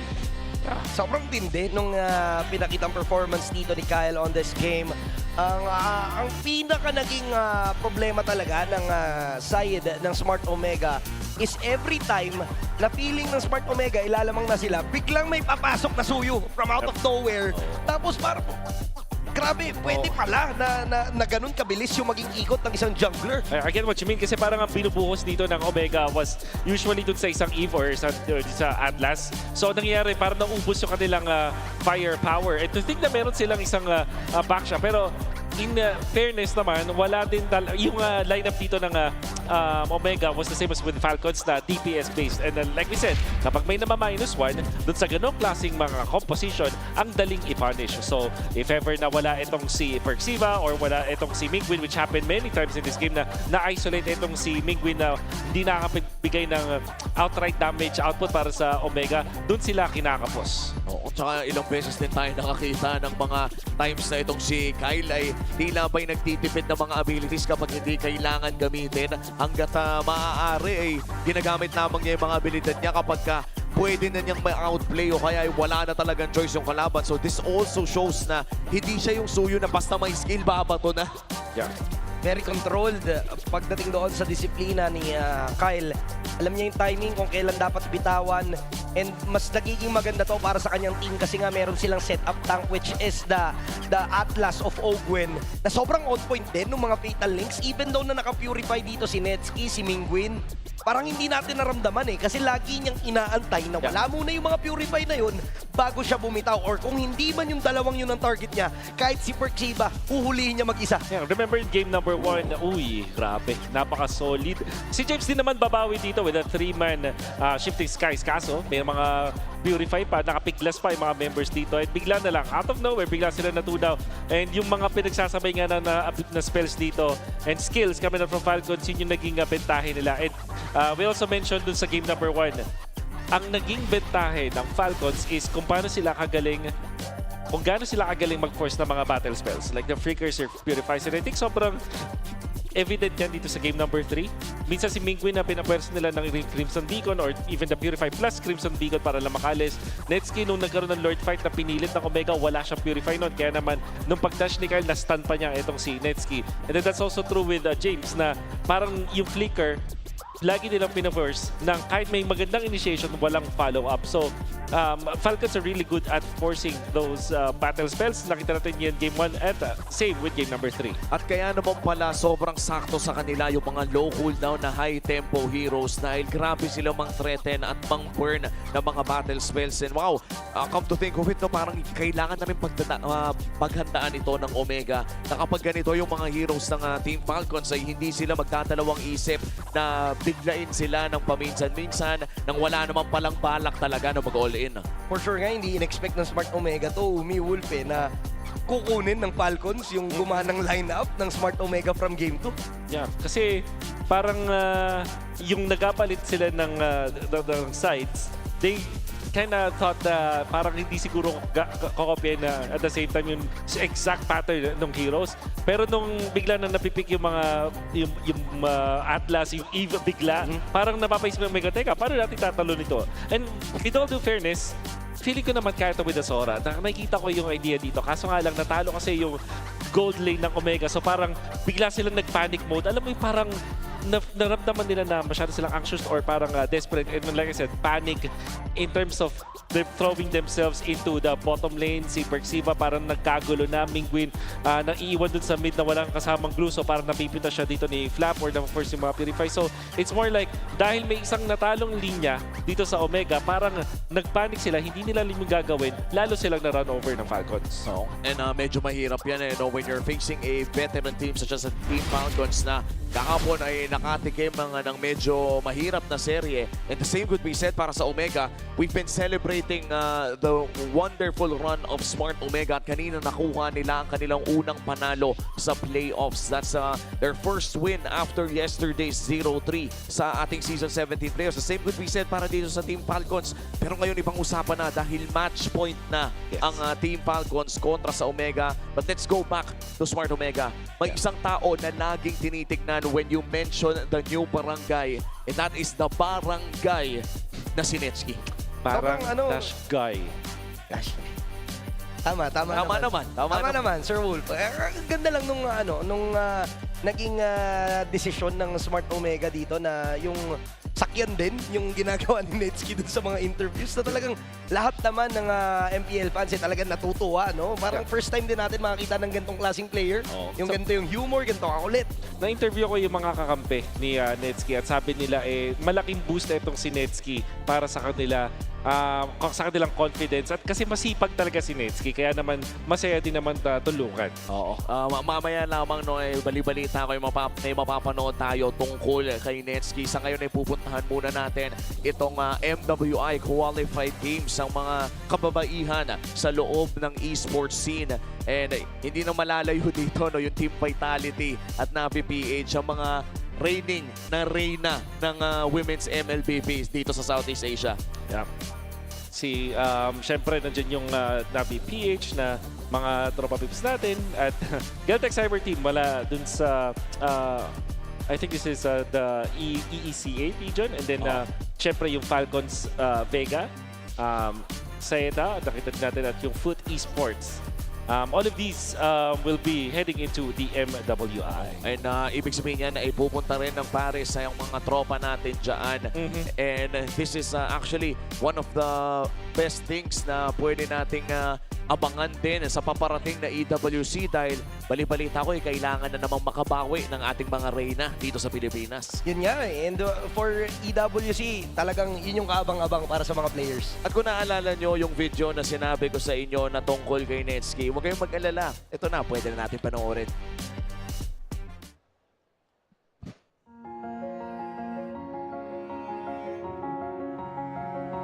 Actually, yung sa may mga pang-rage bait ni Nets na yun, feel ko niya na lang yun way niya na lang yun na para sabihin sa sarili niya na kahit matalo kami, kahit anong down pang gawin niyo sa amin, hindi niyo ako madadown. Parang yun yung naiisip ko kay Nets. Siya po talaga yung isa sa hindi talaga sumusuko. Hanggat di pa kami laglag, kaya pa.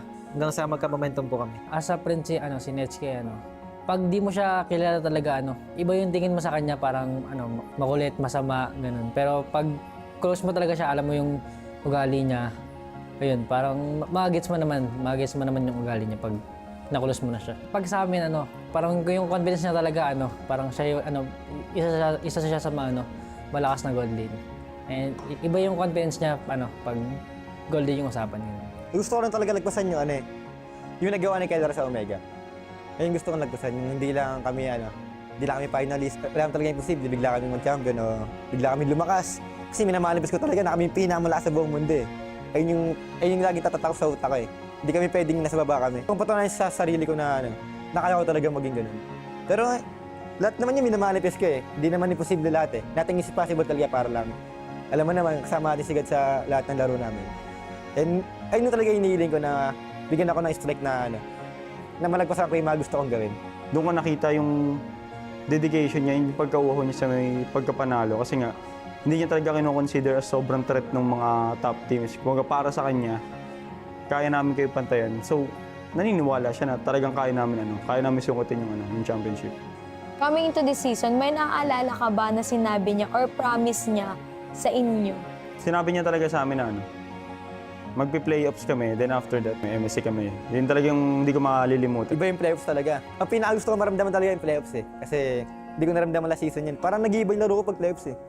Sana naman gumana ng ganito. Hindi naman last ride siguro. Mas may pipiliin talaga ako. Mas pipiliin ko talaga sa Pilipinas. Hindi lang sa ibang bansa kasi iba yung sa Pilipinas eh.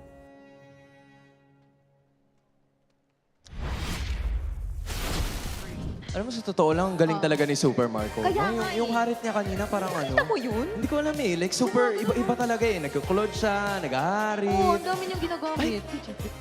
Ay! Oh my gosh! Iba pala! Pero sinasasay tayo ng Falcons ngayon. Oo, Team Falcons, isa na lang, di ba? Super Mars, kwentuhan mo naman kami. Iba yung ginawa mo kanina eh. What made you one of the key factors in winning that game? Yeah. I think kung may barang yung Barangay Omega, nandito ang barang ng Falcons. May barang din. May barang din sila. Okay. Meron pa akong gusto kong tanong. Outside of the game naman, kailan mo na-realize na kambal kayo ni Super Marco? Well, curious lang ako eh. Kasi parang bigla kang lumabas out of nowhere, di ba? Parang, this time, nga. So, may nagsabi ba sa'yo before? Like, anong chika? Yeah, actually, nalaman ko way back 2024. Tapos like parang sabi ko, hello, parang kamukha nga. Tapos like, nagko-comment na sila, kamukha mo si Super Marco. Ikaw si Super Marco. Like parang, hindi ako ang tunay niyong ama. Hala. Ako rin tuloy. Paano nangyari yung kanina din? Na ikaw ang nasa unahan? Oo, anong kwento dun? Ang Falcon, anong kwento dun? Actually, like parang galing pa kasi akong Encantadia. Tapos tumawag si Super Marco. Sabi niya, hello, Super Mars. Kailangan ko ng buff. So, napatawag ako dito bigla. Diba? Galing siya ng ibang dimension? Ganun ba ang ibig niyang sabihin? Bigyan mo kami ng best Super Marco impression. Yung esports pose, okay? Yung gaganon ka lang talaga completely. Sa'yo yung camera, sa'yo lahat yan, okay? In 3, 2, 1. Aba! Aba, papasa! Super Mars, maraming salamat. Binuhay mo ang katawang lupa ng Team Falcons. Dahil sa'yo, nakakuha sila ng second seed. Dahil sa'yo, lamang sila ngayon ng 2-1. Okay, sa'yo lahat yon. Sa'yo lahat yan. Palakpakan naman natin siya. Green Falcons. Dahil ngayon, oras na para humayo. Okay. At ipakita sa buong mundo ang mga fans ng Green Falcons. Guys, pag nakita kayo, mag-hi kayo sa camera. Okay, sa inyo lahat yan. Sino yan? Sino to? Si Flap pala yan. Si Flap. Hawakan mo yung madam. Iyo lahat yan. Okay, iyo lahat yan. Okay, ito. Ang dami din talaga mga nila. Falcons yung mga supporters natin ng Team Falcons. Ito. Sobrang dami nila. Si Kuya Red din yung buhok. Hello po. Grabe. Ito, tamo yung t-shirt niya. Tinan mo yung t-shirt niya. May mga arrows pa, ikaw din. Bigyan mo kami ng pangmalupitang esports pose. Oy! Super Mars, kailangan ka namin. Parang kulang eh. Pwedeng tabi kayo? Super Mars! Pwede bang tabi kayo? Halika Kailangan dito. namin ng rest back dito. Halika kayo. dito. Ito na yung tunay na ba? Ayan na. Ayan na. Ito na Pwede niyo ang bang gusto gawin? kong magkitang dalawa. Isa pa. Okay. Ayan! Ano munang pangalan mo? Kenji po. Ano? Kenji po. Kenji Kenji. Super Mars. Okay. Ayan. Eto na. Bigyan nyo kami ng pangmalupitang esports pose in 3, 2, 1. Ay, parang nag-aurahan sila. Bakit ganun? Okay, take 2 tayo ha. Take 2 tayo. In 3, 2, 1. Ay! Grabe, ang sassy naman. Maraming salamat. maraming salamat. KG and Super Mars. Thank O you sige, po, tapos thank na you ang po. shift mo, ha? Balik ka Okay. na sa cheering. Okay. Balik na tayo sa mga... Sa hiking, sa hiking. Sa mga daang-daang. Oo. Oo nga. Medyo mataas Lilibot to na eh. naman tayo ng San Juan. Hello. Kamusta ang mga sambayan ng Pilipino talagang- na nandito? Hello po sa inyo. Ito yung mga dedicated Uy, may naglalaro nating pa. fans, oh. May Papindot naglalaro nga, pa. papindot Laruin mo nga. nga muna yan. Anong gamit niya? Naka-ano siya, naka-gushon siya. Ano? Naka-gushon. Aba, nakamina to skin pa. Ano, Wala ba tayo dyan, Min? Wait lang, tatry ko. Wala ba tayo dyan? O sige, balik mo na. Wait lang, ganda nung KDA mo nakakaya. Baka eh. Wag maano na, pa wag eh, na, baka wag na, i-fit wag mo na. pa eh. Kaya mo na. O, ito na. Naglalaro din sila. O, Oh, saan, ayan saan, o. Ito, saan? ang dami naglalaro. Oh, amin na yan, amin O, na laruin yan. mo Sa'yo yan. yan, Laruin sa'yo yan. natin. Amin na yan, amin na Ito, yan. nag-1v1.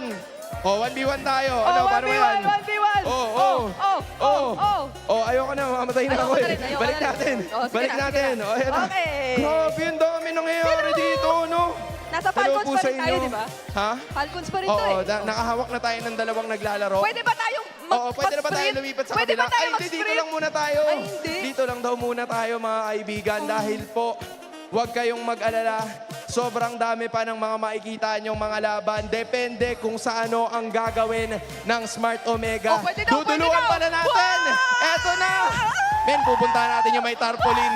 Puntahan natin yung may tarpaulin. Puntahan natin yung may tarpaulin. O, sino to? Sino to? Sino to? Oy, grabe si Cap Mingwin. Cap! Kap! Ipakita mo yan. Yan ang gusto ko. Sobrang daming Chinese Grabe naman nung yan. poster nila, no? Oo nga eh. Dito kaya, dito kaya. Nakakaramdam ako na may naglalaro pa dito. Ayun. Nakakaramdam ako na may Okay, naglalaro pa. marami. Para ma-pressure sila ng konti. Oo. Okay, Ay, ayos din. Ayun na, naglalaro sila. Good luck po. Good luck. Good luck po, Dito Galingan tayo. niyo po. So, Ano? dito. Tingnan Ay, mo. papunta na Tingnan mo. tayo doon. Malapit na tayo. Ay, wala na. Makukompleto. Hindi na natin Hindi na nakompleto. Hindi Huwag na po kayong ako. mag-alala, okay? Pag nanalo po ang inyong pambato na Smart oo. Omega, pupunta po kami sa inyo. Okay, Yes. konti na lang. Konti Mag-cheer pa. kayo ng malakas. Buhay pa ba ang barangay? Grabe, ang tindi din. Ang daming nanonood, Oo, ang ala. daming naglalaro, Ayan, ang oh. Ayan daming pa, oh. ayan, sila focus talaga sila, no? Iba talaga. Yan, shout out kay Gretchen at saka sa pamilya niya. Mabuhay po kayong lahat. Ibang klase ka, idol. Oy, oo nga, sige, manood ka lang dyan. Oy, baka kasi magulat yung online audience. Parang, ano ba pang pinagsasabi natin? Kaya Kasi nga. yung nakikita nila, mga players na eh. Oo So, nga. ito na. Balik na tayo doon sa draft pin. I feel like this is already a scenario that gives Team Falcons a huge advantage. They're already up 2-1. They seem to find the recipe for success, which is the box para sa seryeng ito. Pero para sa Omega, nabanggit ni James Banks kanina yung kahalagahan ng pag-break ng box. They're gonna be kicking things off with picking up a Freya. The first time na nabuksan ito. Probably in this playoffs after so long. Ngayon lang natin ito makikita. And in the hands of Smart Omega, may mga kailangan akong i-double check. Sandali lang. Sige, May ako mga muna. kailangan tayong i-double check dito. Ito na, mabilis lang to. Andito na rin men. Yung carry tsaka yung Eve is gonna Hindi be or should I say, the carry and the Eve is gonna be the pickup para sa kupunan ng Team Falcons, giving them a little bit more advantage pagdating doon sa mga team fights. Although, those damage dealers have already been revealed para sa kanilang kupunan. So, Omega's gonna be doing the same thing. Hindi ito yung mga usual na liners for their squad. Pero ito, men, pakiramdam ko, I wonder ano yung future self mo. Yung no? future self ko kaya, anong boses niya, no? Pwede ko ba, future self? Nandyan ka ba? May nagmo-monologue ka ba? Nandyan Future ka self? ba, future self? Andito po ako, Dol. Andito naman po ako. Ay, hello, Dol. Sorry. Hello lang. Hello. Ikaw naman. Hello, ako po yung future self. Kwentuhan mo naman kami. First 3 picks na parehas na team, what are you observing? Feeling ko po ang ganda ng Freya. Mapapaus ka niyan. Sige, balikan Sorry. na. Sige, balik tayo sa normal. Pero maganda yung first pick ng Smart Omega. Tama ka actually, Hans. First time na open, pero maganda rin yung response ng Team Falcons. Usually, ito yung pinang sasagot, yung may shredder ka kagad na may carry, tapos may pang lockdown ka with the Eve and Fredrin, pero nahawakan din yung Suyo. So, the Suyo is there. Fredrin matchup. This is the typical assassin versus utility lineup. Ang tanong ko kay Future Self kasi, Okay. pinag-uusapan natin yung box ng Falcons eh. Correct. Will this Freya be enough sa Omega oo nga. para talagang ma-break etong Oo. box na sinasabi natin about kay Falcon? Oo. Kailangan talaga masabi Si Super Future. Oo, Super Future na malaki na yung full item na, lock item na 6 items. Kasi pag tinignan mo yung Team Falcons, medyo may box talaga sila, literal. Maraming salamat, Super Future Self. Sa ngayon, it is the box that everybody is worried about. Na sa ngayon, nabanggit nga ni Super Future Self na nagngangalang Midnight na, alam mo yun, medyo gana naman eh. Because the Freya can go toe-to-toe against anybody. There's a reason why this hero has been banned so many times in the league. Yep. And so far, hindi pa naman nagagamit ni James exactly ang isang Freya in the EXP lane. So high chance na makita pa rin naman natin siya Correct. in the gold lane. Tama ba, Future Self? Tama. Kumbaga may flex pa na pwedeng ilabas dito yung Smart Omega. Pero one thing na magandang abangan dito is kung ano yung roam na ilalabas ni Prex. Kasi malalim-lalim din yung kanyang hero pool. In fact, isa sa pinaka-flexible heroes si James, si Prex sa roam. And I feel like yung Atlas ay sila din mismo nagtanggal, pero marami pa eh. Yung Kaja, well, sila din nagtanggal. Inuubos nila yung mga heroes kasi alam nila, lamang si Perxiva pagdating sa hero pool. Oy, nakita ko yan kahapon nung parang sinabi na halos 4 yung differences nila. Midnight, maraming salamat. Bye-bye. Pakiramdam ko pwede kang mag-caster. Pwede Ewan siya ko lang. mag-cast mamaya. Like, magka-cast ka na mamaya. Dahil dyan, tanggap ka na kagad. Oo. Di ba? Pasok. Ito rin. Pasok na Uy, ang high Philo. loss. So napaka-limitado na lang ng options ni Perks na pinag-uusapan nga natin kanina. I think some of the remaining options are just the... Ano ba, Khalid? Alam mo, super stick sila sa ano, no? Yan na. Ayan yung Khalid. Nagka-lead na sila. Okay. Pero yung Khalid and Alice pala ang napunta sa side ng Smart Omega. So they have crowd control. They have ways para malagay sa isang pwesto. They have the Attraction Pulse, Raging Sandstorm, Throne of Ruin. Pero yung damage yung kailangan nilang pag-iftingin dito. Freya and the Suyu would do really well in the early portions of this game. Pero pagdating nung later portions, medyo mahihirapan sila na makipagsabayan. Especially because it's a carry they have to worry about from Team Falcons. And we are yet to see what Flap actually decides to pick up para talagang i-match sa lane ang isang Alice. Kasi actually, if you think about it, if they really wanna go pretty standard, the Uranus is also still there. But there's a chance you also might want to consider a bit damage and range. Kasi, tingnan mo naman, may box ka na eh. So, ano yung magiging panggulo mo talaga?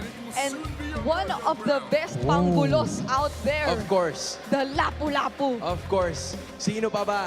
Kundi ang Lapu-Lapu that would go up against this Alice. The burst damage is obviously there para sa Team Falcons once they get their items in. But in terms of all the crowd control, nandito naman sa kupunan ng Smart Omega. And with this, Team Falcons are leading 2-1. Smart Omega needs this to extend to a 5-game series. San Juan, are you alive and kicking? Game number 4. Casters, take it away. Isang panalo na lang ang kailangan ng Team Falcons para tumungtong sa sunod na pahina ng playoffs. Pero sa ngayon, ang Smart Omega ay pumupuso pa rin na makakita ng game number 5. 2-1 po ang ating serye sa ating elimination match ngayong gabi. At makakakita tayo ng Freya mula sa Cloud Prince. Napakatindi ng nagiging takbo ng ating draft dito sa seryeng ito. Never natin nakita sa buong regular season na ganito yung mga nagiging palitan. Ang daming bagong nakikita and who would have thought na lulusot ang Freya dito sa playoffs. And Netski Siya ang Hoy! hawak nito. And Tingin sa baba! Uy, ang ganda nung cut. super dive. Ganda nung cut. Lugi talaga si Super Marco pag naipagsabayan siya dyan. And wala pa siyang nakiklear na minions. So kailangan niya ng help from Ogwen. Nagtawag ng kuya. Pero alam naman natin na kailangan niya to at nakapag-shields pa. Grabe na nakapag-outer third shields pa. I mean, ito si Netsky. Oo, kinabahan ako doon and sa totoo lang, yung flicker din ay na-burn na rin sa mid lane. Iba ang naging simula para dito sa Omega. Yeah. And this is what we expect them to utilize yung kanilang Freya. Kailangan maging aggressive talaga. Pag nakakita ko ng mga Freya, mga teams na nagraro ng Freya tapos passive sila at hindi nila ina-abuse yung strength ng Freya in the early stages. Talagang parang masasabi nating masakit sa mata eh. Pero itong Omega, they're taking advantage of it. They just have to be careful kasi so far may na-unlock itong Falcons which is yung pag-utilize itong si Ogwen on this high loss. Oo, mukhang tatahimik naman na yung Land of Dawn. Bagamat makakapasok sa jungle ng Team Falcons ang Omega. Nakawa na mangyayari si Kyle. Mapipilitan mag-back away. Nanakaw ata. Oo, nanakaw ni Ryzen ang orange buff ni Kyle. So mabibiyahin siya dito ng level. And ang laking problema nito para sa Falcons sa early game. Hindi pa nga level 4 si Kyle at malapit na lumabas ang pagong. At mukhang lamang din ang gold lane dahil sa nature ng matchup. At re-recta ata ng mid matapos kunin ng crab. Yep. And this also means na pwedeng i-activate itong si Netsky lalo na sa speed up na magamit nila natin dito. Papunta din sa my third. Lalo na kapag kumonekta kasi itong si Netsky doon sa team fight, lalong magkaroon ng advantage yung Omega. So I think mas maganda na ibigay na lang to if you're Falcons. Oo. At mukhang yan naman talaga ata magiging call dahil kailangan na muna mag-clear ng purple para sa Team Falcons. At dahil dyan, Omega makakakuha ng pinakaunang pagong ng larong ito. Di na kinailangan ni Retri at mukhang mag-i-invade pa nga. Kaya dedepensa ang Team Falcons. Napakatindi ng ginagawa dito ng Smart Omega. And mukhang may mabibigyan dito sa may bandang gitna. Bravest Fighter plus the Flicker. Will this be enough to escape in the hands of Smart Omega? And first blood, mabibigyan niya dito si Flap. Andito naman si Kyle to the rescue. Aabutin ba? Dalawa mahuhuli ng Don. And the Brazers Rat will connect. Pero wala pa sila ganun ka-damage. James! Para mapatumba ang mga miyembro ng barangay at walang naging casualty sa kanilang side. At Turtle plus 2 kills. Nang gigil ang members ng Falcons, particularly itong si Kyle doon kay James. At ang ginawa ng Omega ay yung ginagawa ng Falcons sa kanila nung game number 1. Suportahan sa isa't isa, going for the peel. And they were able to punish Kyle because of that. Yung hirap na itong si Fredrin, lalo pang lumubog ang Falcons. And looking at the Infinix in-game equipment, lumalaki na nga rin ang kalamangan na hawak dito ni Ryzen compared to Kyle. 800 within the first 3 minutes. At medyo masama yun dahil when we look at an assassin versus a utility jungler, ayaw mo as a utility na mabehind ng sobra-sobra. At mukhang ganun nga na naman ang mangyayari dahil siya na naman ang magiging target. Paulit-ulit lang na binibigyan talaga ng pokes and damages ng Smart Omega itong si Kyle kapag siya'y napapa-overextend. Kaya naman mas nahihirapan siya sa kanyang jungle path. Kasi nga behind na siya doon kay Ryzen, paulit-ulit pa siyang napupok. At hindi rin talaga nagdadalawang isip ang Omega. The moment na makita nila na humaharap itong Fredrin, ay agad-agad silang nagbabato ng traction pole. So kaya binibigyan agad ni Perksiva ng Raging Sandstorm. And I feel like sa paparating nating pangalawang pagong ay mainam na ata para sa Team Falcons na wag lumaban dahil nariyan na rin ang Sky Piercer at pati na rin ang Golden Staff. You know, I also want to say that lalong-lalo na sa gold side pa itong Turtle, it will be disastrous kung lalaban sila. Wala silang revitalize and everything. So, Falcons will have to look for another avenue to team fight or kumuha ng resources from somewhere else. Oh! Hindi tumama. Yung Raging Sandstorm, andun din yung ultimate ni James. Hindi to kukonekta pero may pagong naman sila. But Ogwen will go down. Hindi na nga piniling lumaban ng Team Falcons pero nakuha pa rin ang kill yung Sword Omega. Uy. And to be fair, may dalawang ulti pa na parang pinatulak sa air. Tutuloy pa ata kay Kyle. Kung may pressure dito sa bot lane, gusto nilang bumasag ng torre at si Kyle nga maaaring maipit dito at wala na naman siyang kawala dahil 3 miyembro ang umiipit sa kanya. Well, that's Suyo and nakita natin dito yung Freya. Ang ginawa nila, finurse nila etong si Kyle. Pero nung nagpunta na sa under the tower, etong si Kyle, mas pinorsa nila yung turret. Tapos tsaka nila binigyan yung Fredrin. Palubog ng palubog yung jungler dito ng Falcons. At Itong Omega naman, they still keep on applying the pressure into the jungle. Oo, patuloy din mag-i-invade. Makukuha na naman ata ng Green Camp. Pero ang good news naman dito para sa Team Falcons ay parang makukuha naman ata nila itong buff ng walang galos. Agad din na makakapag-cut dito ang Omega. Kaya naman mukhang ma-free up na naman itong XP lane. Maliban na lang kung ito mismo ang gusto nilang kunin. Pero mukhang iba naman ata ang balak ng Omega. 4,000 gold lead. Papasok ng pang-anim natin na minuto. Ano bang aantayin ng Team Falcons dito? Oh, that's so difficult. Maybe Kahit 2 ikaw, items para sa nanloko ka. carry. Siguro katulad nung nakita nating series kanina, mag-intay lang talaga ng proper moment. And ang ganda naman ng binibigay na pressure ng Smart Omega. Trying to invade. Pero bubuhos na rin dito ang Team Falcons at papalag sila. Si Perxiva ang unang mapapatumba pero si Kyle at si Ogwen ang nawala. Kaya naman makikipagsabayan. Flap hindi magiging enough ang kanyang damage para makakuha pa ng kill. And that is gonna be a triple para kay Ryzen. At dahil dyan ay lulupo pa mas lalong gold lead at makakakuha pa nga si Netsky dito ng isa pang tore sa may bandang ibaba. At mukhang itatransition din nila na maganda at malinis patungo sa pangatlong pagong ng larong ito. And you would think na nananalo na yung Falcons doon, lalo na nakuha nila yung first kill doon kay Perks. At maganda na rin yung pagkakagamit nila din ng real world manipulation. But eventually, nakita natin na itong si Mingwin na nag-output and damage constantly. Ryzen nag-outplay. And of course, Netsky, the Freya, every time nabababat kayo sa area of control ng isang Freya, ay talaga mabibigyan. Wait! Super Marco, kailangan niya talaga ditong kumapit sa kanyang mga teammates. And successful naman si Haji at si Ogwen na siya'y iligtas. And that kill, sobrang laking bagay para sa Falcons para sila'y makabawit, makahabol. Para bang tubig matapos na isang mahabang lakad sa desierto. Dumating si Netsky doon sa 3v1 na yon. Makukuha pa rin ata ni Ryzen with the retribution as well. That's right. Pero men, uhaw na uhaw yung Falcons at pinainom ng Omega ng tubig. Unfortunately, ay hindi magandang decision mula dito kay Netsky. Ang maganda nga lang, hindi na niya kinumit yung flicker. Parang naintindihan niya na, okay, this is a bad scenario. Huwag ko nang palubugin pa. But at the same time, maganda pa rin naman ang napondohan dito. Netsky with 1,000 gold ahead of his competition, Super Marco. Oh, hindi pa naman ganun kalala. In fact, 2 items, almost an item ahead. Patungo na ng endless battle dito si Netsky. Meanwhile, yung Swift Trinity na inaabangan natin sa Team Falcons ay mukhang matagal pa. Papasukin ba ni James? Hindi, traction boost. Kikail na naman. Napakagandang hatak, no? Paulit-ulit lang talaga nila na chino-choke lahat ng resources na pwedeng pagkunan ni Kyle upang siya'y makahabol. Si Ogwen naman dito ay tumatanggap. Later on, pwede nating masabi na makakounter na nila ng items nila. Pero sa ngayon, pipilit na naman ang Smart Omega. Glory Spotway gagamitin para sila'y tuluyan mapatras. Raging Sandstorm, hindi na nga magagamit ng tuluyan. Pero napakasakit at napakakunat din ang mga miyembro nila. But Ryzen will fall down. Oh no! Ito na ata yung disaster na Smart Omega. Pero trade lang din naman ang naganap 2-for-1. Ako, lumaban sa ilalim ng tore. At kung baso lamang ng tubig yung nabigay sa Falcons kanina, para bang may kasama ng isang galon yung nangyari doon. May yelo pa siguro dahil nakuha nila doon is a kill to Ryzen, a shutdown in fact.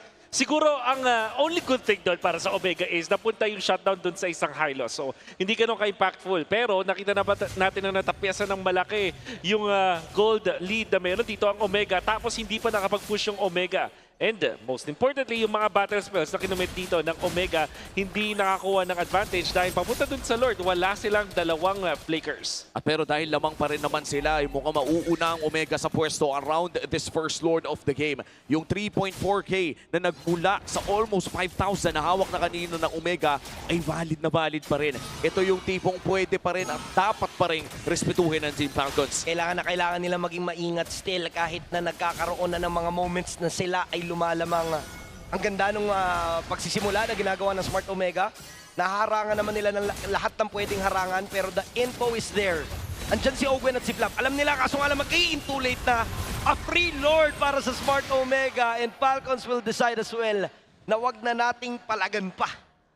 And there will be this advantage na meron ng Omega na mukhang madedepensa naman kasi with all due fairness, mabilis itong nag-spawn. After nilang makuha, instantly nag-spawn dito sa may bottom lane. And meron pang outer energy shields doon. So ang i-focus ng Falcons is to defend here in the mid lane. As long as there's no deaths on the side of Falcons, mukhang kaya nila itong depensahan. Faction Pulse na gamit na pero mukhang makakadepensa pa naman ng Team Falcons dito sa mid lane. May mga minions doon sa may bandang itaas kaya naman si Netsky ay makakapaglagay ng konting pawas doon sa torre. Pero yung paparating na Lord sa baba ay hindi pa agad nasasagot ng Team Falcons. I'm predicting na most likely may at least isang inhibitor turret na mawawala dito. We'll see. Possible ata pero mukhang Holy Shield ang babangkuhan ng Team Falcons para madepensahan nila itong Lord. Willing na silang ibigay yung mga ganong klase ng resources at sinusulit na nga nila to the fullest. They're taking their time. Ayaw nilang madaliin to. Alam nila na hindi pa nila kaya makipagsabayan totally. Si Super Marco talaga ang magiging insurance ng Team Falcons sa laban na ito. At saktong-sakto, 10 minutes 46 seconds ay nakasecure na siya sa kanyang Swift Trinity. At some people will say na magandang scaling ng isang carry and I will normally agree with them. However, dito sa ganitong klaseng matchup, sabihin na natin dumating ng 18-minute mark kung saan nakakuha ni full items siya. That will also be true para kay Ryzen and James and kay Netsky. So, ang dami niya kailangan sagutin dito. Oo, antayin na lang natin kung anong magiging pwestuhan dito yung Super Marco. Tandaan natin, he is running this flicker which means na kapag nahuli siya ng isang malupit na stun ay medyo walang choice ang gold laner ng Team Falcons. And dalawa yung chain stun na maaaring gamitin ng Smart Omega. They have the Alice, they also have the Khalid. And alam naman natin na pag nagpatong yung dalawang skills na yon na AOE at maganda ang positioning ng Smart Omega, kayang-kaya nilang ubusin yung mga miyembro ng Team Falcons. So for sure, alam to ng Falcons, kailangan lang nilang maging ready kung sakali man na gawin na ng Smart Omega ito. At sa pagsilip natin sa ating Infinix in-game equipment, makikita din natin na may Chastise Poltron na itong Alice na ito. Kaya naman hindi rin pwedeng maasahan na sobra-sobra o nag-uumapaw ang attack speed ni Super Marco. Bagamat napakaganda ng laro niya so far, 2-0-2 sa larong ito. A perfect game para dito kay Super Marco. Halos actually lahat ng kills ng Team Falcons ay nahawakan niya. Exactly. And this will also mean na yung parang momentum dito ng Omega, sakaling may panalo nila tong game na to, ay mag-uumapaw na nga. Let's just say the Falcons eventually will get to the first pick. Parang isipin nila dito, do we give the Freya, do we give the Pakito? First pick na natin yun. Magkaroon ng Eve. Tingin ko sobrang mababalasa yung pickings natin kung sakaling mag-game number 5 dahil sa kung gaano kabaliw ay yung mga nangyayari in the past few games. And now in the second Lord, Team Falcons behind by 7,000. Napakaganda na naging early game dito ng Omega at kitang-kita na swak sa power spike ang kanilang mga galaw. And now with this Lord, nariyan din naman si Flap. Ogwen ready na rin magbato ng kanyang carpet dito. And Omega, pinapagalan nila yung Lord Take Alam nila na may mga minions sila sa opposite lane at mukhang gusto nilang gamitin at sulitin iyon. And the moment na may mag-react doon, tsaka ata sila mag-all in. But si Kyle, sobrang tapang, mamamataan siya dito ni Perksiba. So now, Smart Omega has the info na nandiyan na si Kyle. Tumama yung Raging Sandstorm. Napakasakit ng combo together with James. At yun na nga yung sinasabi natin na Super Marco ang nandito rin naman ang trabaho ni Super Marco na magdila ng damage. Flicker in with some danger. And what an outplay coming in from Team Falcons. That is gonna be Haji taking kills as well at mababaliktad ang sitwasyon. At kung akala natin ay lamang na ang barangay, sa maliit na iskinita na iyon, ay naibaliktad pa ng Falcons ang tanong paano? That's exactly what happened. Parang napunta sila dito sa isang spot kung saan dikit-dikit sila at nasulit yung damage output at control ni Flap. At syempre, nandun din si Haji na dumating na doon sa point na yun. Siguro in-assume ng Omega na hindi na makakahabol pa doon si Haji. At nung sabay-sabay silang na-deal ng damage, coming out from Flap, coming out from Haji, nagmukhang itong si Super Marco nasulit yung kanyang Trinity na kakakuha lang din niya. And biglang nawala na ang lamang ng Omega. At this point, it's now an even game. Masasabi pa nga natin, baka Falcons pa ang abante. Oo, at with that Lord ay potentially pwede pa nilang makontrol ulit yung mapa na nawala sa kanila several minutes ago. Itong mid lane ay dedepensahan pa ng Omega pero isang kalapit na lamang ito ng mapaminion man o mapasiege. Kaya naman mapupunta na ito sa kamay ng Team Falcons at may Lord pang poproblemahin ng barangay sa baba. Wow, just a flip of the switch and it's really commendable kung paano na hanap ni Haji yung opening as well as Flap. Here they go again. Napakaganda ng ginagawa ditong pressure ng Team Falcons. Smart usage of this Lord on their side. Nabalanse na nga nila halos yung lagay ng mapa. Bumabasag na sila ng mga tore. naabot na nga tayo sa punto na sila na yung may map control na kung saan kanina lamang na lamang yung Smart Omega all throughout the game. Right now, sila pa ang maaaring ma-corner. At kailangan natin i-lay down ang stakes para dito sa Omega. This is an elimination game. Team Falcons ay currently match point. Hindi pwedeng matalo ang Omega dito. Kung hindi, tapos na ang kanilang journey in Season 17. Yung bundok na binuo ng Omega doon sa kanilang gold lead na paangat bigla na lang bumaba ng sobrang bilis in a span of a minute. And now, Falcons are leading by 1,000 gold. And even itong si Super Marco nakapag-catch up na doon sa kanya katapat na Freya. At makikita natin na kahit itong si Alice coming out from James ay hindi na tatagal sa damage output na meron itong si Super Marco. Siyempre, plus points na merong mga malefic gun na pinili dito si Super Marco to aid into the damage dealing purposes at positioning. Siyempre, mula para kay Super Marco. Magiging sobrang crucial ang susunod na Lord ng laro na ito dahil wala pang inhibitor turrets na bumabagsak on both teams. Kahit nung nakalamang ang Team Falcons ay hindi sila nakakuha ng isa at nung lamang ang Omega na depensahan yung doon sa may bandang ibaba. In the upcoming Lord, dahil wala namang lamang sa lanes, sa pindutan na ata tayo magkakatalo. You know, I agree with you sa pindutan, pero parang gusto ko idagdag dyan yung motivation, yung mental fortitude. Kasi yung Omega, imagine, we're in a position na lamang sila. They're controlling game, they have this Freya.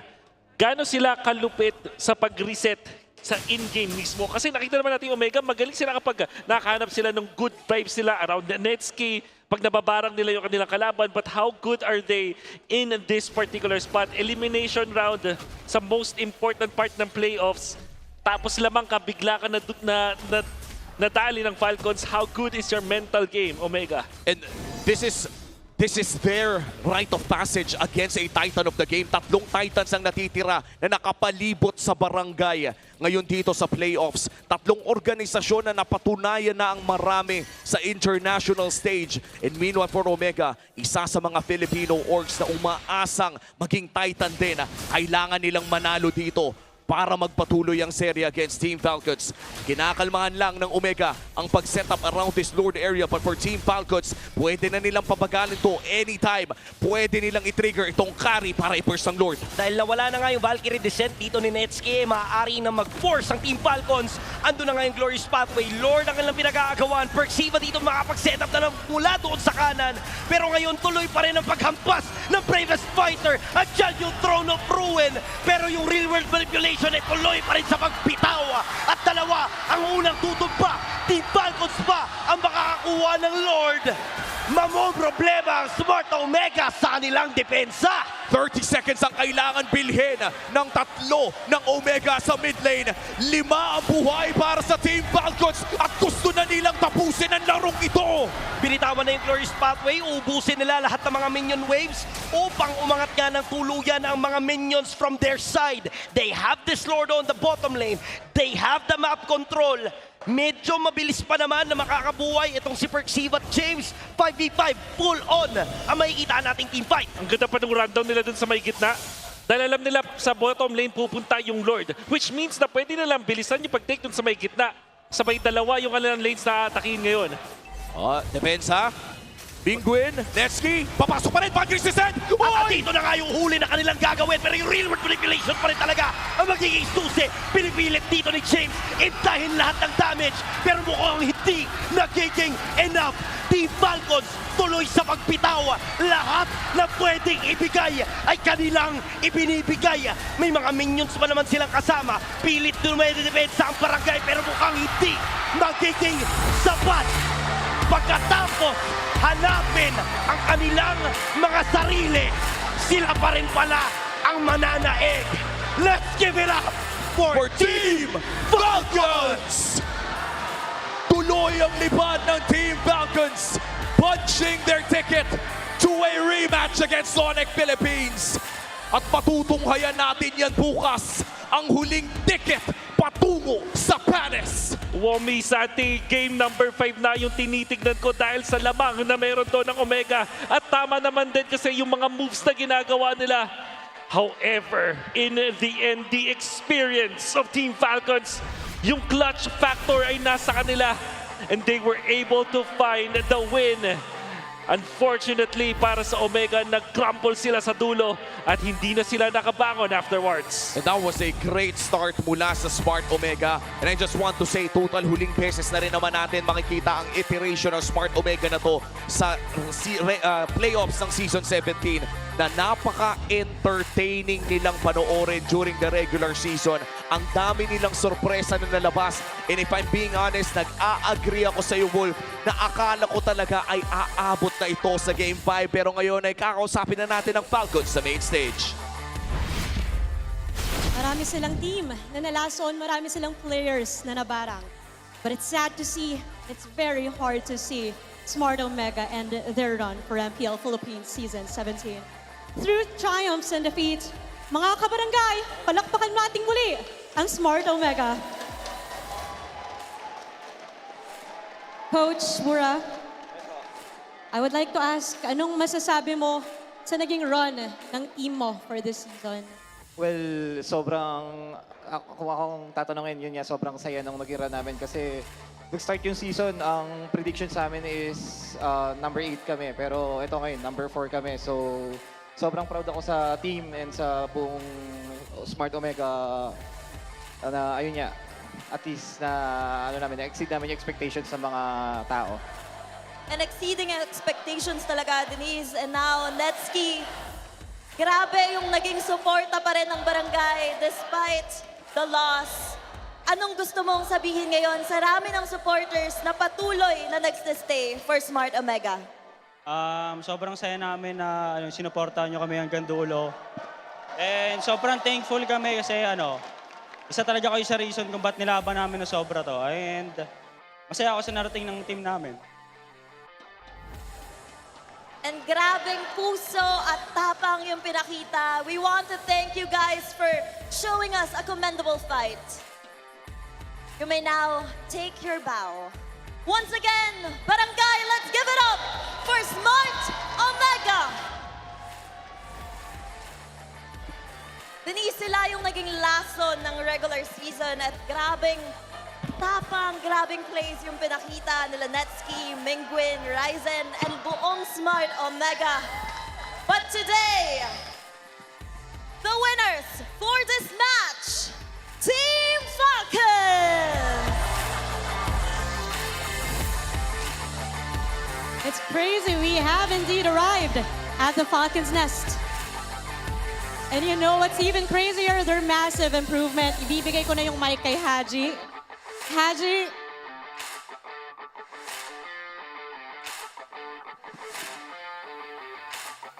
Haji, unang-una, congratulations.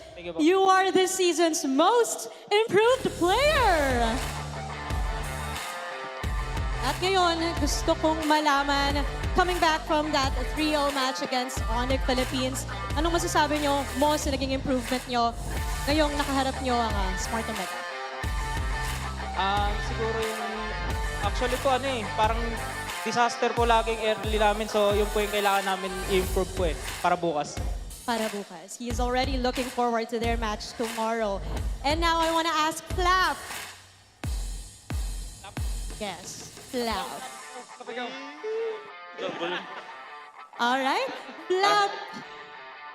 Mukhang grabe yung kaba mo kanina nung Game 2. Nung nakuha ng Smart Omega yung panalo. At alam natin na napaka-crucial ng match-up na to dahil do or die.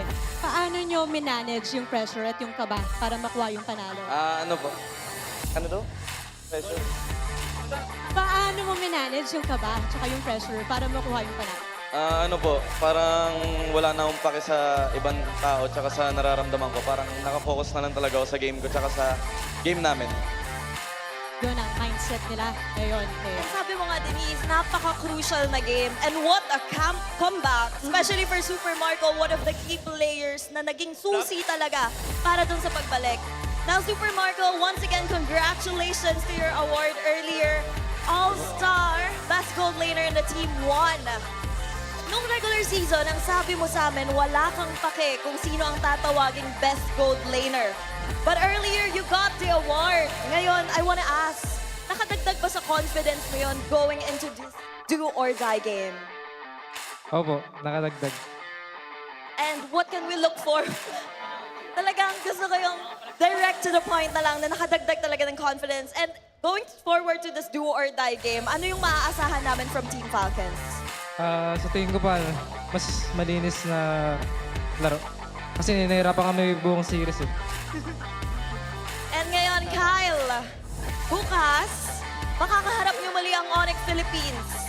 Parang rewind lang sa nangyari kahapon. But this time, anong balak at anong preparation ang gagawin nyo? At may message ba kayo sa ONIC Philippines? Siguro yung magiging preparasyon po namin sa ONIC, hindi po kami magpapabugbog sa kanila. Tsaka babawi po kami sa kanila kasi siniro-3 po nila kami. Naman. I'm Talagang excited. aabangan natin yan bukas. I'm very excited, Thea. And that, Gwen, ano ang masasabi mo sa Green Falcons sa sumuporta sa inyo ngayong araw? Sa mga sumuporta ngayon tsaka pumunta sa venue, maraming salamat. Pati na rin sa Omega fans, maraming salamat sa pagsuporta sa laban na to. Mas gagaling pa namin bukas. Yun. Maraming salamat, Team Falcons! And we can't wait to see more of you tomorrow. You may now take your bow. And you may now take your walk-up victory! Grabing game yun, Denise. Nakakapagbigay talaga ng palpitations. And what an epic comeback. That is indeed a very palpitating game. I can't wait for their matchup tomorrow. But I know our casters can't also wait. Casters, Palag Na To. Maraming salamat, Denise and Thea. Nagbabalik po tayo dito sa ating casting desk para i-dissect ang ating elimination match na napanood natin kung saan Team Falcons ang nakaangat. It's a sad day for Omega after a glorious regular season run. Pero patuloy ang paglipad ng Team Falcons. Parang ang nangyari dito sa laban na ito ay talagang pinusuan din at gustong patunayan ng Team Falcons na walang curse, walang sumpa doon sa number 2 seed. And this is na parang, alam mo yung word na gusto kong gamitin dito is intentional para sa side ng Falcons. Kasi binan nila yung Pakito, third ban, binigay nila yung Freya, automatically pinig nila yung carry. Walang dalawang isip pa. And then if you recall, ito yung parang pinakaunang hero na na-associate kay Super Marco, the carry. Playing the perfect game, ito yung nagbigay sa kanya ng moniker na bulletproof. Etong hero na to. At up until this point, 0 death shot, tapos 100% kill participation in an elimination match, tapos lugi sila sa early stage, dun mo talaga masasabi na pag-usapang carry, Super Marco, maaalala mo. At minsan talaga, no, kapag ganitong klaseng match na sobrang high stakes na walang masama na kumapit sa comfort dahil hindi mo pagsisisihan. Minsan may lumalabas pang mga extra na galaw. And this was the game-changing team fight kung saan yung 7,000 halos na gold na hawak na Omega ay nabura ng parang bula for Team Falcons at napunta na sa kanilang gold lead. Unfortunately, yung initiation coming out from Persiva only catching 1. Yung back-to-back na highlights na nakita ninyo, Haji ay free hit dun sa kanyang real-world manipulation. Obviously, Super Marco is a threat pero tingin ko equal threat dun kay Haji kasi siya yung nagsusupplement talaga ng damage na hindi makasasagot ng Omega. And they drafted this Khalid para i-counter sana itong Eve. Unfortunately, hindi nila nagamit to that regard. Whereas itong Falcons, ang galing ng pagkagamit nila kay Flap tsaka kay Ogwen. And kung mapapansin nga natin yung draft ng Falcons, centered siya ng makukunat na mga heroes para maprotektahan din talaga sa backline. Etong si Super Marco, siya na lang tatrabaho sa damage, lahat ng nasa harap, tatanggap din ng damage.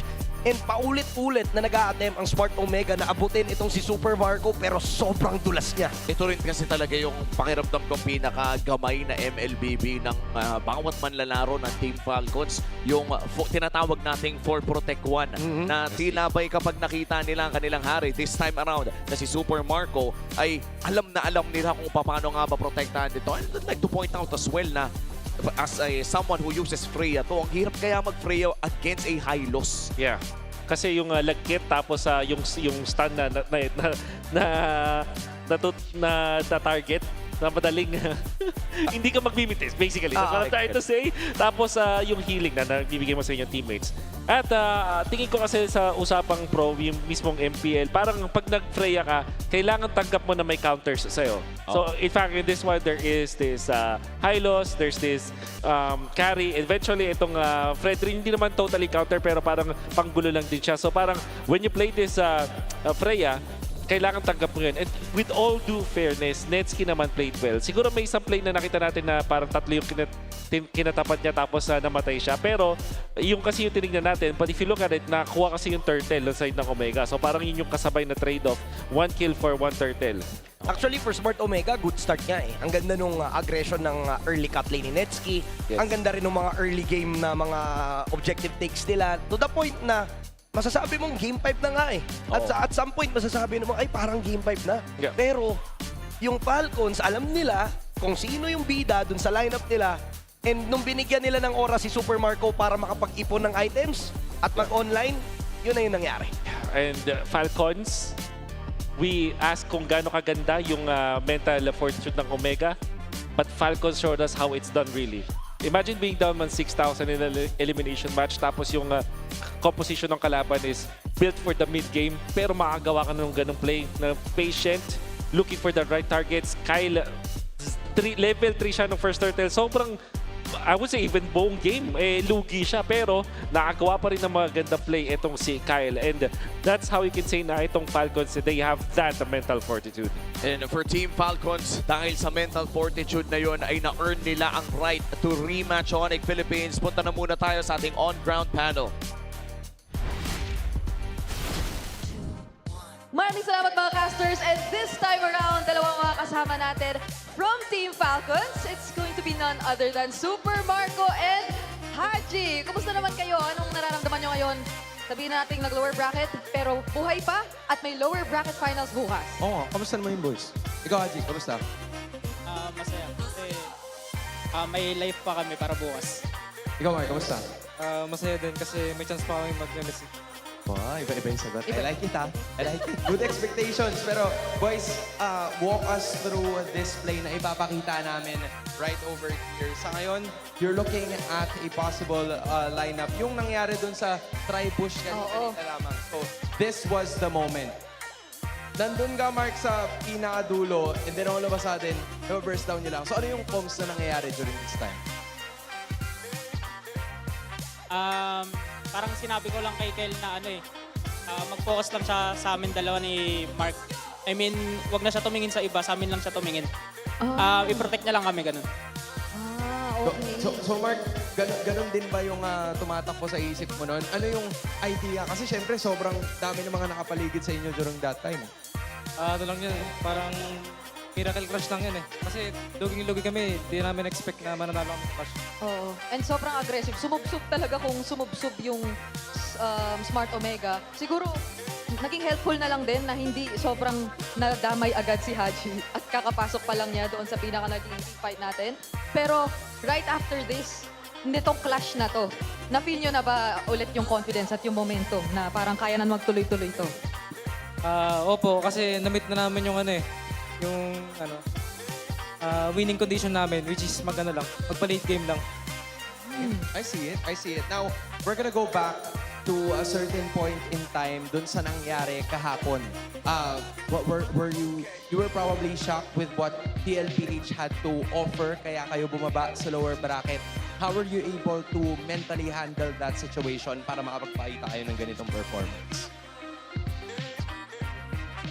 I mean, paano nyo na mentally prepare yung sarili nyo para makuha nyo yung panalo na to? Or anong usap ang nangyari after nung naging pagkakatalo kahapon? Sinabi na namin na bigay na talaga namin yung lahat. Tsaka no regrets na talaga. Yun lang yung mga napag-usapan namin eh. Tapos maayos sa tulog. Ayos sa tulog. Kompleto ba? Tulog nyo? Kompleto tulog, Mark? Ano po? Kompleto tulog? Kompleto. Okay, kompleto daw. Sige. Parang kami nag-chat, no? Like yung dalawa. Magto-double message. Oo. Pero ito, may isa rin akong tanong para kay Haji once again. Kanina lang, in-award natin siya as our regular season most improved player actually of the season, to be exact. Anong thoughts mo dito? Anong nararamdaman mo? Or message sa lahat ng bumoto at sumuporta sa'yo na manalo nitong award? Para sa akin, thoughts ko siguro nung pagka-join ko talaga sa Falcons, sobrang laki ng in-improve ko and nung team. Kaya siguro yun. At makikita pa namin kayo bukas That's for sure, right? It's all smiles para sa Team Falcons as they're gonna be facing up against ONIC Philippines tomorrow. Pero sa ngayon, we're gonna be taking a look at the Infinix Liquid Cooling Beast Mode tactics. Or should I say, the mic check. Kalmadong comes lang. Carry tayo. Tsaka Ib. Hmm. Wait natin sila magkamali, pre. Wait tayo window. Isang mali nila, punish natin. Yan Mark, pre ah. Tara alala natin. Dito Mark, dito takbo. Wala pa skill to. Patay niya. Parito. Nice. At kayo. Dip nga mid. Tan ka, pre. Meron pa. Divide that. Maribeo. Dito mo sa akin niya. Right. Shoot down. Nice. Oy, kayo pa. Nice. Nice one. Babawi mga lodi ko. Papata, pre. Okay. Pro-15 ka rin. Protect at all cost lang tayo, tsaka carry. Palagyan tayo sa mid lane. Wait lang, i-clear ko muna mid kill. Allow na Lord ah. Sige, try mo lang. Taklit. I-back nila. Tara dito. Wait lang, i-back nila. Tan ka. Tara pre. Suyo. Kita mo harapan lang. First kill kami. Dash. Okay na, ulti na ka rin. Pre, dalawa sa akin. Go lang. Alis lang. Dalawa. Suyo, dadashin mo ka. Harapan lang. Hero lang.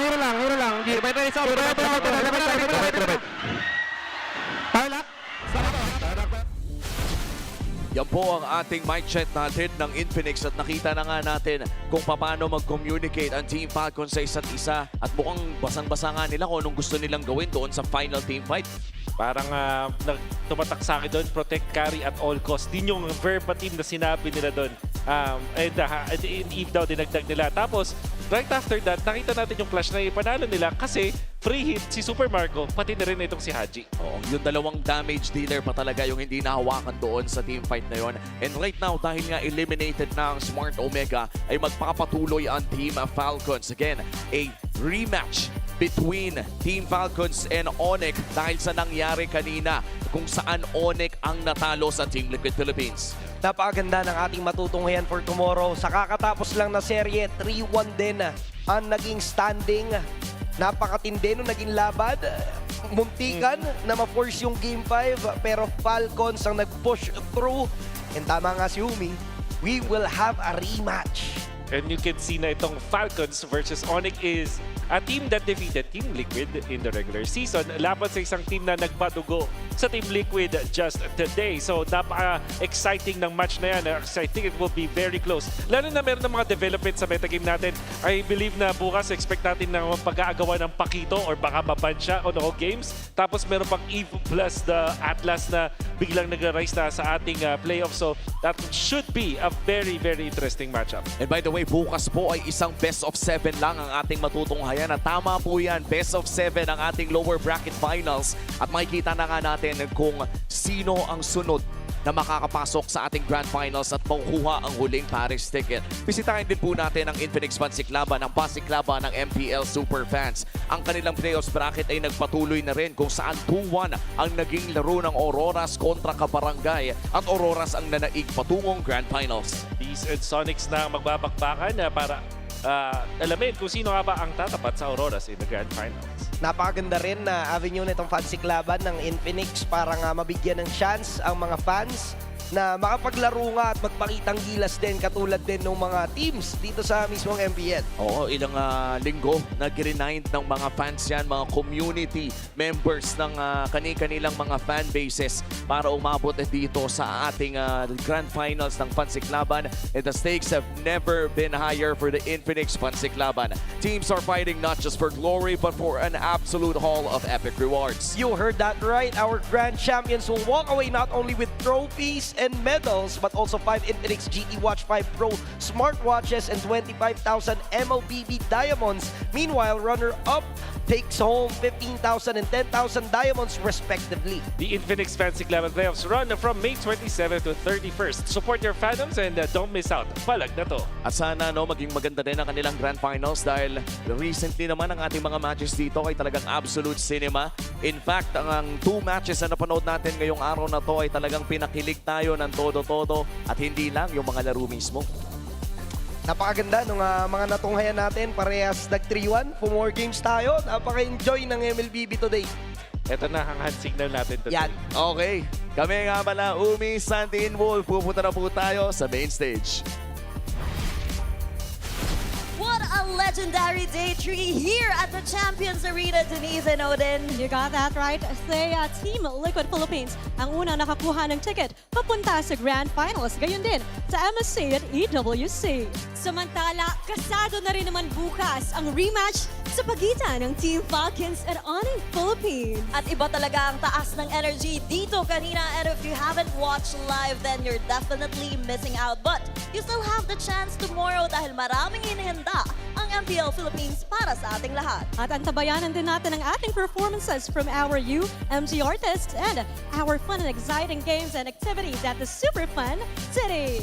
At syempre, malalaman na rin natin kung sino nga ba ang kahaharapin ng The Cavalry sa Grand Finals. Gayon din ang makakatuwang nila papuntang sa Paris. At marami pa tayong aabangan, lalo na bukas. Maraming salamat sa pagsama sa amin today. This is your host, Thea. At ako naman, si Denise. And this is your very own Odin. Makita-kita tayo muli bukas dito lamang sa tahanan ng pinakamalalakas. Ito ang MPL Philippines Season 17 sa playoffs. Palag na to!